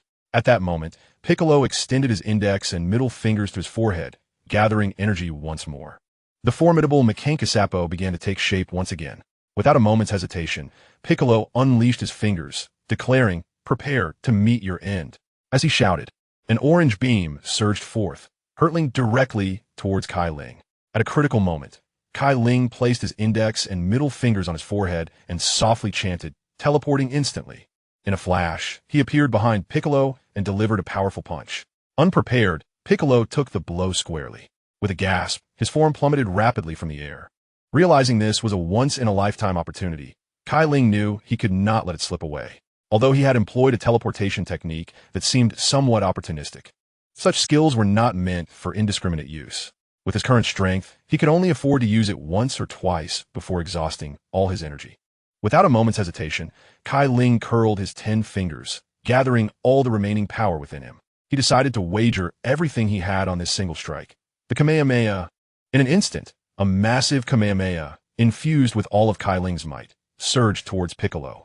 However, just as Cai Ling felt victory was within his grasp, a sudden voice interrupted, expressing disdain for the lackluster display and lamenting the waste of precious time. From a short distance away, 3 figures materialized in the air. One, with hair cascading nearly to his heels, bore a resemblance to Goku, dressed in black and orange armor, sporting a device over his eyes. Clearly Raditz, Goku's brother. Another, a bald, muscular man clad in the same armor, was unmistakably Nappa. The last figure, with upright hair and clad in blue and white armor, was none other than Vegeta. The previous remark had been uttered by Vegeta himself. Vegeta glanced at Cai Ling and remarked with disdain, "A Super Saiyan of this caliber is a disgrace to our warrior race." Following this, he let out a fierce roar and completed 2 transformations in an instant. With a casual gesture, he unleashed a wave of energy, effortlessly deflecting Cai Ling's Kamehameha away. After regaining his composure, Piccolo, visibly irritated, addressed Vegeta, "Stay out of it." To which Vegeta coldly replied, "Don't misunderstand. I merely wish to assess this fool's strength. The result, as I anticipated, is utterly pathetic." Witnessing the scene, Cai Ling felt as though he had plunged into an icy abyss. Why had Vegeta, Nappa, and Raditz all appear together? Why had they all grown so formidable? Surely, something had gone awry. Questions, fears, and anxieties clung to Cai Ling's mind, refusing to dissipate. As Vegeta observed Cai Ling's incredulous expression, he chuckled, surprised. "Are you?" "I was taken aback at first as well, but I have since adapted to this change." With that, Vegeta launched a fist directly toward Cai Ling's chest. In the next instant, blood splattered. Cai Ling's chest was pierced by Vegeta's punch. With a heart full of confusion, Cai Ling slowly collapsed. Thud! Upon hitting the ground, Cai Ling's pupils dilated. His hair returned to its normal state, and the blood seeping from the corner of his mouth quickly dried. His pierced chest still oozed warm blood. Cai Ling was dead, leaving behind a multitude of questions as he passed away. Cai Ling. In the distance, Bulma, witnessing this scene, was overwhelmed with tears, letting out a heart-wrenching cry. She then slumped to the ground as if her soul had departed. The child in her arms, Kai Yenshi, tumbled to the ground. Krillin, seeing this, hurriedly picked him up, his face filled with urgency as he said to Bulma, "Bulma, this is not the time for sorrow. We must hurry and leave. Those foes are beyond our capabilities." Yet Bulma murmured to herself, "Cai Ling is dead. What is the meaning of my existence now?" "Do not say such things, Bulma. You still have Xiao Shi." Goku shouted at her, trying to rouse her from despair. Chapter 64, Future Boy Trunks. Bulma snapped back to reality at Goku's shout. "Right? I still have Xiao Shi. Bring her back to me," she exclaimed, quickly rising to her feet and taking Xiao Shi from Krillin's arms. Witnessing Bulma's sorrowful demeanor, Goku and the others felt a profound ache in their hearts. But what could they do? Even someone as formidable as Cai Ling was no match for those foes. What could they possibly achieve? A deep sense of despair enveloped everyone. "Time is of the essence. Let us depart," Goku declared, summoning the flying Nimbus. At his command, everyone prepared to leave. However, at that moment, Vegeta approached them. Hovering in midair, Vegeta smirked wickedly. "What's this? Ready to leave after witnessing such a spectacle? You worthless beings are not worthy of survival." As he spoke, Vegeta raised one hand, gathering energy into a sphere. In the next instant, he hurled this energy ball towards Goku and the others. "It's over. We are all doomed," Master Roshi remarked calmly. From the moment Cai Ling fell, he had foreseen this outcome. Whether to flee or not held little significance given the current circumstances. However, Goku's resolve contrasted with Master Roshi's thoughts.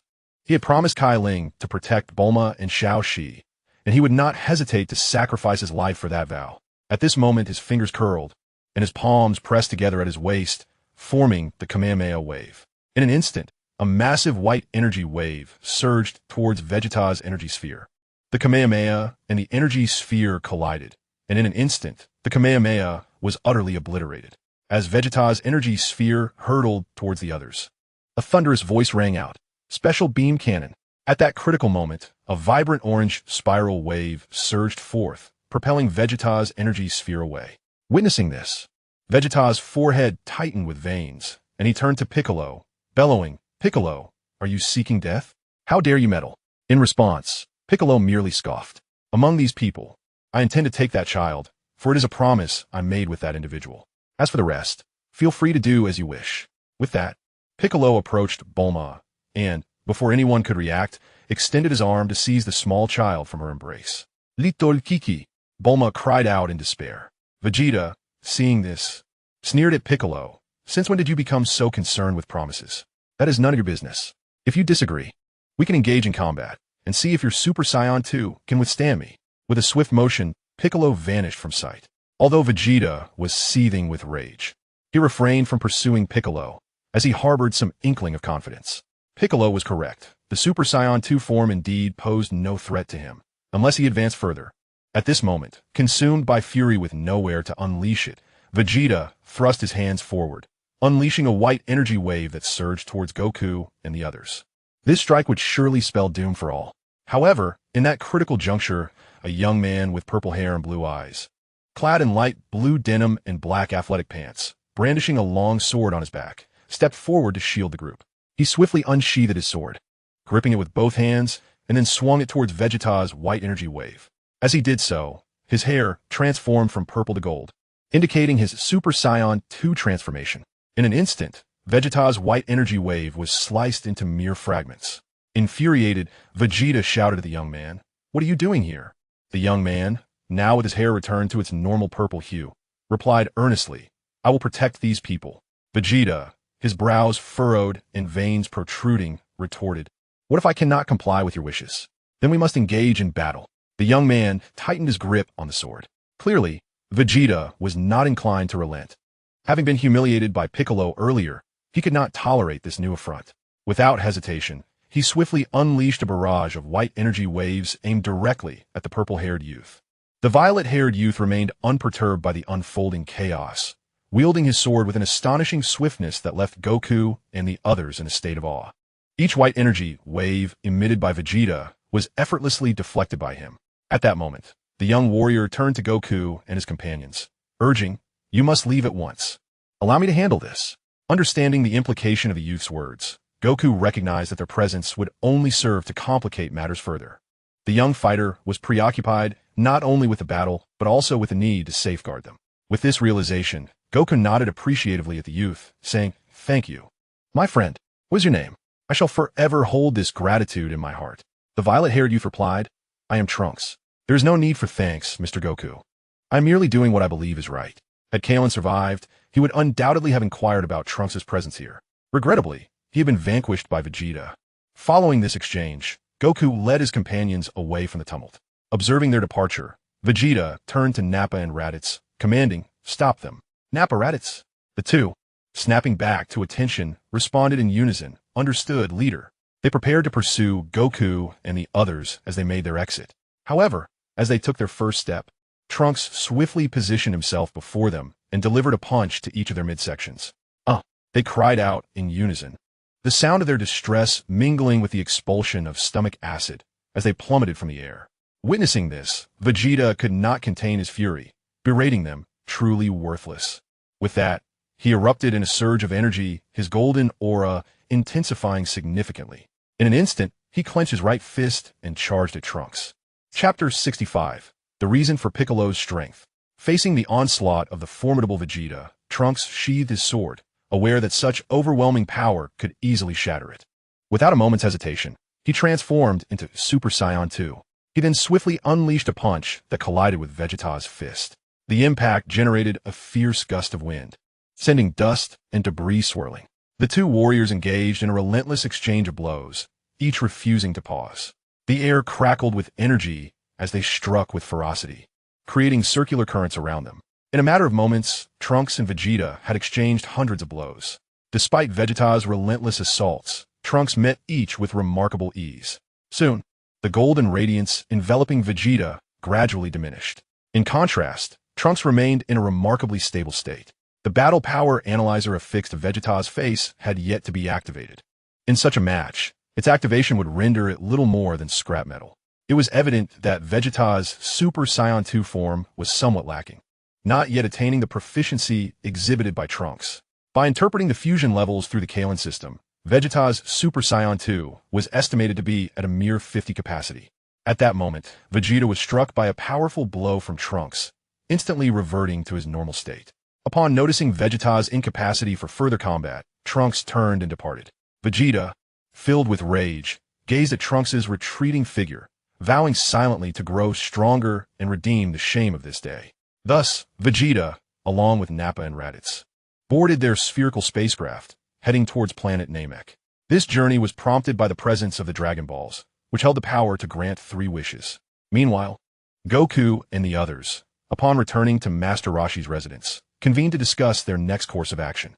Observing the troubled expressions of his companions, Goku spoke up, stating that the pressing matter at hand was to gather the Dragon Balls and resurrect Cai Ling. This declaration invigorated the group. Indeed, as long as they could collect the Dragon Balls once more and bring back Cai Ling, hope remained alive. Krillin, rising enthusiastically from his seat, echoed the sentiment. With renewed morale, even Bulma, whose eyes had initially reflected despair, began to regain some spark. After reaching a consensus, Goku, Bulma, and Krillin set forth once again on their quest for the Dragon Balls. Meanwhile, the deceased Cai Ling was escorted by the Supreme Kai to the Hall of Judgment. In this realm, he truly bore a halo above his head. The Supreme Kai recounted the circumstances surrounding Cai Ling's fate to King Yama, requesting permission for him to train with the King of Worlds. King Yama, a tall figure adorned with a horn cap and a thick beard, rested his chin on his left hand while holding the Book of Life and Death in his right, perusing Cai Ling's life record. After a moment, he remarked, quite impressive. Cai Ling, your contributions are indeed significant. You could have ascended to heaven, yet you chose to risk traversing the Serpent Road to reach the King of Worlds? Cai Ling responded earnestly. Yes, your majesty. I wish to give a try. Sighing, King Yama replied, as far as I know, 99 of those who venture there do not return. Should you fall from the Serpent Road, the depths below are nothing short of hell. He then fixed a penetrating gaze upon Cai Ling. To this, Cai Ling replied nonchalantly, I am indifferent to that. I am already dead. Whether I ascend to heaven or descend to hell is of no consequence to me. Very well. Since you're so eager to go, then go ahead. Yen Luo Wang has also abandoned the idea of persuading Cai Ling. Subsequently, Cai Ling bid farewell to the celestial beings and arrived at the starting point of the Serpent Path. Before him lay a road that seemed to stretch into infinity. Though the end was not in sight, what of it? Cai Ling understood well that every endeavor is fraught with challenges at the outset.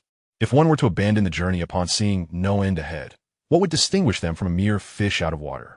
Having vowed long ago not to live like a fish, Cai Ling boldly took the first step onto the Serpent Path. Unbeknownst to him, Bulma and the others were also striving to resurrect him, diligently seeking the Dragon Balls. Meanwhile, Kai Yinchi found himself in a desolate wilderness, having been brought there by Piccolo. After unceremoniously tossing Kai Yinchi onto the ground, Piccolo rubbed his head where his green antennae had been painfully gripped during their journey. With a look of impatience, he turned to Kai Yinchi and scoffed. Now you can experience the loneliness I endured when I was all alone. However, Kai Yinchi, not comprehending the meaning behind Piccolo's words, assumed the other wished to play with him. Stumbling forward, he reached out with his tiny hand to grasp Piccolo's pants, and in a childish voice exclaimed, "Let us ride a horse." Upon witnessing this, Piccolo's forehead twitched with veins bulging. If he could, he would have crushed this insignificant little brat beneath his foot. Yet, he found himself unable to act, as the mysterious woman who granted him power forbade such actions. At this moment, Piccolo couldn't help but reminisce about his first encounter with that enigmatic woman. He had been as weak as Kai Yinchi then, facing relentless predators every day, fighting for survival against those stronger than himself, teetering on the brink of life and death. This arduous existence persisted for considerable time until he eventually transformed those beasts into his prey. Though fraught with hardship, he survived, and his hope for avenging his father began to flicker with promise. Just then, a masked woman appeared before him. "Greetings, Namekian. Even in 3 years, you would still be no match for that being. Allow me to assist you." As she spoke, she waved her hand, rendering him immobile. For the first time in his life, he experienced a surge of fear. The mysterious woman placed her hand upon his head, and shortly thereafter, he felt an unending tide of power surge within him, a sensation he would never forget. Before long, she withdrew her hand and, sounding quite displeased, remarked, "Is it because you have not merged with your true self? How can you reach your limit after absorbing only the strength of 3 combat-type Namekians?" "Thank you, my benefactor," he expressed, feeling the power welling within him, offering his gratitude to the mysterious woman before him. However, the other party responded with indifference, casting a dismissive remark. "No need to thank me. I only hope that after you seek vengeance on that fellow, you will take his child under your wing, educating it with your own theories, instilling in it the hatred that resides within you." With that, the individual departed. Chapter 66. Cai Yinshi's Terrifying Perception.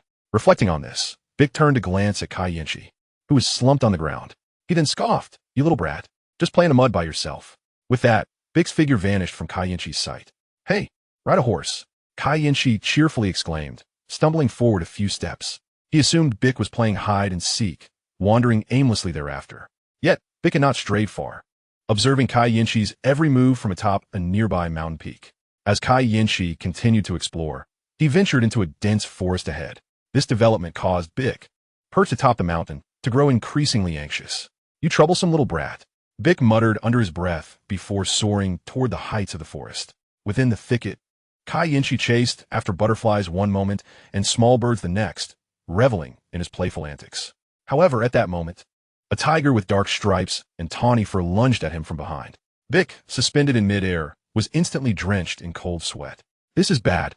He realized he could not reach in time, and using an energy wave might inadvertently harm little Shi. This predicament left him in a conundrum.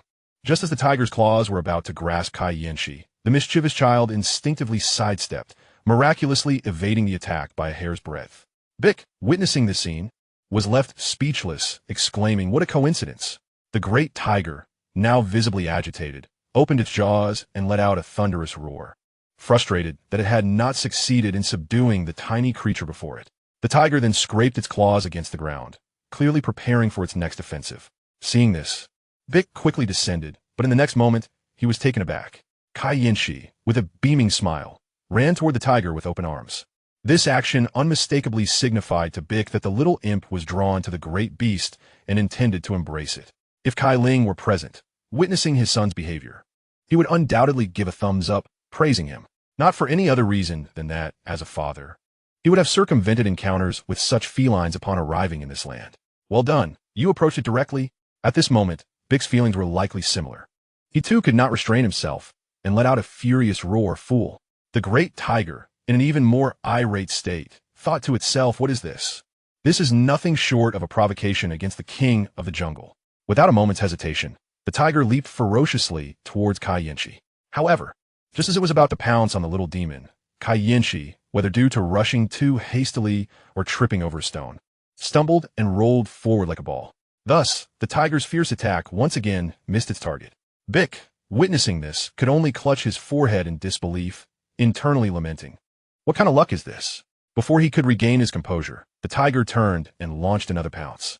At that moment, Cai Yinshi was facing away from it, and just as the tiger seemed poised to succeed, the little demon sidestepped once more. This back and forth continued several times, each time narrowly avoiding the tiger's grasp. Before long, the great tiger was utterly exhausted, collapsing to the ground and panting heavily. Yet, the little demon, seemingly reveling in the game, seized a small stone from the ground without hesitation and hurled it at the sprawled tiger. Cai Yinshi's audacious act left Bick astounded. He had seen reckless behavior before, but nothing quite like this.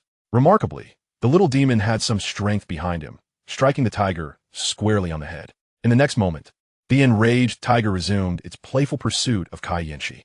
However, it soon collapsed entirely. No matter how many stones Cai Yinshi threw, it lay still on the ground, unmoving. Realizing this, Cai Yinshi felt a wave of boredom wash over him and turned to seek another target. Meanwhile, Bick, suspended in midair, wore an expression of shock. If the first few instances were mere coincidence, then the repeated occurrences could not be explained by luck alone. He began to comprehend that the young boy seemed to possess an instinctual awareness of danger. This level of perception was astonishingly extraordinary. To illustrate, it was akin to being able to predict an opponent's moves during a confrontation. That would be termed foresight. While there are ways to counter such predictions, Cai Ling's instinctive awareness transcended mere foresight. He could react without conscious thought to avoid incoming attacks. How remarkable this was! At that moment, Bix's gaze towards Cai Ling was devoid of any previous disdain. It was as if he had discovered treasure. Ha ha ha! Our demon clan will have a successor. I shall cultivate you into the finest warrior of our kind. With Bix's boisterous laughter, the birds in the jungle were startled and took flight. However, far away on the serpent path, Cai Ling remained oblivious to all of this. At that moment, he was desperately sprinting forward. He never anticipated that, even in death, he could feel exhaustion and, oddly enough, a hint of hunger. After an indeterminate period, he could no longer endure and leaned against the serpent path. Gasping for breath and taking a brief respite, it was then that a magnificent palace appeared before him, wafting with the tantalizing aroma of food. Unconsciously drawn, Cai Ling stepped inside the palace. As he crossed the threshold, the grand doors closed behind him. Soon, several exquisite maidens, clad in colorful gowns, approached him, carrying delectable dishes. He was astonished that, even in death, he could indulge in such exquisite service. Without hesitation, he began to devour the sumptuous feast laid before him. Nearby, a fairy-like maiden respectfully poured wine for him, creating an atmosphere that was nothing short of heavenly. This place was truly a paradise for men, he mused to himself. Once he had satiated his hunger and thirst, he expressed his gratitude to the maidens, intending to take his leave. Though the allure of their company was enticing, his commitment to cultivation was paramount. One striking maiden in a red gown inquired, "Handsome, where are you off to? Wouldn't it be better to stay and keep his company?" "Regrettably, I must head to the realm of the kings to cultivate. Perhaps we shall meet again," he replied, just as he took a step forward. The maidens drew long swords from behind and lunged at him. Chapter 67. A year apart. Cai Ling sensed the sharp intent of the blades approaching from behind and swiftly evaded the first strike. However, another sword followed closely behind.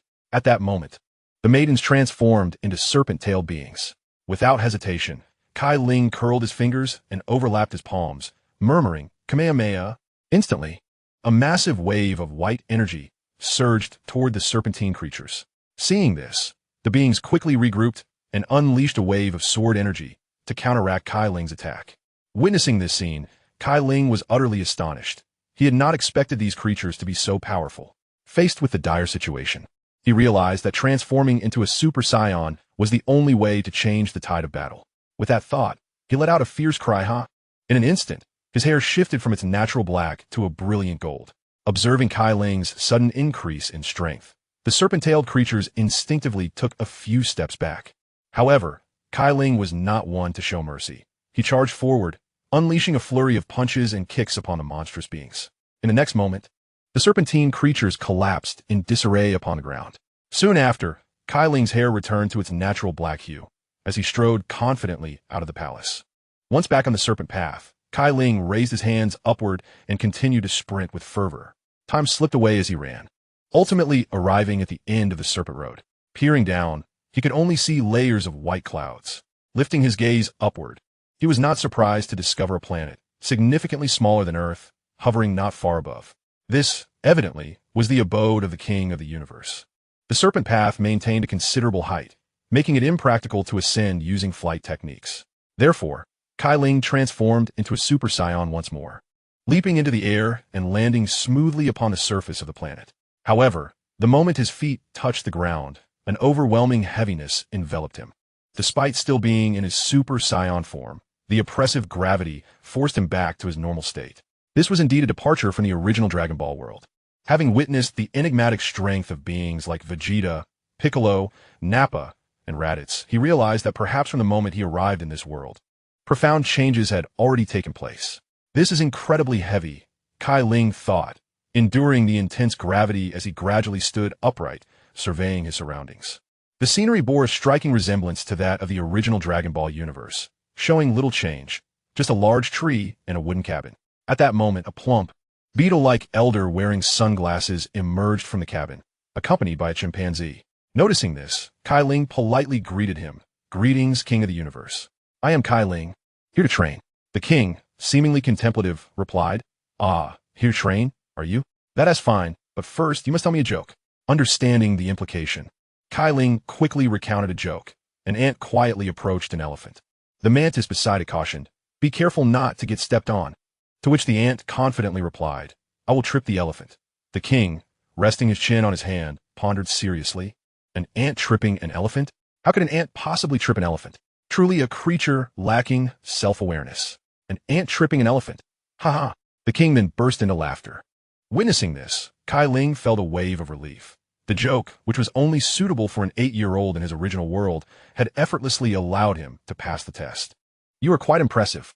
Your joke-telling skills are exceptional. You may train here," the king said with a smile, preparing to turn away. Observing this, Cai Ling immediately called out, "King of the universe, do you not intend to guide me?" In saying this, Cai Ling hoped for the king to demonstrate the king's fist before him. If he were to master the Kaioken technique and transform into a Super Saiyan 2, then certainly Vegeta would stand no chance against him.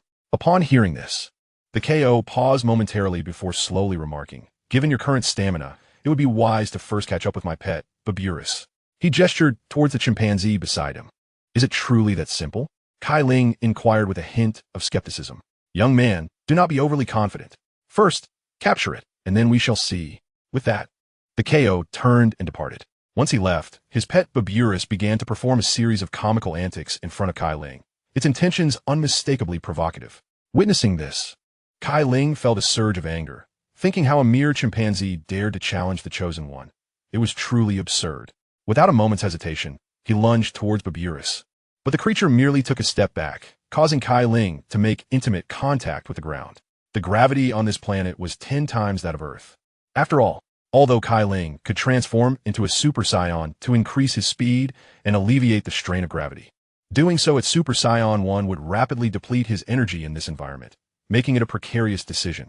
He could easily tire while Baburus remained exuberant. Days passed, and a year later, on this planet of intensified gravity, he successfully captured Baburus. Meanwhile, Goku, Krillin, and Bulma had gathered the 6 Dragon Balls from Earth. Accompanied by Piccolo, Kai Yinchi had aged a year, no longer stumbling as he walked, but instead had become a formidable presence in the jungle. Vegeta had decimated the entire Namekian planet and collected its 7 Dragon Balls, only to have them seized by Frieza. Frieza summoned the eternal dragon Purunga to fulfill his wish for immortality, significantly augmenting his power and consolidating his dominion over the universe. At this moment, in a mysterious palace across the distant cosmos, Trunks addressed a masked, enigmatic woman before him, asking, "Why do you allow those who commit evil to roam free?" The mysterious woman replied coolly, "Trunks, your perspective is remarkably simplistic. There exists no absolute good or evil in this world. Only the ultimate victor possesses the authority to judge right from wrong." Chapter 68, The Manipulated Fate. Upon hearing this, Trunks found himself at a loss for a rebuttal, as her words held a semblance of truth. He had witnessed her formidable prowess and realized that he might not withstand a single attack before her. Trunks recalled their first encounter, when he had been mercilessly overwhelmed by the androids 17 and 18. Just when he thought he was on the brink of death, she appeared before him. With a single strike, she completely obliterated the androids 17 and 18. She then spoke to him in a calm voice. "You should not have had to endure this. Come with me. Let us return to the beginning. If you follow my guidance, this outcome can be avoided." "Why should I trust you? Though you possess great strength," Trunks began, but she interrupted by placing her hand upon his head. Instantly, he felt a surge of immense power coursing within him. He swiftly broke through his bottleneck from the first level of Super Saiyan to the second. Hesitantly, he followed this enigmatic masked woman into another realm. As he pondered, Trunks questioned, "If I truly follow your instructions, will the future indeed change?" The mysterious woman, noticing his growing willingness, replied softly, "Certainly. For now, you need only observe. But that girl is my mother." Trunks stammered. "You must understand, Trunks, she is currently the mother of that little brat, not yours. If you act on your own accord again, your future existence will cease to be," the woman declared coldly. Nodding in agreement, Trunks acquiesced. "Very well. I shall do as you say." Meanwhile, after their conversation, Vegeta, alongside Nappa and Raditz, returned to Earth. Following the loss of the Dragon Balls on Namek to Frieza, Vegeta had turned his sights on Earth's Dragon Balls. Although Earth's Dragon Balls could grant only one wish, they were better than nothing. "Leader, how shall we search?" Nappa inquired of Vegeta. "Fool, we will start by tracking down Raditz's brother. He is surely also seeking the Dragon Balls to resurrect that brat I killed. Vegeta replied with a sinister smile directed at Nappa. Wise leader, Nappa responded, placing his right hand over his heart and bowing to Vegeta. Thus, the trio of Vegeta, Nappa, and Raditz set off in pursuit of Goku's energy signature. At that moment, Goku, who was searching for the last Dragon Ball, sensed Vegeta's presence. With a serious expression, he turned to Krillin and Bulma, saying, Krillin, you and Bulma go find the last Dragon Ball. Once you find it, summon the dragon to resurrect Kairatsu. Those guys are back. I'll hold them off. Krillin, filled with concern, replied, But Goku, they are too powerful. You alone cannot face them. There is no time, Krillin. Just do as I say. Goku shouted back. All right, I understand. Krillin responded hurriedly. Having spoken, Krillin departed with Bulma. Goku, in turn, summoned his flying Nimbus and swiftly soared towards Vegeta and the others. His intention was to stall them for as long as possible before Bulma and Krillin could locate the final Dragon Ball. Meanwhile, in the wilderness, Piccolo had evidently noticed the approach of Vegeta's group. He promptly flew over to Kai Yenshi, who was playfully engaged in a game of hide-and-seek with a tiger.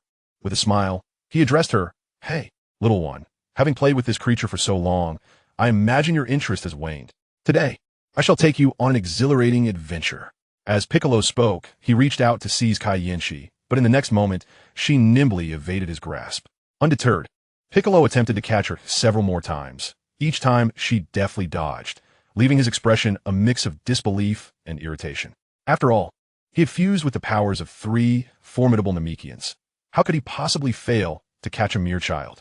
However, while Piccolo was momentarily distracted, Kai Yenshi extended her right hand, placing her index and middle fingers to her forehead. In an instant, she unleashed a massive, spiral-shaped orange beam, a clear manifestation of Piccolo's signature technique, the special beam cannon. Upon witnessing this, Piccolo quickly retaliated with his own special beam cannon. The two beams collided, resulting in a thunderous explosion. As the smoke cleared, Piccolo observed Kai Yenshi preparing to unleash another special beam cannon. In a state of panic, he raised his hand and implored, Stop, little one. I'm not forcing you, but if you come with me, I'll buy you all the lollipops you desire. Upon hearing this, Kai Yenshi indeed ceased her attack and, in a high-pitched voice, inquired, How many? Her tone suggested that she would not settle for less, displaying a typical insatiable greed reminiscent of her father, Cai Ling. Even Piccolo himself could hardly believe that he was, one day, negotiating with a child. Suppressing his frustration, he replied with a weary tone, A whole bunch. Kai Yenshi pondered for a moment before responding. How much is a whole bunch? It better not be less. Whether you come or not is your choice. You won't escape my demands. With that, Piccolo set off towards Vegeta's location, and Kai Yenshi, in turn, leapt into the air, following him, motivated solely by the promise of that whole bunch of lollipops. Meanwhile, along their journey, Goku had already encountered Vegeta and the others. Kakarot, be wise and hand over the Dragon Balls. I may consider sparing your life. Vegeta declared, arms crossed defiantly across his chest, casting a scornful glance at Goku. He had not anticipated that Kakarot, after a whole year, would still possess such a feeble combat power. Indeed, a low-class warrior remains a low-class warrior, forever unable to rise above his station. However, although Raditz was also a low-class warrior, after receiving care from that mysterious woman, his combat power had significantly increased. Yet, the thought of Frieza seizing the Dragon Balls he had painstakingly sought filled him with resentment toward that enigmatic lady. If only she had merely strengthened him. Why did she also grant Frieza enhancements? This was a conundrum that had plagued his mind for quite some time. Chapter 69. The resurrection of Cai Ling. At that moment, Goku, with unwavering determination, addressed Vegeta, stating, I do not possess the Dragon Balls. Noticing Goku's lack of understanding, Vegeta turned to Raditz and instructed, This is your brother. His disobedience is now your responsibility as the elder. Thank you, my leader, for this opportunity. I shall treat him well, Raditz proclaimed, placing his right hand over his left chest and bowing deeply to Vegeta. He then activated the power-level scouter affixed to his left eye. Upon testing Goku's combat power, the device promptly displayed the number 500. Kakarot, with such meager combat power at 500, you should surrender and reveal the whereabouts of the Dragon Balls. I will negotiate with my leader to spare your life, Raditz declared to Goku. In response, Goku assumed a battle stance and retorted, If a fight is what you seek, then let us engage. I will not yield. It appeared that Raditz was unaware of the vast chasm separating their strengths. "Very well. As your elder brother, I shall teach you a lesson," Raditz proclaimed, vanishing in an instant, only to reappear before Goku, delivering a swift punch. "How fast?" Goku exclaimed, quickly crossing his arms to shield his chest. Crack! Raditz's punch landed squarely on Goku's arms. His reflexes were indeed quick, but the impact of this blow must have been quite painful. Raditz smirked at Goku. Indeed, Goku felt as though his arms were about to break. Although he was aware of the disparity in their power, he had not anticipated it to be so immense. That strike had nearly incapacitated him. Enduring the excruciating pain in his arms, Goku bent his fingers and positioned his palms together at his waist. Kamehameha! A colossal white energy wave surged toward Raditz. Noticing this, Raditz's lips curled into a slight smirk, yet he did not evade the attack. As the Kamehameha approached, he casually waved his right hand, effortlessly deflecting the energy blast away. Upon witnessing the scene, Wukong began to sweat profusely. The disparity in strength between the two combatants was indeed insurmountable, rendering their struggle utterly futile. Nevertheless, he was determined to delay these adversaries, allowing Krillin and Bulma the opportunity to gather the Dragon Balls and resurrect Kalen. Without this, the efforts they had invested over the past year would be rendered meaningless. Resolute in his purpose, Wukong disregarded the injuries to his hands and launched himself once more at Raditz. In response to Wukong's desperate punch, Raditz did not evade. Instead, he extended his right hand and effortlessly grasped Wukong's fist. With a slight increase in pressure, a pain scream escaped Wukong's lips. The overwhelming difference in their power had led to this unfortunate outcome. Crack! Wukong's fingers fractured under Raditz's terrifying grip. "Tell me where the Dragon Balls are, Kakarot, and I shall grant you a swift demise." Raditz taunted once more. Wukong, grimacing in agony, retorted, "No, that's impossible." "Excellent, Kakarot. You have finally exhausted my patience. Now, descend into hell, you worthless trash with a power level of merely 500. With that, Raditz delivered a punch straight to Wukong's chest. In an instant, blood gushed forth as Raditz's strike pierced through Wukong's torso. Raditz retracted his hand, and Wukong, lifeless, plummeted from the air. Meanwhile, not far ahead, Krillin, who was searching for the final Dragon Ball alongside Bulma, felt his eyes welling with tears. Wukong's aura had vanished. "Krillin, I found the last Dragon Ball," Bulma exclaimed, pulling the final Dragon Ball from a crevice in the rocks. This particular sphere was the 4-star ball. Turning to Krillin, Bulma noticed his stunned expression and approached him. "Why are you crying, Krillin?" she inquired, concern etched on her face. Snapping back to reality, Krillin hastily wiped his tears and forced a smile, responding, "It's nothing. I'm just a bit overwhelmed with joy at finally finding the last Dragon Ball." Bulma, not dwelling on his emotional state, felt a flicker of renewed spirit. After Kalen's death, she had been adrift. Now, with the last Dragon Ball in hand, she regained some semblance of hope. "Look, it's the 4-star ball. Wukong would surely be delighted to see it," Bulma said, her voice bright with excitement. However, upon hearing this, Krillin could not contain his tears any longer. They streamed down his cheeks. Yes, that guy would be so happy to see it. Thus, Bulma and Krillin summoned the Eternal Dragon. In an instant, the once bright sky darkened ominously. The colossal form of the Shenlong manifested in the sky. "Speak your desires." The dragon addressed Krillin and Bulma. At that moment, not far away, Vegeta noticed this unusual occurrence, his forehead veins bulging with anger. "Damn it, someone got there first," he exclaimed, preparing to approach. Eager to discover who had once again thwarted his ambitions, he vowed to rend them asunder, for anything less would not suffice to quell his rage. Just then, Piccolo appeared before him, accompanied by Caulifla, obstructing his path. Glaring at Piccolo, Vegeta seethed, "Get out of my way. I have no time for you." Ignoring Vegeta, Piccolo glanced at the lifeless Goku on the ground, and then at the strange phenomena in the sky. He quickly deduced that Goku and the others had gathered the Dragon Balls to save Caulifla. Vegeta's presence here was evidently also for the Dragon Balls, and thus, he would not grant the other party's wishes, not for any other reason, but because Vegeta had interrupted the duel between him and Caulifla. Caulifla's resurrection was, to him, a source of great joy, for it would allow him the pleasure of slaying her with his own hands. Meanwhile, upon hearing the dragon's inquiry, Krillin and Bulma were filled with anticipation. Bulma, at the thought of soon reuniting with Caulifla, became somewhat incoherent with excitement. Observing her, Krillin grew anxious. With Goku deceased, those adversaries would likely arrive swiftly. Time was of the essence. Resolving this in his mind, Krillin stepped in front of Bulma and declared to the dragon, "Please, Shenlong, revive Caulifla, who perished in battle against Vegeta." The dragon responded affirmatively, "Very well, I understand." With that, the dragon's eyes flashed red. Far away, Caulifla's halo of light vanished. "Your wish has been granted. I shall take my leave now."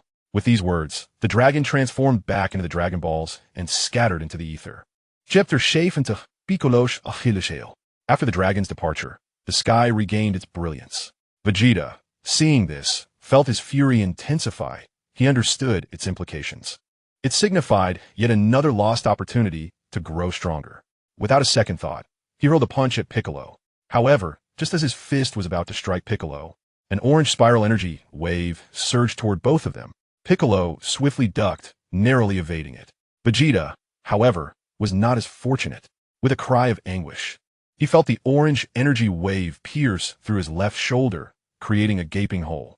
Blood dripped from his shoulder, falling from the air.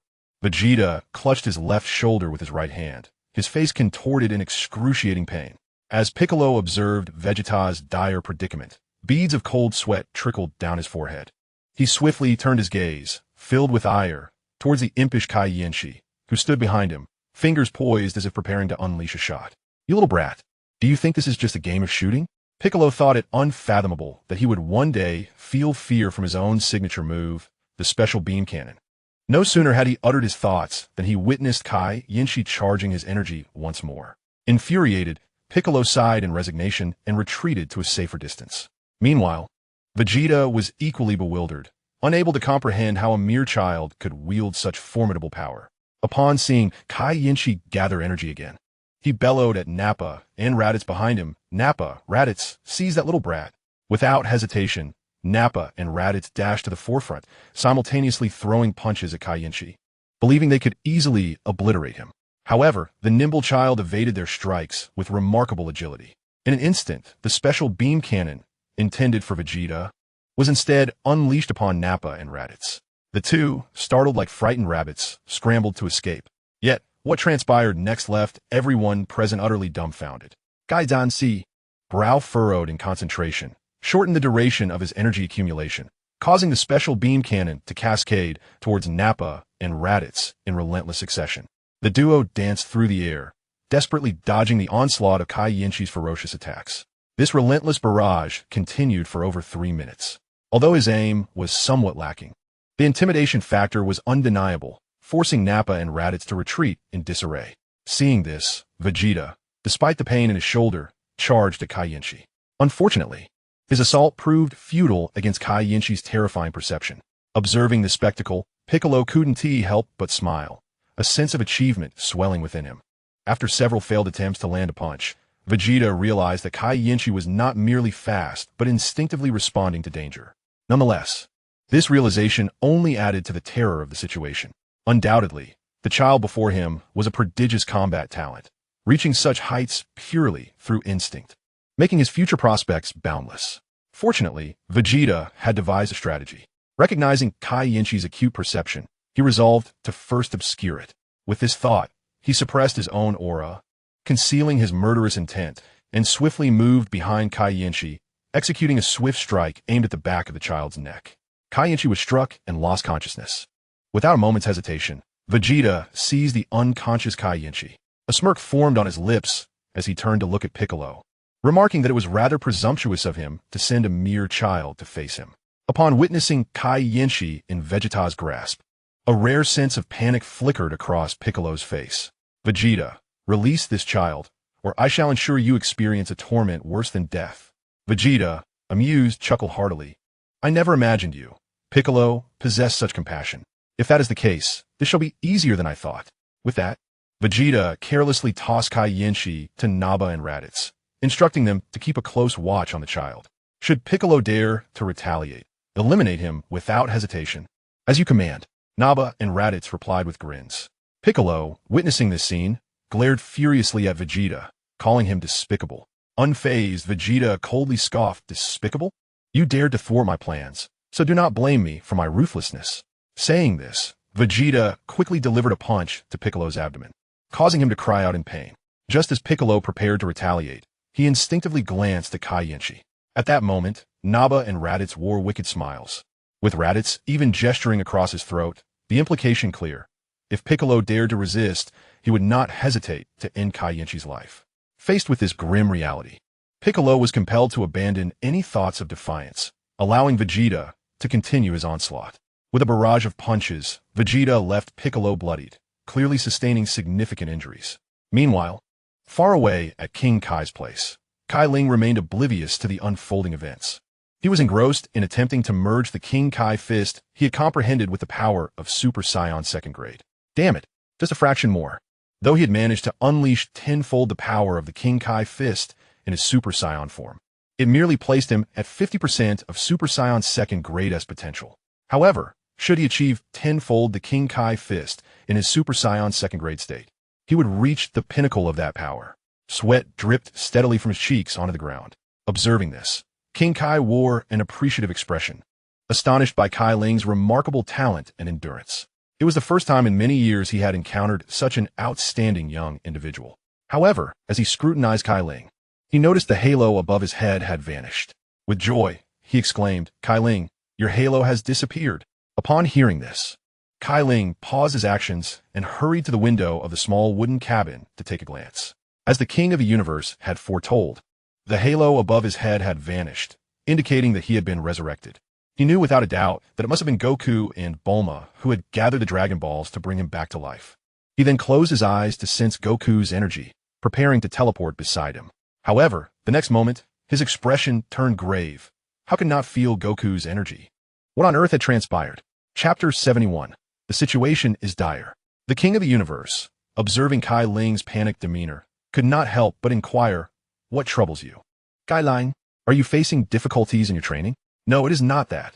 It is the absence of my companion's energy." Cai Ling deeply solemnly. The king furrowed his brow, then sighed, "I see. If the energy has vanished, it implies that your friend must be dead." Though he did not wish to speak such harsh words, the truth was undeniable. Cai Ling needed to confront reality, as denying it would hinder his training. Cai Ling, though reluctant to entertain such thoughts, already had an answer in his heart. As the king had stated, there seemed to be no other possibility. With this in mind, Cai Ling urgently asked, "Lord King, could you please check on Earth and see what is happening?" Cai Ling was aware of the king's abilities and wished for him to assess the current situation. If Goku had died in the process of resurrecting him, then the one responsible for his demise must surely be Vegeta. Thus, he sought to have some insight. Otherwise, teleporting there could lead to his own demise, rendering Goku's sacrifice in vain. The king nodded in agreement. "Very well, I shall take a look at what is currently transpiring on Earth." As he spoke, the two antenna-like appendages atop his head began to move, emitting a light blue ripple resembling a sensor. Moments later, cold sweat trickled down the king's forehead as he turned to Cai Ling with a serious expression. Currently, several Saiyans have arrived on Earth, and they possess formidable strength. Though the planet has not yet suffered extensive destruction, the future remains uncertain. Indeed, as Cai Ling had anticipated, Goku had been slain by that villain Vegeta. With a grave countenance, Cai Ling addressed the king. "It seems that I must return at once." The king, recognizing the seriousness in Cai Ling's demeanor, understood that even if he were to advise against it, Cai Ling would still proceed. Thus, he cautioned him, unless absolutely necessary, refrain from using the king's fist. "I created that technique, and I know better than anyone the repercussions it entails." "I understand, Lord King. Thank you for your warning." After expressing his gratitude, Cai Ling extended his right hand, placing his index and middle fingers upon his forehead. In an instant, he carefully sensed Krillin's aura and soon exhaled a sigh of relief. Grateful that Krillin was alive, this indicated that Goku must have gone to confront Vegeta alone. Such an act was quintessentially Goku. He would rather sacrifice himself than jeopardize those he cherished. Additionally, the fact that King Kai did not intervene suggested that he still held a competitive edge over Vegeta. The side effects of the Kaioken technique were not within his immediate concerns. Bolstered by his already formidable physique, he could withstand the tenfold Kaioken without much difficulty. With these thoughts in mind, Cai Ling no longer hesitated. He murmured softly and executed an instant transmission. In the next moment, his figure vanished before King Kai's eyes. King Kai sighed lightly, noting the myriad secrets this young man possessed. It seemed he would have to endure a period of solitude once more. Moments later, Cai Ling appeared beside Krillin. "Hello, Krillin, Bulma." He greeted them with a warm smile. Upon seeing Cai Ling resurrected, Bulma was overwhelmed with tears of joy and immediately rushed into his embrace, sobbing uncontrollably. Cai Ling gently patted her back, expressing gratitude. "Thank you, Bulma. You've endured so much this past year." He understood the pain his death had inflicted upon her. If it were possible, he wished never to witness her tears again, for her sorrow pierced his heart. Previously, he had not grasped the meaning of the word spouse, but now he comprehended it fully. It signified a lifetime of shared joys and hardships. "Cai Ling, Bulma, we must leave this place swiftly," Krillin said earnestly to both of them. Although he realized it was somewhat inappropriate to interrupt their reunion, he felt that those adversaries might soon arrive, and it would be prudent to find a concealed location to strategize further. Upon hearing this, Cai Ling released Bulma and addressed both her and Krillin. "You are right. You should leave here as soon as possible." "And what about you?" Krillin asked, noticing that Cai Ling had excluded him from the plan. With a stern expression, Cai Ling replied, "I must confront those adversaries." "But, Cai Ling, they are incredibly strong. Do you truly believe you can win? Even Goku?"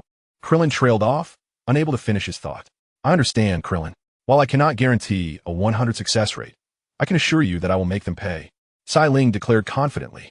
Krillin, recognizing that further discussion would be futile, could only hope that Cai Ling's words rang true. "I disagree," Bulma shouted angrily at Cai Ling. Hearing this, he glanced at her apologetically. "I know you worry for me, Bulma, but some matters must be resolved. One must not choose to flee out of fear of death." Upon hearing this, Bulma intended to say more, but was interrupted by Krillin. "Let Cai Ling go, Bulma. All we need to do is have faith that Cai Ling will prevail." Bulma fell silent at Krillin's words. After a moment, with a serious expression, she turned to Cai Ling and said, "Promise me you will return alive. Otherwise, I shall never forgive you in this lifetime." "Fear not, Bulma. This time, I will certainly come back alive," Cai Ling assured her. "I hope you keep your word, for I truly cannot bear the thought of losing you again." After your death, Piccolo took away Xiao Shi. "Now that you have finally returned, I do not wish to endure such a blow once more," Bulma said, her face filled with sorrow. Cai Ling was taken aback, exclaiming, "You mean Xiao Shi was taken by Piccolo?" "Yes, Cai Ling. After your demise, Piccolo took Xiao Shi away. In truth, we must thank him for removing her at that time," Krillin added. "All right, I understand. Bulma, I leave you in Krillin's care. Cai Ling instut filin. Go forth without worry." "Cai Ling, you must win," Krillin remarked as he departed with Bulma. Meanwhile, Cai Ling felt an overwhelming sense of urgency. If Piccolo had indeed taken Xiao Shi, she must be in danger now. From the very beginning, he sensed Piccolo's aura growing weaker. Moreover, not far behind, it seemed that Vegeta should not be Piccolo's match. Yet why was Piccolo's energy so diminished? Something must have transpired that he was unaware of. He had not anticipated that the situation had deteriorated to such an extent. Xiao Shi must be alright, right? If anything were to happen to her, he would risk his life to drag Vegeta down to hell, for he was a father. With that resolve, Cai Ling swiftly made his way to where Vegeta and the others were located. Chapter 72. I shall strike you with tenfold King Kai fist. Slap, slap. Piccolo was on the verge of collapse under Vegeta's assault. Observing this, Vegeta smirked with arrogance, saying, "Weren't you quite the braggart before? Who are you putting on this pitiful display for, Piccolo?" Piccolo, with half-closed eyes, regarded Vegeta's smug expression. Though his heart burned with fury, he chose silence for the sake of Kaienshi. Meanwhile, far away in the heavenly temple, the deity Piccolo sighed softly upon witnessing this scene. He realized his lifespan was dwindling and wondered if he could leave something behind in this fleeting moment. As a deity, he was aware of his physical condition. Even without Vegeta, Piccolo would perish alongside him. Knowing his end was near, he felt no fear of death, but rather a sense of liberation. Yet, seeing Piccolo's dedication to Kaienshi, he fervently wished for Piccolo to survive.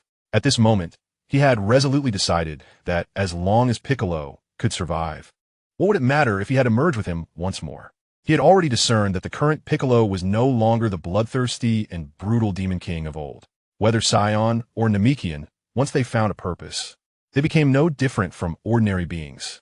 Observing Piccolo in such a state, Vegeta felt a sense of ennui and resolved to finish him off with his next move. After all, the wound on his shoulder was not something he could bear for long. With this thought, Vegeta extended his right hand, curling his fingers upward to gather energy. Soon, a sphere of white energy formed in his palm. Although this energy ball lacked the magnitude of his Super Saiyan transformations, it was more than sufficient to deal with the current Piccolo. A wicked smile crept across Vegeta's face as he prepared to end Piccolo, sending him to hell for penance. As he spoke, he hurled the energy sphere toward the left side of Piccolo's heart, who had only a breath left. In that critical moment, Caulifla's figure suddenly appeared before him, firmly grasping Vegeta's hand that was launching the energy ball. With a fierce shout, he unleashed the Kaioken. As his voice echoed, red light enveloped his form. In an instant, Vegeta was sent flying. However, Caulifla did not pause. He swiftly dashed behind Nappa and Raditz, delivering a punch to each of them. He then cradled the unconscious Caulifla in his arms. The entire sequence unfolded with the speed of lightning. Piccolo's pupils dilated in astonishment as he murmured, "So fast." Caulifla's punch directed at Vegeta was but a fleeting shadow to him. A storm of confusion surged within Piccolo.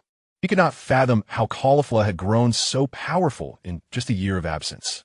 How had he ascended to such heights? Was it due to that mysterious woman? Yet, as soon as this thought emerged, Piccolo dismissed it. Despite their brief encounter, he sensed that the enigmatic woman seemed to harbor a deep-seated animosity toward Caulifla. No, perhaps even more than he did. Just as Piccolo was about to inquire of Caulifla's newfound strength, Vegeta soared once more from the ground into the air, Nappa and Raditz trailing behind him. Vegeta wiped the blood from the corner of his mouth, glaring at Caulifla. "Who do we have here? It's you, the one I killed before, now resurrected. Are you planning to meet your demise at my hands once again?" Ignoring Vegeta's question, Caulifla hurled the unconscious Caulifla toward Piccolo.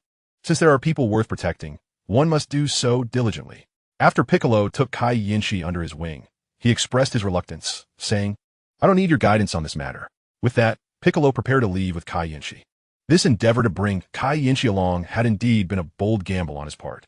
He had not anticipated that, despite Kai Yinshi's formidable perception, his practical experience was rather lacking. Furthermore, he had underestimated the opponent and their despicable, boundless tactics, which had led to the unfortunate predicament they now faced. Nonetheless, Kai Yinshi's father was on his way. Otherwise, both he and Kai Yinshi might have met their demise today. Vegeta, noticing Piccolo's intention to take the injured boy away, immediately shouted to Nappa and Raditz behind him. Nappa, Raditz, restrained Piccolo. The terrifying potential within Kai Yinshi instilled a sense of fear in Vegeta, and he would never commit the foolish act of letting a dangerous foe escape.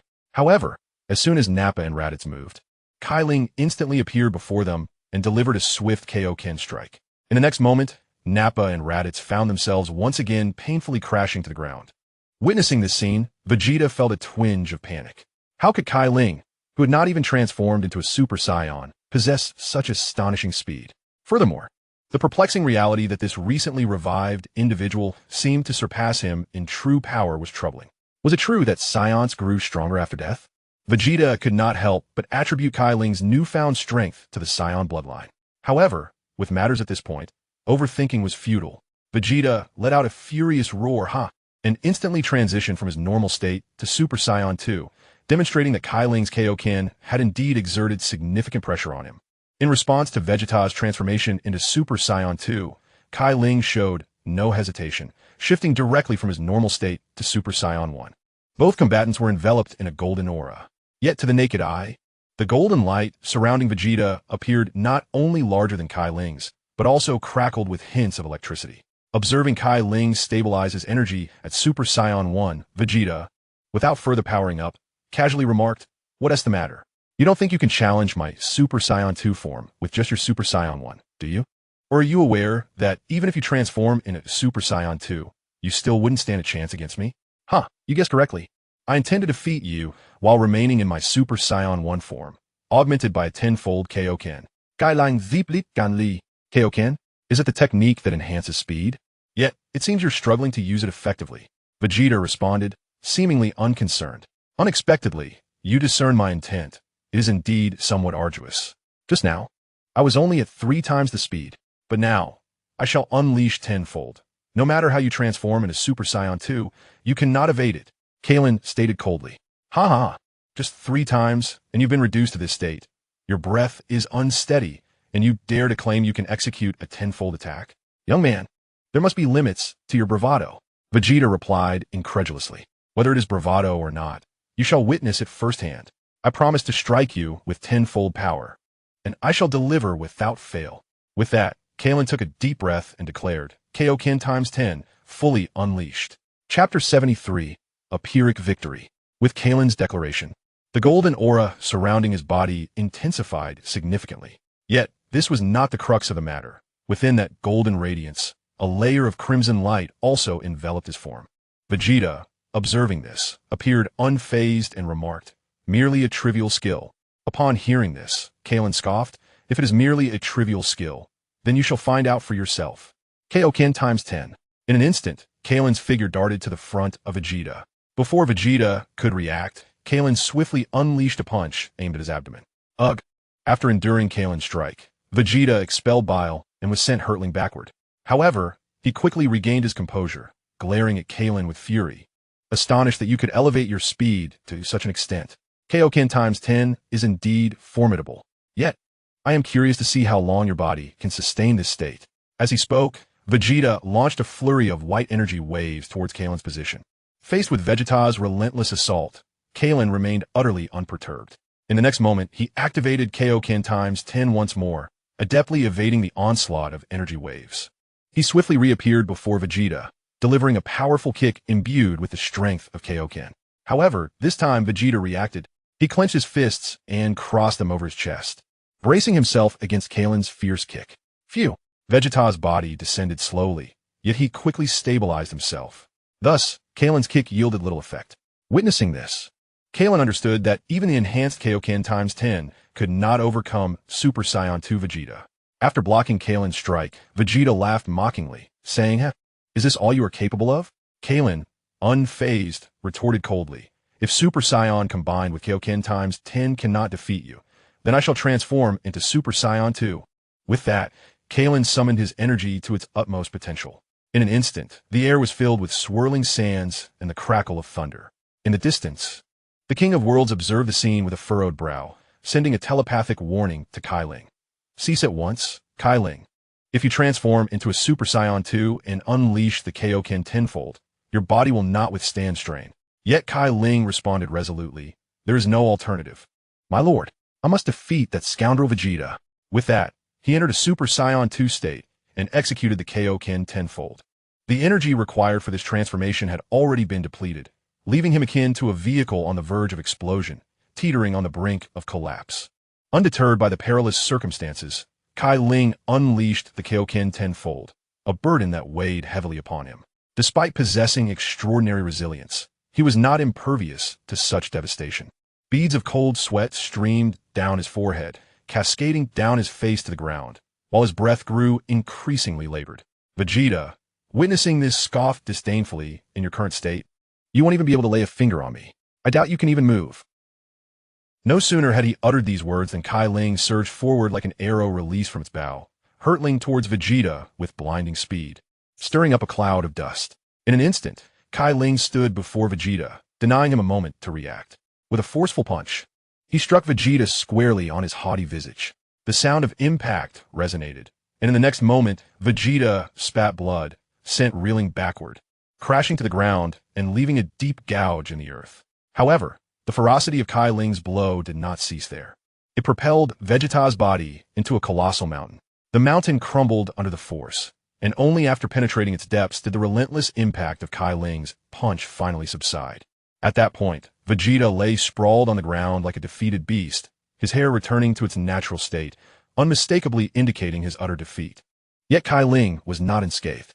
Every bone in his body felt as though it had shattered, the excruciating pain rendering his complexion pale, reminiscent of a dying patient. His skin oozed droplets of blood, transforming him into a ghastly figure. He appeared far worse than the defeated Vegeta, who lay nearby like a lifeless dog. This was the price he paid for employing the Kaioken tenfold in his Super Saiyan 2 form. The King of Worlds, sensing Cai Ling's dire condition, broke into a cold sweat and collapsed to the ground. He had not anticipated that Cai Ling would indeed unleash the Kaioken tenfold in such a state. Though Cai Ling emerged victorious, the outcome felt scarcely distinguishable from a defeat. Cai Ling has indeed achieved a Pyrrhic victory, having inflicted significant damage upon his adversaries while sustaining grievous injuries himself. The confrontation between him and Vegeta can be aptly described as a tragic triumph. Soon, Cai Ling's consciousness began to fade into a haze. Nevertheless, he summoned his formidable willpower to stand upright, acutely aware that Naba and Raditz were lurking nearby, poised to deliver a fatal blow. With an air of calm, Cai Ling called out, "Come forth, you two, and cease your stealthy antics. Do you truly believe that your meager assaults could vanquish me?" In response to his challenge, Naba and Raditz emerged from the nearby thicket, looking rather disheveled. Upon witnessing Cai Ling, now drenched in blood yet still alive, a flicker of fear flashed in their eyes. Observing their trepidation, Cai Ling smiled faintly and remarked, "Oh, do not regard me with such dread. I am no monster." However, his words only served to heighten Naba and Raditz's anxiety. They yearned to escape this hellish place. Casting timid glances at Cai Ling, thinking to themselves, "You may claim to be no beast, but do not underestimate the danger you pose. You are nothing short of a demon from the depths of hell." Cai Ling, aware of their apprehension, devised a plan.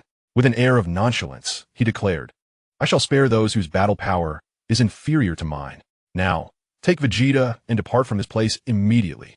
Swear never to return, and I shall grant you your lives." Upon hearing his ultimatum, the tension in Naba and Raditz dissipated, and without further ado, they soared towards the unconscious Vegeta, scooping him up with urgency before hastily retreating to their spacecraft. They fled as if escaping a catastrophe. Once they had departed, Cai Ling could no longer withstand the strain and collapsed to the ground with a thud. Chapter 74, Recovery. Shortly after Cai Ling fell, Krillin and Bulma arrived at the scene. Upon seeing Cai Ling lying in a pool of blood, tears streamed uncontrollably from Bulma's eyes. She rushed to his side, grasping his shoulders and shaking him fervently. "Cai Ling, please wake up. You promised me you would be safe," she cried, her voice trembling with desperation. At that moment, Cai Ling, his consciousness waning, fought against the excruciating pain coursing through his body. He coughed, a trickle of blood escaping his lips. Krillin, witnessing this, swiftly pulled Bulma away, exclaiming, "Bulma, your actions could exacerbate Cai Ling's injuries." Hearing Krillin's words, Cai Ling felt a profound gratitude towards him. If only he had the strength to speak, he would sincerely express his thanks. Alas, he could not, and even the effort to lift his eyelids had become a formidable challenge. Indeed, in the state of Super Saiyan 2, employing the Kaioken at tenfold proved to be rather strenuous for him. Thus, Cai Ling resolved in his heart that he would refrain from utilizing the Kaioken unless absolutely necessary. Even his formidable physique was struggling to withstand the strain. Before long, he was escorted to the hospital by Bulma and Krillin. After a thorough examination, the doctor looked at Cai Ling in astonishment, stating, "Your entire skeletal structure is shattered, and yet you still survive. Truly a miracle." Wrapped in bandages like a dumpling, Cai Ling was rendered speechless. If he could, he would surely boast, proclaiming himself as the strongest man on earth, or something of that sort. At that moment, Master Roshi and others arrived at the hospital room. Gazing at the bandaged Cai Ling, Master Roshi sighed, "It is my failure as a master that has left you, having just revived in such a state, and Goku has also perished." Upon hearing this, the once lively hospital room fell into a profound silence. Krillin lowered his head in sorrow, softly murmuring, "Goku." Yamcha and Tien also wore somber expressions, feeling dejected and powerless, the weight of frustration enveloping them. After a while, everyone departed with heavy hearts. However, before leaving, Lan Chi earnestly looked at Bulma and said, "If you find it overwhelming, I can stay and help you look after Cai Ling." Bulma, without hesitation, readily agreed, exclaiming, "That would be wonderful. With your assistance, taking care of Cai Ling will be much easier." She understood that Lan Chi harbored feelings for Cai Ling. After all, Cai Ling was indeed remarkable, a hero to all. It was only natural for Lan Chi to develop affections for him. Moreover, Bulma was all too aware of Lan Chi's character. Her passionate nature was something she greatly admired. To assert that Bulma felt no jealousy would be disingenuous. Yet, what could she do? A person like Cai Ling was destined to attract more than just her. Ever since Kai Yinchi was captured by Piccolo, her heart had felt lost. Though with Cai Ling's revival, a glimmer of hope returned. Thus, Lan Chi remained, assisting Bulma in caring for the gravely injured Cai Ling. As for Bulma's thoughts at that moment, Cai Ling remained oblivious. However, since his return, he had sensed a subtle change in Bulma. She appeared more mature and sophisticated. Perhaps the year he was absent had been quite challenging for her. Had he the ability to move, he would undoubtedly rise and envelop Bulma in a warm embrace. As the days passed, 3 months later, Cai Ling's injuries had nearly healed. Today marks the day of his discharge from hospital. Bulma had gone out early to purchase some items, mentioning she needed to return home, instructing Cai Ling to complete his discharge formalities before heading back.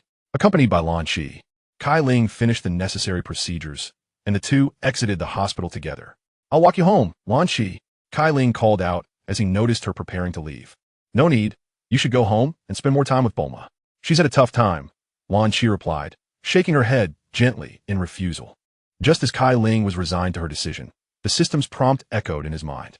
To retain Lan Qi and further enhance your relationship, the host will receive a 50 fusion rate for Super Saiyan Level 2. In the past, Cai Ling would have undoubtedly declined, but after his recent near-death experience and severe injuries, he resolved that he must pursue her. This was to better protect those dear to him. With this thought in mind, he swiftly stepped forward, grasping Lan Qi's hand.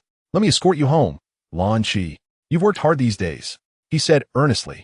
Lan Qi, feeling shy, nodded gently in response. Cai Ling sensed the warmth radiating from her hand, realizing she was quite nervous. He refrained from any further actions, fully aware that such gestures should only occur when mutual feelings are present. Otherwise, it would undoubtedly be perceived as inappropriate. Ding. Congratulations, host. Task completed. The current fusion rate for Super Saiyan Level 2 has increased by 50. If the host can win Lan Qi's unwavering affection, the fusion rate will directly reach 100. Following the system's announcement, Cai Ling immediately felt an inexhaustible power surging through him. Coupled with his original 20 fusion rate for Super Saiyan Level 2, his current fusion rate had now reached 70. This meant that his combat prowess was sufficient to contend with Super Saiyan Vegeta without relying on the Kaioken times 10. After escorting Lan Qi home, Cai Ling returned to his residence. Bulma's mother, Tais, had prepared a delightful meal to celebrate Cai Ling's recovery from his severe injuries. Bulma's parents remained unaware that Cai Ling had not only recovered, but had also been resurrected. All of this had been concealed by Bulma. As for Cai Yanqi, Bulma simply stated that he was training under a master. However, she chose not to mention that this master was none other than the Demon King Piccolo. Thus, the elderly couple remained blissfully ignorant of the truth. After welcoming Cai Ling to sit down, Bulma called out to the upstairs, "Old man, Cai Ling is here. Come down for dinner." Chapter 75, A Crisis Approaches. Hearing Bulma's call, Dr. Brief descended from the upper floor. The return of both Cai Ling and Bulma was indeed a cause for celebration. However, it would have been perfect if little she had also returned. Holding a cigarette, Dr. Brief walked over to the sofa and plopped down. Cai Ling, observing this, understood that the elderly couple was likely feeling a bit unsettled due to their lack of sighting little she. It was only natural after all. They had raised her with great care. Cai Ling was momentarily taken aback. Should he reveal the truth that little she had been taken by the Demon King Piccolo? He could almost guarantee that the usually gentle couple would instantly turn cold towards him. Noticing Cai Ling's discomfort, Bulma made a remark. Practicing martial arts at a young age is the best time to build a foundation. Goku and the others all began training when they were young. With this statement, Dr. Brief fell silent. Bulma's words were astutely crafted, and Cai Ling cast her a grateful glance. However, Bulma chose to ignore it and then said, "Come with me outside. I need to ask you something." Sensing the tone of her voice, Cai Ling felt a sense of foreboding. He thought to himself, could it be that Bulma was feeling jealous due to his recent closeness with Lan Qi? However, overthinking was futile, so he followed Bulma into the courtyard. Turning around with a serious expression, Bulma asked Cai Ling, "Can you defeat Piccolo now?" Upon hearing this, Cai Ling suddenly realized that Bulma hoped he would defeat Piccolo and bring Lil Shi back. Nevertheless, Cai Ling didn't share this optimism. Even if he could match Piccolo, it would be at best a 50-50 chance. Furthermore, there was a crucial point. If he were to defeat Vegeta, Frieza would undoubtedly come seeking him. The power of Vegeta and Piccolo had escalated to an alarming level. If Frieza were to become equally formidable, then Little Shi would actually be safer in Piccolo's company. This was the very reason he had entrusted Little Shi to Piccolo. He sensed that there were unseen forces manipulating events from behind the scenes. With this in mind, Cai Ling earnestly said to Bulma, "To be honest, Bulma, given the current situation, Little Shi is relatively safer with Piccolo." "Cai Ling, have you lost your mind? Isn't Piccolo a notoriously wicked villain? How could Little Shi be safe with him?" Bulma questioned, her expression filled with confusion. "Bulma, there are even more powerful beings behind Vegeta. It won't be long before they come looking for me, and they are far more sinister than Piccolo." Cai Ling replied solemnly. Upon hearing Cai Ling's words, Bulma fell silent. However, as she turned to return indoors, A fleeting look of disappointment in her eyes was keenly sensed by Cai Ling. This deeply pierced his heart, a sensation of helplessness that transcends even life and death. From the very beginning, he understood the significance of strength. As his own power steadily grew, he admittedly became somewhat complacent in his mindset. After cultivating within the room of spirit and time, his arrogance only intensified. The extent to which his enemies grew stronger was truly beyond his imagination. His training could no longer keep pace with their advancement. At present, the only way to increase his strength was to accept the system's tasks. However, at this moment, Cai Ling was unaware that the true crisis loomed just hours ahead. Meanwhile, in a distant corner of the universe, a massive spaceship was swiftly approaching Earth. Within the main chamber of the vessel sat Frisia, who, though small in stature and resembling a child, had two protruding horns and a long tail, unmistakably identifying him as the true Frisia. At this moment, he turned to a man beside him, characterized by long green hair and adorned with a string of gems on his forehead and neck, who possessed a delicate appearance. Zarbin, how much longer until we reach Earth? He inquired. Zarbin, placing his right hand on his left chest in a gesture of respect, replied with a bow. Lord Frisia, we will arrive in approximately 2 hours. If it weren't for that fool Vegeta, who cannot even manage this trivial task, I wouldn't have to come in person, Frisia said with evident displeasure, his voice dripping with an ominous tone that commanded respect.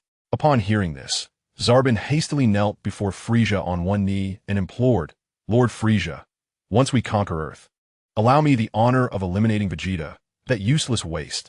The Ginyu Force, positioned behind Zarbin, immediately followed suit, kneeling in unison and echoing. We too wish to relieve you of any burdens, Lord Frisia. Let us discuss this upon our return, Frisia said with a satisfied smile, clearly pleased with the loyalty of his subordinates.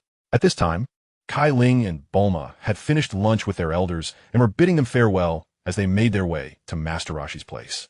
The group convened to deliberate on when, in a few months, they would set off to seek the Dragon Balls and resurrect Goku.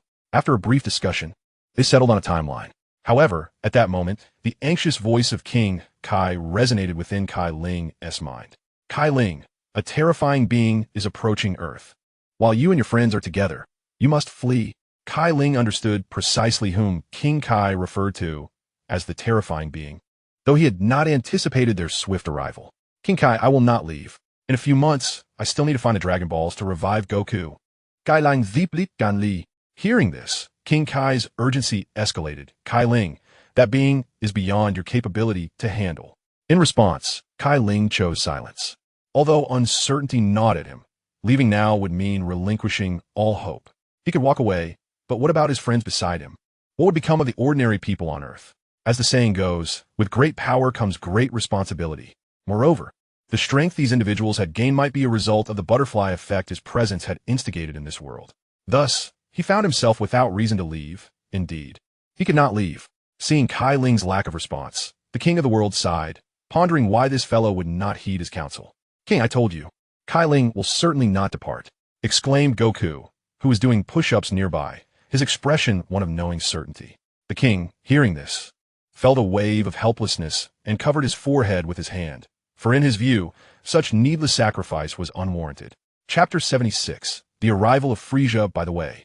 Your Majesty, when and where will that terrifying being you mention arrive on Earth? Cai Ling inquired of the king, thinking that with the king's abilities, this should pose no challenge for him.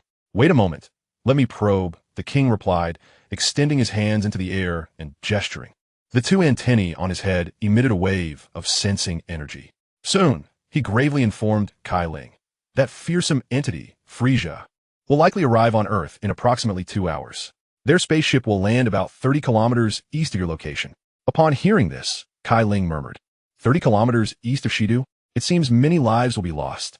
Although that area was rural, a battle with Frisia would inevitably affect the surroundings. Yet even so, what could be done? That which was destined could not be avoided. With that thought, Cai Ling addressed Master Roshi and the others, saying, the king has informed me that in 2 hours, a formidable adversary will arrive on Earth, and his target is me. However, given his nature, he will surely destroy the planet. Therefore, everyone, hold hands with me. I shall lead you to the heavenly temple for refuge. As Cai Ling's words fell, Krillin, visibly anxious, asked, is it Vegeta? No, it's someone even more evil and powerful than Vegeta. Cai Ling Viplit, Godavili. Upon hearing this, the group quickly joined hands, forming a circle. Krillin took the role of intermediary, placing his hands on Cai Ling's shoulders. Standing at the center of the circle, Cai Ling extended his right hand, placing his index and middle fingers on his forehead. Sensing the energy of the Supreme Being Piccolo, he murmured softly and executed instant transmission. In an instant, Cai Ling transported everyone to the Heavenly Temple. Is this the Heavenly Temple? It truly has a magnificent appearance, Krillin exclaimed, surveying the surroundings with excitement. Have you also become so strong here? Tianjin Fan inquired with eager anticipation, directing his gaze towards Cai Ling. Indeed, Cai Ling Ziplit non Jialen. At that moment, the god of destruction, Beerus, emerged from the hall. Beerus, what brings you here? The crowd gasped in astonishment upon seeing him. Cai Ling then took it upon himself to elucidate the relationship between the god of destruction and Beerus, which finally eased the tension amongst the onlookers. I must take my leave now. Everyone should remain here for the time being. With that, Cai Ling turned it apart. Wait, Bulma called out to him. Cai Ling turned back, smiling at Bulma. Do not worry, Bulma. This time, I shall return alive. Upon hearing this, Bulma's eyes misted over. You fool. Do you think I don't know you? If you cannot defeat the enemy, you won't return unscathed. Rest assured, even if you perish, I will gather the Dragon Balls once more to revive you. As she spoke, Bulma stepped forward, wishing to embrace him before he left. Farewell, my Bulma, Cai Ling said with a smile before soaring into the sky. Bulma, unable to contain her tears, let them stream down her cheeks. She murmured to herself, why do you have to say goodbye? Does he know he is walking into death? Seeing Bulma in such distress, Lan Chi rushed over and enveloped her in a comforting embrace. Though her own heart ached, she knew she had to console Bulma, for only the two of them could truly empathize with one another in this moment. Do not worry, Cai Ling will be fine, Lan Chi reassured her, gently patting Bulma's back, though it was unclear whether her words were meant for Bulma or herself. Indeed, just as Bulma feared, Cai Ling, while soaring through the sky, was acutely aware of why he had bid her farewell. To be frank, he felt a profound uncertainty about this battle, as he did not know the extent of Frieza's newfound power. However, one thing was certain. The Super Saiyan 2 Vegeta, after his transformation, was not his adversary. Otherwise, Vegeta would not have returned to Earth in search of the Dragon Balls. This uncertainty gnawed at Cai Ling, for he had previously defeated Vegeta while simultaneously utilizing the Kaioken X10, resulting in a Pyrrhic victory. Although he had recently trained with Lan Chi, stabilizing his strength to the upper echelon of Super Saiyan 2, a sense of unease lingered within him, stemming from the unpredictable nature of the situation. This disquietude persisted, even after facing death once. Bearing this apprehension, Cai Ling arrived at the location where Frieza was expected to arrive. He closed his eyes to gather his thoughts, standing quietly upon a rock for approximately 30 minutes. Suddenly, a colossal spacecraft descended from the sky. After landing smoothly, Sabo and the Ginyu Force emerged first, followed closely by Frieza, who was seated in a hovering chair. The keen-eyed Ginyu, the leader of the Ginyu Force, was the first to spot Cai Ling, and with a wild grin, he exclaimed, "Ha ha, what an unfortunate greenhorn we have here." At that moment, Cai Ling opened his eyes, and in the blink of an eye, appeared before Frieza and his entourage. "I have been waiting for you, Frieza," Cai Ling declared, his gaze resolute as he addressed Frieza coldly. Frieza's lips curled into a sinister smile as he replied, "So, you are the one who defeated Vegeta? You hardly seem to possess anything worthy of my attention." No sooner had Frieza spoken than Ginyu knelt before him, clasping his fists, and said, "Lord Frieza, this reckless fool is hardly worth your effort. Allow me to handle him." Frieza chuckled in response, cautioning Ginyu, "Be swift, or I might take offense. Rest assured, Lord Frieza, killing him will be as simple as swatting a fly. A mere insect with a power level below 5 appearing before you is an affront to your dignity." With that, Ginyu launched a powerful punch towards Cai Ling. He was emboldened by the power level scanner affixed to his left eye, which indicated that Cai Ling's power was a mere 0. Initially, he suspected the device was malfunctioning, but upon comparing it with Sabo's reading, he realized it was indeed functioning correctly. This fool truly had a power level below 5. In the face of Jinyu's ferocious punch, Cai Ling merely shifted his body slightly, evading the attack effortlessly. Jinyu, missing his target, felt a pang of embarrassment. With veins bulging on his forehead, he glared at Cai Ling, seething with anger. "You managed to dodge, huh?" Chapter 77, My Power Knows No Limits. Jinyu found it perplexing how this weakling, with a power level under 5, could have evaded his previous strike. Surely, it must have been a fluke. If the scanner was functioning correctly, it was nothing but sheer luck. With this thought in mind, Jinyu wasted no time and unleashed a swift kick toward Cai Ling. Seeing this, Cai Ling braced himself, fists clenched protectively against his chest. With a resounding impact, Cai Ling was sent staggering back several steps by the force of Jinyu's kick. Although Jinyu possessed considerable strength, Cai Ling had gleaned enough from his initial attacks to gauge his approximate power level. It seemed that only those with potential, like Frieza and Vegeta, had been significantly enhanced. As for Jinyu, he appeared to be a minor player. It was clear that Frieza did not intend to expend energy on him. Upon realizing this, Cai Ling's heart, which had been hanging in suspense, felt a slight sense of relief. At that moment, Jinyu, who was astonished that Cai Ling remained unscathed, inquired incredulously, "Why? How can a worthless being with combat power below 5 withstand my strike?" Observing Jinyu's expression of disbelief, Cai Ling replied calmly, "To be preoccupied with combat power is merely the folly of a frog in a well." With that, Cai Ling suddenly shouted, "Ha!" Instantly, a swirling aura of crimson light enveloped his body. Subsequently, the reading on the combat power tester affixed to Jinyu's left eye began to ascend steadily. "No wonder you could evade my attack. You had such a hidden card. 10,000, 20,000, 50,000. At most, it can only reach 80,000, Jinyu remarked, appearing rather nonchalant. However, as a minute passed, he exclaimed, 100,000. This is somewhat unexpected." 3 minutes later, he could hardly believe his eyes as the figures continued to rise. "How is this possible? It's still increasing."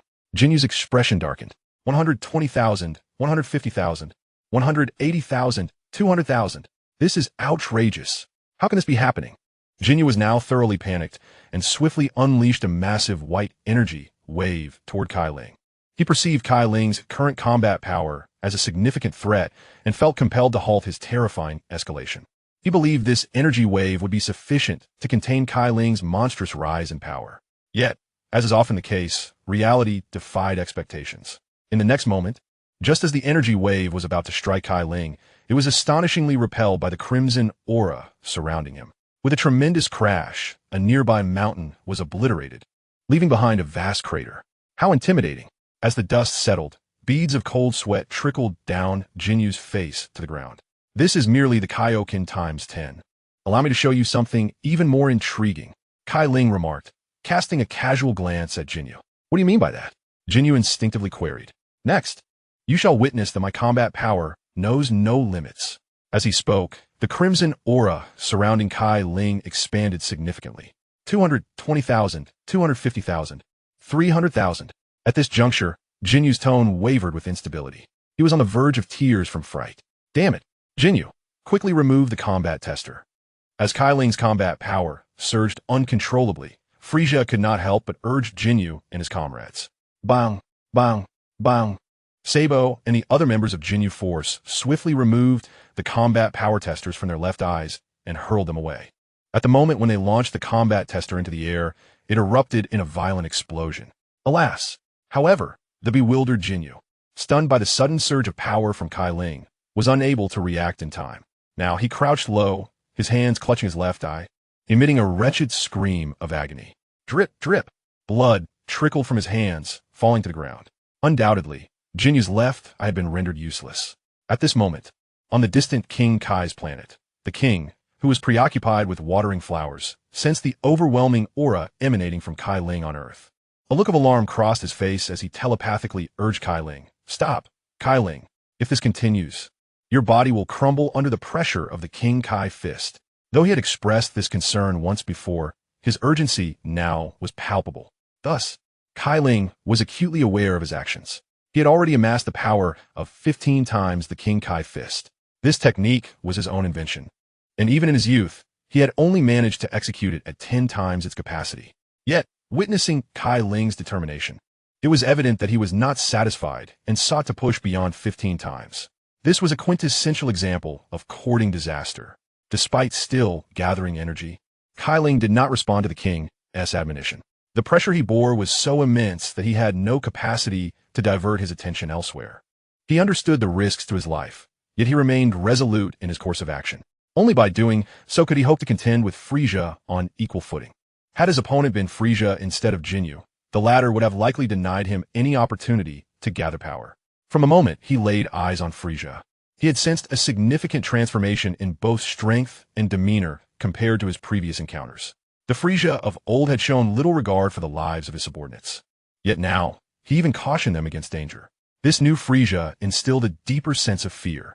With this thought, Cai Ling bellowed, 20 times King Kai fist, fully unleashed. In the next instant, the ground beneath him caved in. The surrounding rocks trembled and began to shift. The crimson aura enveloping him sparked with hints of electricity. Such an intensity was typically reserved for a Super Saiyan. Yet, here it manifested within his normal state, achieving 20 times the King Kai fist, showcasing an extraordinary degree of power akin to an external enhancement. Of course, his body was enduring considerable strain at that moment. The faint crackling sounds of his own bones, strained under immense pressure, still echoed in his ears. Though discomfort lingered, he persevered through the tremendous strain inflicted by the 20-fold Kaioken. This endurance was a result of his prior battle with Vegeta, where he sustained severe injuries. Thanks to his Saiyan bloodline and unparalleled physique, as long as he remained alive, his strength would only continue to grow. At that moment, Jinyu slowly rose, glaring at Cai Ling with loathing through his remaining functional eye. "You wretched brat, I shall tear you to shreds." With that declaration, Jinyu gathered an energy sphere in his right hand and hurled it forcefully towards Cai Ling. Blood trickling from the corner of his mouth, Cai Ling twisted his waist, clenching his right fist behind him. He murmured, "Kaioken, 20-fold." Immediately, he unleashed his right fist from his stationary position. In an instant, a powerful gust of energy surged forth, colliding with Jinyu's energy sphere. The next moment, the sphere was obliterated, and Jinyu vanished from existence amidst a blinding flash of light. Chapter 78. The 20-fold Kaioken beneath Super Saiyan 2. Frisia, witnessing Jinyu's demise at the hands of Cai Ling, resolved to intervene personally. "I underestimated you. Now I shall confront you myself." With that, Frisia rose from his hovering chair and descended slowly to the ground. "Lord Frisia, allow us to engage. Although this boy is somewhat peculiar, as your subordinates, we fear nothing," Sabo exclaimed, echoing the sentiments of a coward, fully aware that he stood no chance against Cai Ling's might. Frisia's personal involvement could only serve to protect their lives. "Do not feel ashamed, Sabo. The disparity in power is indeed daunting. Just watch quietly from the sidelines," Frisia replied without turning his head. Meanwhile, Cai Ling positioned his left hand forward in a palm stance, his right fist poised at his waist, gazing at Frisia with utmost vigilance. Unperturbed, Frisia remarked, "There is no need for such tension. Rest assured, I shall endeavor to ensure your demise is devoid of suffering." With that, Frisia swiftly turned, his powerful tail striking towards Cai Ling with alarming speed. In response to Frisia's fierce assault, Cai Ling leaped into the air, executing 2 backward flips to evade the attack. Already straining under the 20-fold Kaioken state, he felt the weight of exhaustion bearing down upon him. Yet what choice did he have? If he could not maintain this state, he would stand no chance against Frisia. Now, he not only needed to sustain this form, but also to transition from his current state to the first level of Super Saiyan. Due to the residual energy from Frisia's recent attack, he realized with clarity that amplifying his power to 20 times the Kaioken was undoubtedly a prudent decision. Otherwise, the disparity in strength and speed between him and Frisia would be insurmountable. The 20-fold Kaioken merely served to narrow the gap in speed, albeit slightly. Now, transforming into a Super Saiyan and gradually augmenting his strength was the only viable strategy to bridge the divide. With this thought in mind, Cai Ling let out a determined shout, "Ha!" In an instant, he transitioned from his normal state to that of a Super Saiyan. His hair shifted from its usual black to a striking golden hue. The red aura that enveloped him now radiated an additional layer of the Saiyan's distinctive golden light. However, achieving this transformation had already drained a significant portion of his stamina. Observing this, Frisia remarked with a hint of realization, "No wonder you were able to defeat Vegeta. It appears you have, like him, transcended that barrier and become a Super Saiyan." Cai Ling, taking no time for further banter, swiftly curled his fingers, overlapping his palms, and positioned them at his waist. Kamehameha. In the next moment, he thrust his hands toward Frisia, unleashing a colossal white energy wave that surged toward him. Under the enhancement of the 20-fold Kaioken and his Super Saiyan strength, this Kamehameha was magnified several times compared to his previous attempts. Faced with Cai Ling's formidable attack, Frisia did not retreat. Instead, he smiled at Cai Ling and said, "Oh, how impressive. This assault is rather intimidating."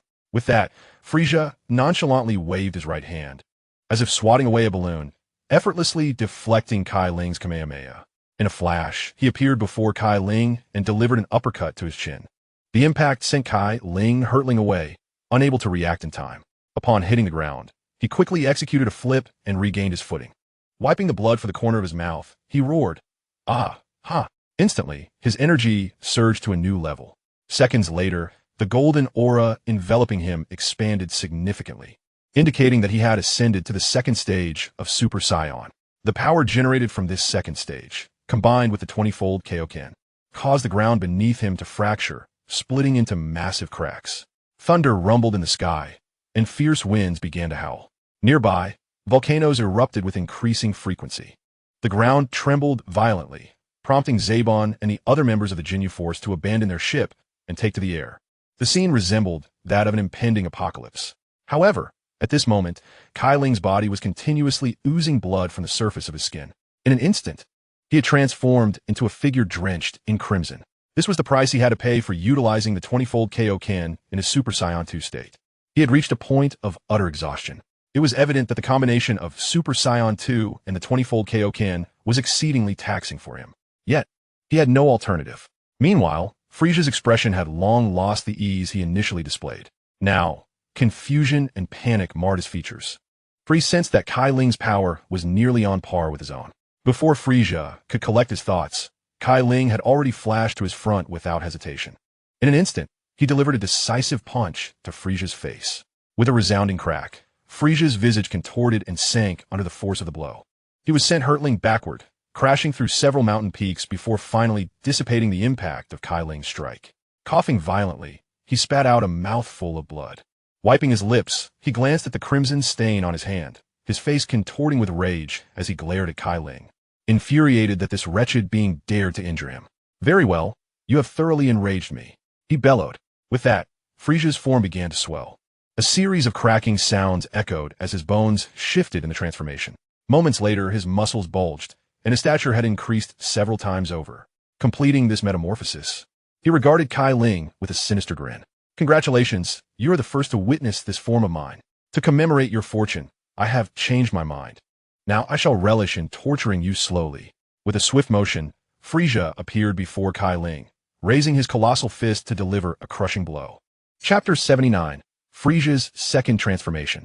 Faced with Frisia's second transformation and the descending heavy fist, Cai Ling did not dare to be complacent. He reacted instantly, clenching his fists in front of his chest.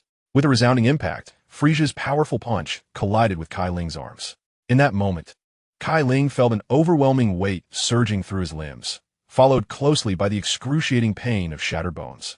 Letting out a muffled groan, he staggered back several steps, creating distance between himself and Frisia.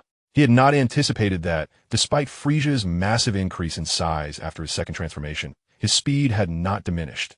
Rather, it seemed to have increased. As Cai Ling withstood Frisia's formidable punch, the latter did not hesitate for a moment, advancing swiftly for a second assault. Another heavy blow was launched towards Cai Ling with remarkable speed. Crack! This second punch met with nothing but air. For Cai Ling had deftly stepped back the instant Frisia's fist descended. Consequently, Frisia's second strike struck the ground instead, creating a deep crater. The reason Cai Ling was able to evade the onslaught of Frisia, who had already transformed twice, was largely due to the augmentation provided by the 20-fold Kaioken. This also elucidates why Cai Ling maintained the 20-fold Kaioken from the outset. At that moment, Frisia's forehead bulged with veins, astonished that despite achieving his second transformation, he still couldn't land a hit.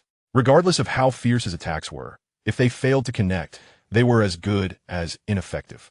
Frisia, incensed, leaped into the air, gathering his energy. Moments later, a massive spherical energy ball coalesced in his hands. He raised this orb high and hurled it forcefully towards Cai Ling's position. Seeing this, cold sweat immediately beaded on Cai Ling's brow.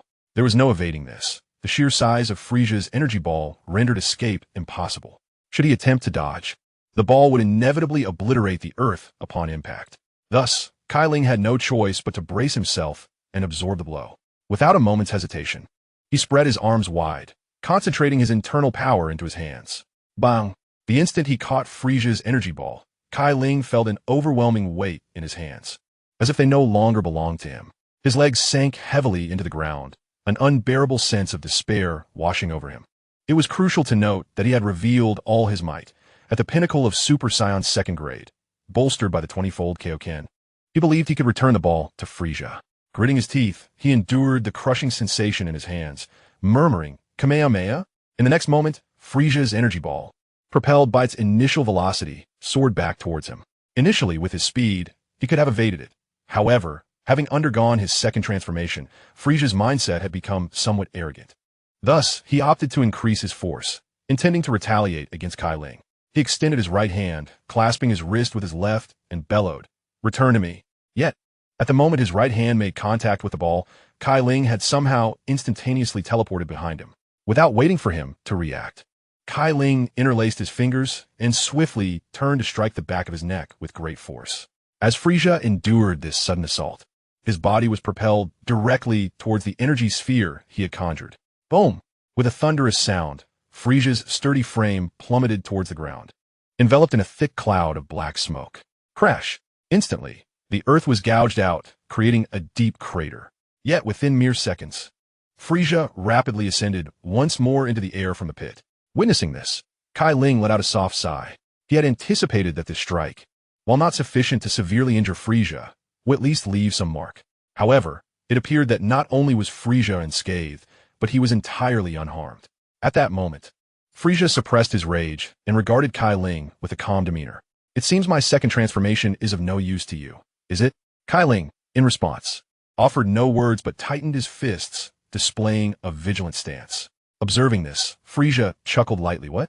Do you believe that your caution in our battle will lead you to victory? Allow me to enlighten you, boy. You stand no chance of winning before me. With that, Frieza onesha powerful shot. Charge! In an instant, his massive form began to shrink at an astonishing speed. His head elongated slightly, and in addition to the initial pair of large antennae, two smaller pairs sprouted at the front. Now, he resembled a frog. Cai Ling recognized this as another form of Frisia's second transformation, shifting from a powerful type to a more agile variant, commonly referred to as the frog form. In simpler terms, his current speed would surpass that of moments ago. While his strength might be somewhat diminished, his velocity was exponentially increased.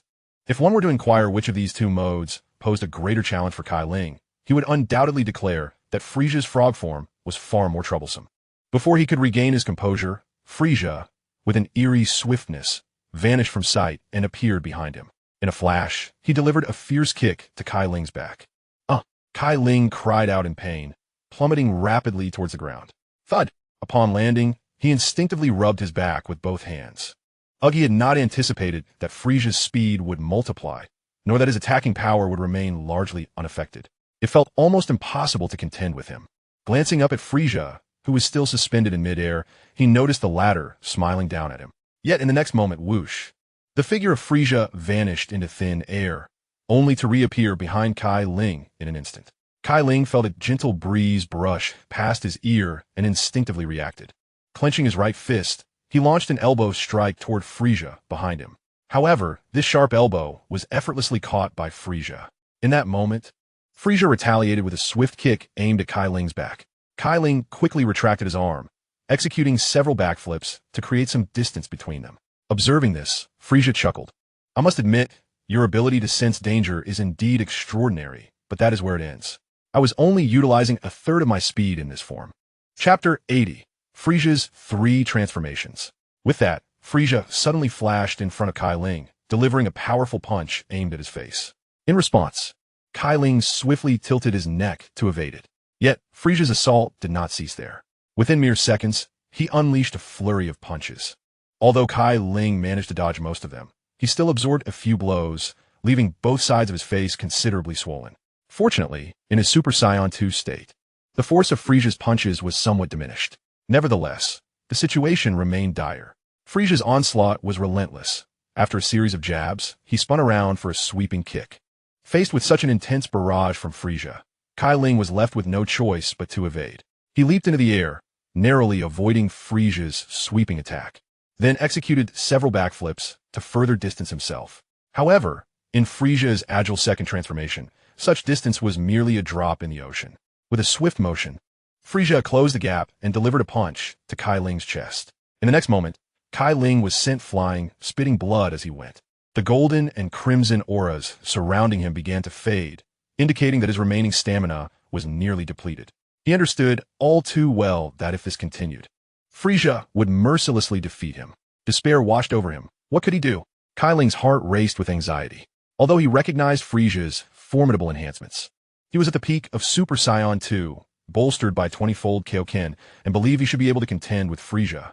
Yet, he had not even compelled Frisia to reveal his final transformation before facing utter defeat. Was hope truly so elusive? He was unwilling to accept this fate, truly unwilling. Seeing Cai Ling's despondent demeanor, Frisia laughed heartily. What is the matter? Have you finally recognized the chasm that lies between us, and now regret facing me? I shall not hesitate to inform you that in order to keep pace with my speed, you must, at the very least, amplify your current state by 3 or 4-fold. Yet, observing your present condition, it seems you're already at your limit. Is there truly a need for such an increase? If that is the case, perhaps that technique might suffice. Cai Ling murmured to himself. Gradually, he rose from the ground. He declared with unwavering determination, I have no intention of conceding just yet. Upon hearing this, Frisia chuckled and retorted, Oh, is that so? But that is for the best. If you give up too quickly, I shall find it exceedingly dull.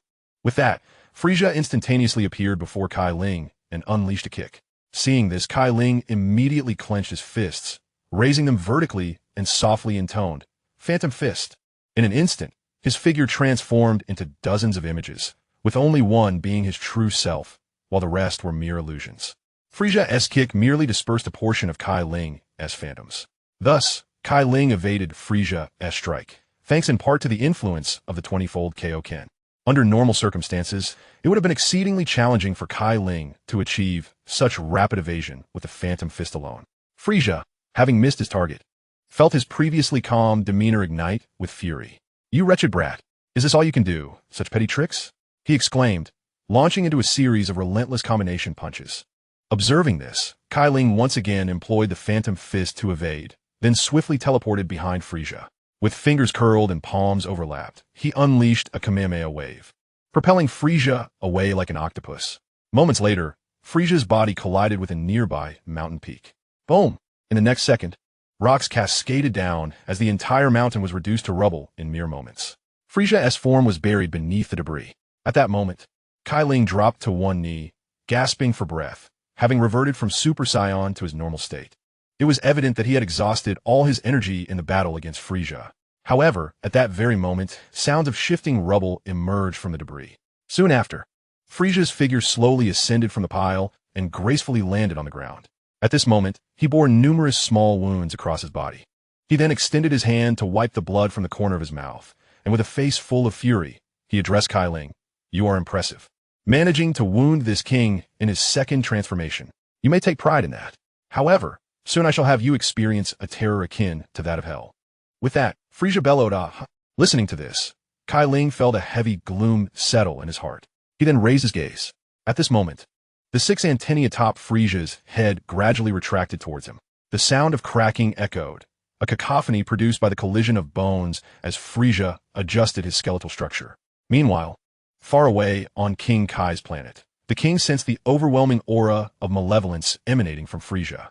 Unable to contain himself, he sent another telepathic message to Cai Ling. Flee quickly, Cai Ling. That creature is beyond your capacity to confront.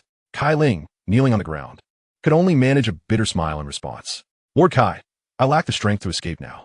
Hearing this, the king sat down heavily, letting out a long sigh. It's over. The entire universe is doomed.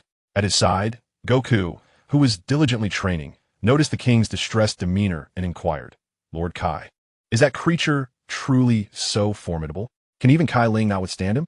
The king, wearing an expression of deep concern, replied, If Cai Ling had heeded my advice to flee and spent a few years training, he might have stood a chance against Frisia. But now, neither he nor we have that opportunity. Goku, upon hearing this, wore a grave expression and softly murmured, Cai Ling, you must hold on. At this moment, Krillin, filled with indignation, exclaimed, How infuriating! I never anticipated that creature would be so powerful. Cai Ling's energy has dwindled to such a degree, while that monster's strength continues to multiply. With that, Krillin leaped into the air. Observing Krillin's actions, Yamcha could not help but shout, Krillin, are you out of your mind? That opponent is incredibly strong. Even Cai Ling cannot contend with him. You would only be walking to your death. Krillin paused briefly, then turned to Yamcha and shouted, Yes, I am mad, but I know that if Cai Ling loses, not only will we perish, but the entire earth will be obliterated by that vile creature. I would rather die fighting than wait here passively for our doom. Without another word, Krillin soared towards Cai Ling's position. I believe he speaks truthfully. Such a fate is indeed unworthy of a martial artist. As Krillin's figure disappeared into the distance, Tianjin remarked, I agree. This is not the noble and a warrior should meet. Following this, he too took flight. Yamcha, witnessing this, grumbled, Are you two the only brave ones? I, Yamcha, am not one to cower in fear. With that, he followed suit. Master Roshi, observing this scene, felt a surge of emotion and remarked, You are all commendable. I can rest assured knowing the future is in your capable hands. Meanwhile, Cai Ling found himself in a dire predicament. With Frisia's thunderous roar, a tremendous explosion resounded, reverberating through the heavens. A blinding flash of white light erupted, and from the very spot where he stood, the landscape for 1,000 meters around was reduced to rubble. As the smoke cleared, Frisia emerged. His diminutive and delicate form contrasted sharply with his grotesque features, a round head, malevolent eyes, and dark lips, rendering him akin to a malevolent infant from the depths of hell, evoking sheer terror. With a sinister grin, he emitted a shrill laugh and mocked Cai Ling. Do you feel honored? Although you are merely the second to behold my true visage, to perish in my third transformation, my ultimate form is a fitting end for you. Despite his grievous injuries, Cai Ling mustered the strength to rise, his countenance devoid of fear as he retorted with a smile, Enough of your prattle. If you wish to fight, then let us engage. Unless I breathe my last, you shall not obliterate this planet.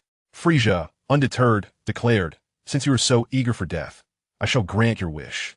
You will descend to the underworld to atone for your foolish decision to oppose me. As he spoke, Frisia slowly raised his right hand and extended his index finger. Chapter 81. The Inexorable Chi Yuan Slash. With a swift motion, a crimson beam shot forth from Frisia's fingertip, hurtling towards the kneeling Cai Ling. In an instant, Cai Ling shifted his body, for his waning strength permitted him only this meager movement. Even a simple roll was an arduous task. The red beam pierced through his right shoulder with a sickening sound. Blood cascaded from the wound, dripping onto the ground in a rhythmic pattern. Cai Ling cried out, clutching his shoulder in agony, beads of cold sweat forming on his brow as the pain became unbearable. Yet, he had narrowly escaped a fatal blow, albeit at a cost. This is as it should be. If you were to die so easily, my earlier threats to torment you would be rendered meaningless. Frisia continued, recharging his index finger with another surge of energy. In the next heartbeat, he unleashed another attack, this time targeting Cai Ling's left shoulder. The impact was similar to that of the previous injury. While not lethal, the pain was excruciating, far exceeding that of a typical wound due to its penetrating precision. At this juncture, Cai Ling found himself devoid of the strength to scream. Clearly, Frisia was undeterred by Cai Ling's suffering. Yet another beam of equal ferocity coalesced upon his fingertip. Now, which part shall I target next? Your hands have already been rendered useless. It seems the only worthy target left is your legs. With that, Frisia directed the energy beam toward Cai Ling's left leg. Bang! In the next moment, Cai Ling collapsed onto the ground. Observing this, Frisia smirked and remarked, To have endured for so long, still clinging to life, I must commend your resilience. However, this ends now. I shall send you to the depths of hell to repent. As Frisia's words fell, the beam of light he had been preparing on his fingertip was unleashed, aimed squarely at Cai Ling's head. The outcome, if struck, was all too evident. Cai Ling would have no chance of survival. Yet, just as the situation seemed dire, a thunderous voice resounded. Demon Cannon. Instantly, a spiraling wave of orange light surged forth, colliding directly with Frisia's crimson beam. The impact generated a tremendous shockwave, casting the prone Cai Ling several dozen meters away. The newcomer was none other than Piccolo. As the smoke dissipated, Frisia glared at the airborne Piccolo, irritation etched across his face. Piccolo, I recall that this young man is your father's killer, is he not? What is your intention in intervening? That is precisely why I have come to halt your actions. I shall avenge my own grievances. I require no assistance from others. Piccolo retorted with disdain. Frisia, upon hearing this, erupted in a mocking laughter. Ha! This brat has slain my subordinate and seeks to thwart my plans. Now, you dare to interfere? Are you tired of living? His expression darkened. Do not presume that your words will grant you passage. With that, Piccolo removed the white cloak draped over his shoulders and assumed a combat stance. Frisia's demeanor grew ominous. It appears you are prepared to seek your own demise. Very well. I shall oblige you. After all, eliminating one more is merely an opportunity for me to stretch my legs. With a flick of his wrist, Frisia unleashed a white energy wave towards the hovering Piccolo. In response, Piccolo swiftly raised his hand, striking the energy wave away. However, as the wave was deflected, Frisia's figure vanished and reappeared behind him, delivering a swift kick to Piccolo's back. With a resounding thud, Piccolo plummeted to the ground, letting out a painful groan. Coughing twice to clear his throat, he endured the agony and quickly rose to his feet. Wiping the blood from the corner of his mouth, he bellowed, "Ha!" A powerful energy blast erupted from his mouth, aimed at Frisia in midair. At that moment, Frisia, arms crossed and unfazed, swiftly relocated with a whoosh, rendering Piccolo's attack futile. Without the slightest hesitation, Piccolo soared once more into the air, positioning himself before Frisia. Swiftly, he unleashed a barrage of attacks upon Frisia. However, despite the rapidity of Piccolo's strikes, he failed to land a single blow on Frisia, thus revealing the overwhelming superiority of Frisia's speed. Infuriated, Piccolo silently cursed and unleashed a wave of energy directed at Frisia. Yet, Frisia chose not to evade, instead absorbing the blow with ease. With a casual flick, he brushed off the dust from his body and turned to Piccolo, nonchalantly inquiring, "Are you finished? If so, it is my turn." In a flash, Frisia appeared before Piccolo, and, before Piccolo could regain his composure, delivered two swift punches to his abdomen.